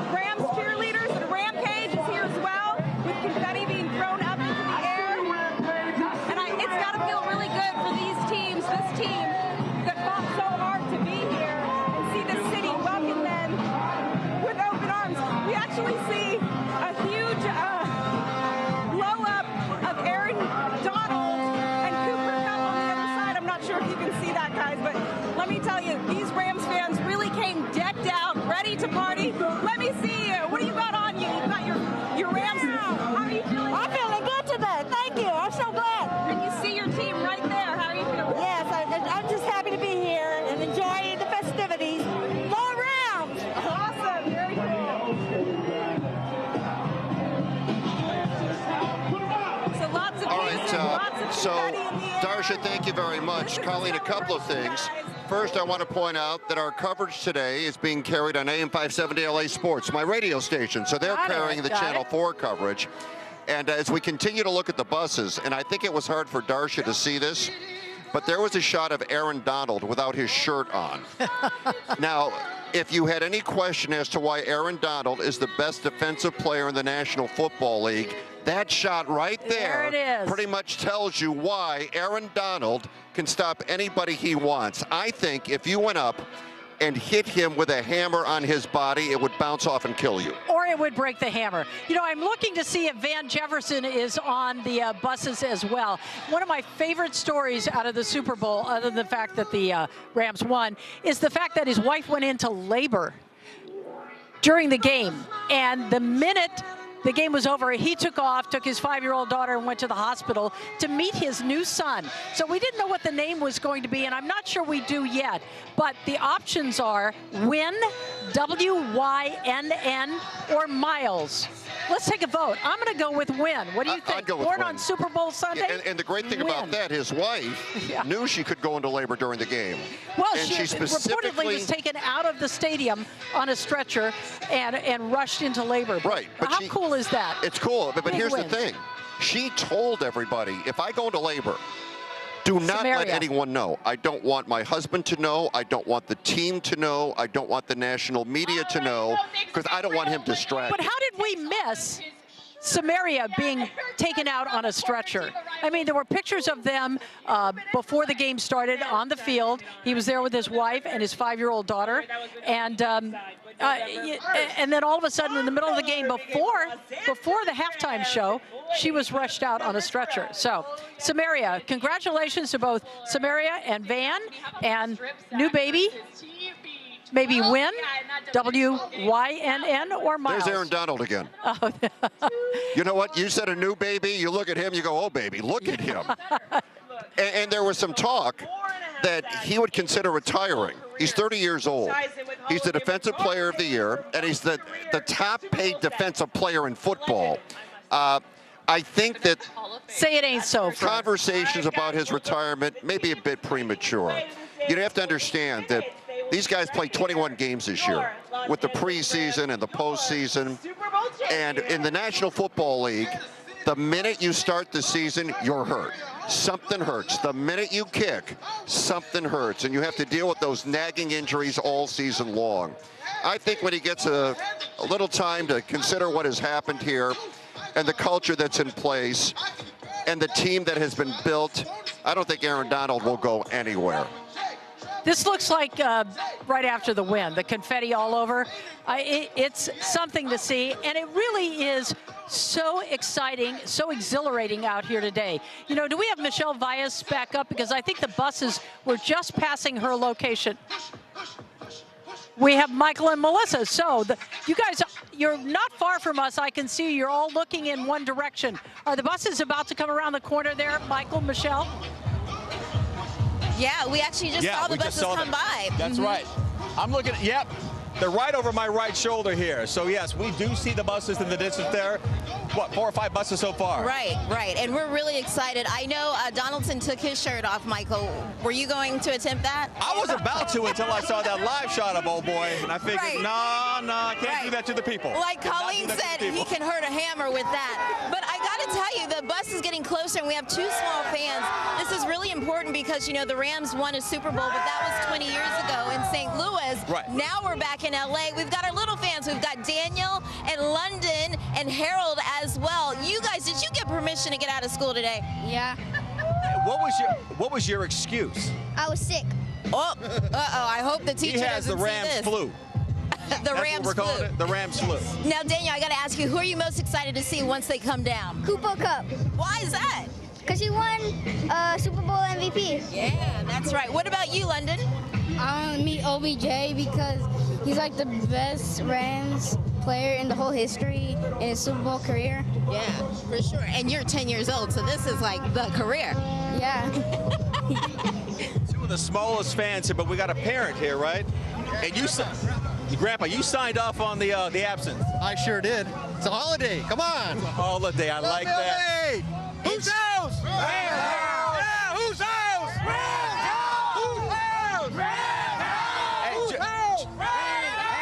That's my line. Oh, right. You were supposed That's to my say line. that. That's I think right. he took it from you. But, That's you know, right. it's building and building. Look, we're just over our shoulder. We're watching the beginning of the parade route and the cars and the trucks. Can we move pan over, closer and Troy? There closer we go. to the There we go. Coliseum. It's pretty exciting when you're down here feeling all the energy. Man, Melissa, you talk about the energy. I mean, I can taste it.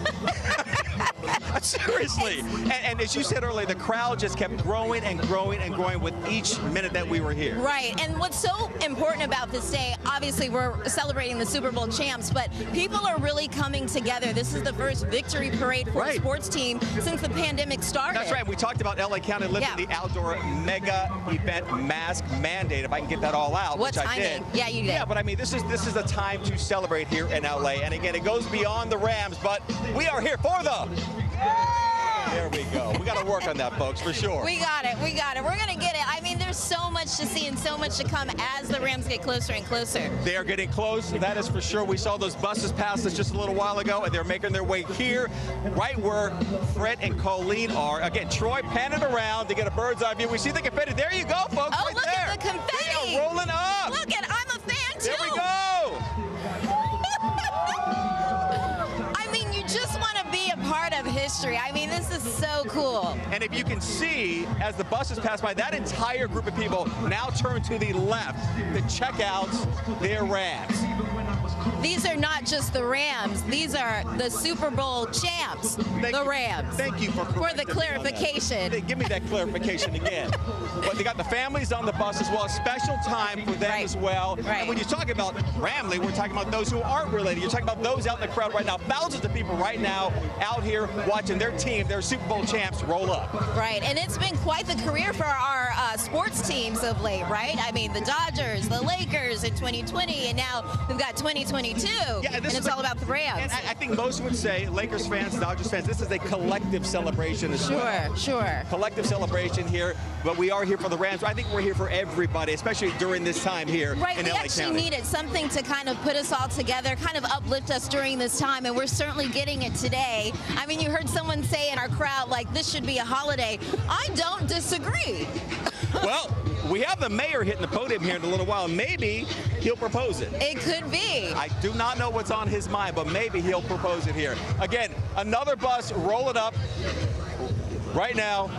And again, just the energy out here, the excitement. This is what fans have been waiting for. Right. And we were talking to a lot of fans earlier today, Michael. You know, they were watching the game. We were asking them, how did you feel? It was a nail-biter. It came all the way down to the end. We had 70,000 fans in the stadium at SoFi, and now they're here today to celebrate, too. Again, as you look at them, they are turned to the left. The confetti is flying all over this place right now. Listen, I'm a fan, too. This is unbelievable. It's incredible to be a part of it, for sure. Oh, there you go. There's your rival there. Yeah. I know. I'm going to leave it on. I'm going to leave it on. Keep the shirt on. I think he may have you beat this time. Yeah, by a peck or two, for sure. That's all it is. All right, so I think we are going to, as the buses continue to roll. Man, and the confetti. Oh, we got to see this. This is incredible. This is what it's all about. That is happening right now. Michael and Melissa. The blue Fred and the Colleen gold. again. Michael and Melissa, can you hear me? Hi, Colleen. Just to give you an idea of how close. Yeah. Well, what is going through your mind? Victory. I mean, we are. This is the day you've been waiting for. Yes, they won. They won. Oh, Colleen, this is incredible, Fred. I wish you guys were with us. I know you're just a stone's throw away, but we're actually seeing all the fans from the street getting closer and closer to the Coliseum because the players are en route. So, I mean, this is pretty incredible to see. You can see just it's jam-packed right where we are. Yeah, that's right. I mean, we got the folks here behind the barricades here. Yes. Michael and Melissa, and people got we here are so early. close. We're being confettied right now. I don't know if you can hear us. They don't have to be quiet here right now. I can hear you. They're getting confettied right there. They're so close. Yeah. I mean, you can just reach out and touch it. Another bus coming through as they make their way over to Fred and Colleen's position. An exciting time, like we said, for LA. And you know what, Michael? What's so interesting, obviously it's an exciting time for the fans and everyone out in the crowd, but also exciting time for the players. I mean, they did it for LA. They worked. They worked hard. It was, you know. That was something they worked for, something they were thirsting for, they were hungry for, and they got it. Yeah, They earned it. absolutely, they earned it. Right until the very end of that game. I know I wasn't the only one Like a nervous, nail biter, right? come on. It was, That's like we a nail loved biter. it, but that's what made it so fantastic. So where'd you travel from just to see the Rams? Hesperia, California. Oh my, and you were traveling through snow, by the way. They had snow last night, didn't they? Oh, yeah, there's a lot of snow over there. And now, who are you most excited to see or hear from once you see the players? I would say Cooper Kupp. Yeah. Cooper Kupp, that's my man. He was clutch at the end of that game, wasn't he? Oh, yeah, super clutch. That's Cooper Clutch right there. Cooper Clutch. And of course, we're asking fans who are out here today who might have to be somewhere else, like work or school. Oh, yeah, I was supposed to be at work, but, you know, You were about to be at work. I had a cough. You know, that Rams flu is really going around. It really is. Yep, that Rams flu is coming around, yeah, for sure. We got a pill for that, don't worry. Oh, okay, cool. So now tell me, how long have you been a Rams fan here? I've been a Rams fan for life, I'm telling you. My grandpa, way back, he was an original Rams fan. So he brought the franchise of the Rams to our family. Gotcha. Yeah, and you know what? It's a long time coming because the Rams went away and now they're back as we watch the buses turn into the Coliseum. Yeah. All right, we're going to make our way down this way. We got folks from Orange County, Ventura. Interesting is that we're hearing different stories, but it's all the same. It was all worth it. Always been a Rams fan? The parking, always worth it. Always Yes, been a Rams fan. yes. So what yes. compelled you to be out here today? Oh my you could be at home watching Oh my this. God, no. We've been waiting for this. I'm proud of them. Yeah? I'm gonna cry right now. I got a tissue if you want to cry. It's okay. Let it out, girl. Let it out. No. I'm very proud of them. I've been waiting and waiting. I'd like fans say they're excited, but you're also very proud of them. I am. They worked hard to get here. Don't make me cry. Hard work? It's okay. Yes, I'm serious. Like, I'm so proud. You know what? I heard someone earlier say, oh my goodness, it's contagious, the tears in the crowd. But you heard someone earlier today, they're out here, maybe or maybe not, they have permission, but they're practicing self-love and self-care being out here today with all of the fans. Absolutely. I mean, how can you not bob your head and want to, you know, with this music playing too? I mean, we've been trying right. to all day. Oh, look, and they're throwing we got rally more buses? towels. We're really getting ready for the rally, as you I can think see they're as here, we right? pan over. Yeah. They're here. All right. So I think they're positioned where Colleen and Fred are right now. Are we going to toss it back to you guys? All right, Michael. Thank you, Michael. Thank you, Melissa. As the buses are pulling into the Coliseum area, let me say, since 1980, there have been 16 parades for winning teams. The Lakers have had 10, the Dodgers have had 2, the Angels 1, the Kings 2, and this makes 16 as you see Stan Kroenke, who brought the Rams back. That makes 16. Non-parades for our city champions. The Galaxy have had 5 rallies. The Raiders, when they won the Super Bowl in '84, held a rally at City Hall. And of course, the Lakers and Dodgers did not have parades because of the COVID situation. LeBron did tweet out, and Justin Turner echoed it, why don't we throw a parade for everybody to celebrate those 2020 teams and the Rams? But the Rams deserve their own parade. Unfortunately, the other teams weren't blessed or fortunate enough to have those. This is the Rams' day. It is their celebration. And Colleen, it is their parade. You know, Fred, you would know this. Is this the first ring for most of these guys, most of the players on the team? Well, yeah. Actually, yeah. It is the first parade for most of the players. And you see, then again, Matthew Stafford, who played in Detroit, who had never won a playoff game. And during the offseason, the story went that Andrew Whitworth and Sean McVay ended up in Cabo, and Matthew Stafford ended up in Cabo. McVay and Stafford started talking. The whole deal was brokered by Andrew Whitworth. And that's when the Rams were able to contact Stan Kroenke and move Matthew Stafford to the Rams. Sean McVay felt that was the missing ingredient. Jared Goff, a former #1 pick, had a great skill set, but he was not able to get them over that hump. Matthew Stafford was. And who might be seeing Matthew Stafford right now? Hetty Chang, because she is in position where the buses are passing her. Hetty. Hey, Colleen And Fred, yeah, the buses just passed us here at the end of Exposition Park Drive, and that was so fun. That was amazing. They came down the drive right here. I caught a towel, and we've got the blue and yellow confetti right here. That was really, really great. What we saw was the buses coming down here, Exposition Park Drive. You see the sea of blue and yellow. That's where the big crowd is, the tens of thousands of fans here. And Mike, if we pan over to the main stage here, this is what we see, the LA Coliseum. That's where the Rams, the team, the coaches, all the players and the families, they just got off the bus. They're gonna come here to this VIP location. And you know what, Colleen and Fred, we got here at 6:30 this morning. Since then, this area has been on and popping. I got to tell you, so many people were here. The crews were setting up, the vendors are having a really good time. And if you go about 100 yards over here, that's where we see you, Colleen and Fred, over there in between the crowd and the big stage here. You know, we heard Darsha mention it a little bit earlier. Fred, we heard you mention it a little bit earlier. Here in LA, in Hollywood, we just love a Hollywood ending, right? And this sort of moment is kind of a full circle moment. We know that the LA Memorial Coliseum has been host to 2 Super Bowls, one in 1967, again 6 years later in 1973.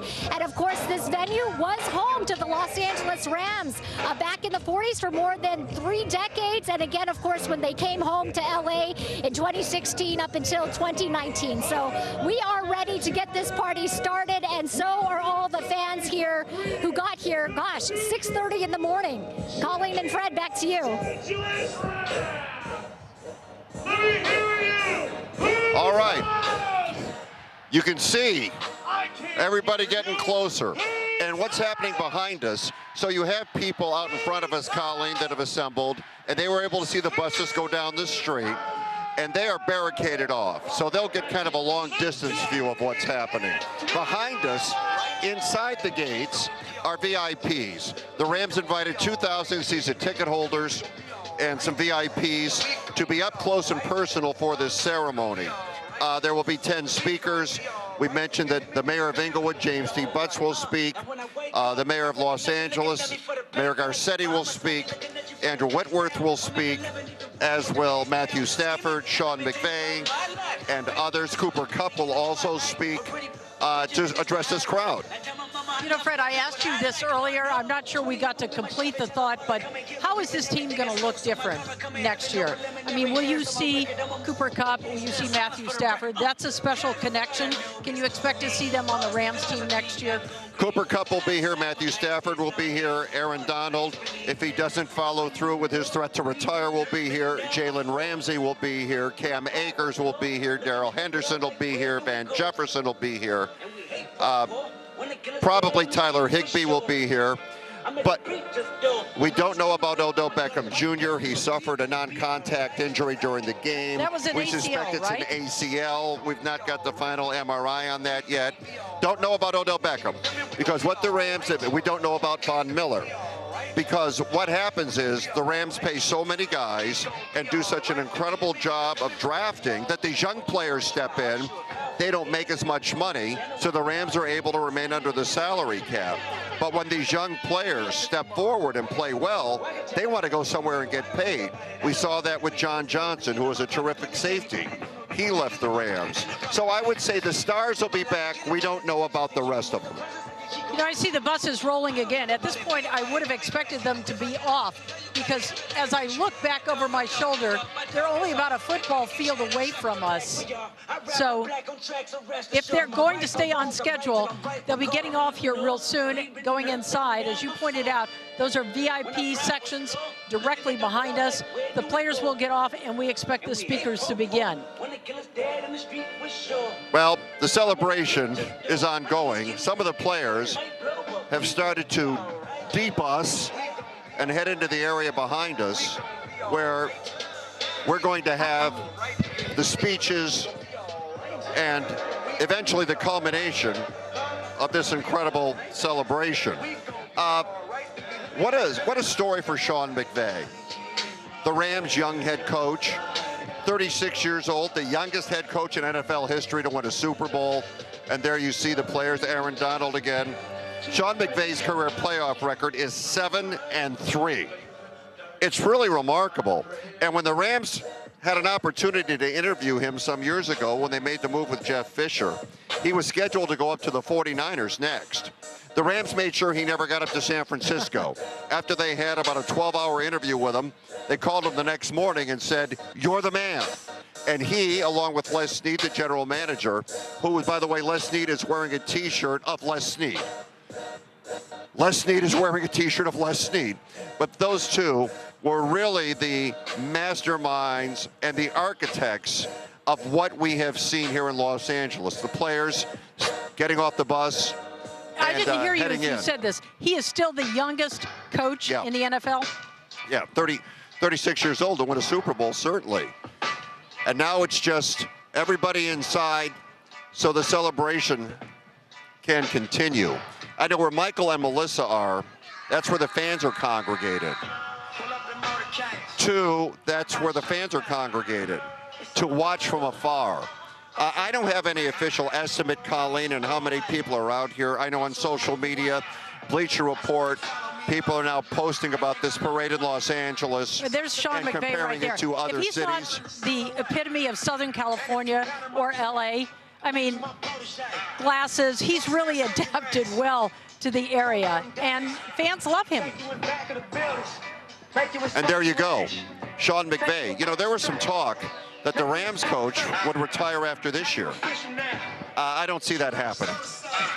I think he'll come back. When you have something like this in place, and when you're rocking that trophy, and you're rocking the bling, and you have this in place, this doesn't happen to you very often in life.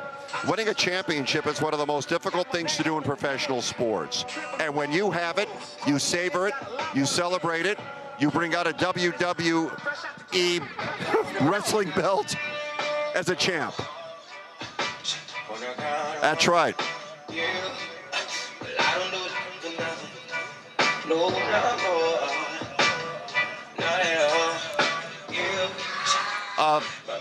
These players are going to savor this moment. Fred, let's talk a little bit about the fan base here.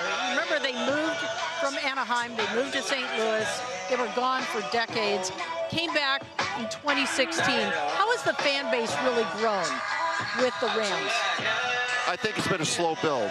I think it's been a slow grow. The people that are here today, the majority of them, are people who rooted for the Rams when they were back in LA long ago. Maybe they're kids. But remember, when you haven't had football, as Aaron Donald is there, when you haven't had football for over 20 years, people like football and they adopt other teams. The Rams knew that this was going to be a slow build. And Kevin Demoff, the COO, told us, and he said it to the Times as well, they needed to win this Super Bowl. I'll say that. They needed to win. And now their work really begins. They've got one. But this gives the exposure to the team that it may not have had in the minds of people. You know, if you look at it like this, if 10% of the people in Los Angeles are watching the football game, 90% are not. Their goal is not to hold on to that 10%. Their goal is to welcome the 90% that isn't watching, that may not be fans. And when a team wins a championship like this, oftentimes people will say, we have a bunch of bandwagon fans that jump on board while we're smoking cigars and celebrating. That's not really the case. What happens is when a team wins a championship, it exposes that team to other parts of the market. So the people that are out here may have been here from the beginning, but the Rams' work now is to expose other people to their product. If we're talking about sheer numbers here, we talk about the Super Bowl on Sunday, historic viewing levels. 112 million people watch, more than that actually. Some of that was on streaming, but it's the largest number since 2017 when they had 113 million. What was really interesting, if you talk about percentage of the market, one of the largest markets that most watched the Super Bowl was Detroit. Yeah. Other than Cincinnati, LA, it was Detroit. And that, of course, was because Matthew Stafford. Yeah. And understand this, 83% of TVs in Los Angeles on Super Bowl Sunday were watching the game. 83% of the televisions in use were watching the Rams. In a market like Detroit, you don't have as many things you can do. It's a wonderful city. I was born there. But if you look at Southern California, there are so many ways to spend your disposable income and so many teams you can spend your money to go and watch. In Detroit, Matthew Stafford was that franchise. Now, they never surrounded him with the kind of talent that would get him to a that's championship. champagne right there. Oh, yeah. That's the big bottle of Cristal. That's right. Let's see it. Do it. So in a market like Detroit, Matthew Stafford is still a hero to them. It was very unusual, and I thought a bit disconcerting, that the fans in Detroit thought so little of their franchise, they started to sell Detroit Rams t-shirts. Nah, not a good look. You've got to support your team. You can't start selling Detroit Rams t-shirts because your guy is now the quarterback of the Rams. And now you can see they are inside the Coliseum, and they're spraying that big champagne bottle. Andrew Whitworth, and he's got a picture of Cooper Kupp on his t-shirt, Super Bowl MVP. Andrew Whitworth is one of the nicest people you will ever meet. He won the Walter Payton Man of the Year Award, which is for community service. You were out there in Thousand Oaks at Borderline. Well, he won the award Man of the Year. Right, he donated a game check to help the victims in that terrible tragedy. You and Chuck were out there. You did a 3-hour show from out there. Andrew Whitworth has given more to the community than any player. And he believes in his speech that he has a responsibility to give back. And he always says, you don't know who you're going to meet and how you're going to impact their life. And Andrew Whitworth is taking that to heart. Also taking things to heart are Michael and Melissa, who are out with the fans who can now see the players here. Guys, take it. Oh my gosh, Michael, it's just so incredible to see. Wow. You know, we're just like a stone's throw away from the fans, and we're all just big little kids today just watching the fans enjoy themselves, and the players enjoy themselves as well up on stage. I'm looking at those huge bottles of champagne. Like, where did they get that from? I mean, it's pretty incredible. Cork those and bring those over here, please. Let's talk to the crowd, shall we? There are a lot of people in the crowd. I want to talk to you, sir. What did you think of that game and the ending right at the end? Fantastic. I waited since 1968 to see something like that. I'm born and bred in L.A. Great game. Great game. And what's it like for you to know that they got it done in L.A. for the first time as Rams? Simply beautiful. Nothing more, nothing less. I'm 61 years old. I waited for this. Nothing more to be said. Nothing. So you're out here today. Are you skipping work, skipping school? What are you doing? Oh, today is my day off, baby. Yes. We planned it like that. I planned to be here. I knew it was coming. I saw it. I saw it. Believe me, LA, I saw it. I'm here to tell you I saw it. And to see the other fans out here and the big crowds, I mean, what does that say about fans in LA? We have them. Hey, we've always had a Rams fan base here in LA. Even though when that team left and went to Anaheim and spent time in St. Louis, we came back.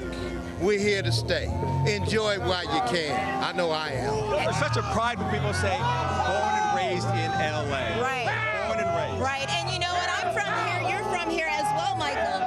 For a lot of years, we didn't have a team of our own. So to know that the Rams got it done and they're in LA this time, it's pretty fantastic.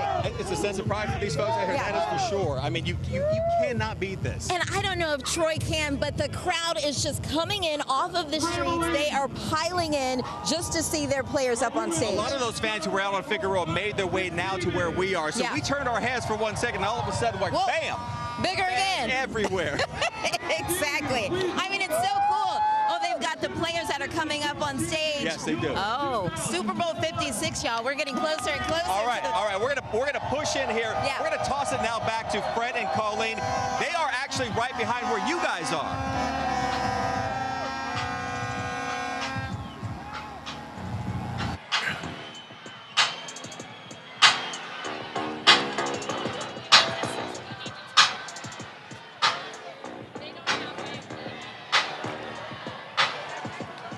There they are on stage, Colleen. Yeah, you know, it's great. What if One of my other favorite stories about Andrew Wentworth is the picture that went viral. His 4 children were sitting in the front row. His 7-year-old daughter was sort of sitting back, reading a book, very nonplussed about the game that was going on in front of her. And he said, you know, she's the youngest. She just does her own thing. And for them, that's business as usual. Yeah, they don't appreciate or understand because they see Daddy play all the time. Yeah. It's another game for Daddy. No, honey, it's the biggest game I've ever played. Well, it sounds to us like they're about to introduce the team. We can tell you they are up on stage, and they... Hey everyone, I'm Allison Morris. You've been watching the LA Rams Super Bowl celebration on News Now. Here's what else is happening. A new nationwide mask guidance, the CDC rather, expected to make some changes. What Director Walensky is saying today. Found alive, a 6-year-old who went missing more than 2 years ago, hidden under a staircase in New York. Plus, where are the pitchers and catchers? Spring training officially delayed. What the MLB lockout is doing to baseball fans and business owners.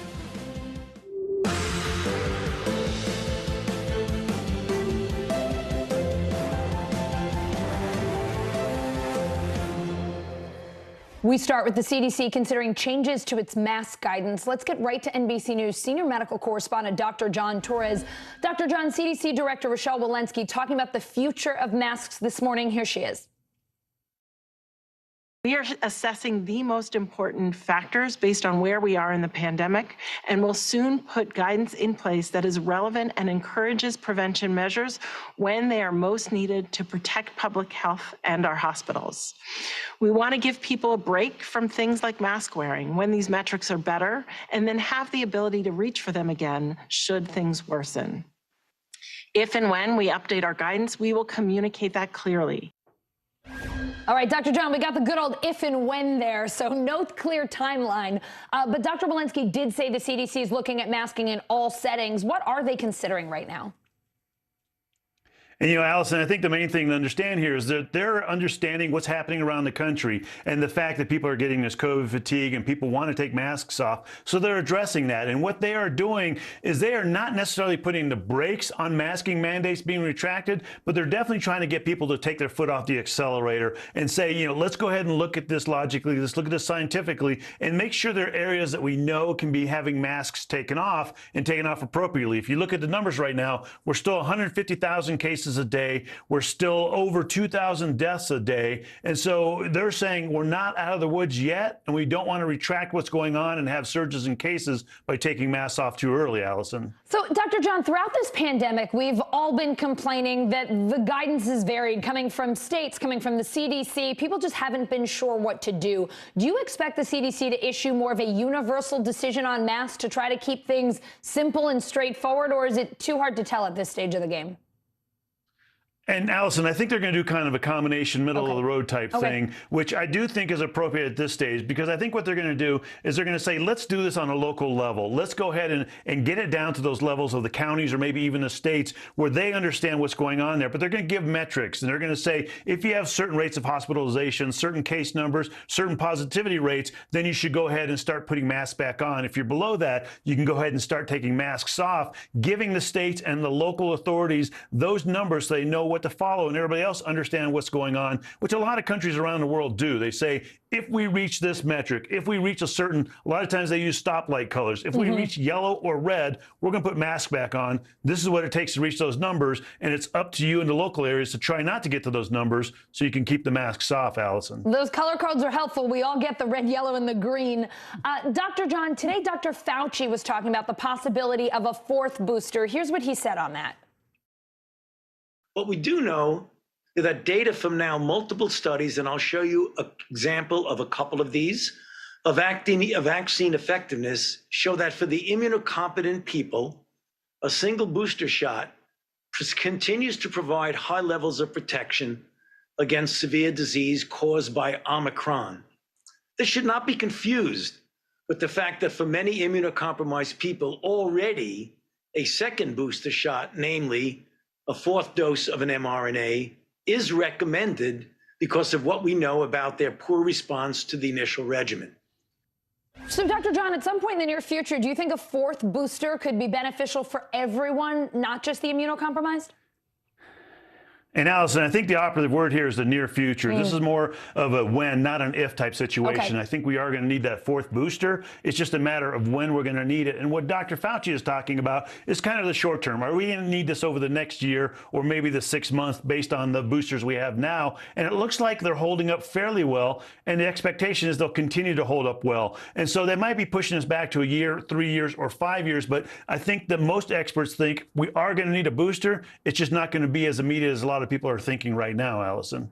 Dr. John, I want to ask you about long COVID because it came up at today's White House COVID briefing. What do we know about the long-term effects of COVID compared to, say, what we knew a year ago? We've had a longer period of time to analyze.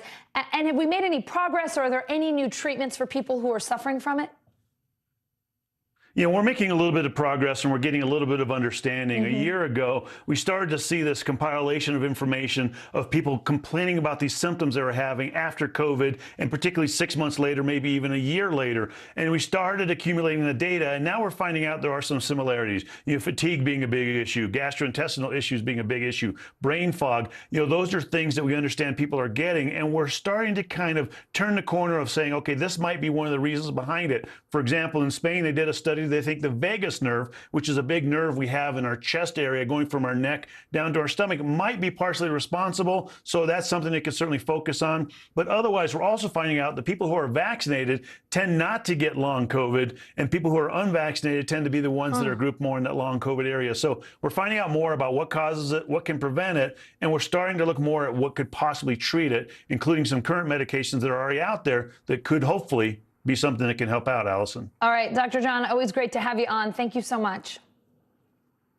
A 6-year-old girl missing for over 2 years found alive under a staircase in a New York home. Police believe her non-custodial parents took her. They've been arrested and charged in her abduction. Here's NBC News correspondent Jesse Kirsch.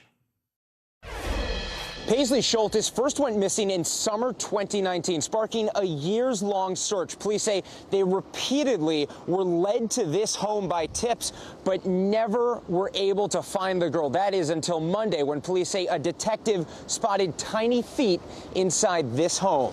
6-year-old Paisley Schultes is out of harm's way.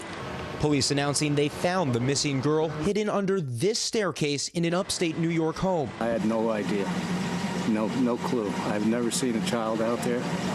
Paisley was last seen back in 2019 near New York's Finger Lakes, at the time just 4 years old. Police believed she was kidnapped by her biological parents soon after they lost custody of her. Then Monday, police say a new tip was good enough for a warrant to search her grandfather Saugerties' home. Police say they'd previously been welcomed inside the house with limited access. But this time, armed with that warrant and able to see more of the home, a detective noticed something strange about the staircase leading to the basement. It was just the way the steps felt when he walked on them. It was something, and what he saw, it didn't seem right to him. Then when he used a flashlight to look between the cracks of the stairboards, he saw what he believed was a blanket. Police say that's when detectives removed several wooden steps, discovering the 6-year-old girl and one of her alleged captors, Paisley's own mother, 33-year-old Kimberly Cooper. The two allegedly hiding in this small, dirty makeshift room. Our belief is that each and every time that law enforcement and the authorities went to the residence looking for the child, that the child was put into that location, probably with Kimberly, to hide so that they would not be found.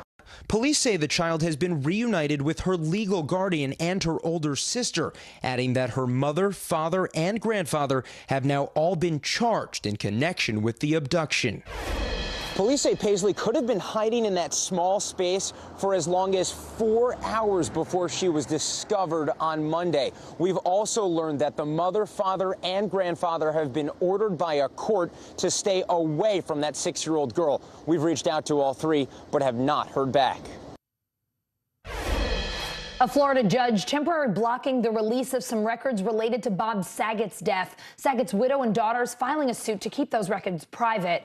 NBC News national correspondent Gabe Gutierrez is here with me now. Gabe, what did the judge say in his ruling, and what do you know about those records? Hey there, Allison. Well, this judge issuing that temporary injunction just a short time ago, and this came after the family filed suit yesterday, and the judge writing in part that the court finds that the plaintiffs will suffer irreparable harm in the form of severe mental pain, anguish, and emotional distress if the requested temporary injunction is not granted. So, Allison, basically the family saying that you know, some of these video recordings, audio recordings from the investigation, they do not want them made public because they, quote, graphically depict Saget. So you'll recall, Allison, that last week the family had put out some information about his death, saying that, you know, he died accidentally, that there were, according to an autopsy, there was no illicit drugs or found in his system or foul play suspected. But certainly there have been a lot of questions about how it could be possible that he could die in such a way. And the family just saying, look, we want to preserve his legacy, and it would cause irreparable harm if some of the more graphic records from this investigation were to be made public, if media outlets requested through open records request, Allison. Gabe, one of Saget's daughters shared a message on Instagram the same day the family filed this suit. What did she say? Well, certainly. This is Saget's daughter, Lara, and if we put that up on the screen, she posted on Instagram, you know, some very emotional words saying if people only knew how much words and actions matter, how much love and respect mean, how important it is to be kind, honest, and respectful, she wrote, and also how poisonous gossip is, how important privacy is to grieve. So essentially, the family requesting privacy at this time during what has been a very emotional few weeks. Of course, Bob Saget, the beloved TV dad and comedian, found dead inside his hotel room in Orlando. And, you know, immediately there was a lot of shock and grief at this 65-year-old who was participating in a comedy tour and posted on social media himself not long before he died what could have led to his death. But again, now the developments that his family filing suit to prevent the release of some of those records. And just a short time ago, just today, a Florida judge siding with the family and at least temporarily blocking the release of some of that information from the investigation, Allison. All right, Gabe Gutierrez, thank you so much. Staten Island Chuck getting half of his prediction right. The New York Groundhog calling for an early spring this year. And while we have seen some really mild weather in the Northeast this week, a nasty winter storm is on the way. NBC News meteorologist Michelle Grossman joining me now. Michelle, I'm hearing this described as a cross-country storm that's carrying snow and ice and wind. It sounds really nasty. What are you forecasting throughout the U.S. this week? Hi there, Allison. Yeah, it's, you know, one of those storms like we had a couple weeks ago that's tracking all the way across the country. Like you said, it's bringing rain, snow, freezing rain, sleet, wind, fire danger, and one of the biggest concerns, the threat for severe weather. That starts as early as tonight. So let's take a look at the radar because we're looking at active weather already. We're going to see it continuing over the next several days.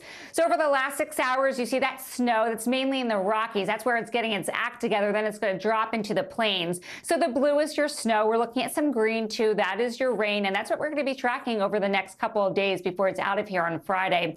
So many alerts. We have 32 winter weather alerts. That's in the white, wind alerts in the blue. Flood alerts because we're going to see some snow melt too with all these warm temperatures, that heavy rain, also the wind that could melt some snow, and that has to go downhill. So we're going to see some flooding for sure.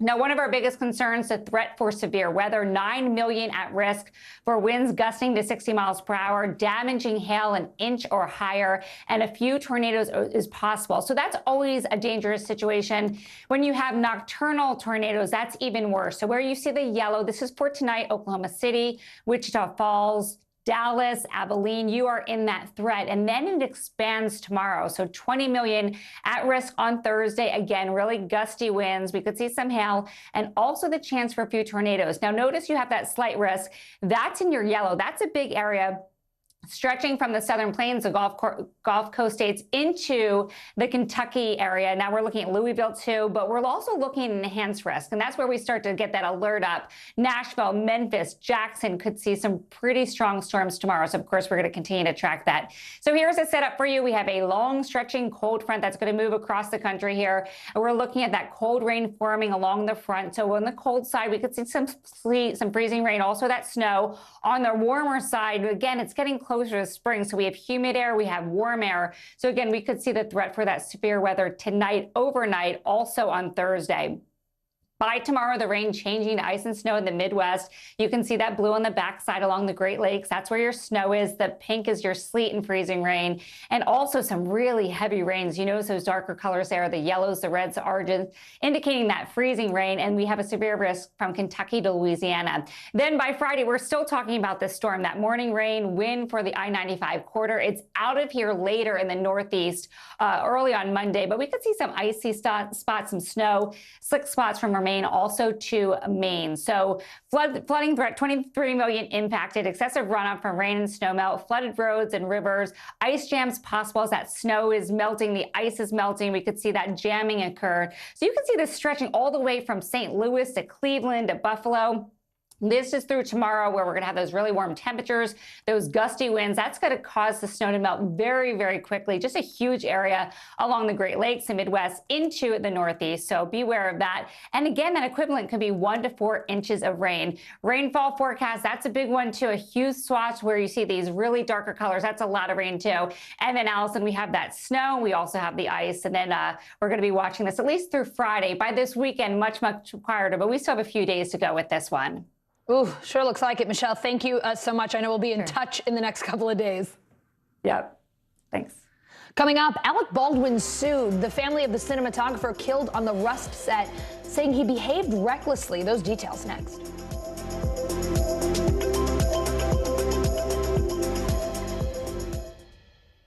Welcome to The Tonight Show. Let me show you how it's done. Show me what you got. I don't want to be a Lego.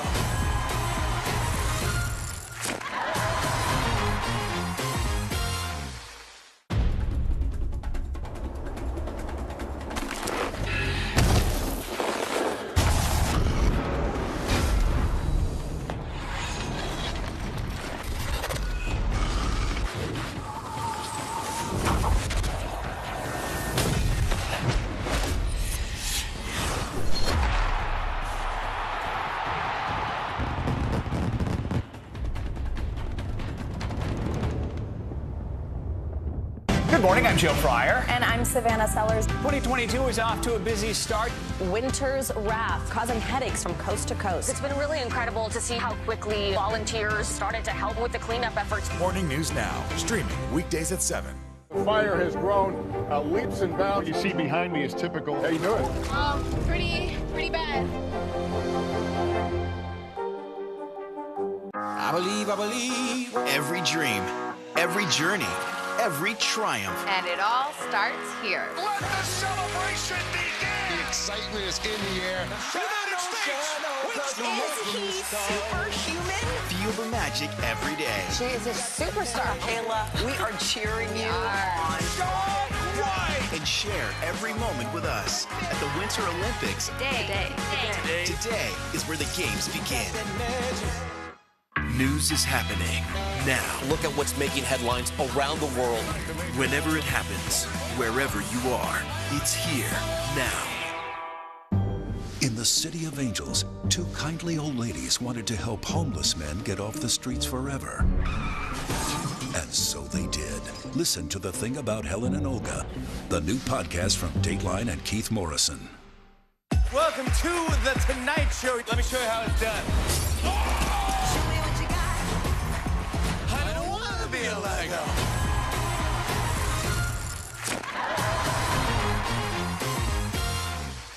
The Meet the Press Chuck Toddcast, free wherever you get your podcasts. The fire has grown leaps and bounds. What you see behind me is typical. How you doing? Pretty bad.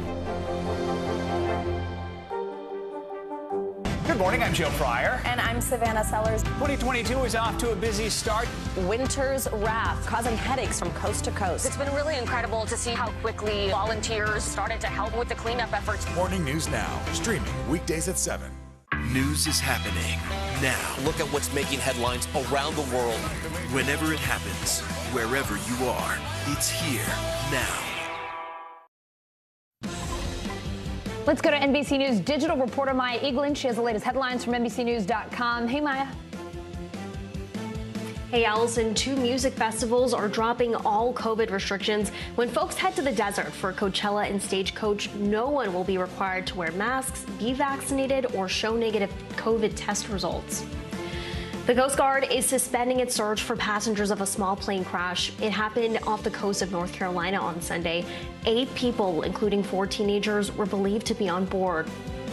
The death toll has risen to at least 9 in a fishing ship that sank off the coast of Newfoundland Tuesday. 3 crew members have been rescued alive, and officials are still looking for 12 more.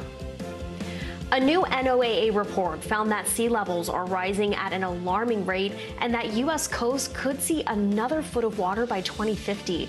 That's as much sea level rise in 30 years as we saw over the entire last century. And the latest influencers hitting Instagram and TikTok are cloned cats and dogs.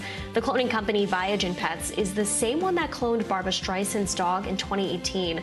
The company charges between $35,000 to $50,000 for the procedure. Allison, back to you. That is expensive, Maya. Thank you. Actor Alec Baldwin named in a new wrongful death lawsuit from cinematographer Helena Hutchins' family. She was shot and killed on the set of the movie Rust. An attorney for the family now accusing Baldwin and several others of reckless behavior. NBC News national correspondent Miguel Almaguer spoke to him in Los Angeles. It was Alec Baldwin's reckless behavior and the cost-cutting measures on the set of Rust that led to the death of cinematographer Helena Hutchins. Those are the allegations made in a new wrongful death lawsuit just filed in civil court. Why is Alec Baldwin responsible for what happened? Alec Baldwin, number one, was one of the people charged with safety on the site. Number two, he was holding the weapon that shot and killed another human being. There was no need for him to shoot the weapon. The suit, which alleges at least 15 safety practices were disregarded on the set, blames Baldwin, the film's armorer and assistant director, and others for failing to keep Hutchins safe. The law firm representing the Hutchins family also creating this startling animation, which they say shows how the shot was fired from 4 feet away. They allege the armorer, Hannah Gutierrez-Reed, was unqualified, which she denies. But in a statement, Gutierrez-Reed does agree with Hutchins' attorneys, who say the production utilized aggressive cost-cutting practices that endangered cast and crew. Baldwin's attorney continues to deny those claims and says Baldwin was not reckless, adding actors should be able to rely on qualified professionals rather than deciding on their own when a gun is safe to use. I feel that someone is responsible for what happened, and I can't say who that is, but I know it's not me. In a previous interview, Baldwin said he was aiming the gun at Hutchins at her instruction. I'm holding the gun where she told me to hold it. Alec thinks he's the victim. He's blaming Helena. Helena did nothing to cause this, and it's really despicable that he would come out and blame the victim. A mayoral candidate in Louisville, Kentucky says his ears are still ringing. He survived an attempted shooting on Monday. The man suspected of carrying out that attack pleading not guilty. His attorney saying he is struggling with mental health issues. Here's NBC News reporter Zinkley Asamoah. A campaign office, now a crime scene. There are gunshots up here. They're gun bullet holes. After a gunman allegedly opened fire on mayoral candidate Craig Greenberg Monday in Louisville, Kentucky. A man walked into our office. When we greeted him, he pulled out a gun, aimed directly at me, and began shooting. Greenberg says a member of his team shot and barricaded the door after the gunman fired 5 rounds. One shot just narrowly missing the Democratic candidate. Despite one bullet coming so close that it grazed my sweater and my shirt, no one was physically harmed, and we're extraordinarily grateful for our safety. Police say Greenberg was likely the intended target. It does appear, however, that one individual in particular was targeted, and that is one of our mayoral candidates, Craig Greenberg. Local elected leaders shocked by the apparent targeting of a political candidate. Democracy is based upon, the people having the right to vote, and to think that someone would try to kill a political candidate is just really unthinkable here in our city. Police arrested 21-year-old Quintez Brown, found with a loaded 9mm Glock handgun less than half a mile away from the campaign office. Prosecutors charged Brown with attempted murder and 4 counts of wanton endangerment. Brown, an activist and college student, previously participated in the 2018 March for Our Lives rally, a movement to curb gun violence. He had this to say on MSNBC. I love how the emphasis is, it's like this isn't a school safety issue, this is a school safety issue, this is a gun violence issue, because gun violence does not affect schools, but communities, churches, clubs, everywhere. So at school, it's very hard to feel safe now because it's like a war zone. Brown appeared in court earlier Tuesday and pleaded not guilty. He currently is being held on a $100,000 bond. During the hearing, his lawyer asked the court to take into account Brown's mental state. I believe that there's serious mental issues at play here, and I'm going to have him evaluated immediately. Candidate Greenberg, who campaigned on a platform to, quote, stop the violence before this incident, now says there's more work to be done. It's not lost on me that the violence my staff and I experience today is far too common in our city. Too many Louisville families have experienced the trauma of gun violence. Too many in Louisville were not as blessed as my team and I were today to survive.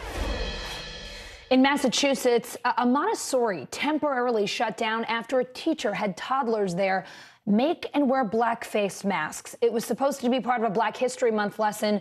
That teacher has since been fired, but parents there still pretty angry. Michael Rosenfeld from our NBC affiliate in Boston has the story. Days after a classroom project involving teaching toddlers about blackface, I See Kids Montessori in Newton remains closed out of fear of protests outside. The daycare has acknowledged an inappropriate classroom lesson after a teacher had students paint black faces on paper plates and hold them over their faces. It was meant to learn about blackface for Black History Month. Having children participate in an activity in which they draw black faces is shameful. Professor Johnny Hamilton Mason teaches dynamics of racism at Simmons University. She says Black History Month should be about celebrating contributions to society, not reinforcing stereotypes. You make fun of them, they're not really human.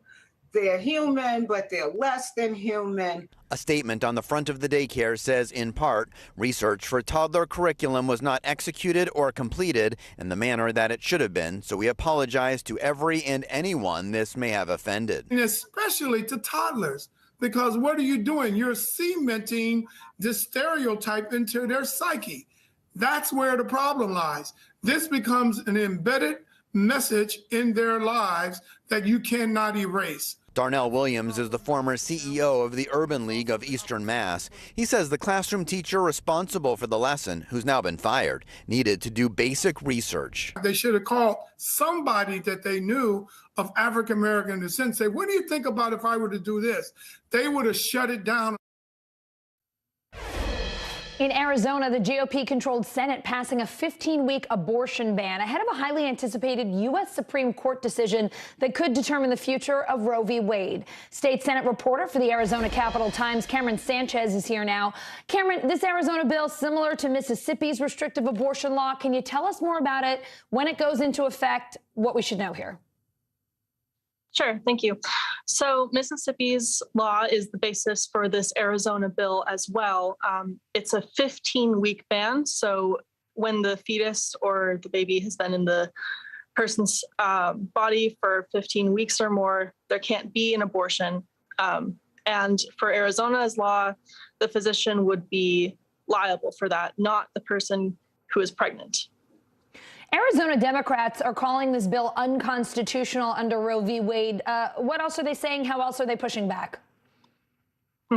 Yes, that's definitely an important topic of discussion. So if this is an overturning of Roe v. Wade, then there is an Arizona law that could go back into effect. States can decide for themselves how they want to handle abortion. But if Roe v. Wade stays and the Mississippi law is also upheld, this would go into effect in Arizona straight away, and it would be the 15 weeks.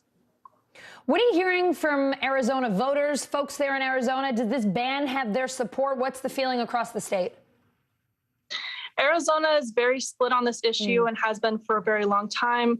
There was a lot of public testimony in Judiciary Committee, which is where this bill was heard. People from both sides spoke for the bill, against the bill. I would say it's almost an even split, but this is a Republican-controlled Senate, so the Republicans had the votes.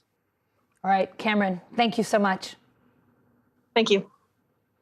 Coming up, how Vladimir Putin's potential war could cost President Biden with American voters. That's next.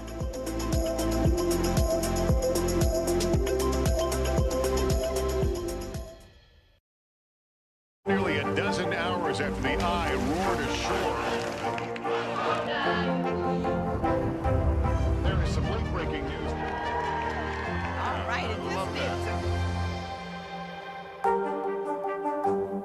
These days, it feels like the news never stops. So let's get into it. What's happening right now, what it all means for you for an hour every day. It can be hard to keep up, so let's get started together. Hallie Jackson Now, weekdays at 5 on NBC News Now.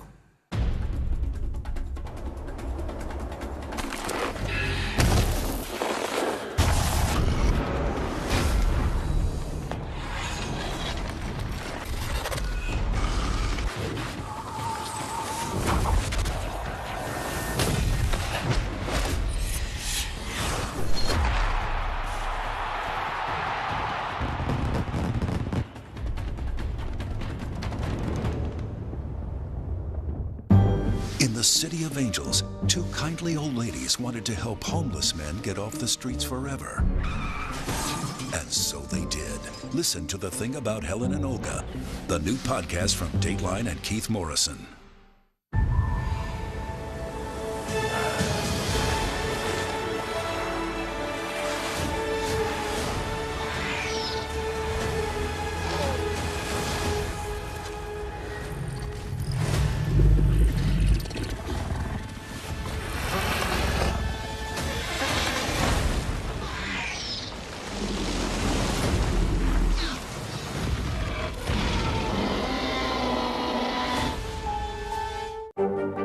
There were residents who hung on for dear life. I've heard people say the town is gone. Do you see it that way? Absolutely not.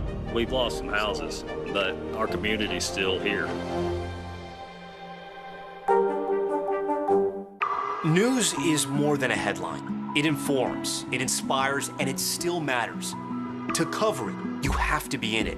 And that's what we're gonna do. Every night, we take you to the front lines of the story, where it's actually happening, with NBC News journalists on the ground from all over the world.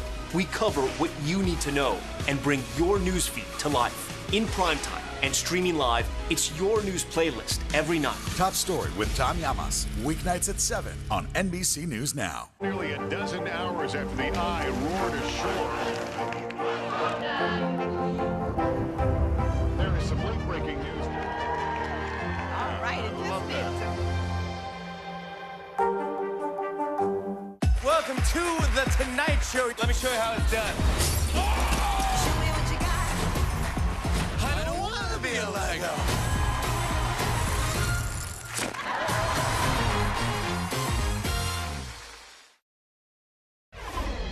There's what Russia says, and then there's what Russia does. And we haven't seen any pullback of its forces. They remain massed in a very threatening way along Ukraine's borders. It would be good if they followed through on what they said, but so far we haven't seen it.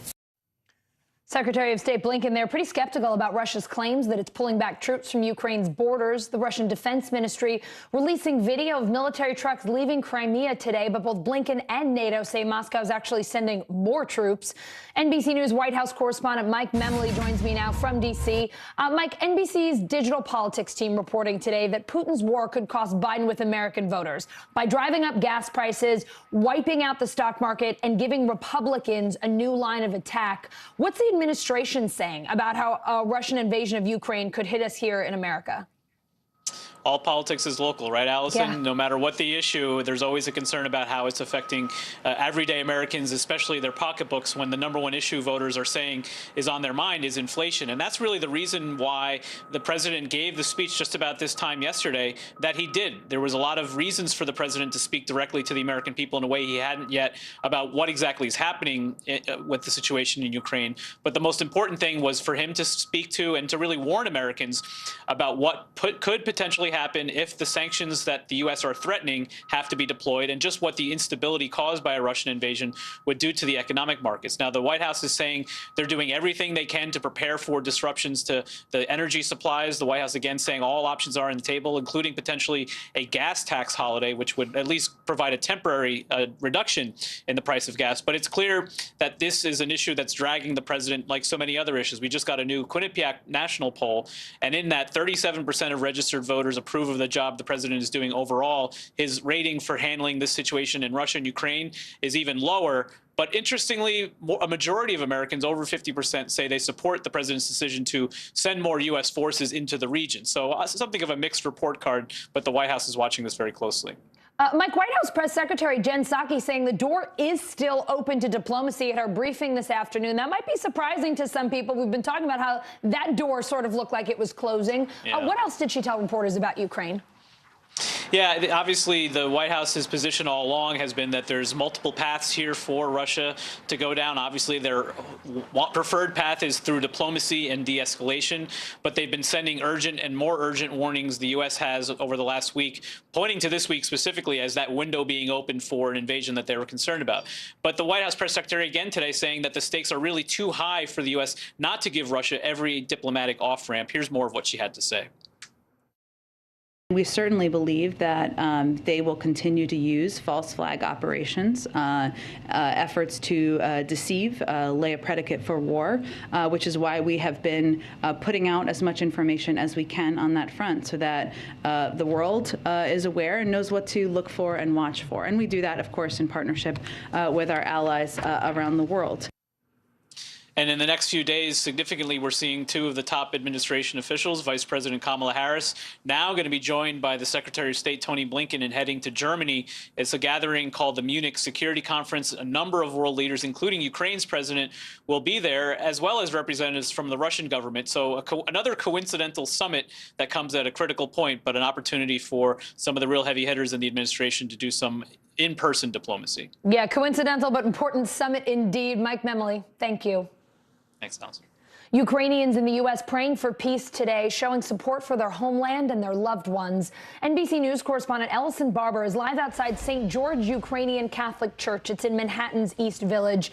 Ellison, I know you've been speaking with people going to services there. What are they telling you? What do they want the U.S. to do? What are you hearing from them? Hey, Allison. Yeah, so U.S. Ukrainian Catholic bishops have called for 3 days of prayer vigils across the country.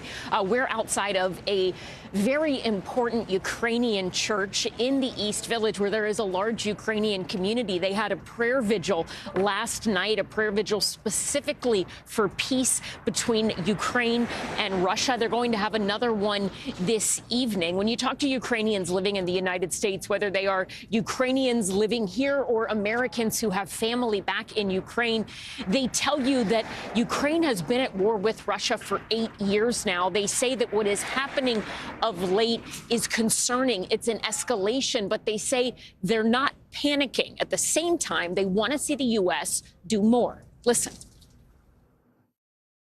Do you think it would help if President Biden visited Ukraine? Zelensky has asked him to visit. Yes, I think it will help. There are different leaders from France or the foreign minister from Italy. They did go to Ukraine and everything's fine. They're safe.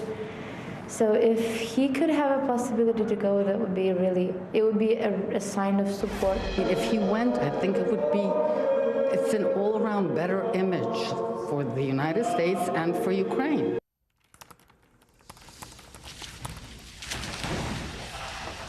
President Zelensky has said in the last week, in the last couple of days, that he would like to see President Biden visit Ukraine in, quote, the coming days. U.S. officials have told NBC News that there are no plans underway for the president to visit Ukraine, and they have said a visit like that, at least anytime soon, is very unlikely.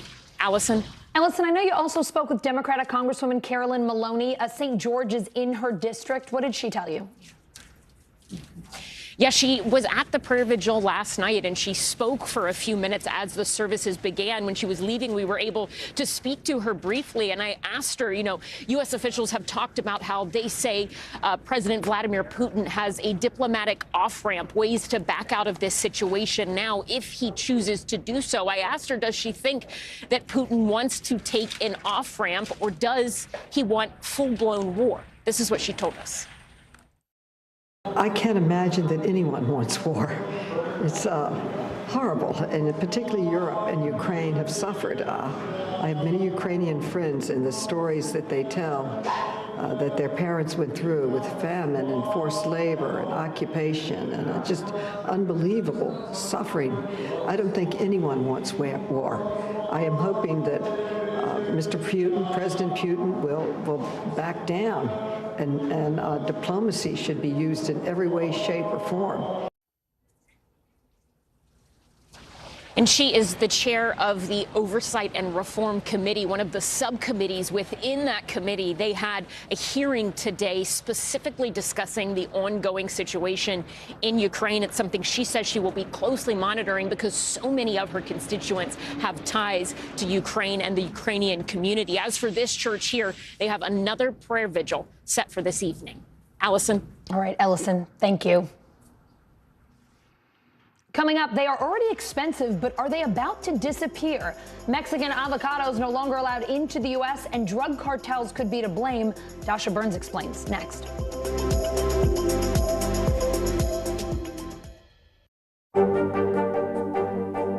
What are you doing for teachers who feel that they're being stretched too thin? Did you understand how prevalent hunger was in your own community?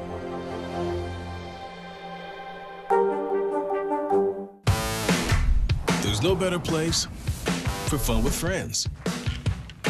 Quality time with your little golf buddy. Or an afternoon alone together.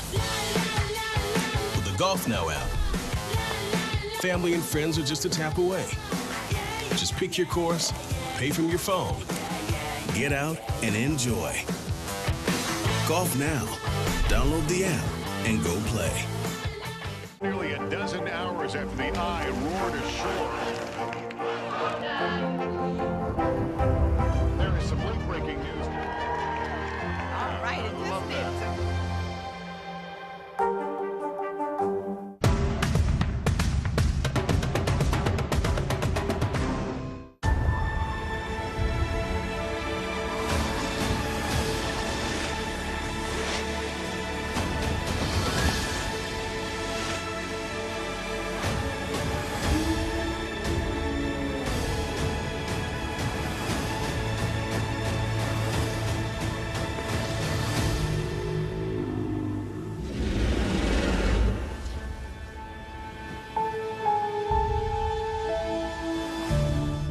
News is happening now. Look at what's making headlines around the world.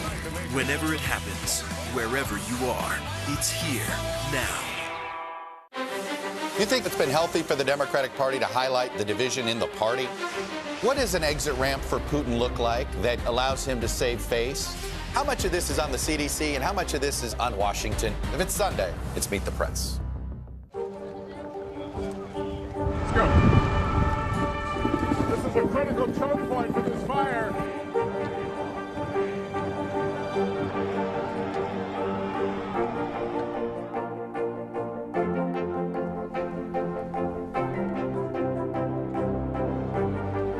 Unnecessary, unjustifiable, illegal.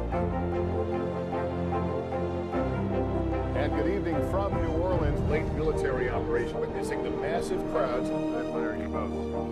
Nice to really spend some time with you. Appreciate it.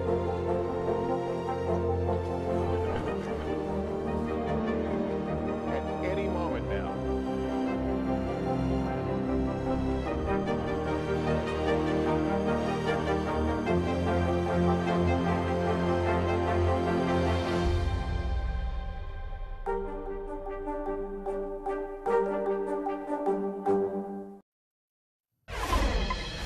Avocado prices in the U.S. about to jump even higher if you can find them at all. The U.S. saying avocados from Mexico aren't welcome here for now. The lucrative industry, the latest victim of turf wars between Mexico's drug cartels. NBC News correspondent Dasha Burns shows us what's going on. We all know avocados are pricey. These are about to get a lot more expensive. But the U.S. deciding the human cost of the popular produce is too high. The Mexican government acknowledging its northern neighbor is suspending imports of the fruit after a U.S. safety inspector received a threatening call while carrying out an inspection. Most avocados in Mexico are produced in Michoacan state, and that is a place that has been plagued by organized crime for a very long time. When these inspectors are threatened by organized crime, the United States immediately upped the ante and said, you got to do something about organized crime because our inspectors must do their job. The ban coming the night before the Super Bowl. What are you doing? Adding avocados from Mexico. They're always good. As millions of Americans snacked on guacamole and watched the new ad for avocados from Mexico. You know, they also taste great on salads. The suspension could take a big bite out of an industry with almost $3 billion in annual exports. 135,000 tons of avocados have been sent to the U.S. from the Michoacan region in just the last 6 weeks, according to Mexico's Ministry of Agriculture and Rural Development. Now they're the latest victim of the country's drug cartel turf wars. I think that people in the United States do not understand that Mexico is in the grips of a much broader mafia-style organized crime. The avocado industry is a multi-billion-dollar industry, and they are in a state that is racked by organized criminals that know the value of this crop.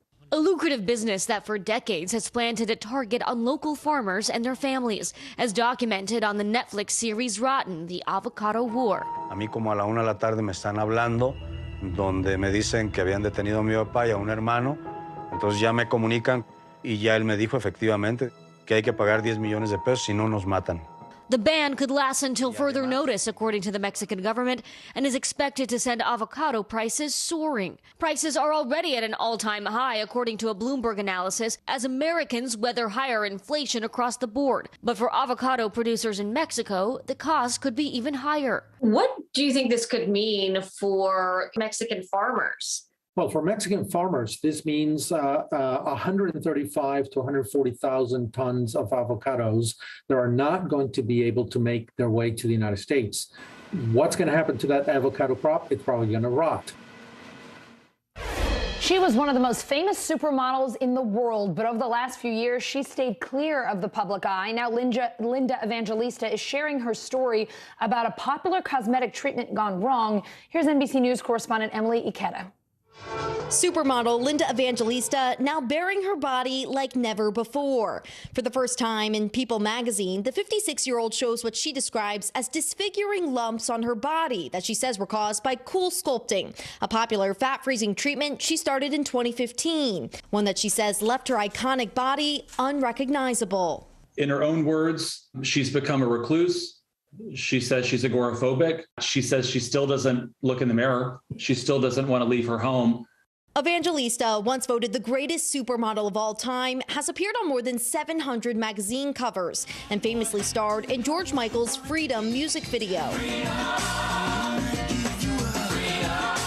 The face of top campaigns well into her 50s, Evangelista told People it was then that she tried cool sculpting, a fat-reducing procedure cleared by the FDA.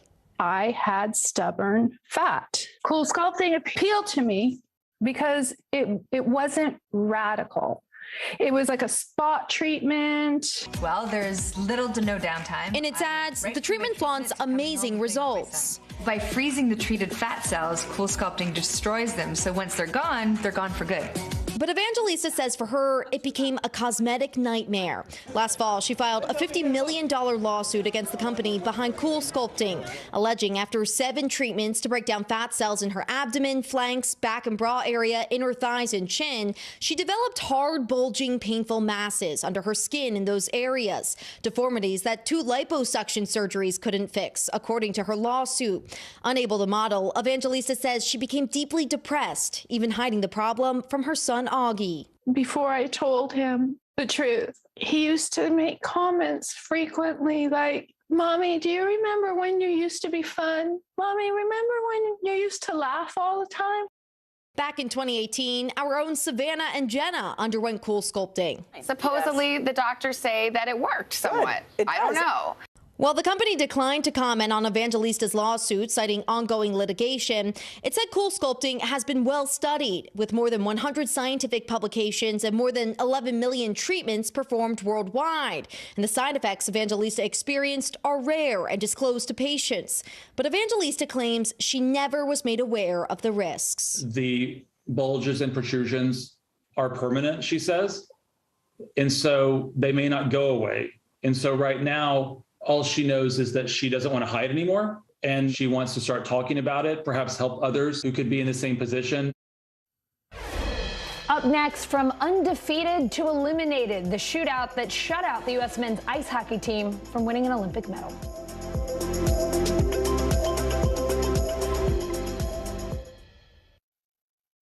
These days, it feels like the news never stops. So let's get into it. What's happening right now, what it all means for you for an hour every day. It can be hard to keep up, so let's get started together. Hallie Jackson Now, weekdays at 5 on NBC News Now.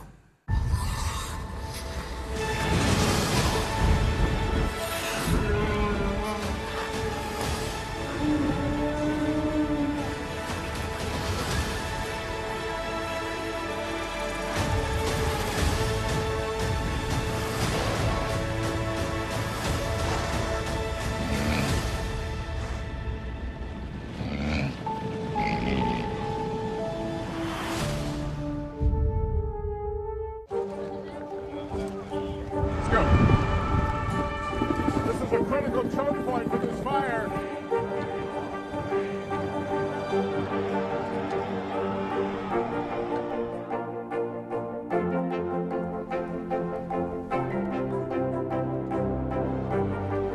Unnecessary, unjustifiable, illegal.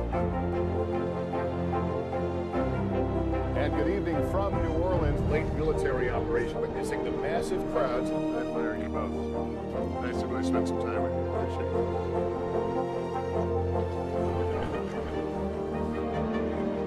At any moment now.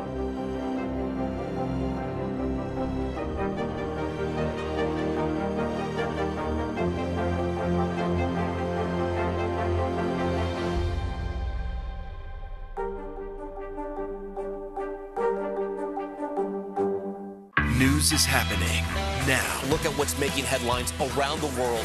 Whenever it happens, wherever you are, it's here now. The Meet the Press Chuck Todd Cast, free wherever you get your podcasts. Let's go.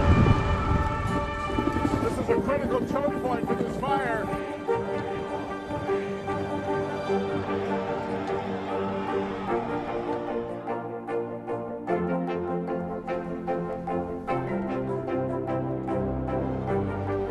Unnecessary, unjustifiable, illegal. And good evening from New Orleans. Late military operation witnessing the massive crowds. I admire you both. Nice to really spend some time with you. Appreciate it.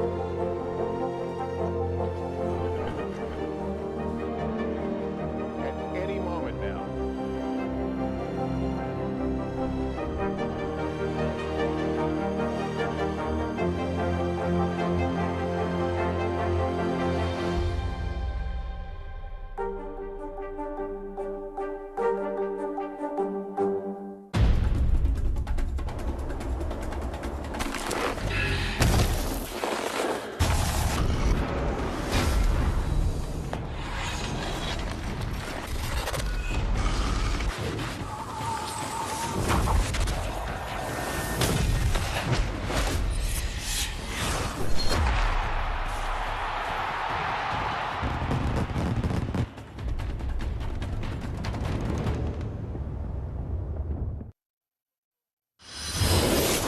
An Olympic upset in men's ice hockey. Slovakia stunning Team USA in the quarterfinals, eliminating the tournament's top seed in a shootout.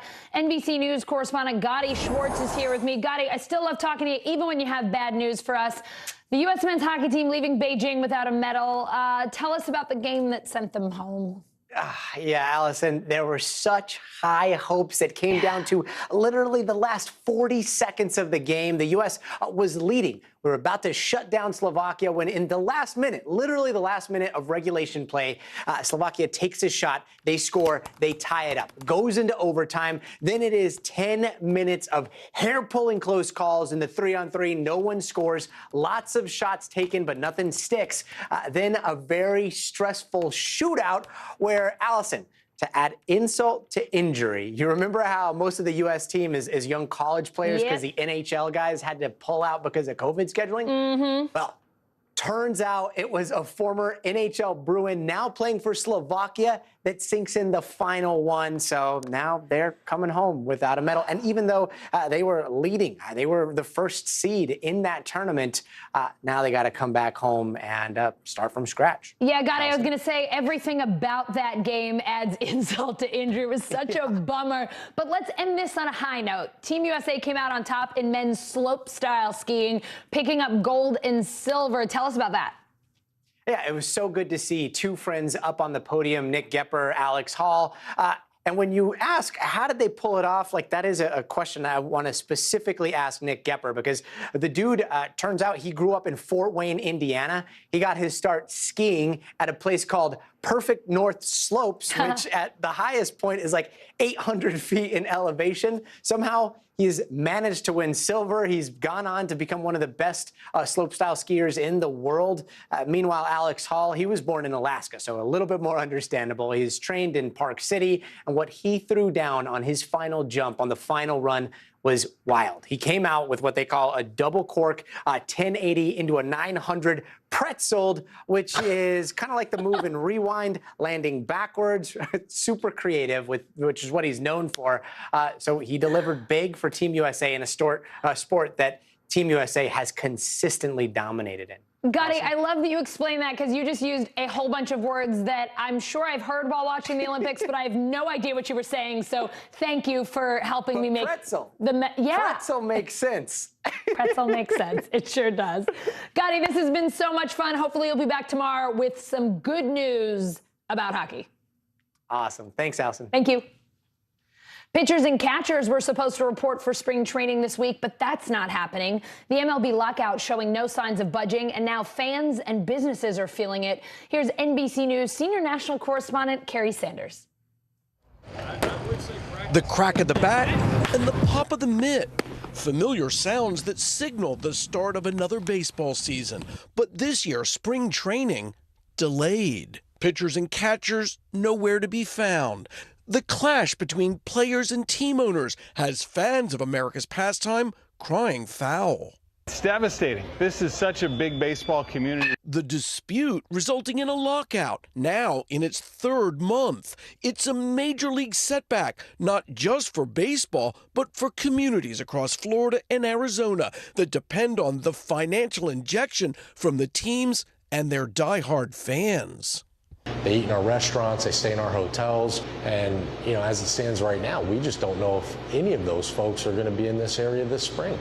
In Lee County, Florida, where the Twins and Red Sox play, spring training visitors spent nearly $69 million pre-pandemic. This is the third spring training season that we're kind of going through this. In 2020 it was affected with the start of COVID. 2021 stadiums weren't at full capacity. Spring training is unique. Fans have much better access to their favorite stars than they do during the regular season. We've had the chance to meet players up close and personal. For the last 3 years, Richard Rute and his 15-year-old son Reed have escaped the freezing cold in Milwaukee to toasty Arizona to watch their hometown team, the Brewers. But now, the father-son trip canceled. Do you care about this dispute? No, I don't care. I'm not going to pick sides. I'm on the side of the fans here, right? We're the only ones who are really losing out. The current lockout is the league's first labor dispute since the 1994 strike that canceled the World Series. At the center of this dispute, money. Baseball is a multi-billion-dollar business. And while blockbuster contracts make headlines, most MLB players earn substantially less. The minimum starting baseball salary at just over $500,000, far less when compared to the NFL, the NHL, and the NBA. Sports fanatics just saw the Super Bowl end. The Olympics are coming to an end. Will they have baseball? Spring training definitely going to be delayed. The real question now is whether or not the regular season opening day will be delayed. Hey everyone, I'm Allison Morris. You're watching NBC News Now. Here's what's happening. Hand it over. President Biden rejecting Trump's executive privilege claims, saying it's time to give Congress his White House visitor logs. Virginia schools ditching the masks, why some parents are saying not so fast. Plus, Olympic gold medal freestyle skier Chris Lillis honoring his late brother on the slopes and fulfilling his family's dream.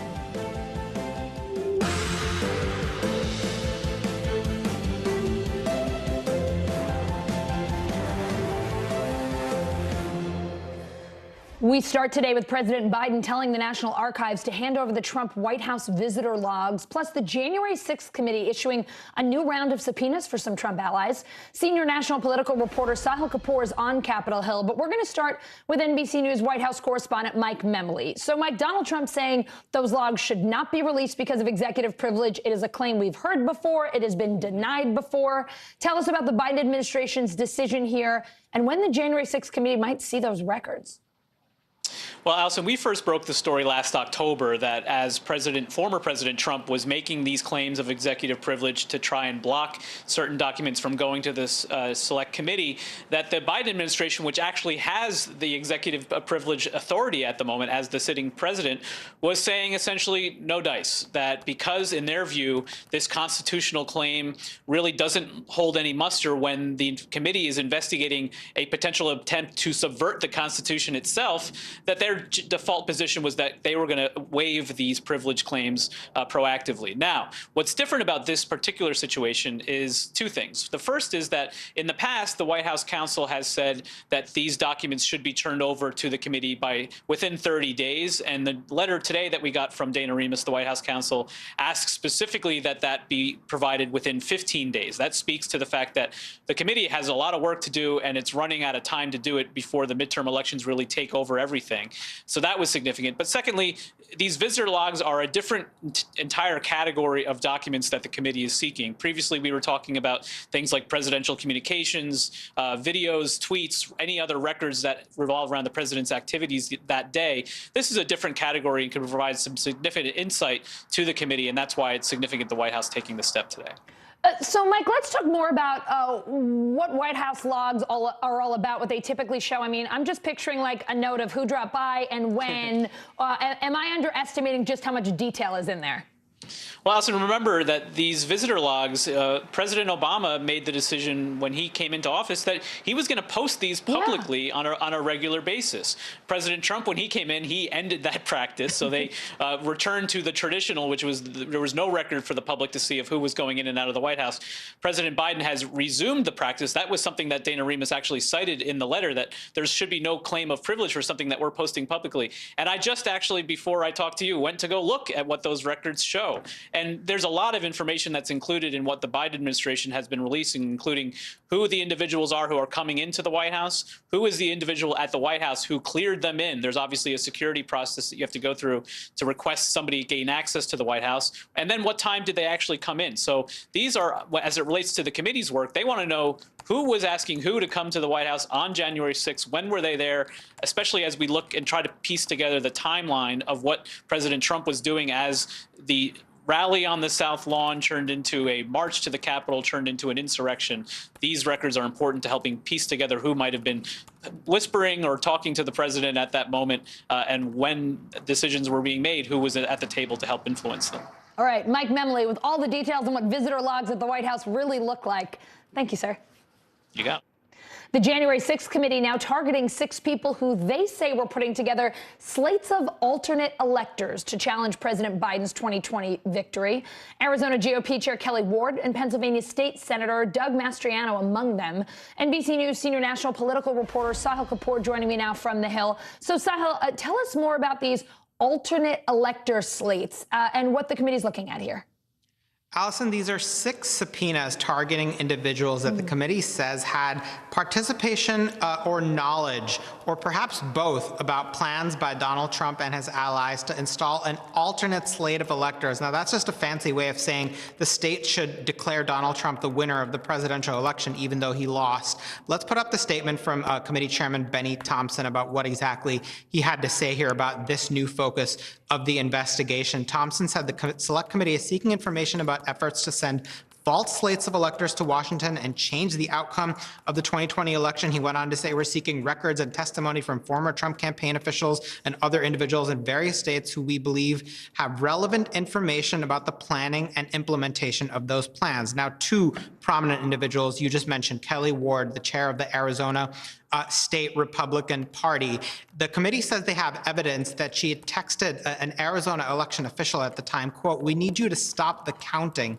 They say she also talked to Trump and members of his staff about Arizona's election certification. Another is a man named Doug Mastriano, a Pennsylvania state senator who the committee alleges had knowledge and participated in a plan to arrange for an alternate slate of electors. Mastriano appears to be a proponent of what's called the independent state legislature doctrine, which argues that the Constitution gives sole power to state legislatures to decide, which set of electors to send to D.C., regardless of what the voters say. It's a pretty radical theory, but some fear that it is gaining traction on the right, Allison. So, Sahil, 2 of the people subpoenaed are former Trump campaign aides. Could you tell us more about them? Who were they? How high up were they? What else can you share with us? It's the director and the deputy director of operations for the Trump campaign, 2 men named Michael Roman, who is the director, and Gary Michael Brown, who is the deputy director. The committee alleges that they had promoted unsupported allegations of fraud as a basis for these states to discount the result of the 2020 election in their states where Joe Biden had won, and instead either disrupt the counting or send a separate slate of electors that would declare Donald Trump the winner of the 2020 election, when Congress, on that fateful day of January 6th, had the task of counting the votes. None of these plans, of course, ended up succeeding. The states did ultimately, as a result of the strong will of certain election officials who resisted this pressure, ended up sending the proper slate of electors counting the votes for Joe Biden. And Congress ultimately did that after this building here that I'm standing in was cleared out after that attack on the Capitol, Allison. All right, Sahil at the Capitol. Thank you. We are looking at an overview of much of our guidance, and masking in all settings will be a part of that. The CDC looking to loosen its mask guidelines, but we still don't know when. Meanwhile, Virginia's governor signing a bill this afternoon lifting mask mandates in schools. Virginia is one of several GOP-led states letting go of mask requirements. NBC News correspondent Heidi Prisbilla is outside McLean High School. It's in Fairfax County. Heidi, tell us more about this bill, what Governor Youngkin's saying about it. What should we know? Yeah, Allison, as COVID numbers come down across the country, we're seeing 2 things happen. First, states that are lifting mask mandates, saying schools, you decide. Secondly, what's happening here in Virginia, which is all out banning mask mandates, saying schools, you do not decide. It's the parents who should decide. Here's what Governor Youngkin said just hours ago. We are reaffirming the rights that we know all parents have, the fundamental rights to make decisions for your children, for their education, for their upbringing, and for their care. But Allison, this is unlikely to be the last word here. Our ace producer Liz and I looked at some of these cases across the country, and the courts are having the last word here. So just like in Iowa, this is going to work its way through the courts. Well, a big thank you to you and your ace producer for doing that work. We always appreciate when you guys get us the information that we need like that. So let's talk about what school districts' parents are saying there. How do they feel about this? Yeah, we talked to moms on both sides of the legal issue because, again, it's likely that the courts have the final word here. We talked, first of all, to Stephanie, who said that her children went to school unmasked. It was completely within their rights because the governor had signed the executive order and they were suspended. She says, we're not considering the downsides long-term to using masks. And then secondly, you'll hear from Tasha, whose son Jack has cystic fibrosis. And she says it is actually a matter of life and death if the governor is going to take away the rights of local school boards to protect her son. Here's what they said. They all said that they didn't want to wear a mask. So I took them into school, and within our right, they walked into school without a mask on. And each day they were suspended. My sons were really upset. It felt like a loss to them. And I said, this is a journey, because they were sick of wearing masks. They get headaches from them. They felt like they couldn't effectively communicate with their friends. When we say, well, we're just not gonna mask anymore depending on each individual parent, what we're really saying is that your children with disabilities, your high-risk children, don't matter. I would ask her to spend some time getting to know a kid like mine, a kid who spends hours per day on respiratory therapy, a kid who takes 6 pills every time he eats, a kid who spends all of his extra time working hard to be able to continue to breathe, and all he wants to do is go to school like her kid. And Allison, that argument there by Tasha is an argument we're hearing in a lot of these suits all across the country, which is that it's an actual violation of the Americans with Disabilities Act to take away this power from school boards to protect children like them, because you're effectively segregating them. So, Heidi, given that, is anyone planning to challenge Virginia's opt-out of masks in schools? What are you hearing there? Yeah, well, look, these cases have already been filed due to the executive order. They'll be working their way through the courts. The abundance of cases like this, the parents who want to have the flexibility for the school board to decide, they've been victorious, but there have been states like Texas and Florida where that has not won out. So it's really going to be a localized approach here. We are in a period here of declining rates. And so the parents are going to just kind of work this way through the courts, and then look at what happens next with COVID, because honestly, Allison, think about the last time this happened was in the summer. And right when we had this decision by the CDC that was similar to right now, we got the Delta variant. So the parents are going to want to decide this here about who has the power to make decisions before another wave comes. Can understand it. Heidi, thank you so much to you and your producer for your reporting today. We appreciate it. In San Francisco, 3 school board members out of work today. Voters recalling them in a special election last night. The issue? How the board managed the pandemic. NBC News correspondent Jacob Ward is outside Abraham Lincoln High School in San Francisco. So, Jake, tell us about what led to this recall and what's in store for this board. Well, this was, Allison, a historic event. We haven't had a city recall of any sort in about 40 years. And so the fact that school children were arriving here today at actually Lowell High School, we've moved locations. They arrived this morning, on a day when suddenly these 3 commissioners are out of a job. There were many factors involved in this. People who were in favor of recalling them said that this was essentially an incompetent board, that they were fiscally mismanaging the budget, and they also spoke about the particular issue of this school. The actual admissions process of this school makes it the only one in San Francisco that is merit-based. Now, more than 50%, of the student body is Asian American, and they were proposing, the school board, to change this to a lottery system. That seems to have drawn out all sorts of new voters, as did so much of the frustration across the pandemic. That seems to have led to more than 72% of the vote in a city where it's hard to get 72% of people to agree on anything. They came out hard, taking these people out of their jobs, Alice. So you spoke with parents on both sides of this recall. What did you hear from them? Well, it's interesting. The people who were in favor of recalling them, for the most part, talk about incompetence. They talk about this issue.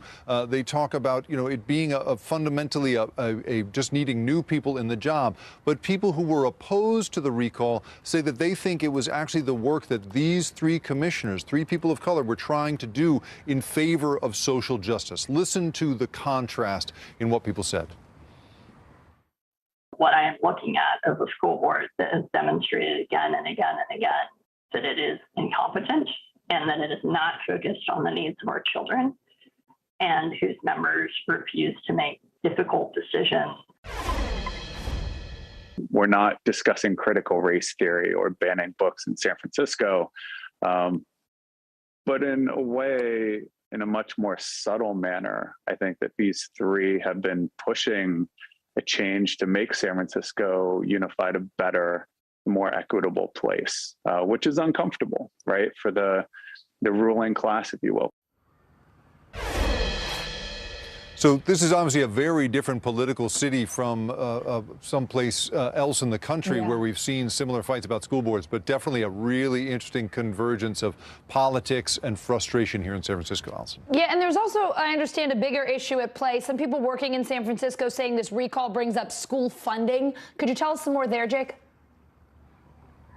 Well, what's really interesting is we spoke to the president of the Service Workers Union, and he said, why don't we just wait until November when these commissioners were going to be up for election anyway? And also, let's just keep in mind how difficult it is to run a public school system, considering how little money we spend in this country on it. Listen to how he described it. We have over 155 sites, including administration-type buildings.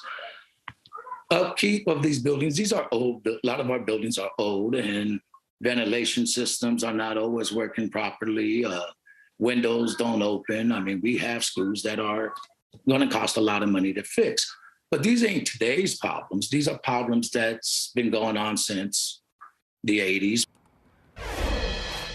The union president essentially says that we should not be taking our frustrations with an utterly overmatched system, especially during a pandemic, out on these three commissioners, Allison. Jake, California's mask mandate has ended, except in public schools. I just have to ask, what's it like in San Francisco today? Are fewer people wearing them, or is this a little bit more of a slow roll? I know here in New York, I didn't see that many people changing their habits on the first day or so.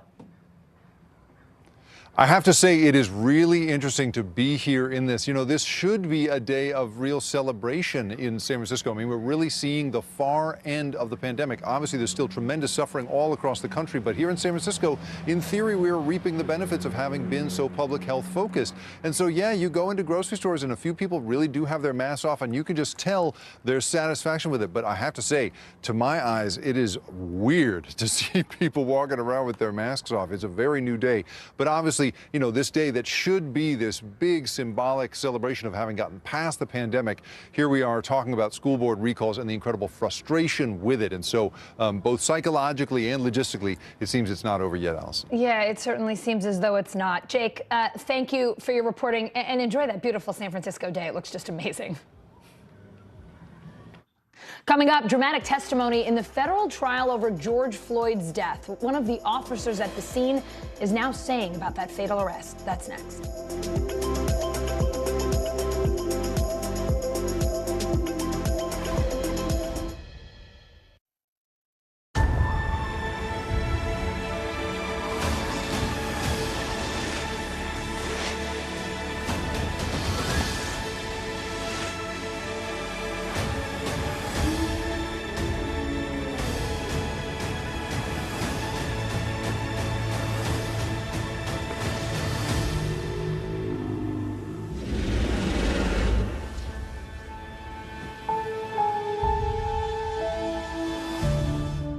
News is more than a headline. It informs, it inspires, and it still matters.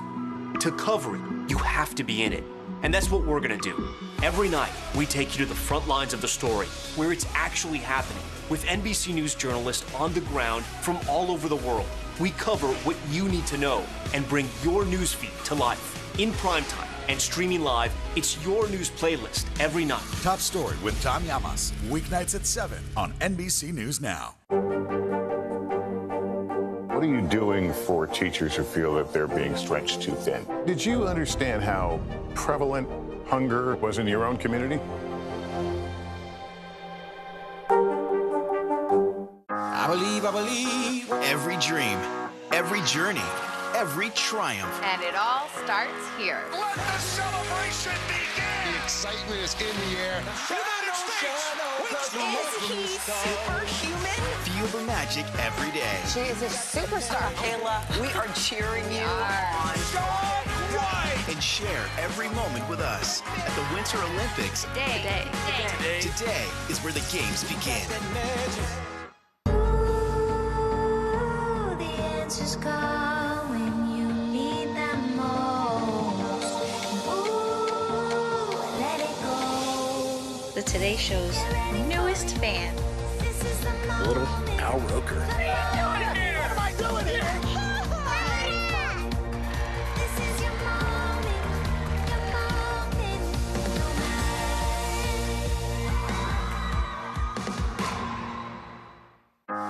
I believe. Every dream, every journey, every triumph. And it all starts here. Let the celebration begin! The excitement is in the air. Is he superhuman? Feel the magic every day. She is a superstar. Kayla, we are cheering you on. And share every moment with us at the Winter Olympics. Today is where the games begin. Top Story with Tom Llamas is your news playlist on NBC News Now. And now you can listen to it as a podcast, available anytime and anywhere.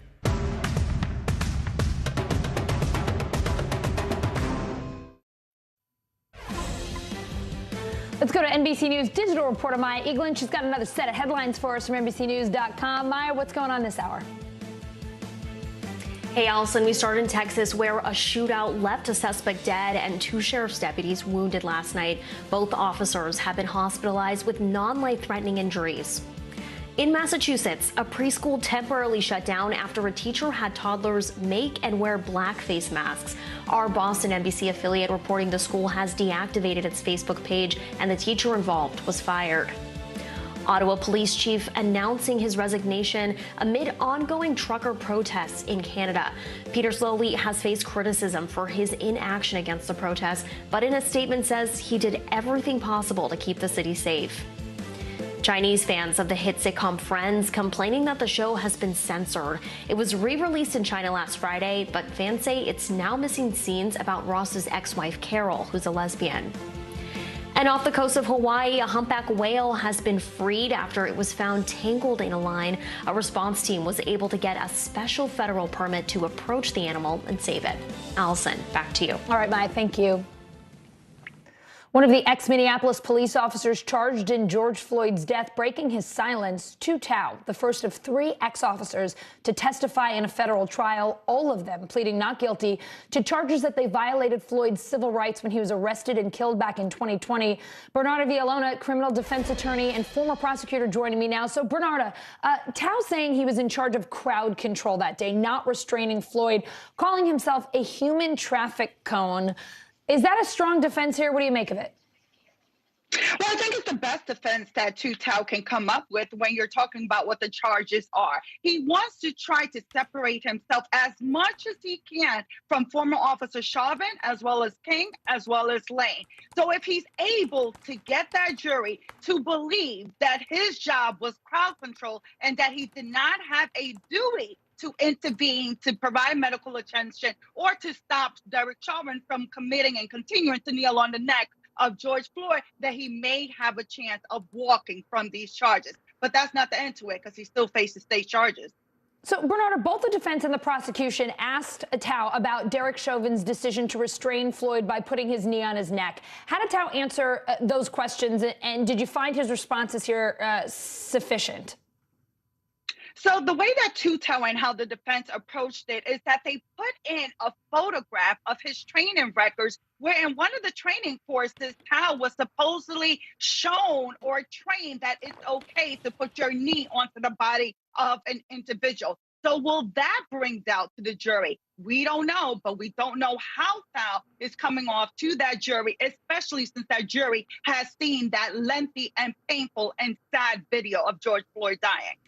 Tao also said while he heard Floyd saying, "I can't breathe," from where he was standing, he couldn't see anything that would have interfered with Floyd's breathing. He also added on, later agreeing with the prosecutor, that officers can't ignore those pleas even if someone is lying. Basically what he said here was, okay, I've heard people say they can't breathe before, but you're not sure if they're telling the truth. But then prosecutors said, okay, but you have to assume that they are. How significant is that admission?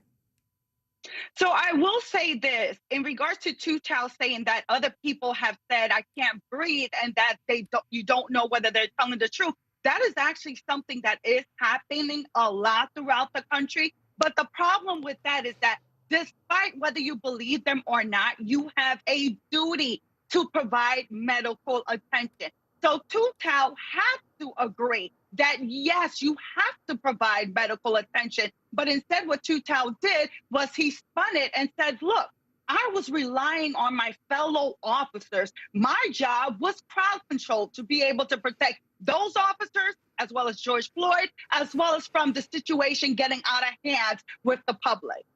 Bernardo, the two other former officers who were charged in this federal case also plan to testify. What can they learn from Tao's testimony so far? Well, the defense was strategic in the sense of the order that the former officers testified, because in regards to Tu Tao, remember, Tu Tao, let's say he's the least culpable, not culpable in the sense, but has mitigating factors in the sense that he did not touch George Floyd.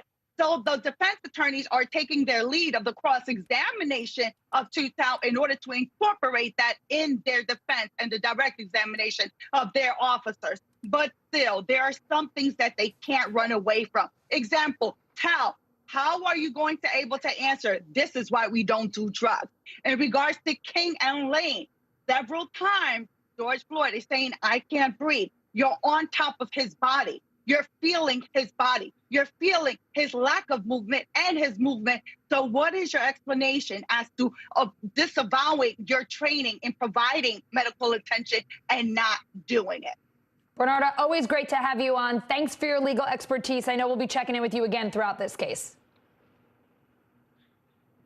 The murder of a 35-year-old woman in her New York City apartment raising new concerns about the city's bail laws. Some elected officials questioning why the suspect in this case was out of jail in the first place. Here's NBC News correspondent Gabe Gutierrez.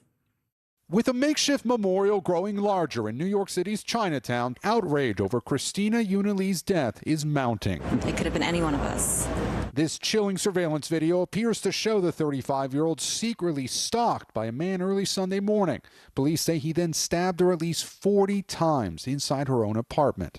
I didn't kill nobody.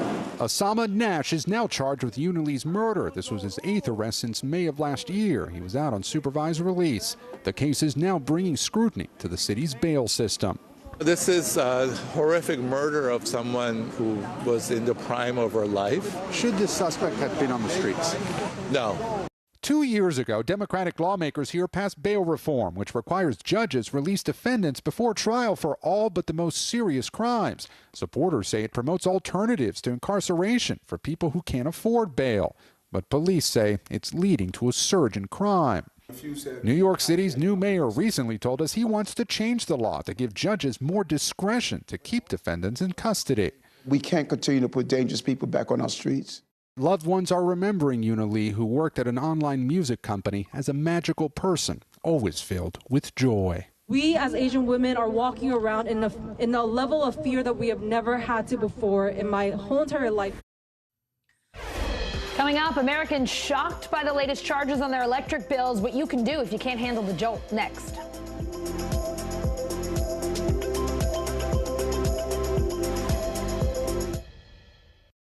Good morning, I'm Joe Fryer. And I'm Savannah Sellers. 2022 is off to a busy start. Winter's wrath causing headaches from coast to coast. It's been really incredible to see how quickly volunteers started to help with the cleanup efforts. Morning News Now, streaming weekdays at 7. News is happening now. Look at what's making headlines around the world. Whenever it happens, wherever you are, it's here now.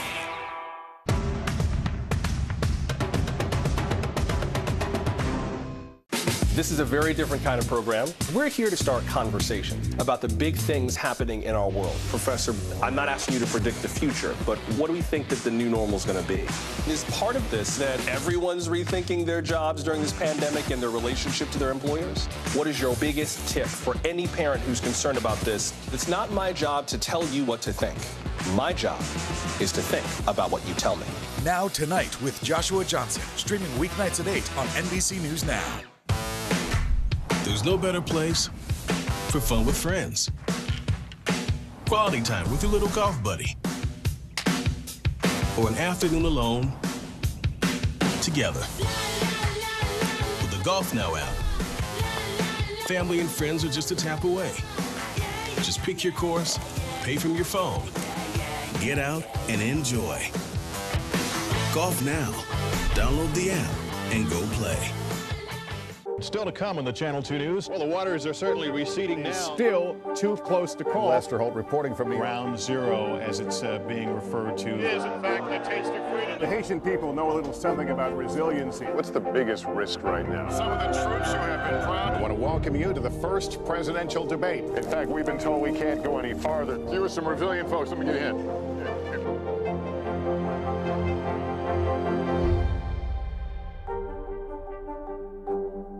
News is happening now. A look at what's making headlines around the world. Tonight, the major announcement of the COVID vaccine. This is a significant moment. Your news, whenever it happens, wherever you are, it's here now. To cover the news, you have to be in it.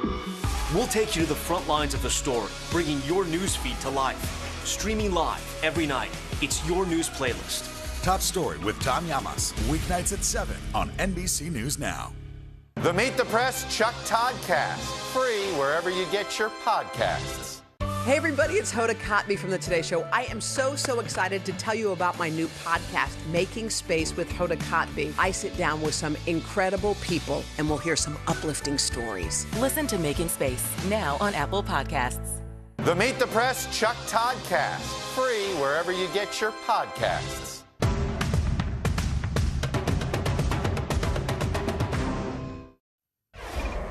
It's time for The Bottom Line, our daily look at what's going on in the business world and beyond. Shoppers might be complaining about the prices they're paying these days, but they are still spending in spite of it. January retail sales out this morning up 3.8%. That's almost double what we were expecting. Most of that money spent online and on furniture and home furnishings. Now, this number tells us two things. One thing we already knew, inflation is hot. That's partly why these sales numbers are higher. But you can't have higher retail sales if people aren't spending. So the second thing we learned today, even if they are paying more in 2022, it looks like shoppers still going to shop. Even in a pandemic, they'll just do it online. Spoofing, scalping, don't know what they are? They're illegal stock trading tactics. The DOJ now investigating whether some short sellers have been using them. The Wall Street Journal's senior special writer Justin Baer reporting exclusively. The U.S. Justice Department seized hardware, trading records, and private communications in an effort to prove a wide-ranging conspiracy, according to people familiar. Justin joins me now. So, Justin, can we start with some basic vocab here? Can you explain to our viewers what spoofing and scalping are? Yeah, sure. So they are trading tactics that each of them have been around for a long time, and at some point were banned and made illegal. And both of them fit into the broader umbrella of market manipulation of some form. Spoofing, it generally means you take a stock and you flood the market with lots of orders, and then you immediately cancel them. And the idea behind it is it can help kind of accelerate the movement of that stock in one way or the other, depending on which way you want it to go. In the context of this investigation, what they're looking at is to see whether the this mechanism was used after shorts had published their reports explaining why a company was worth, a company shares was worth less than what it was trading at, or in some cases maybe worth nothing. And so that's one part of it. Scalping is a little bit different. That often has come up in the past as an action that a broker or a financial advisor, someone with a fiduciary responsibility to clients, would have, and where they're essentially recommending that client buys something or sells something, and in fact does the opposite in their own account. So again, going back to the context of this investigation, that likely means instances where shorts went public with their position, and then after that, at some point, changed that, either closed out that short, or even in some cases maybe went long, but the other opposite direction. Did they have an obligation to also disclose that information to the public? So let's talk about who they're looking at here. The FBI served a search warrant to Carson Block. He's the founder of the hedge fund Muddy Waters. What's Block saying about this investigation? What can you tell us there? Yeah, so this is, he's one of probably among the most high-profile, best-known short sellers, and he was among those that have been issued search warrants, in his case, seizing his phone. And it's not surprising to probably many people on Wall Street that he remains pretty outspoken on this issue and an investigation, and generally the some of the more critical analyses of what short sellers do. And I think his point really is it goes back to some research that a law professor had done that he and a lot of other shorts believe is faulty, that it reaches the wrong conclusions about their activities, about their trading, and they feel that that research is unduly influential in the government's investigation. And that's sort of the crux of it. They're sort of pointing back to this law professor and arguing, well, we're not sure that this is right. And that's reflected, I think, in some of the statements he's made. So how about companies on the other side of this short selling? I know you spoke with the CEO of Farmland, which lost 39% in one day back in 2018, thanks to a short seller's comments. What's he saying? What are companies like that saying about this investigation? I imagine they welcome it. Yeah, they're probably cheering on. Yeah, so Farmland and like a number of these companies over the years, have their own litigation against some of the shorts, and the allegations range from conspiring with one another. And also, engaging in market manipulation, but also more fundamentally, publishing reports, research, going on TV and making statements that they believe are false and misleading about the companies, and knowingly false and misleading. And so Farmland has had litigation related to that short campaign that resulted in that big sell-off. And there are others out there that have argued for a long time that there are elements of these campaigns that they think are unfair. Justin Baer, great reporting. A Wall Street Journal exclusive from you and Liz Hoffman. Thank you so much. Sure, thank you. One of the biggest jolts in the last consumer price index, energy prices, they are way up. And you might have noticed the surge in your last electric bill. So what if you can't afford to pay? NBC News reporter Daniela Silva is here now. Daniela, you're reporting dramatic price increases in the Northeast, along the Gulf Coast.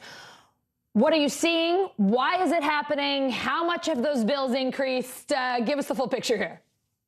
Right. So electricity prices surged 10.7% higher in January from the same time last year, according to data from the Consumer Price Index by the Bureau of Labor Statistics. Household energy prices rose by 17.2% from December to January in the New York region, for example, with 28.2% of that jump in electricity prices. The Bureau said that in that region, this increase was the largest over-the-month increase in the history of the series, which began in 1971. Wow, that's pretty impressive. Daniela, HeartShare Human Services is a nonprofit. They provide utility assistance for low-income New Yorkers.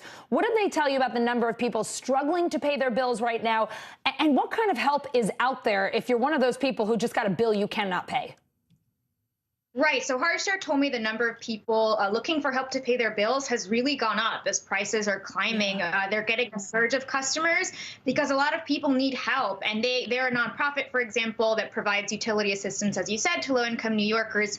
They said states, utilities, and nonprofits have assistance programs that those who are struggling to pay their bills can turn to.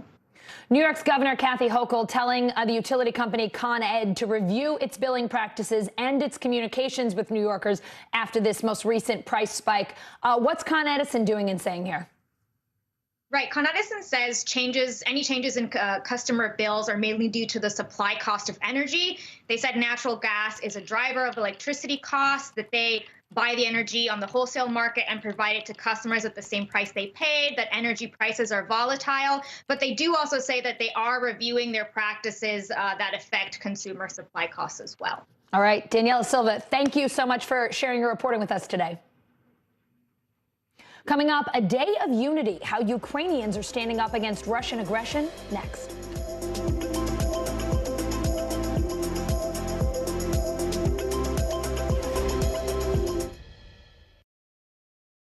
Hey everybody, it's Hoda Kotb from the Today Show. I am so excited to tell you about my new podcast, Making Space with Hoda Kotb. I sit down with some incredible people and we'll hear some uplifting stories. Listen to Making Space now on Apple Podcasts.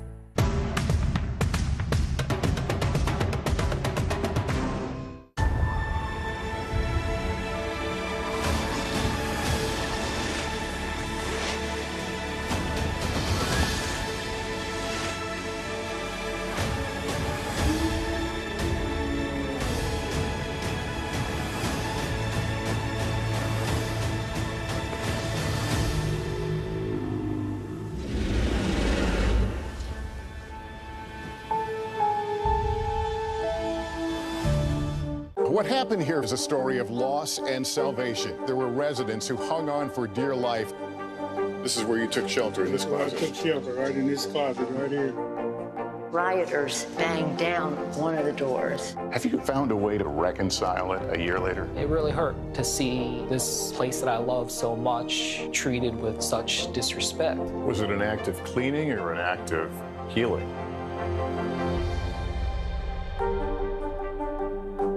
There's no better place for fun with friends, quality time with your little golf buddy, or an afternoon alone together. Family and friends are just a tap away. Just pick your course, pay from your phone. Golf now. Download the app and go play. News is happening now. Look at what's making headlines around the world. Whenever it happens, wherever you are, it's here now. The Meet the Press Chuck Toddcast, free wherever you get your podcasts. Top Story with Tom Llamas is your news playlist on NBC News Now. And now, you can listen to it as a podcast. Available anytime and anywhere. Ukrainians showing their pride in a day of unity, waving their country's flags, singing patriotic songs, wearing traditional dress, even with thousands of Russian troops surrounding the country. NBC foreign correspondent Matt Bradley is live in Dnipro. Matt, you went to one of the celebrations today. You spoke with people there. What did they tell you? What does this day of unity mean to them? Yeah, Allison, this was an interesting little thing because this wasn't exactly the 4th of July. I mean, this was only planned like a couple of days before. This was an impromptu celebration that was announced by the president in a televised address. This was something that was kind of a reaction both to that marshaling of a huge number of, as we heard from President Biden, 150,000 Russian forces on the borders to the north, to the east, and to the south of the country. And it was also a reaction to the Western words of warning, both from Washington, from London, from other Western capitals.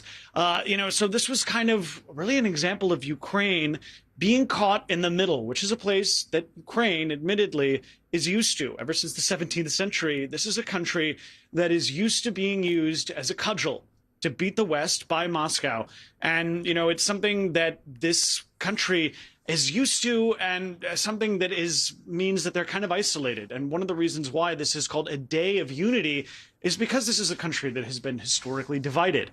I'm in Dnipro, which is kind of in the east, kind of in the center. It's a Russian-speaking city, and it's one that has also found itself as an industrial center, one that found itself as an industrial center for the Soviet Union, which of course was based in the east, and used as a rallying center for Ukraine. And so this is a place that is used to being divided. And so that's why this Day of Unity was so crucial. I went to one of these places. I spoke with one of the people who were there for this very, very small celebration here in this city. Here's what she had to say. Never actually believed that Russia would invade Ukraine. Russia couldn't invade Ukraine because, in my opinion, we are one nation and a united country. Everybody should continue working and every day in life. I think that's the biggest event to show and to demonstrate that we are not afraid and we keep going on. We keep working and living. That's very important. So this is a country that says that it's not afraid. It's not afraid of Moscow, and it's not afraid of the Western warnings, the intelligence assessments that are constantly putting this whole country on notice. Allison? Matt, you mentioned Ukraine's president also addressed the country. What was the essence of his message? What did you hear from him today? Well, it was a lot like what I just said. His whole message was we need to go out, we need to celebrate. And again, Allison, I've been trying to sort of, navigate this fine line. He's trying to say to the East, we are not afraid of your forces.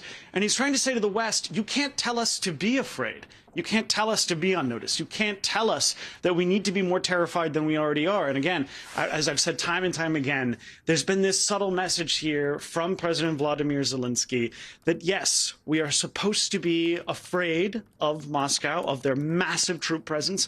But again, this is something that this country is trying to remind the West over and over again. We have actually been in a state of war for the past 8 years. This is not the first time Russia has invaded. They did that in 2014. So this isn't new. And one of the things that's been so mystifying for me and other people who are visiting from the West is why this country hasn't been in a state of panic for the last several weeks, despite the overwhelming numbers and the huge amount of hardware that's marshaling along their borders. And one of the things that people have constantly been telling me is that we are a lot stronger than we were 8 years ago when Russia first invaded, and we don't need to panic because that serves only into the hands of Moscow, who wants to see us panic. Allison. All right, Matt Bradley in Ukraine, thank you. Ukraine's also trying to recover from the largest cyber attack in the country's history. Its security service saying that preliminary information shows Russia may be involved, but it's too early to tell for sure. NBC News reporter Kevin Collier joining me now. Kevin, there was a joint briefing from Ukrainian government agencies today. What did they share about this cyber attack? Well, they said this is the largest, what we call DDoS attack in the country's history. A DDoS is something like a hammer in a hacker's toolkit. It's not very sophisticated. It's blunt. It just wallops websites with a ton of traffic and knocks them offline for a bit of time. The bigger picture that's emerging from yesterday is that it was apparently a type of combined information operation against the Ukrainian people, because the hackers were simultaneously knocking big Ukrainian banks offline, keeping people from accessing their accounts, that sort of thing. They were also receiving mysterious spam text messages telling them that ATMs across the country were down. And those texts started even before the banks went offline. So it seems to have been this multifaceted attempt to harass everyday Ukrainians and get them to doubt their country's financial systems. Ukraine's defense ministry says the U.S. is helping restore service. What kind of support are we talking about here? What are we doing to help them out? Well, they didn't give a lot of details on that, but we already know that U.S. agencies like U.S. Cyber Command, for instance, have been helping advise allies, including Ukraine, for a while leading up to this conflict. And we know that none of the attacks that we're aware of that's hit Ukraine are categorically new or shocking to experienced defenders. And we know that Ukraine hired an American company after these attacks started, and that successfully blocked the attack. Look, it sure seems logical that given everything that's going on, that it might be Russia. But if it wasn't, who else are security officials looking at? What else are they considering? Did they give any hints as to the scope of their investigation here? Yeah, no one's officially formally blaming Russia for this specific thing.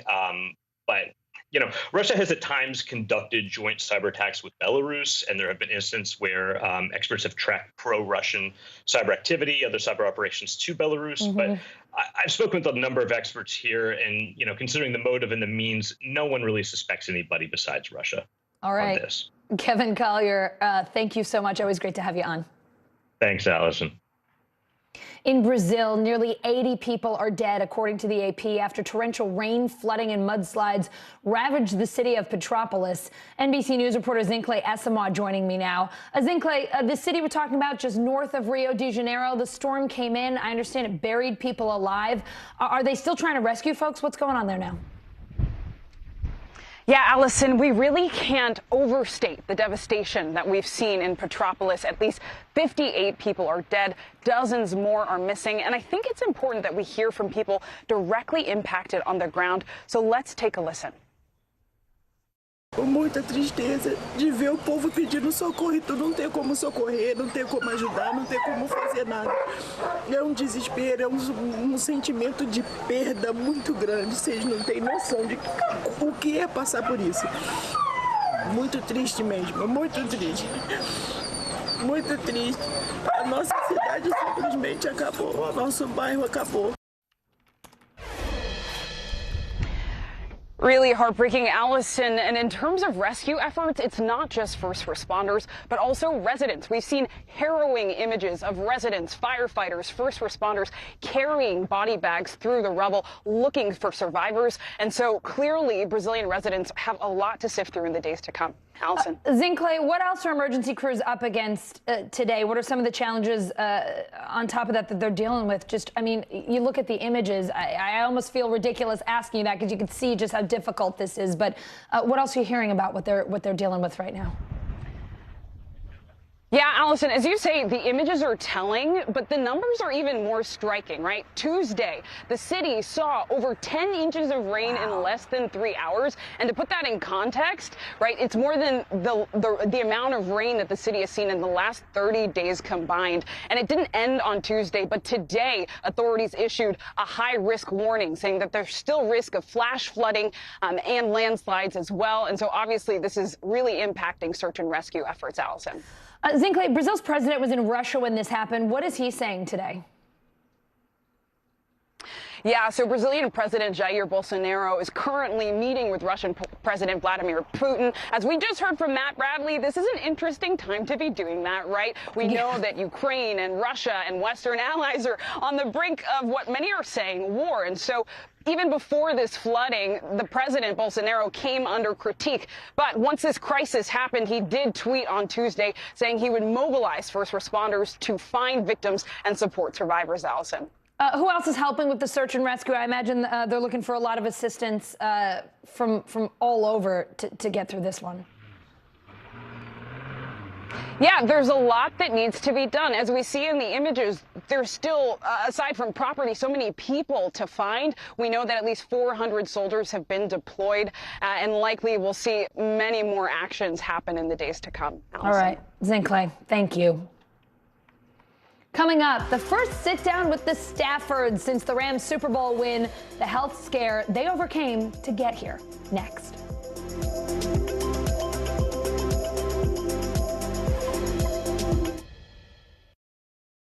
There's no better place for fun with friends. Quality time with your little golf buddy, or an afternoon alone together. Family and friends are just a tap away. Just pick your course, pay from your phone. Golf now. Download the app and go play. News is happening now. Look at what's making headlines around the world.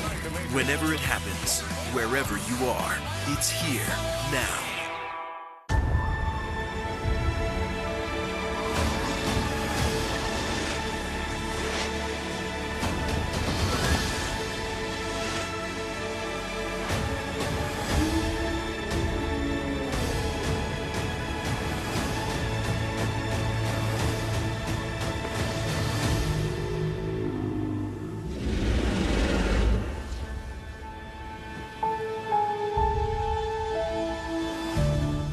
News is happening now. Look at what's making headlines around the world. Whenever it happens, wherever you are, it's here now. Top Story with Tom Llamas is your news playlist on NBC News Now. And now, you can listen to it as a podcast. Available anytime and anywhere. Welcome to The Tonight Show. Let me show you how it's done. Show me what you got. I don't want to be a Lego.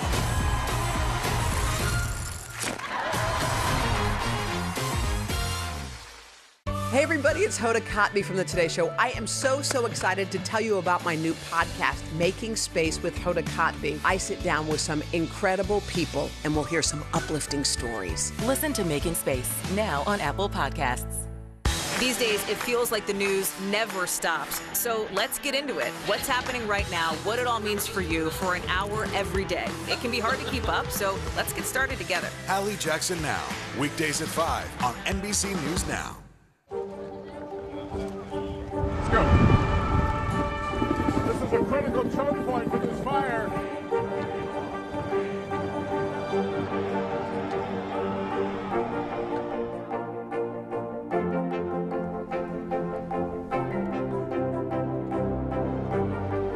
Unnecessary, unjustifiable, illegal.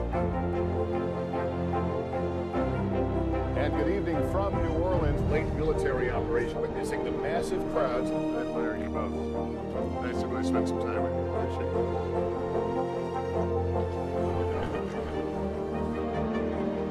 At any moment now.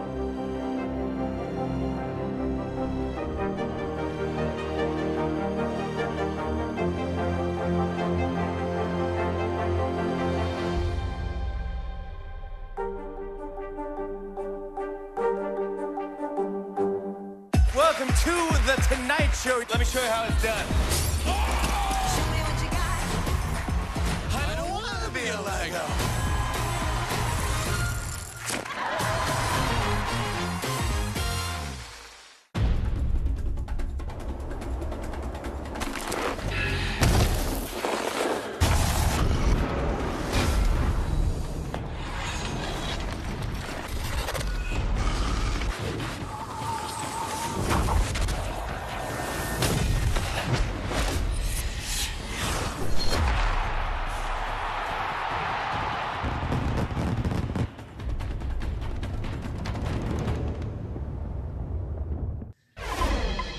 LA Rams quarterback Matthew Stafford and his wife Kelly still riding high in the team's Super Bowl win, reflecting on their whirlwind week and the difficult journey to get here. Today, co-host Chanel Jones has an exclusive interview with the couple.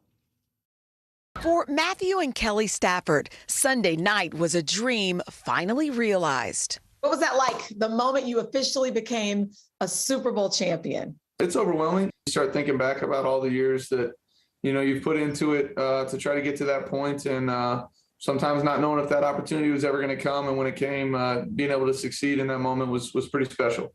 After the big win, Kelly and their 4 little girls, Chandler, Sawyer, Tyler, and Hunter, all joining Dad on the field. What about for you, Kelly? Does it feel real? I don't think we've slept enough for anything to feel real right now. The parade will probably is when it's all going to set in that he did it, and he is now going to have a different kind of ring on his finger that he's wanted his whole life. The Staffords' love story began at the University of Georgia. At 19, Kelly moved to Detroit to be with Matthew as he began his NFL career. We think it's probably the most important time in our life was the time in Detroit. Obviously, a lot has happened there. We grew up there. If we didn't go there, I was going to be living in Georgia my whole life, not seeing the world, not understanding a lot of things. And I'm lucky to be married to a man that really helps me see things in a different light. In 2019, the Staffords would face their toughest challenge yet. Kelly was diagnosed with a brain tumor, undergoing a 12-hour surgery to remove it and spending weeks in recovery.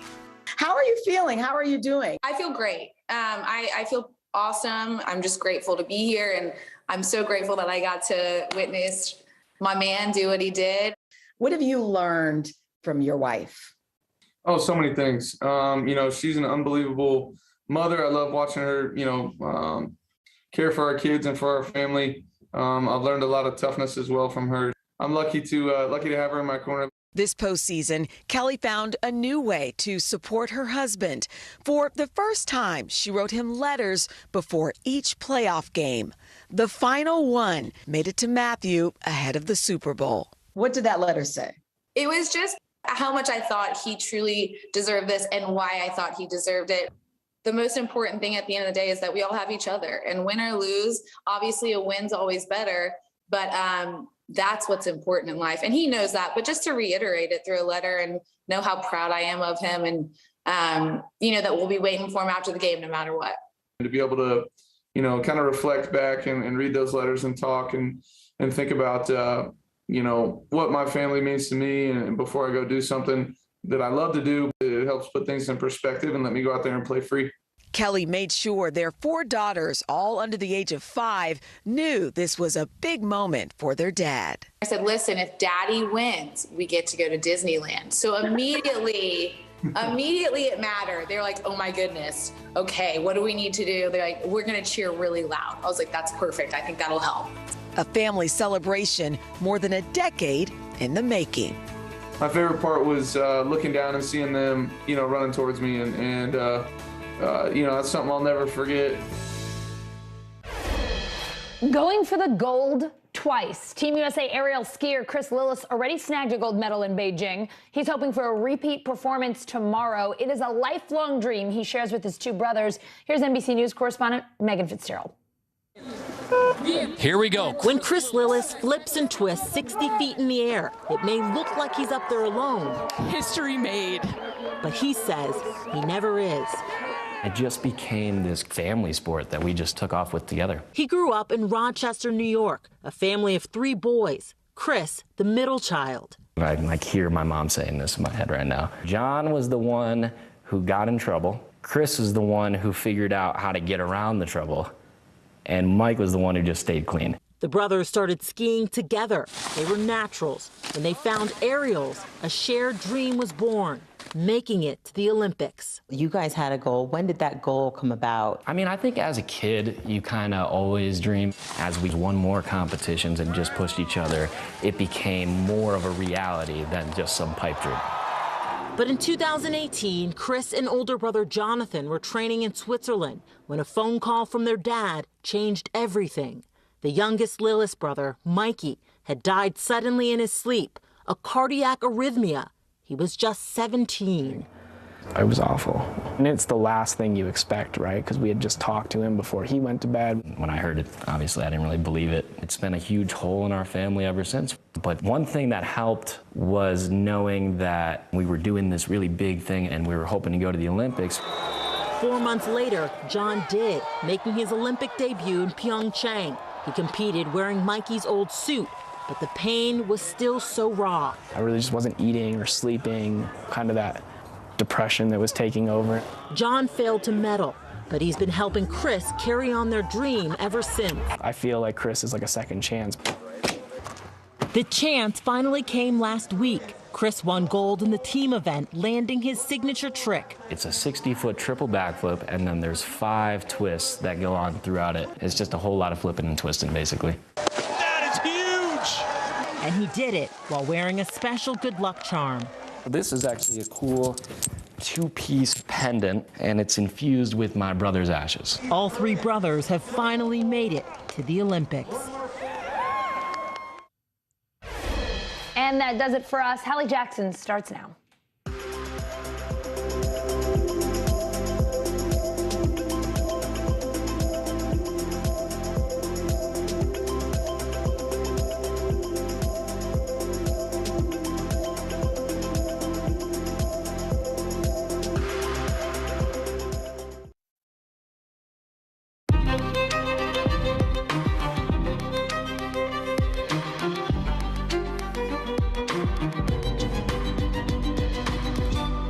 We're coming on the air with breaking news in the last hour, with Texas now suing the government because of those mask rules on planes.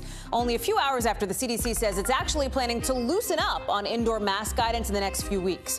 More on what we're hearing from the CDC director as we hit a new chapter in what's become a mask war coast to coast.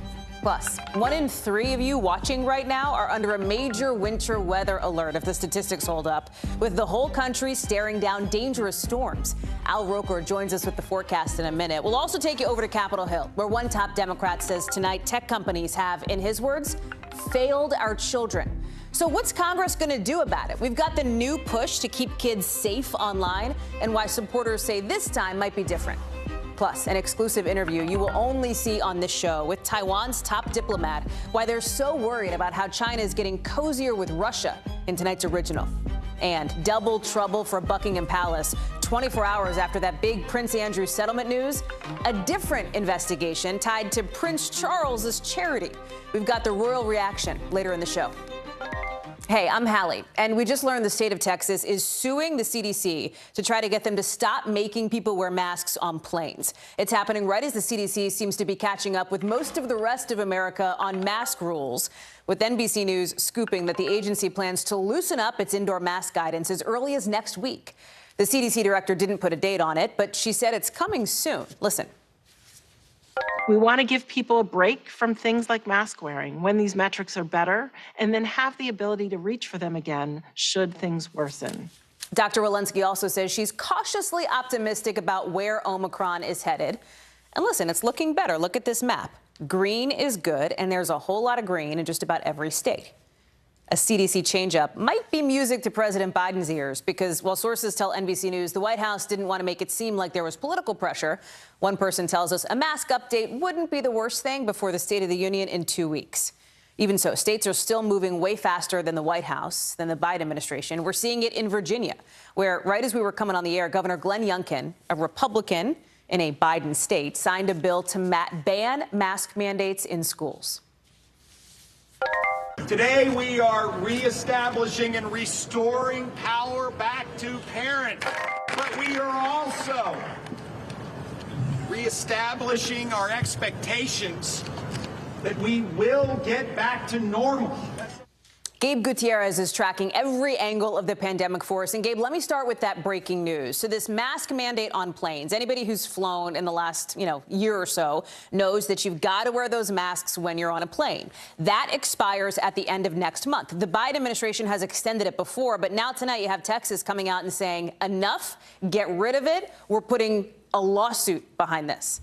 Yeah, that's right, Hallie. Well, this pressure has been growing, as you so aptly laid out. And this is something that is really happening across the country because, look, even in New York State, where just recently the governor lifted the indoor mask mandate here, the idea was to keep those mandates in place for public transportation.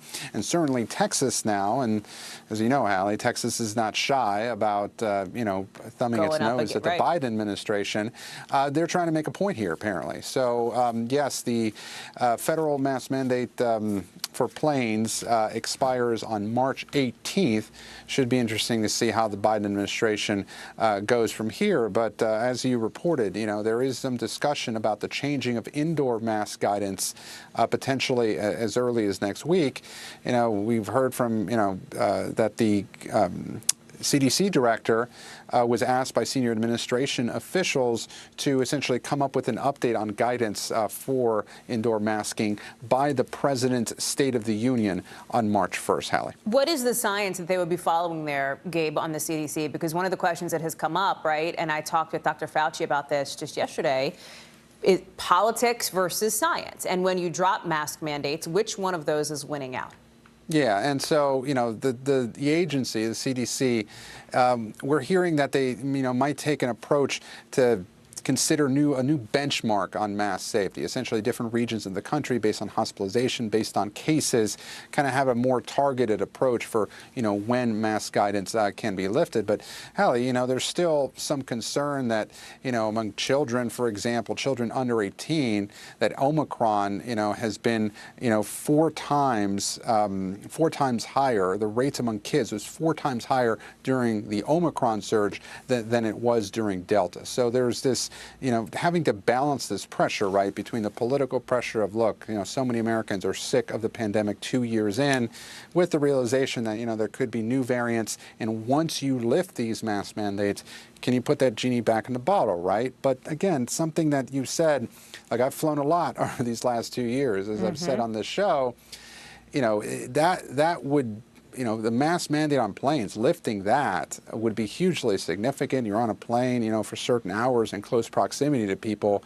The state of Texas essentially saying, look, we're going to make this point here, and we do not like being told what to do with the federal government yet again, Hallie. Fauci kind of non-committal on that when I asked him about it, Gabe. You've also got what's happening in San Francisco, right? When we talk about the culture wars over the pandemic. Yes, it's masking in some of these states. In Virginia, for example, and some of the states we've mentioned. In San Francisco, it's the overall pandemic response. And in this liberal city, you had 3 school board members recalled overwhelmingly because of criticism of how they handled the pandemic. Yeah, and there's a lot going on in San Francisco. That was a very layered recall election, but those school board commissioners, essentially, they faced a lot of frustration from parents who said that they were more focused, among other things, on renaming schools rather than figuring out a plan how to get schools back open. And this is something that went on in San Francisco, which, as you mentioned, a liberal city.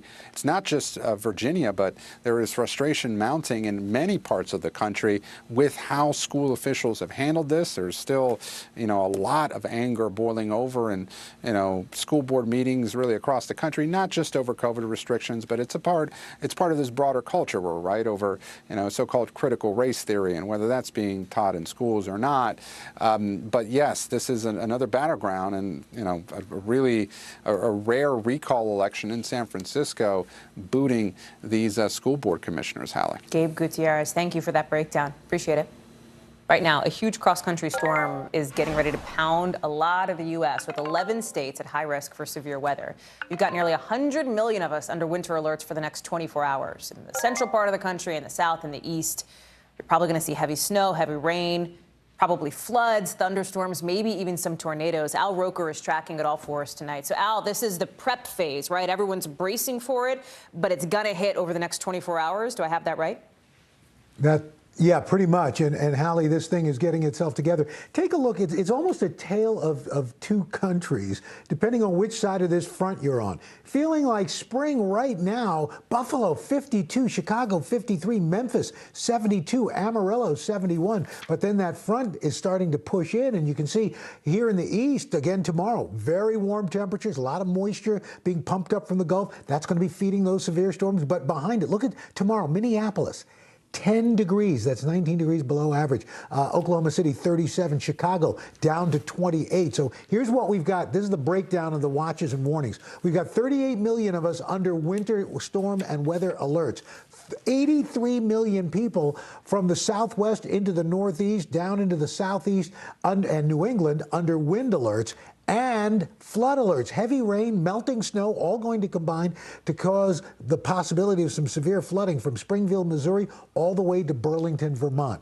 And as you mentioned, tonight, overnight, we are looking at 9 million people at risk for severe weather, including tornadoes for Abilene, Dallas, Wichita Falls, Oklahoma City, Tulsa, nocturnal tornadoes, which are twice as deadly as ones during the day. And tomorrow, 20 million people at risk, and we've got an enhanced risk for severe weather with wind gusts of over 65 miles per hour, tornadoes possible, and hail. So here we go. We put the maps into motion. Overnight, rain, ice, and snow developing along this front from Oklahoma into Nebraska. Severe storms rumbling across Oklahoma and Texas.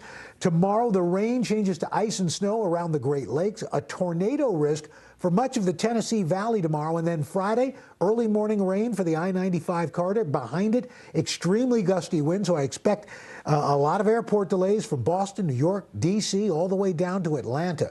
Rainfall, Hallie, through Friday, we're talking anywhere from 1 to 3 inches of rain from central Missouri all the way into northern New England. Critical icing from Wichita to Cleveland to Watertown to Chicago, upwards of 1/4 of an inch. Tree branches coming down, power lines possibly knocked down, and a fairly decent band of heavy snow, Hallie, from Wichita all the way to Detroit. Locally, we could be looking at 10 inches of snow through Friday morning. So we're going to continue to track this, but it really is, as I said, a tale of two countries. Yeah. You go out west, it's a whole nother story. I was just about to say that, Al, because out west, they're dealing with, extreme weather in the form of drought, the fire threat, et cetera. Exactly. Here's a look at the red flag warnings and the fire dangers for tomorrow. We're talking about Amarillo, Roswell, Austin, Laredo, McAllen, for the possibility of fire danger out there. 7 million people impacted. Because of these winds, we've got the potential for rapid fire spread. And the other problem, the drought. 64% of the West in general is in a severe drought.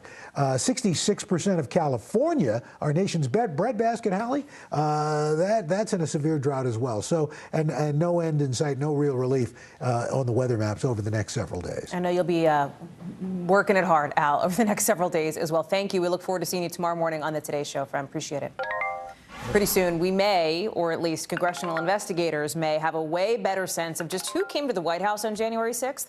Because President Biden today ordered the National Archives to go ahead and release those White House visitor logs from former President Trump's time in office to the January 6th committee. This is, to put it bluntly, another big blow to Mr. Trump and his push to try to keep information away from that committee. The National Archivist writing to the former president, "I will deliver these documents to the Select Committee 15 days after today, which is March 3rd, unless," here's the catch, "unless prohibited by court order." Donald Trump could very well try to sue. He's done it before. He could try to claim that these logs are subject to executive privilege, but it's that claim that President Biden has rejected. Joining me now is Mike Memoli, who's posted up in D.C. And here's the thing, Mike, this is a bit of deja vu here because Donald Trump has tried in the past to block the release of records like these. That has not been successful. This set is pretty interesting because it's these visitor logs, which would show who was going in and out of the Oval Office in the hours before, during, and after the insurrection. Yeah, that's right, Hallie. I mean, it's not necessarily new that the Biden administration is saying that President Trump's claim of executive privilege does not apply.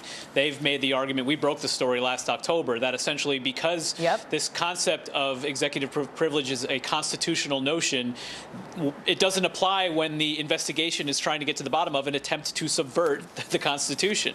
But what is significant here, Hallie, is two things. One is the letter from the White House counsel, Dana Remus, is saying this needs to be turned over to the committee in 15 days. That previous timeline for these other claims, as they've been rejecting them, has been 30 days. So we know the clock is ticking and the committee has a lot of work to do and do quickly. So that's a significant development.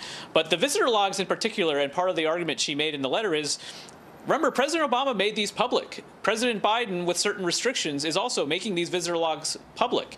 And so it was Trump's decision to reverse the Obama standard and really even further weakens the claim of executive privilege. So that makes any effort by the former president to take this to court probably even on a weaker legal footing than some of these other fights that he's already lost as well. How important could these documents be to the greater, broader investigation that the January 6th committee is conducting? Well, it's really significant. I just went to go look at what these visitor logs actually show, and they don't just give you information about who came into the White House. It tells you who was the person at the White House who authorized that person to get clearance. You know, with the process that it takes to get access to the White House, it's called the WAVES system.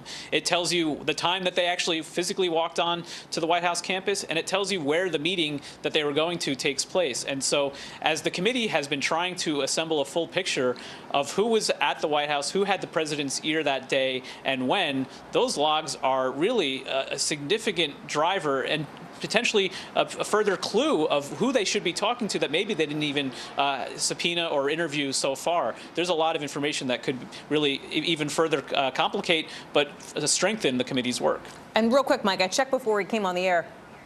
No lawsuit announced yet from the former president, right? Although that is certainly still an option that he has sometime between now and the beginning of March. When all things Trump usually err on the side of a suit coming, but they've got to file this quickly because the clock is ticking. Mike Memoli, outside the White House. Mem, thank you. You got it. Let's head over to Capitol Hill because today there's the new bill that's been introduced intended to make it safer for kids on social media. It basically says to these big tech companies, you got to do better. And one of the senators behind the bill says this whole thing is more urgent than ever before because we're in the middle of a teen mental health crisis in this country. The tech platforms can no longer be relied on to police or regulate themselves. They've betrayed the trust of parents and children. They have failed our children. Comes just a few months after, remember this scene, Facebook whistleblower Frances Haugen, there she is, testifying about big tech and mental health concerns, especially with kids associated with social media. And a December report from the U.S. Surgeon General outlined some of those risks, too. I want to bring in from Capitol Hill, Garrett Hake. Can I channel, Garrett, maybe the frustration from some parents around the country who might say, wait a second, talk. We've heard this for years, right? Members of Congress saying we got to do something. Is this the point, Garrett? Is today the point when talk finally starts to turn to action?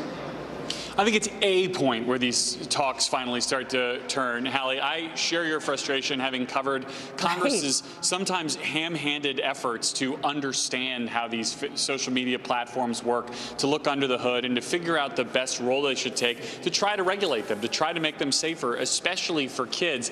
This bill takes a different tack than some of the others that we've seen out here, and it focuses entirely on children. And it's got some interesting ideas in it here to do things like automatically require the highest privacy settings for young people using these platforms, to turn off some of the more addictive features, to make it so that the algorithms that provide content directly to you, sometimes without your acknowledged input in it, can be turned off for young people. And it also opens up that black box. The bill would require these social media companies to share more information with third-party researchers, outside researchers, and yes, parents, so that people can better understand what their kids are seeing.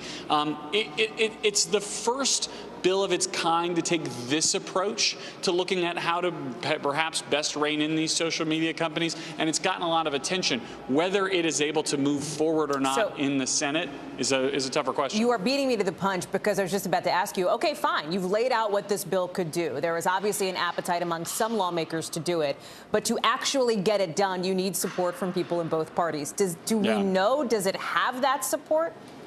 Well, it has some. I mean, this bill was introduced by a Democrat, you showed there, Richard Blumenthal, and a Republican, Marsha Blackburn, together. They sit on the Commerce Committee, and they've been looking at this through that lens. There are other approaches out there. Amy Klobuchar, for example, has been working on an antitrust-related bill, right, breaking up these companies, make them smaller. I think we're probably a ways away from anything getting to the president's desk, and I don't necessarily think it will be this bill, but I think you're going to see the ideas in this bill, perhaps the ideas in that bill incorporated into a larger package that might be able to move forward, because the parties do agree that these social media platforms need to be under better control and need to give parents more tools.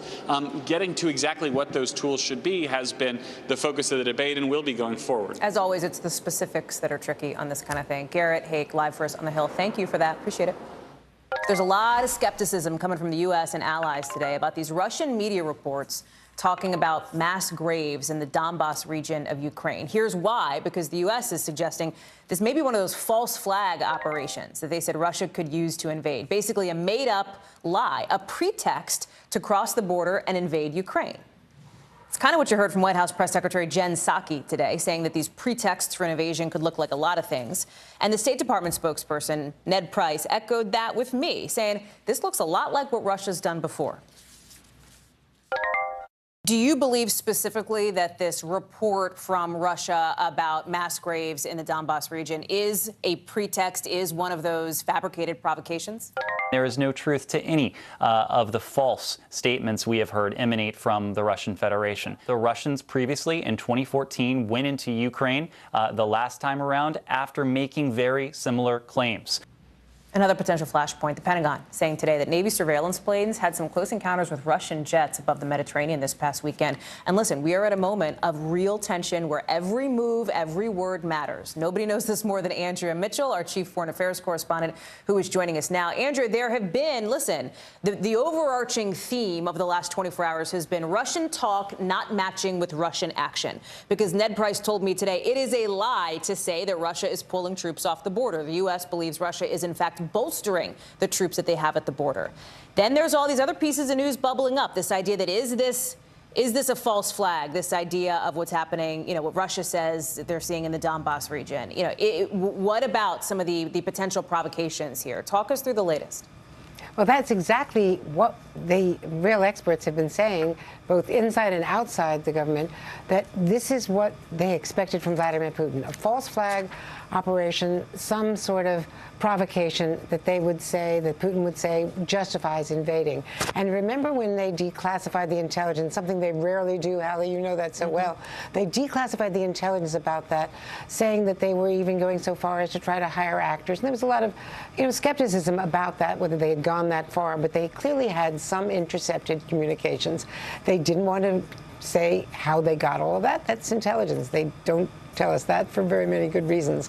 But they wanted people to know it. So they've been kind of previewing all of Putin's moves before he makes them to put him off his game. And outside experts I've talked to had national security advisors in yesterday around this roundtable to talk about what they would do and what they expected to happen. And they were expecting exactly this scenario. What's interesting here is the contingency planning that the U.S. is doing, because while there is this moment, it feels like where everyone's stepping back and kind of taking a breath, Andrea, compared to what we felt, maybe 72 hours ago or over the weekend. You've also got all these, tiger team plans happening, these tabletop exercises, if you will. And I know, Andrea, that you had this fascinating exclusive look at how that goes down. Tell us more about it. Well, we gathered these former officials with the help of a think tank, a nonprofit think think tank, the Silverado Policy Accelerator, and Dmitry Alperovich. And what they brought together were a group of people, including, people we've worked with and known who don't come on that often, frankly. Mike Mullen, the former Joint Chiefs Chairman, David Petraeus, former CIA director, and also Michel Flournoy, an Undersecretary of Defense in the previous administration, and asked them, and Tom Donilon, the former National Security Advisor, what would you say? What would you do? And, for instance, asked Michel Flournoy precisely this, what can we expect in terms of any kind of retaliation if we put sanctions against Putin? Here's what she said. We should also consider denial of service attacks on the Russian misinformation machine, although there's a risk there. If they're perceived as that's an attack on leadership. So, that would potentially launch, an escalating cyber war as well against us. There are a lot of things. If we did energy sanctions against Vladimir Putin, he's going to stop some of his oil flow to the West. If we try to cut off his natural gas flow, they'll take actions that would drive prices up. So we're going to see a lot of ramifications here. You heard that from the president yesterday in what was really a very tough speech. Take diplomacy now, but else basically saying to Putin, as we discussed yesterday, this is a really tough time for you.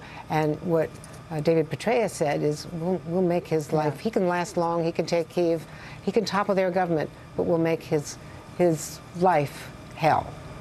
Andrea Mitchell, great reporting. It's great to see you. Thank you. All of it, by the way, is Ukraine is holding a Unity Day today. Appreciate that. We're going to look for more of your exclusive interview tonight on NBC Nightly News. Coming up here on this show, more and more bad behavior on planes. Well, guess what? Now dozens of cases have been sent over to the FBI. So does this mean a new zero tolerance policy is working? And what does it mean for you on a plane? Plus, spring training, it was supposed to start today, but guess what? Didn't happen because that MLB lockout is still going strong. So will baseball come back before opening day? We're hoping to try to answer that many million-dollar question when we get back.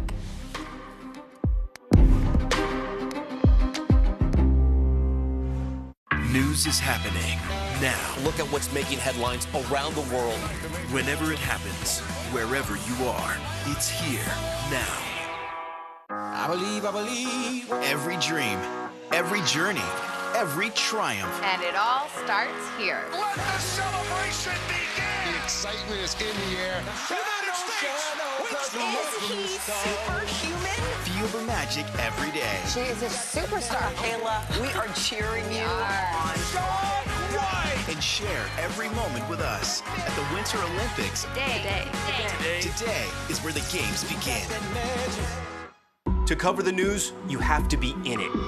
We'll take you to the front lines of the story, bringing your news feed to life. Streaming live every night. It's your news playlist. Top Story with Tom Llamas, weeknights at 7 on NBC News Now. The Meet the Press Chuck Todd Cast, free wherever you get your podcasts. Nearly a dozen hours after the eye roared ashore. There is some late-breaking news.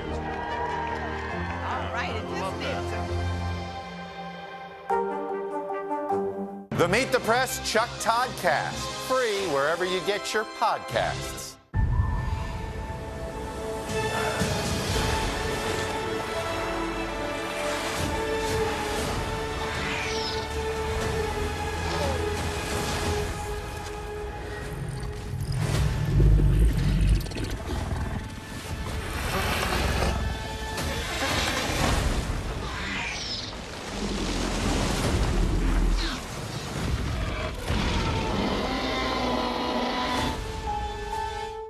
Top Story with Tom Llamas is your news playlist on NBC News Now. And now, you can listen to it as a podcast. Available anytime and anywhere. So today we found out that guy who tried to open a door during a Delta flight last week apparently did it because he wanted people to roll on him. He wanted people to record him sharing his thoughts on the COVID vaccine. Police say the man was pulling on the door handle during a flight from Salt Lake City to Portland, but luckily was stopped. He was restrained, of course, until the plane landed. And listen, you know, if you've been paying any kind of attention to any kind of news, right, there's a lot of bad behavior on planes these days. People throwing punches, People shouting threats, people yelling at flight attendants hit by passengers. Airlines are over it. They are done. And now the FAA, I mean, look at this. The FAA is saying today it's referred 80 unruly passengers, 80 bad behaviors on planes over to the FBI to maybe be prosecuted. Kristen Dahlgren joins me now to talk about this. Kristen, like, this happens all the time. Just this year alone, there have been like dozens of incidents of bad behavior reported to the feds just since January. And yes, overall, there are fewer of them than last year. But this is a big deal. This is kind of an escalation. And the government's clearly saying we are not going to tolerate this anymore. Right. And as someone who flies, I mean, it's something I think about when I get on a plane. I don't know about you, but, you know, it is something that passengers are very aware of and are almost bracing for now. It's happening so often. So you talked about what the government is doing, those 80 cases that were sent over for criminal review. So this is not just you're being escorted off a plane if you do something bad. This is there could be criminal charges, and there have been criminal charges against some of these people. They're also tackling it from a few other different points. The FAA is working with the TSA, trying to get these unruly passengers to have their pre-check revoked if they have it, so they won't be able to get through security quite as easy. They're also launching a public, or have launched a public awareness campaign. And then they sent a letter to airports, to the concessions, really, asking them to not be giving people these to-go containers of alcohol, because, as you know, a lot of airlines have stopped selling alcohol on board. People are getting them in these giant cups. I've heard it, you know, as many as 8 shots into a cup going on to a plane. And so that's become a real problem that they're trying to crack down on as well. You speak to my soul when you say people bracing for this on planes. Like, just to my parents were in town over the weekend, and like when they got off the plane, the first thing they said was, luckily, nobody acted like a jerk. Like, that was a very distinct possibility that they were bracing for. What's so interesting here, and we've heard it a lot. A lot of the conflict is coming from people upset about the mask wearing. And this ties back, Kristen, to something we talked about right at the top of our show here, which is this fight from, you know, Texas and maybe other states to try to get the government to end these mask mandates on planes. That is a piece of this. There are those who feel like you need those masks on planes for safety. There are those who feel like, you know, I don't want them. The state of Texas suing to try to get rid of it. Right. And so Texas says the CDC sort of exceeded its authority and went against its governor's ban on mask mandates. And so that's this lawsuit. Of course, it's one of about a dozen that have been filed by the state of Texas against the Biden administration on different executive orders that President Biden has passed. So I can say that, look, this latest incident had to do with vaccines and someone wanting to get that point of their message across. But we are seeing a lot of this related to mask mandates. If you take a look at this graphic, this is from 2021, 5,981 unruly passenger reports. 4,290 of those were about the mask mandate or mask-related incidents. So it is a large portion of that.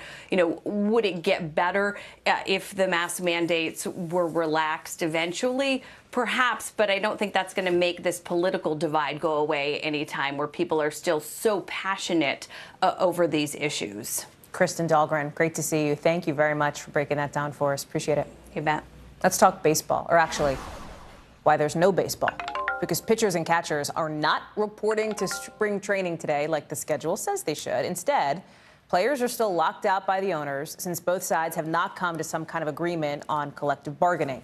And listen, time's running out. You see the next deadline on your screen here. The first scheduled spring training games are supposed to begin in 10 days. And we've only got something like 6 weeks until opening day. What does that mean logistically, realistically? Gives everybody about 2 weeks to make a deal, get some spring training in, and get the regular season started on time.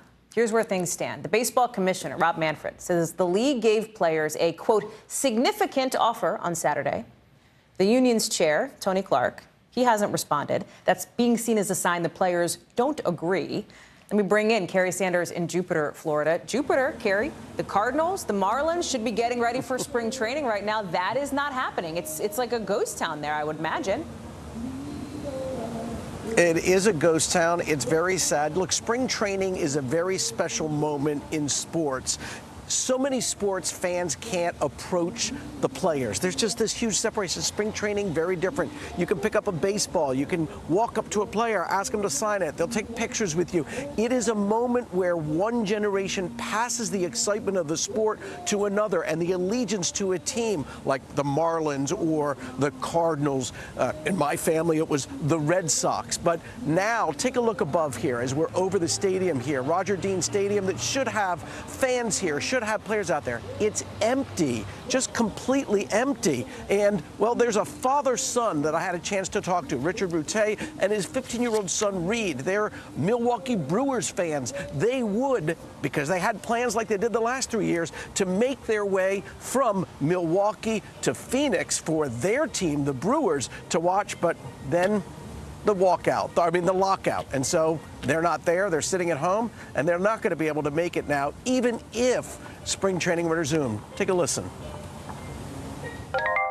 There's been, so many labor disputes resulting in loss of games. And of course, a couple of years ago with the pandemic as well, resulting in a shortened season.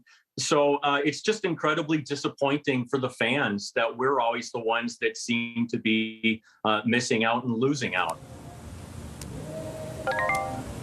Just disappointing because, again, these are the moments that people live for. The reason that Reed, the 15-year-old, can't go is because he plays baseball and he'll be pitching in about 2 weeks, and it just doesn't look like they can redo their plans even if the team's resumed for spring training tomorrow, which that's not going to happen. It's not just the disappointment for fans, Carrie. Listen, I've been to spring training down in the Tampa area, Clearwater, right? When I used to be a Phils fan. Don't worry, I'm a Nationals fan now. But, this is big money. This is big money for these towns, for these businesses, for these restaurants. This is now the third year in a row that these places haven't had spring training. I mean, the other 2 years were because of the pandemic.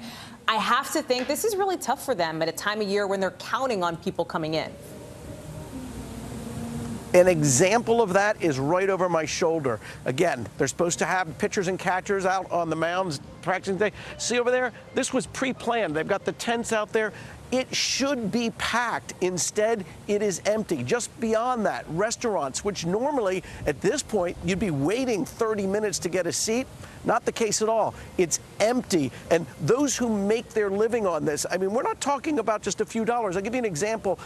In Lee County, Florida, they did a study. The fans that come in for the Twins and the Red Sox there deposit about $69 million over the 6 weeks of spring training. Take a listen to what one business owner told us about the hurt that comes along with this lockout. They eat in our restaurants, they stay in our hotels, and so as it stands right now, we're just not seeing that same foot traffic that we rely on.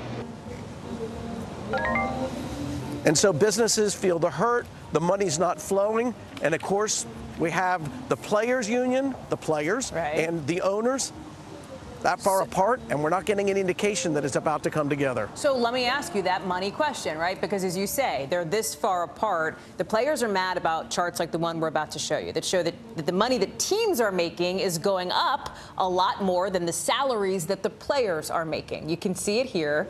The red line is the estimated average team revenue. The average opening day payroll is the yellow. The owners are saying, hey, we just put an offer on the table. Now it's your turn. So, bottom line, Carrie, is this real? Could we really face opening day, end of March with no baseball?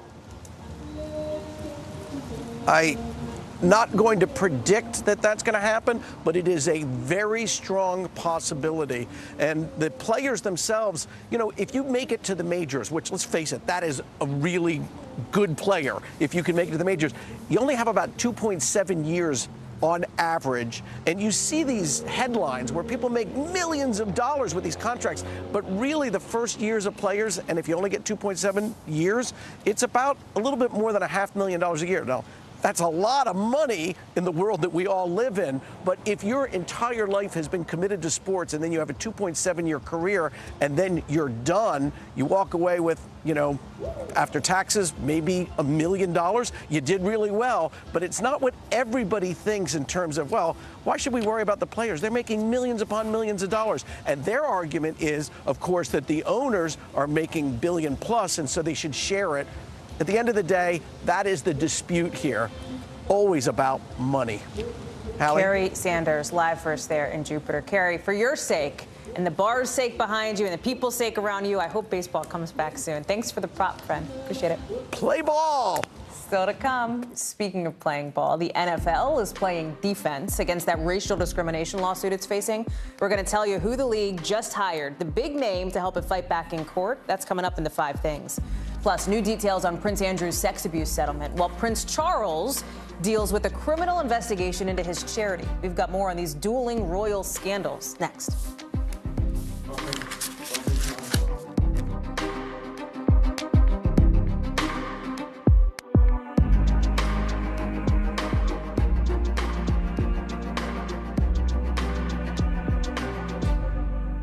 News is happening now. A look at what's making headlines around the world. Tonight, the major announcement of the COVID vaccine. This is a significant moment. Your news, whenever it happens, wherever you are, it's here now.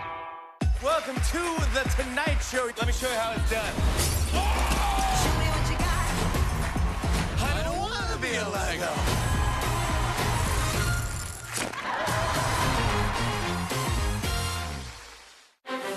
You think it's been healthy for the Democratic Party to highlight the division in the party? What does an exit ramp for Putin look like that allows him to save face? How much of this is on the CDC and how much of this is on Washington? If it's Sunday, it's Meet the Press. Top Story with Tom Llamas is your news playlist on NBC News Now. And now, you can listen to it as a podcast. Available anytime and anywhere. Fire has grown leaps and bounds. You see behind me is typical. How you doing? Pretty bad.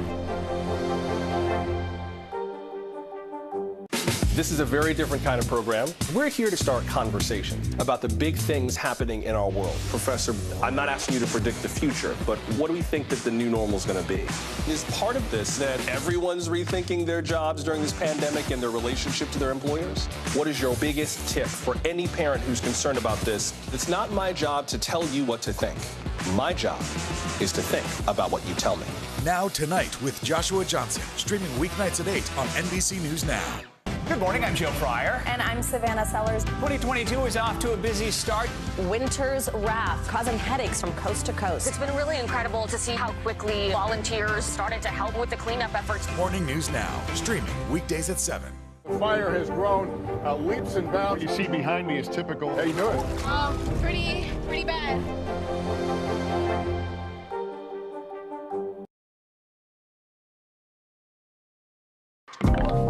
In an interview done exclusively for our show, we're going to hear from Taiwan's representative to the U.S., saying that how Russia deals with Ukraine could influence how China deals with Taiwan.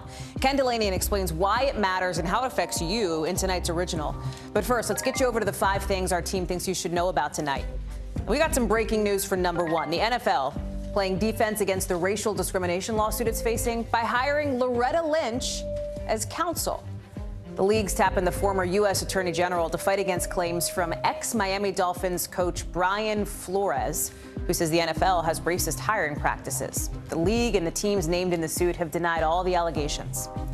Number 2, a judge has temporarily pressed pause on the release of some records in the death investigation of Bob Saget.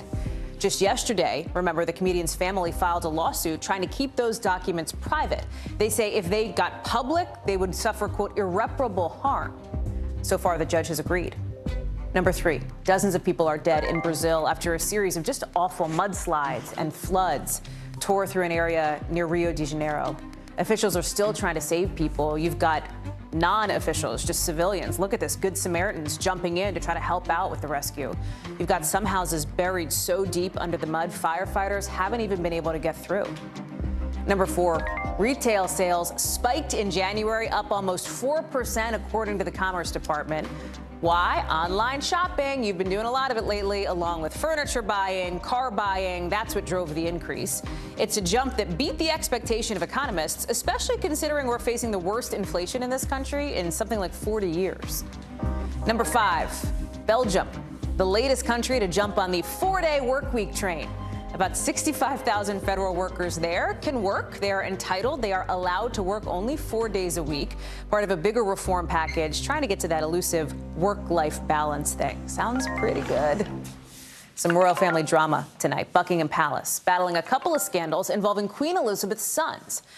London's Metropolitan Police just launched an investigation into the charity of Prince Charles, alleging that officials at that charity offered a Saudi billionaire a royal honor after he made a $2 million donation to the prince's foundation. That's one. Number two, this guy, Prince Andrew. We're learning more about the settlement of that sex abuse lawsuit. UK media is reporting he's agreed to pay $16 million to Virginia Giuffre, a woman who claims she was 17 when Andrew abused her. Raf Sanchez is at Buckingham Palace following this for us. So let me start with the Prince Charles thing, right? Because these are, quote, cash for honors allegations. That's kind of what they're called about the charity. They've been brewing since last year. But now today, this is another level, right? Absolutely, Hallie. These allegations first surfaced late last year, and they forced the resignation of the chief executive of the Prince's Foundation, who is a longtime aide of Prince Charles's. He's been at his side for 40 years now. So that was a blow to Prince Charles. It was embarrassing. Things got a whole lot more serious today, though, with the police saying this is now a criminal matter. Prince Charles's spokesman putting out a brief statement. I'll read it to you. It says, "The Prince of Wales had no knowledge of the alleged offer of honors or British citizenship on the basis of donations to his charities." Hallie, we should say nobody's been arrested yet. Nobody's been charged. There's no suggestion here that Prince Charles personally did anything wrong. But if you're the future King of England, you do not want in any way to be associated with an ongoing criminal investigation. If you're the future king and if you are the current queen, it feels like it's not what you want to see during the big Jubilee year that she's celebrating. There's some of these reports out now that for her other son, for Prince Andrew, she might foot some of the bill for the settlement. What do we know about that? Anything, Raf, or is that just some reporting that's out there? So this is reporting coming from the UK press. It's not been independently verified by us. But the claim here is Prince Andrew is going to be paying the equivalent of $16 million in this settlement, and that the Queen is going to be bailing him out, is going to be paying for some of this. Now, we have asked Buckingham Palace about this. They are not commenting on it. But, Hallie, I think part of the reason there is so much anger and disgust here in the UK is because of this money issue, right? The British public foots the bill for the royal family. Buckingham Palace has said that when it comes to this case, when it comes to the settlement, when it comes to Andrew's legal fees, this money is going to come from the royal family's personal wealth, not from the taxpayer. But of course, the royal family's personal wealth is derived from the fact they are the royal family. They have ruled this country for hundreds of years. They own a lot of lands. They own a lot of houses. And so I think that explanation is not going very far in terms of tamping down public anger about this. What I always find so interesting, talking with you, Raf, and our friends there at the London Bureau who cover, London and the royal family all the time, is what is sometimes described to me as a distinction between the way that Americans here in the U.S. view the royal family and the way that Brits view the royal family. I wonder how you're seeing that play out in this instance. You talked about, I think you called it the anger and disgust from some people overseas. How has the reaction been to these, these pair of scandals now for the royals? Yeah, people are really frustrated, especially about the Prince Andrew run, right? This has been a story that has run on and on and on and on. Prince Andrew has never been the most popular member of the royal family, but people really here are ready to see the back of him. He is effectively no longer what we call a working member of the royal family. He's not going to be representing the Queen anymore. But Hallie, as you said, one of the great shames about this is we're talking about this in the Queen's Jubilee year. She's been on the throne for 70 years now. This country is gearing up to celebrate those 7 decades of public service, and instead we're spending a lot of time talking about these scandals involving her children. Raf Sanchez, live for us there outside Buckingham Palace. Raf, it's great to see you. Thank you. Still ahead, Taiwan's representative to the U.S. in an exclusive interview for our show, warning Russia is working together with China in ways that could be dangerous for diplomacy. We're going to explain in tonight's original. Plus, more than 9,000 gallons of gasoline explode in a suburb in New York. Look at that video. We'll tell you what officials say happened coming up.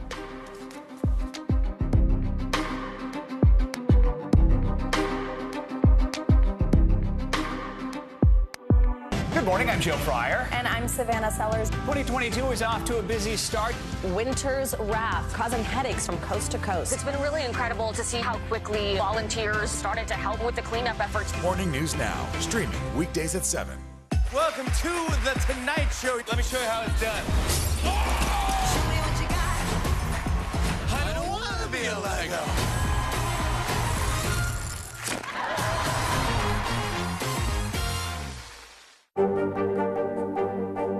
What are you doing for teachers who feel that they're being stretched too thin? Did you understand how prevalent hunger was in your own community?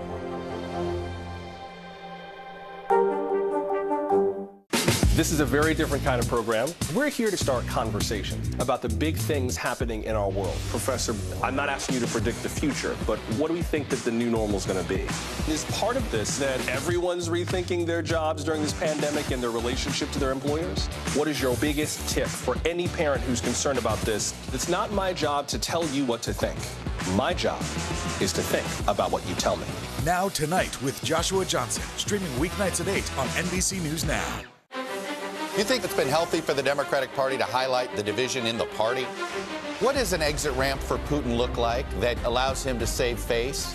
How much of this is on the CDC and how much of this is on Washington? If it's Sunday, it's Meet the Press.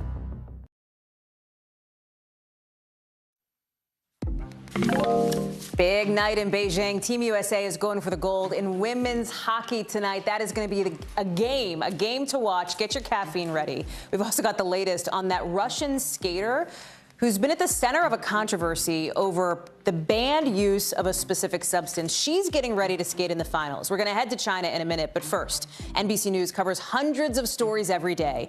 And because you couldn't possibly read or watch or listen to them all, our bureau teams have done it for you. This is what they tell us is going down in their regions in a segment we call The Local.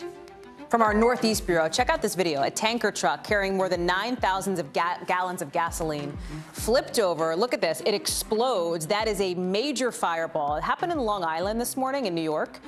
It set the street on fire, set some buildings on fire. Amazingly, the driver survived and fortunately is out of the hospital. Police are questioning him about what happened. From our Southeast Bureau, police in North Texas are looking for a thief who broke into a skate shop by sawing through the roof and Mission Impossible style rappelling into the store. Security cameras caught him on the way down, but the burglar turned him around. The suspect got away with $400 worth of stuff. The bigger problem, obviously, is the hole in the roof. The owner thinks it's going to cost $2 grand to fix. Out of our West Coast Bureau, the LA Rams threw a big party today. Did you catch this? They're celebrating their Super Bowl win against the Bengals. Thousands of people on the mile-long path ended at the LA Coliseum. To today's original now, with in-depth reporting on a topic we've been keeping an eye on. And China today is accusing the U.S. of playing up the threat of warfare over Russian troops at the Ukrainian border. China and Russia getting closer and closer lately. Remember when Vladimir Putin and Xi Jinping met right at the start of the Winter Olympics? That has some people concerned, especially Taiwan. In an exclusive interview for Hallie Jackson Now for this show, Ken Delanian talked with Taiwan's rep to the U.S. on the threat posed by the China-Russia alliance and what a potential war in Ukraine could mean for them. Watch. A small American ally threatened on all sides by a hostile superpower. Not Ukraine, Taiwan. As the world waits to see whether Russia will invade Ukraine, Taiwan is watching closely, and so is China. Well, like everyone else in the world, we are watching the situation with much concern and anxiety. In an exclusive interview with NBC News, Taiwan's representative to Washington warns that China and Russia are working together in dangerous ways. I think it's pretty clear to all of us around the world that those undermining stability are China and Russia. Xiao B. Kim spent a decade studying in the United States. She calls herself a cat warrior, a counterpart to what China has dubbed its wolf warrior diplomacy, marked by insults and threats. I believe cats are certainly much more lovable than wolves. Cats are nimble, flexible. Cats can survive in small spaces, which exemplifies Taiwan's current international situation. But also cats have the characteristic that We cannot be coerced. The U.S. does not officially recognize Taiwan as a separate country, but has promised to support its defense against a Chinese takeover. China views Taiwan as a breakaway province. While the current Russian invasion threat to Ukraine arose abruptly in recent months, China's threatening behavior to Taiwan has been building for years. Well, we call it gray zone warfare, which is threats and intimidation, which come short of actual invasion and kinetic conflict. And the Chinese have been threatening Taiwan through a number of means, including near daily incursions of fighter jets into Taiwan's air defense identification zone. The Chinese have also been launching cyber attacks, disinformation, cognitive and psychological warfare on the people of Taiwan, aimed at weakening our resolve to our self-defense and also trying to sow divisions within our society. Last month, Taiwan had to scramble fighter jets to warn off 39 Chinese warplanes that flew into the island's air defense zone. The U.S. military says China aims to take control of Taiwan. Taiwan is clearly one of their ambitions before then, and I think the threat is manifest during this decade. In fact, in the next 6 years. A spokesman for the Chinese embassy in Washington told NBC News that Taiwan is an inalienable part of China's territory and that China's reunification is an unstoppable historical trend that will not be changed by anyone. U.S. officials say the governments in Beijing and Taipei are looking to see whether the U.S. can deter Vladimir Putin from sending in troops or make him pay a high price if he does. There's no question that China is watching the crisis in Ukraine really closely. And if Russia succeeds in seizing Ukraine, Chinese leaders could see that as a green light to go after Taiwan. At stake, American officials say, is the post-World War II principle that one country can't change the borders of another by force. If we allow those principles to be challenged with impunity, even if it's half the world away in Europe, that will have an impact here as well. Others are watching. Others are looking to all of us to see how we respond. As the threat of war looms, so do concerns that one war could lead to another. Ken is joining us now to talk more about this exclusive reporting. It is fascinating to listen to, Ken, and to hear from her, and specifically about those concerns about Russia and China working together and the worries that could undercut stability here. Tell me more about that, how we're seeing that play out. Yeah, it's a huge worry. When Russian President Vladimir Putin met with Chinese President Xi Jinping on the eve of the Olympics in Beijing earlier this month, Hallie, they released a 5,000-word joint communique that experts say amounted to a roadmap for an informal alliance against the United States and the West. One scholar even said it could mark the beginning of Cold War 2.0. And basically what we're seeing here, Hallie, is America's most powerful adversaries embracing one another's grievances against the West. China joined Russia in expressing opposition to the further expansion of NATO, and Russia declared support for Beijing's crackdown on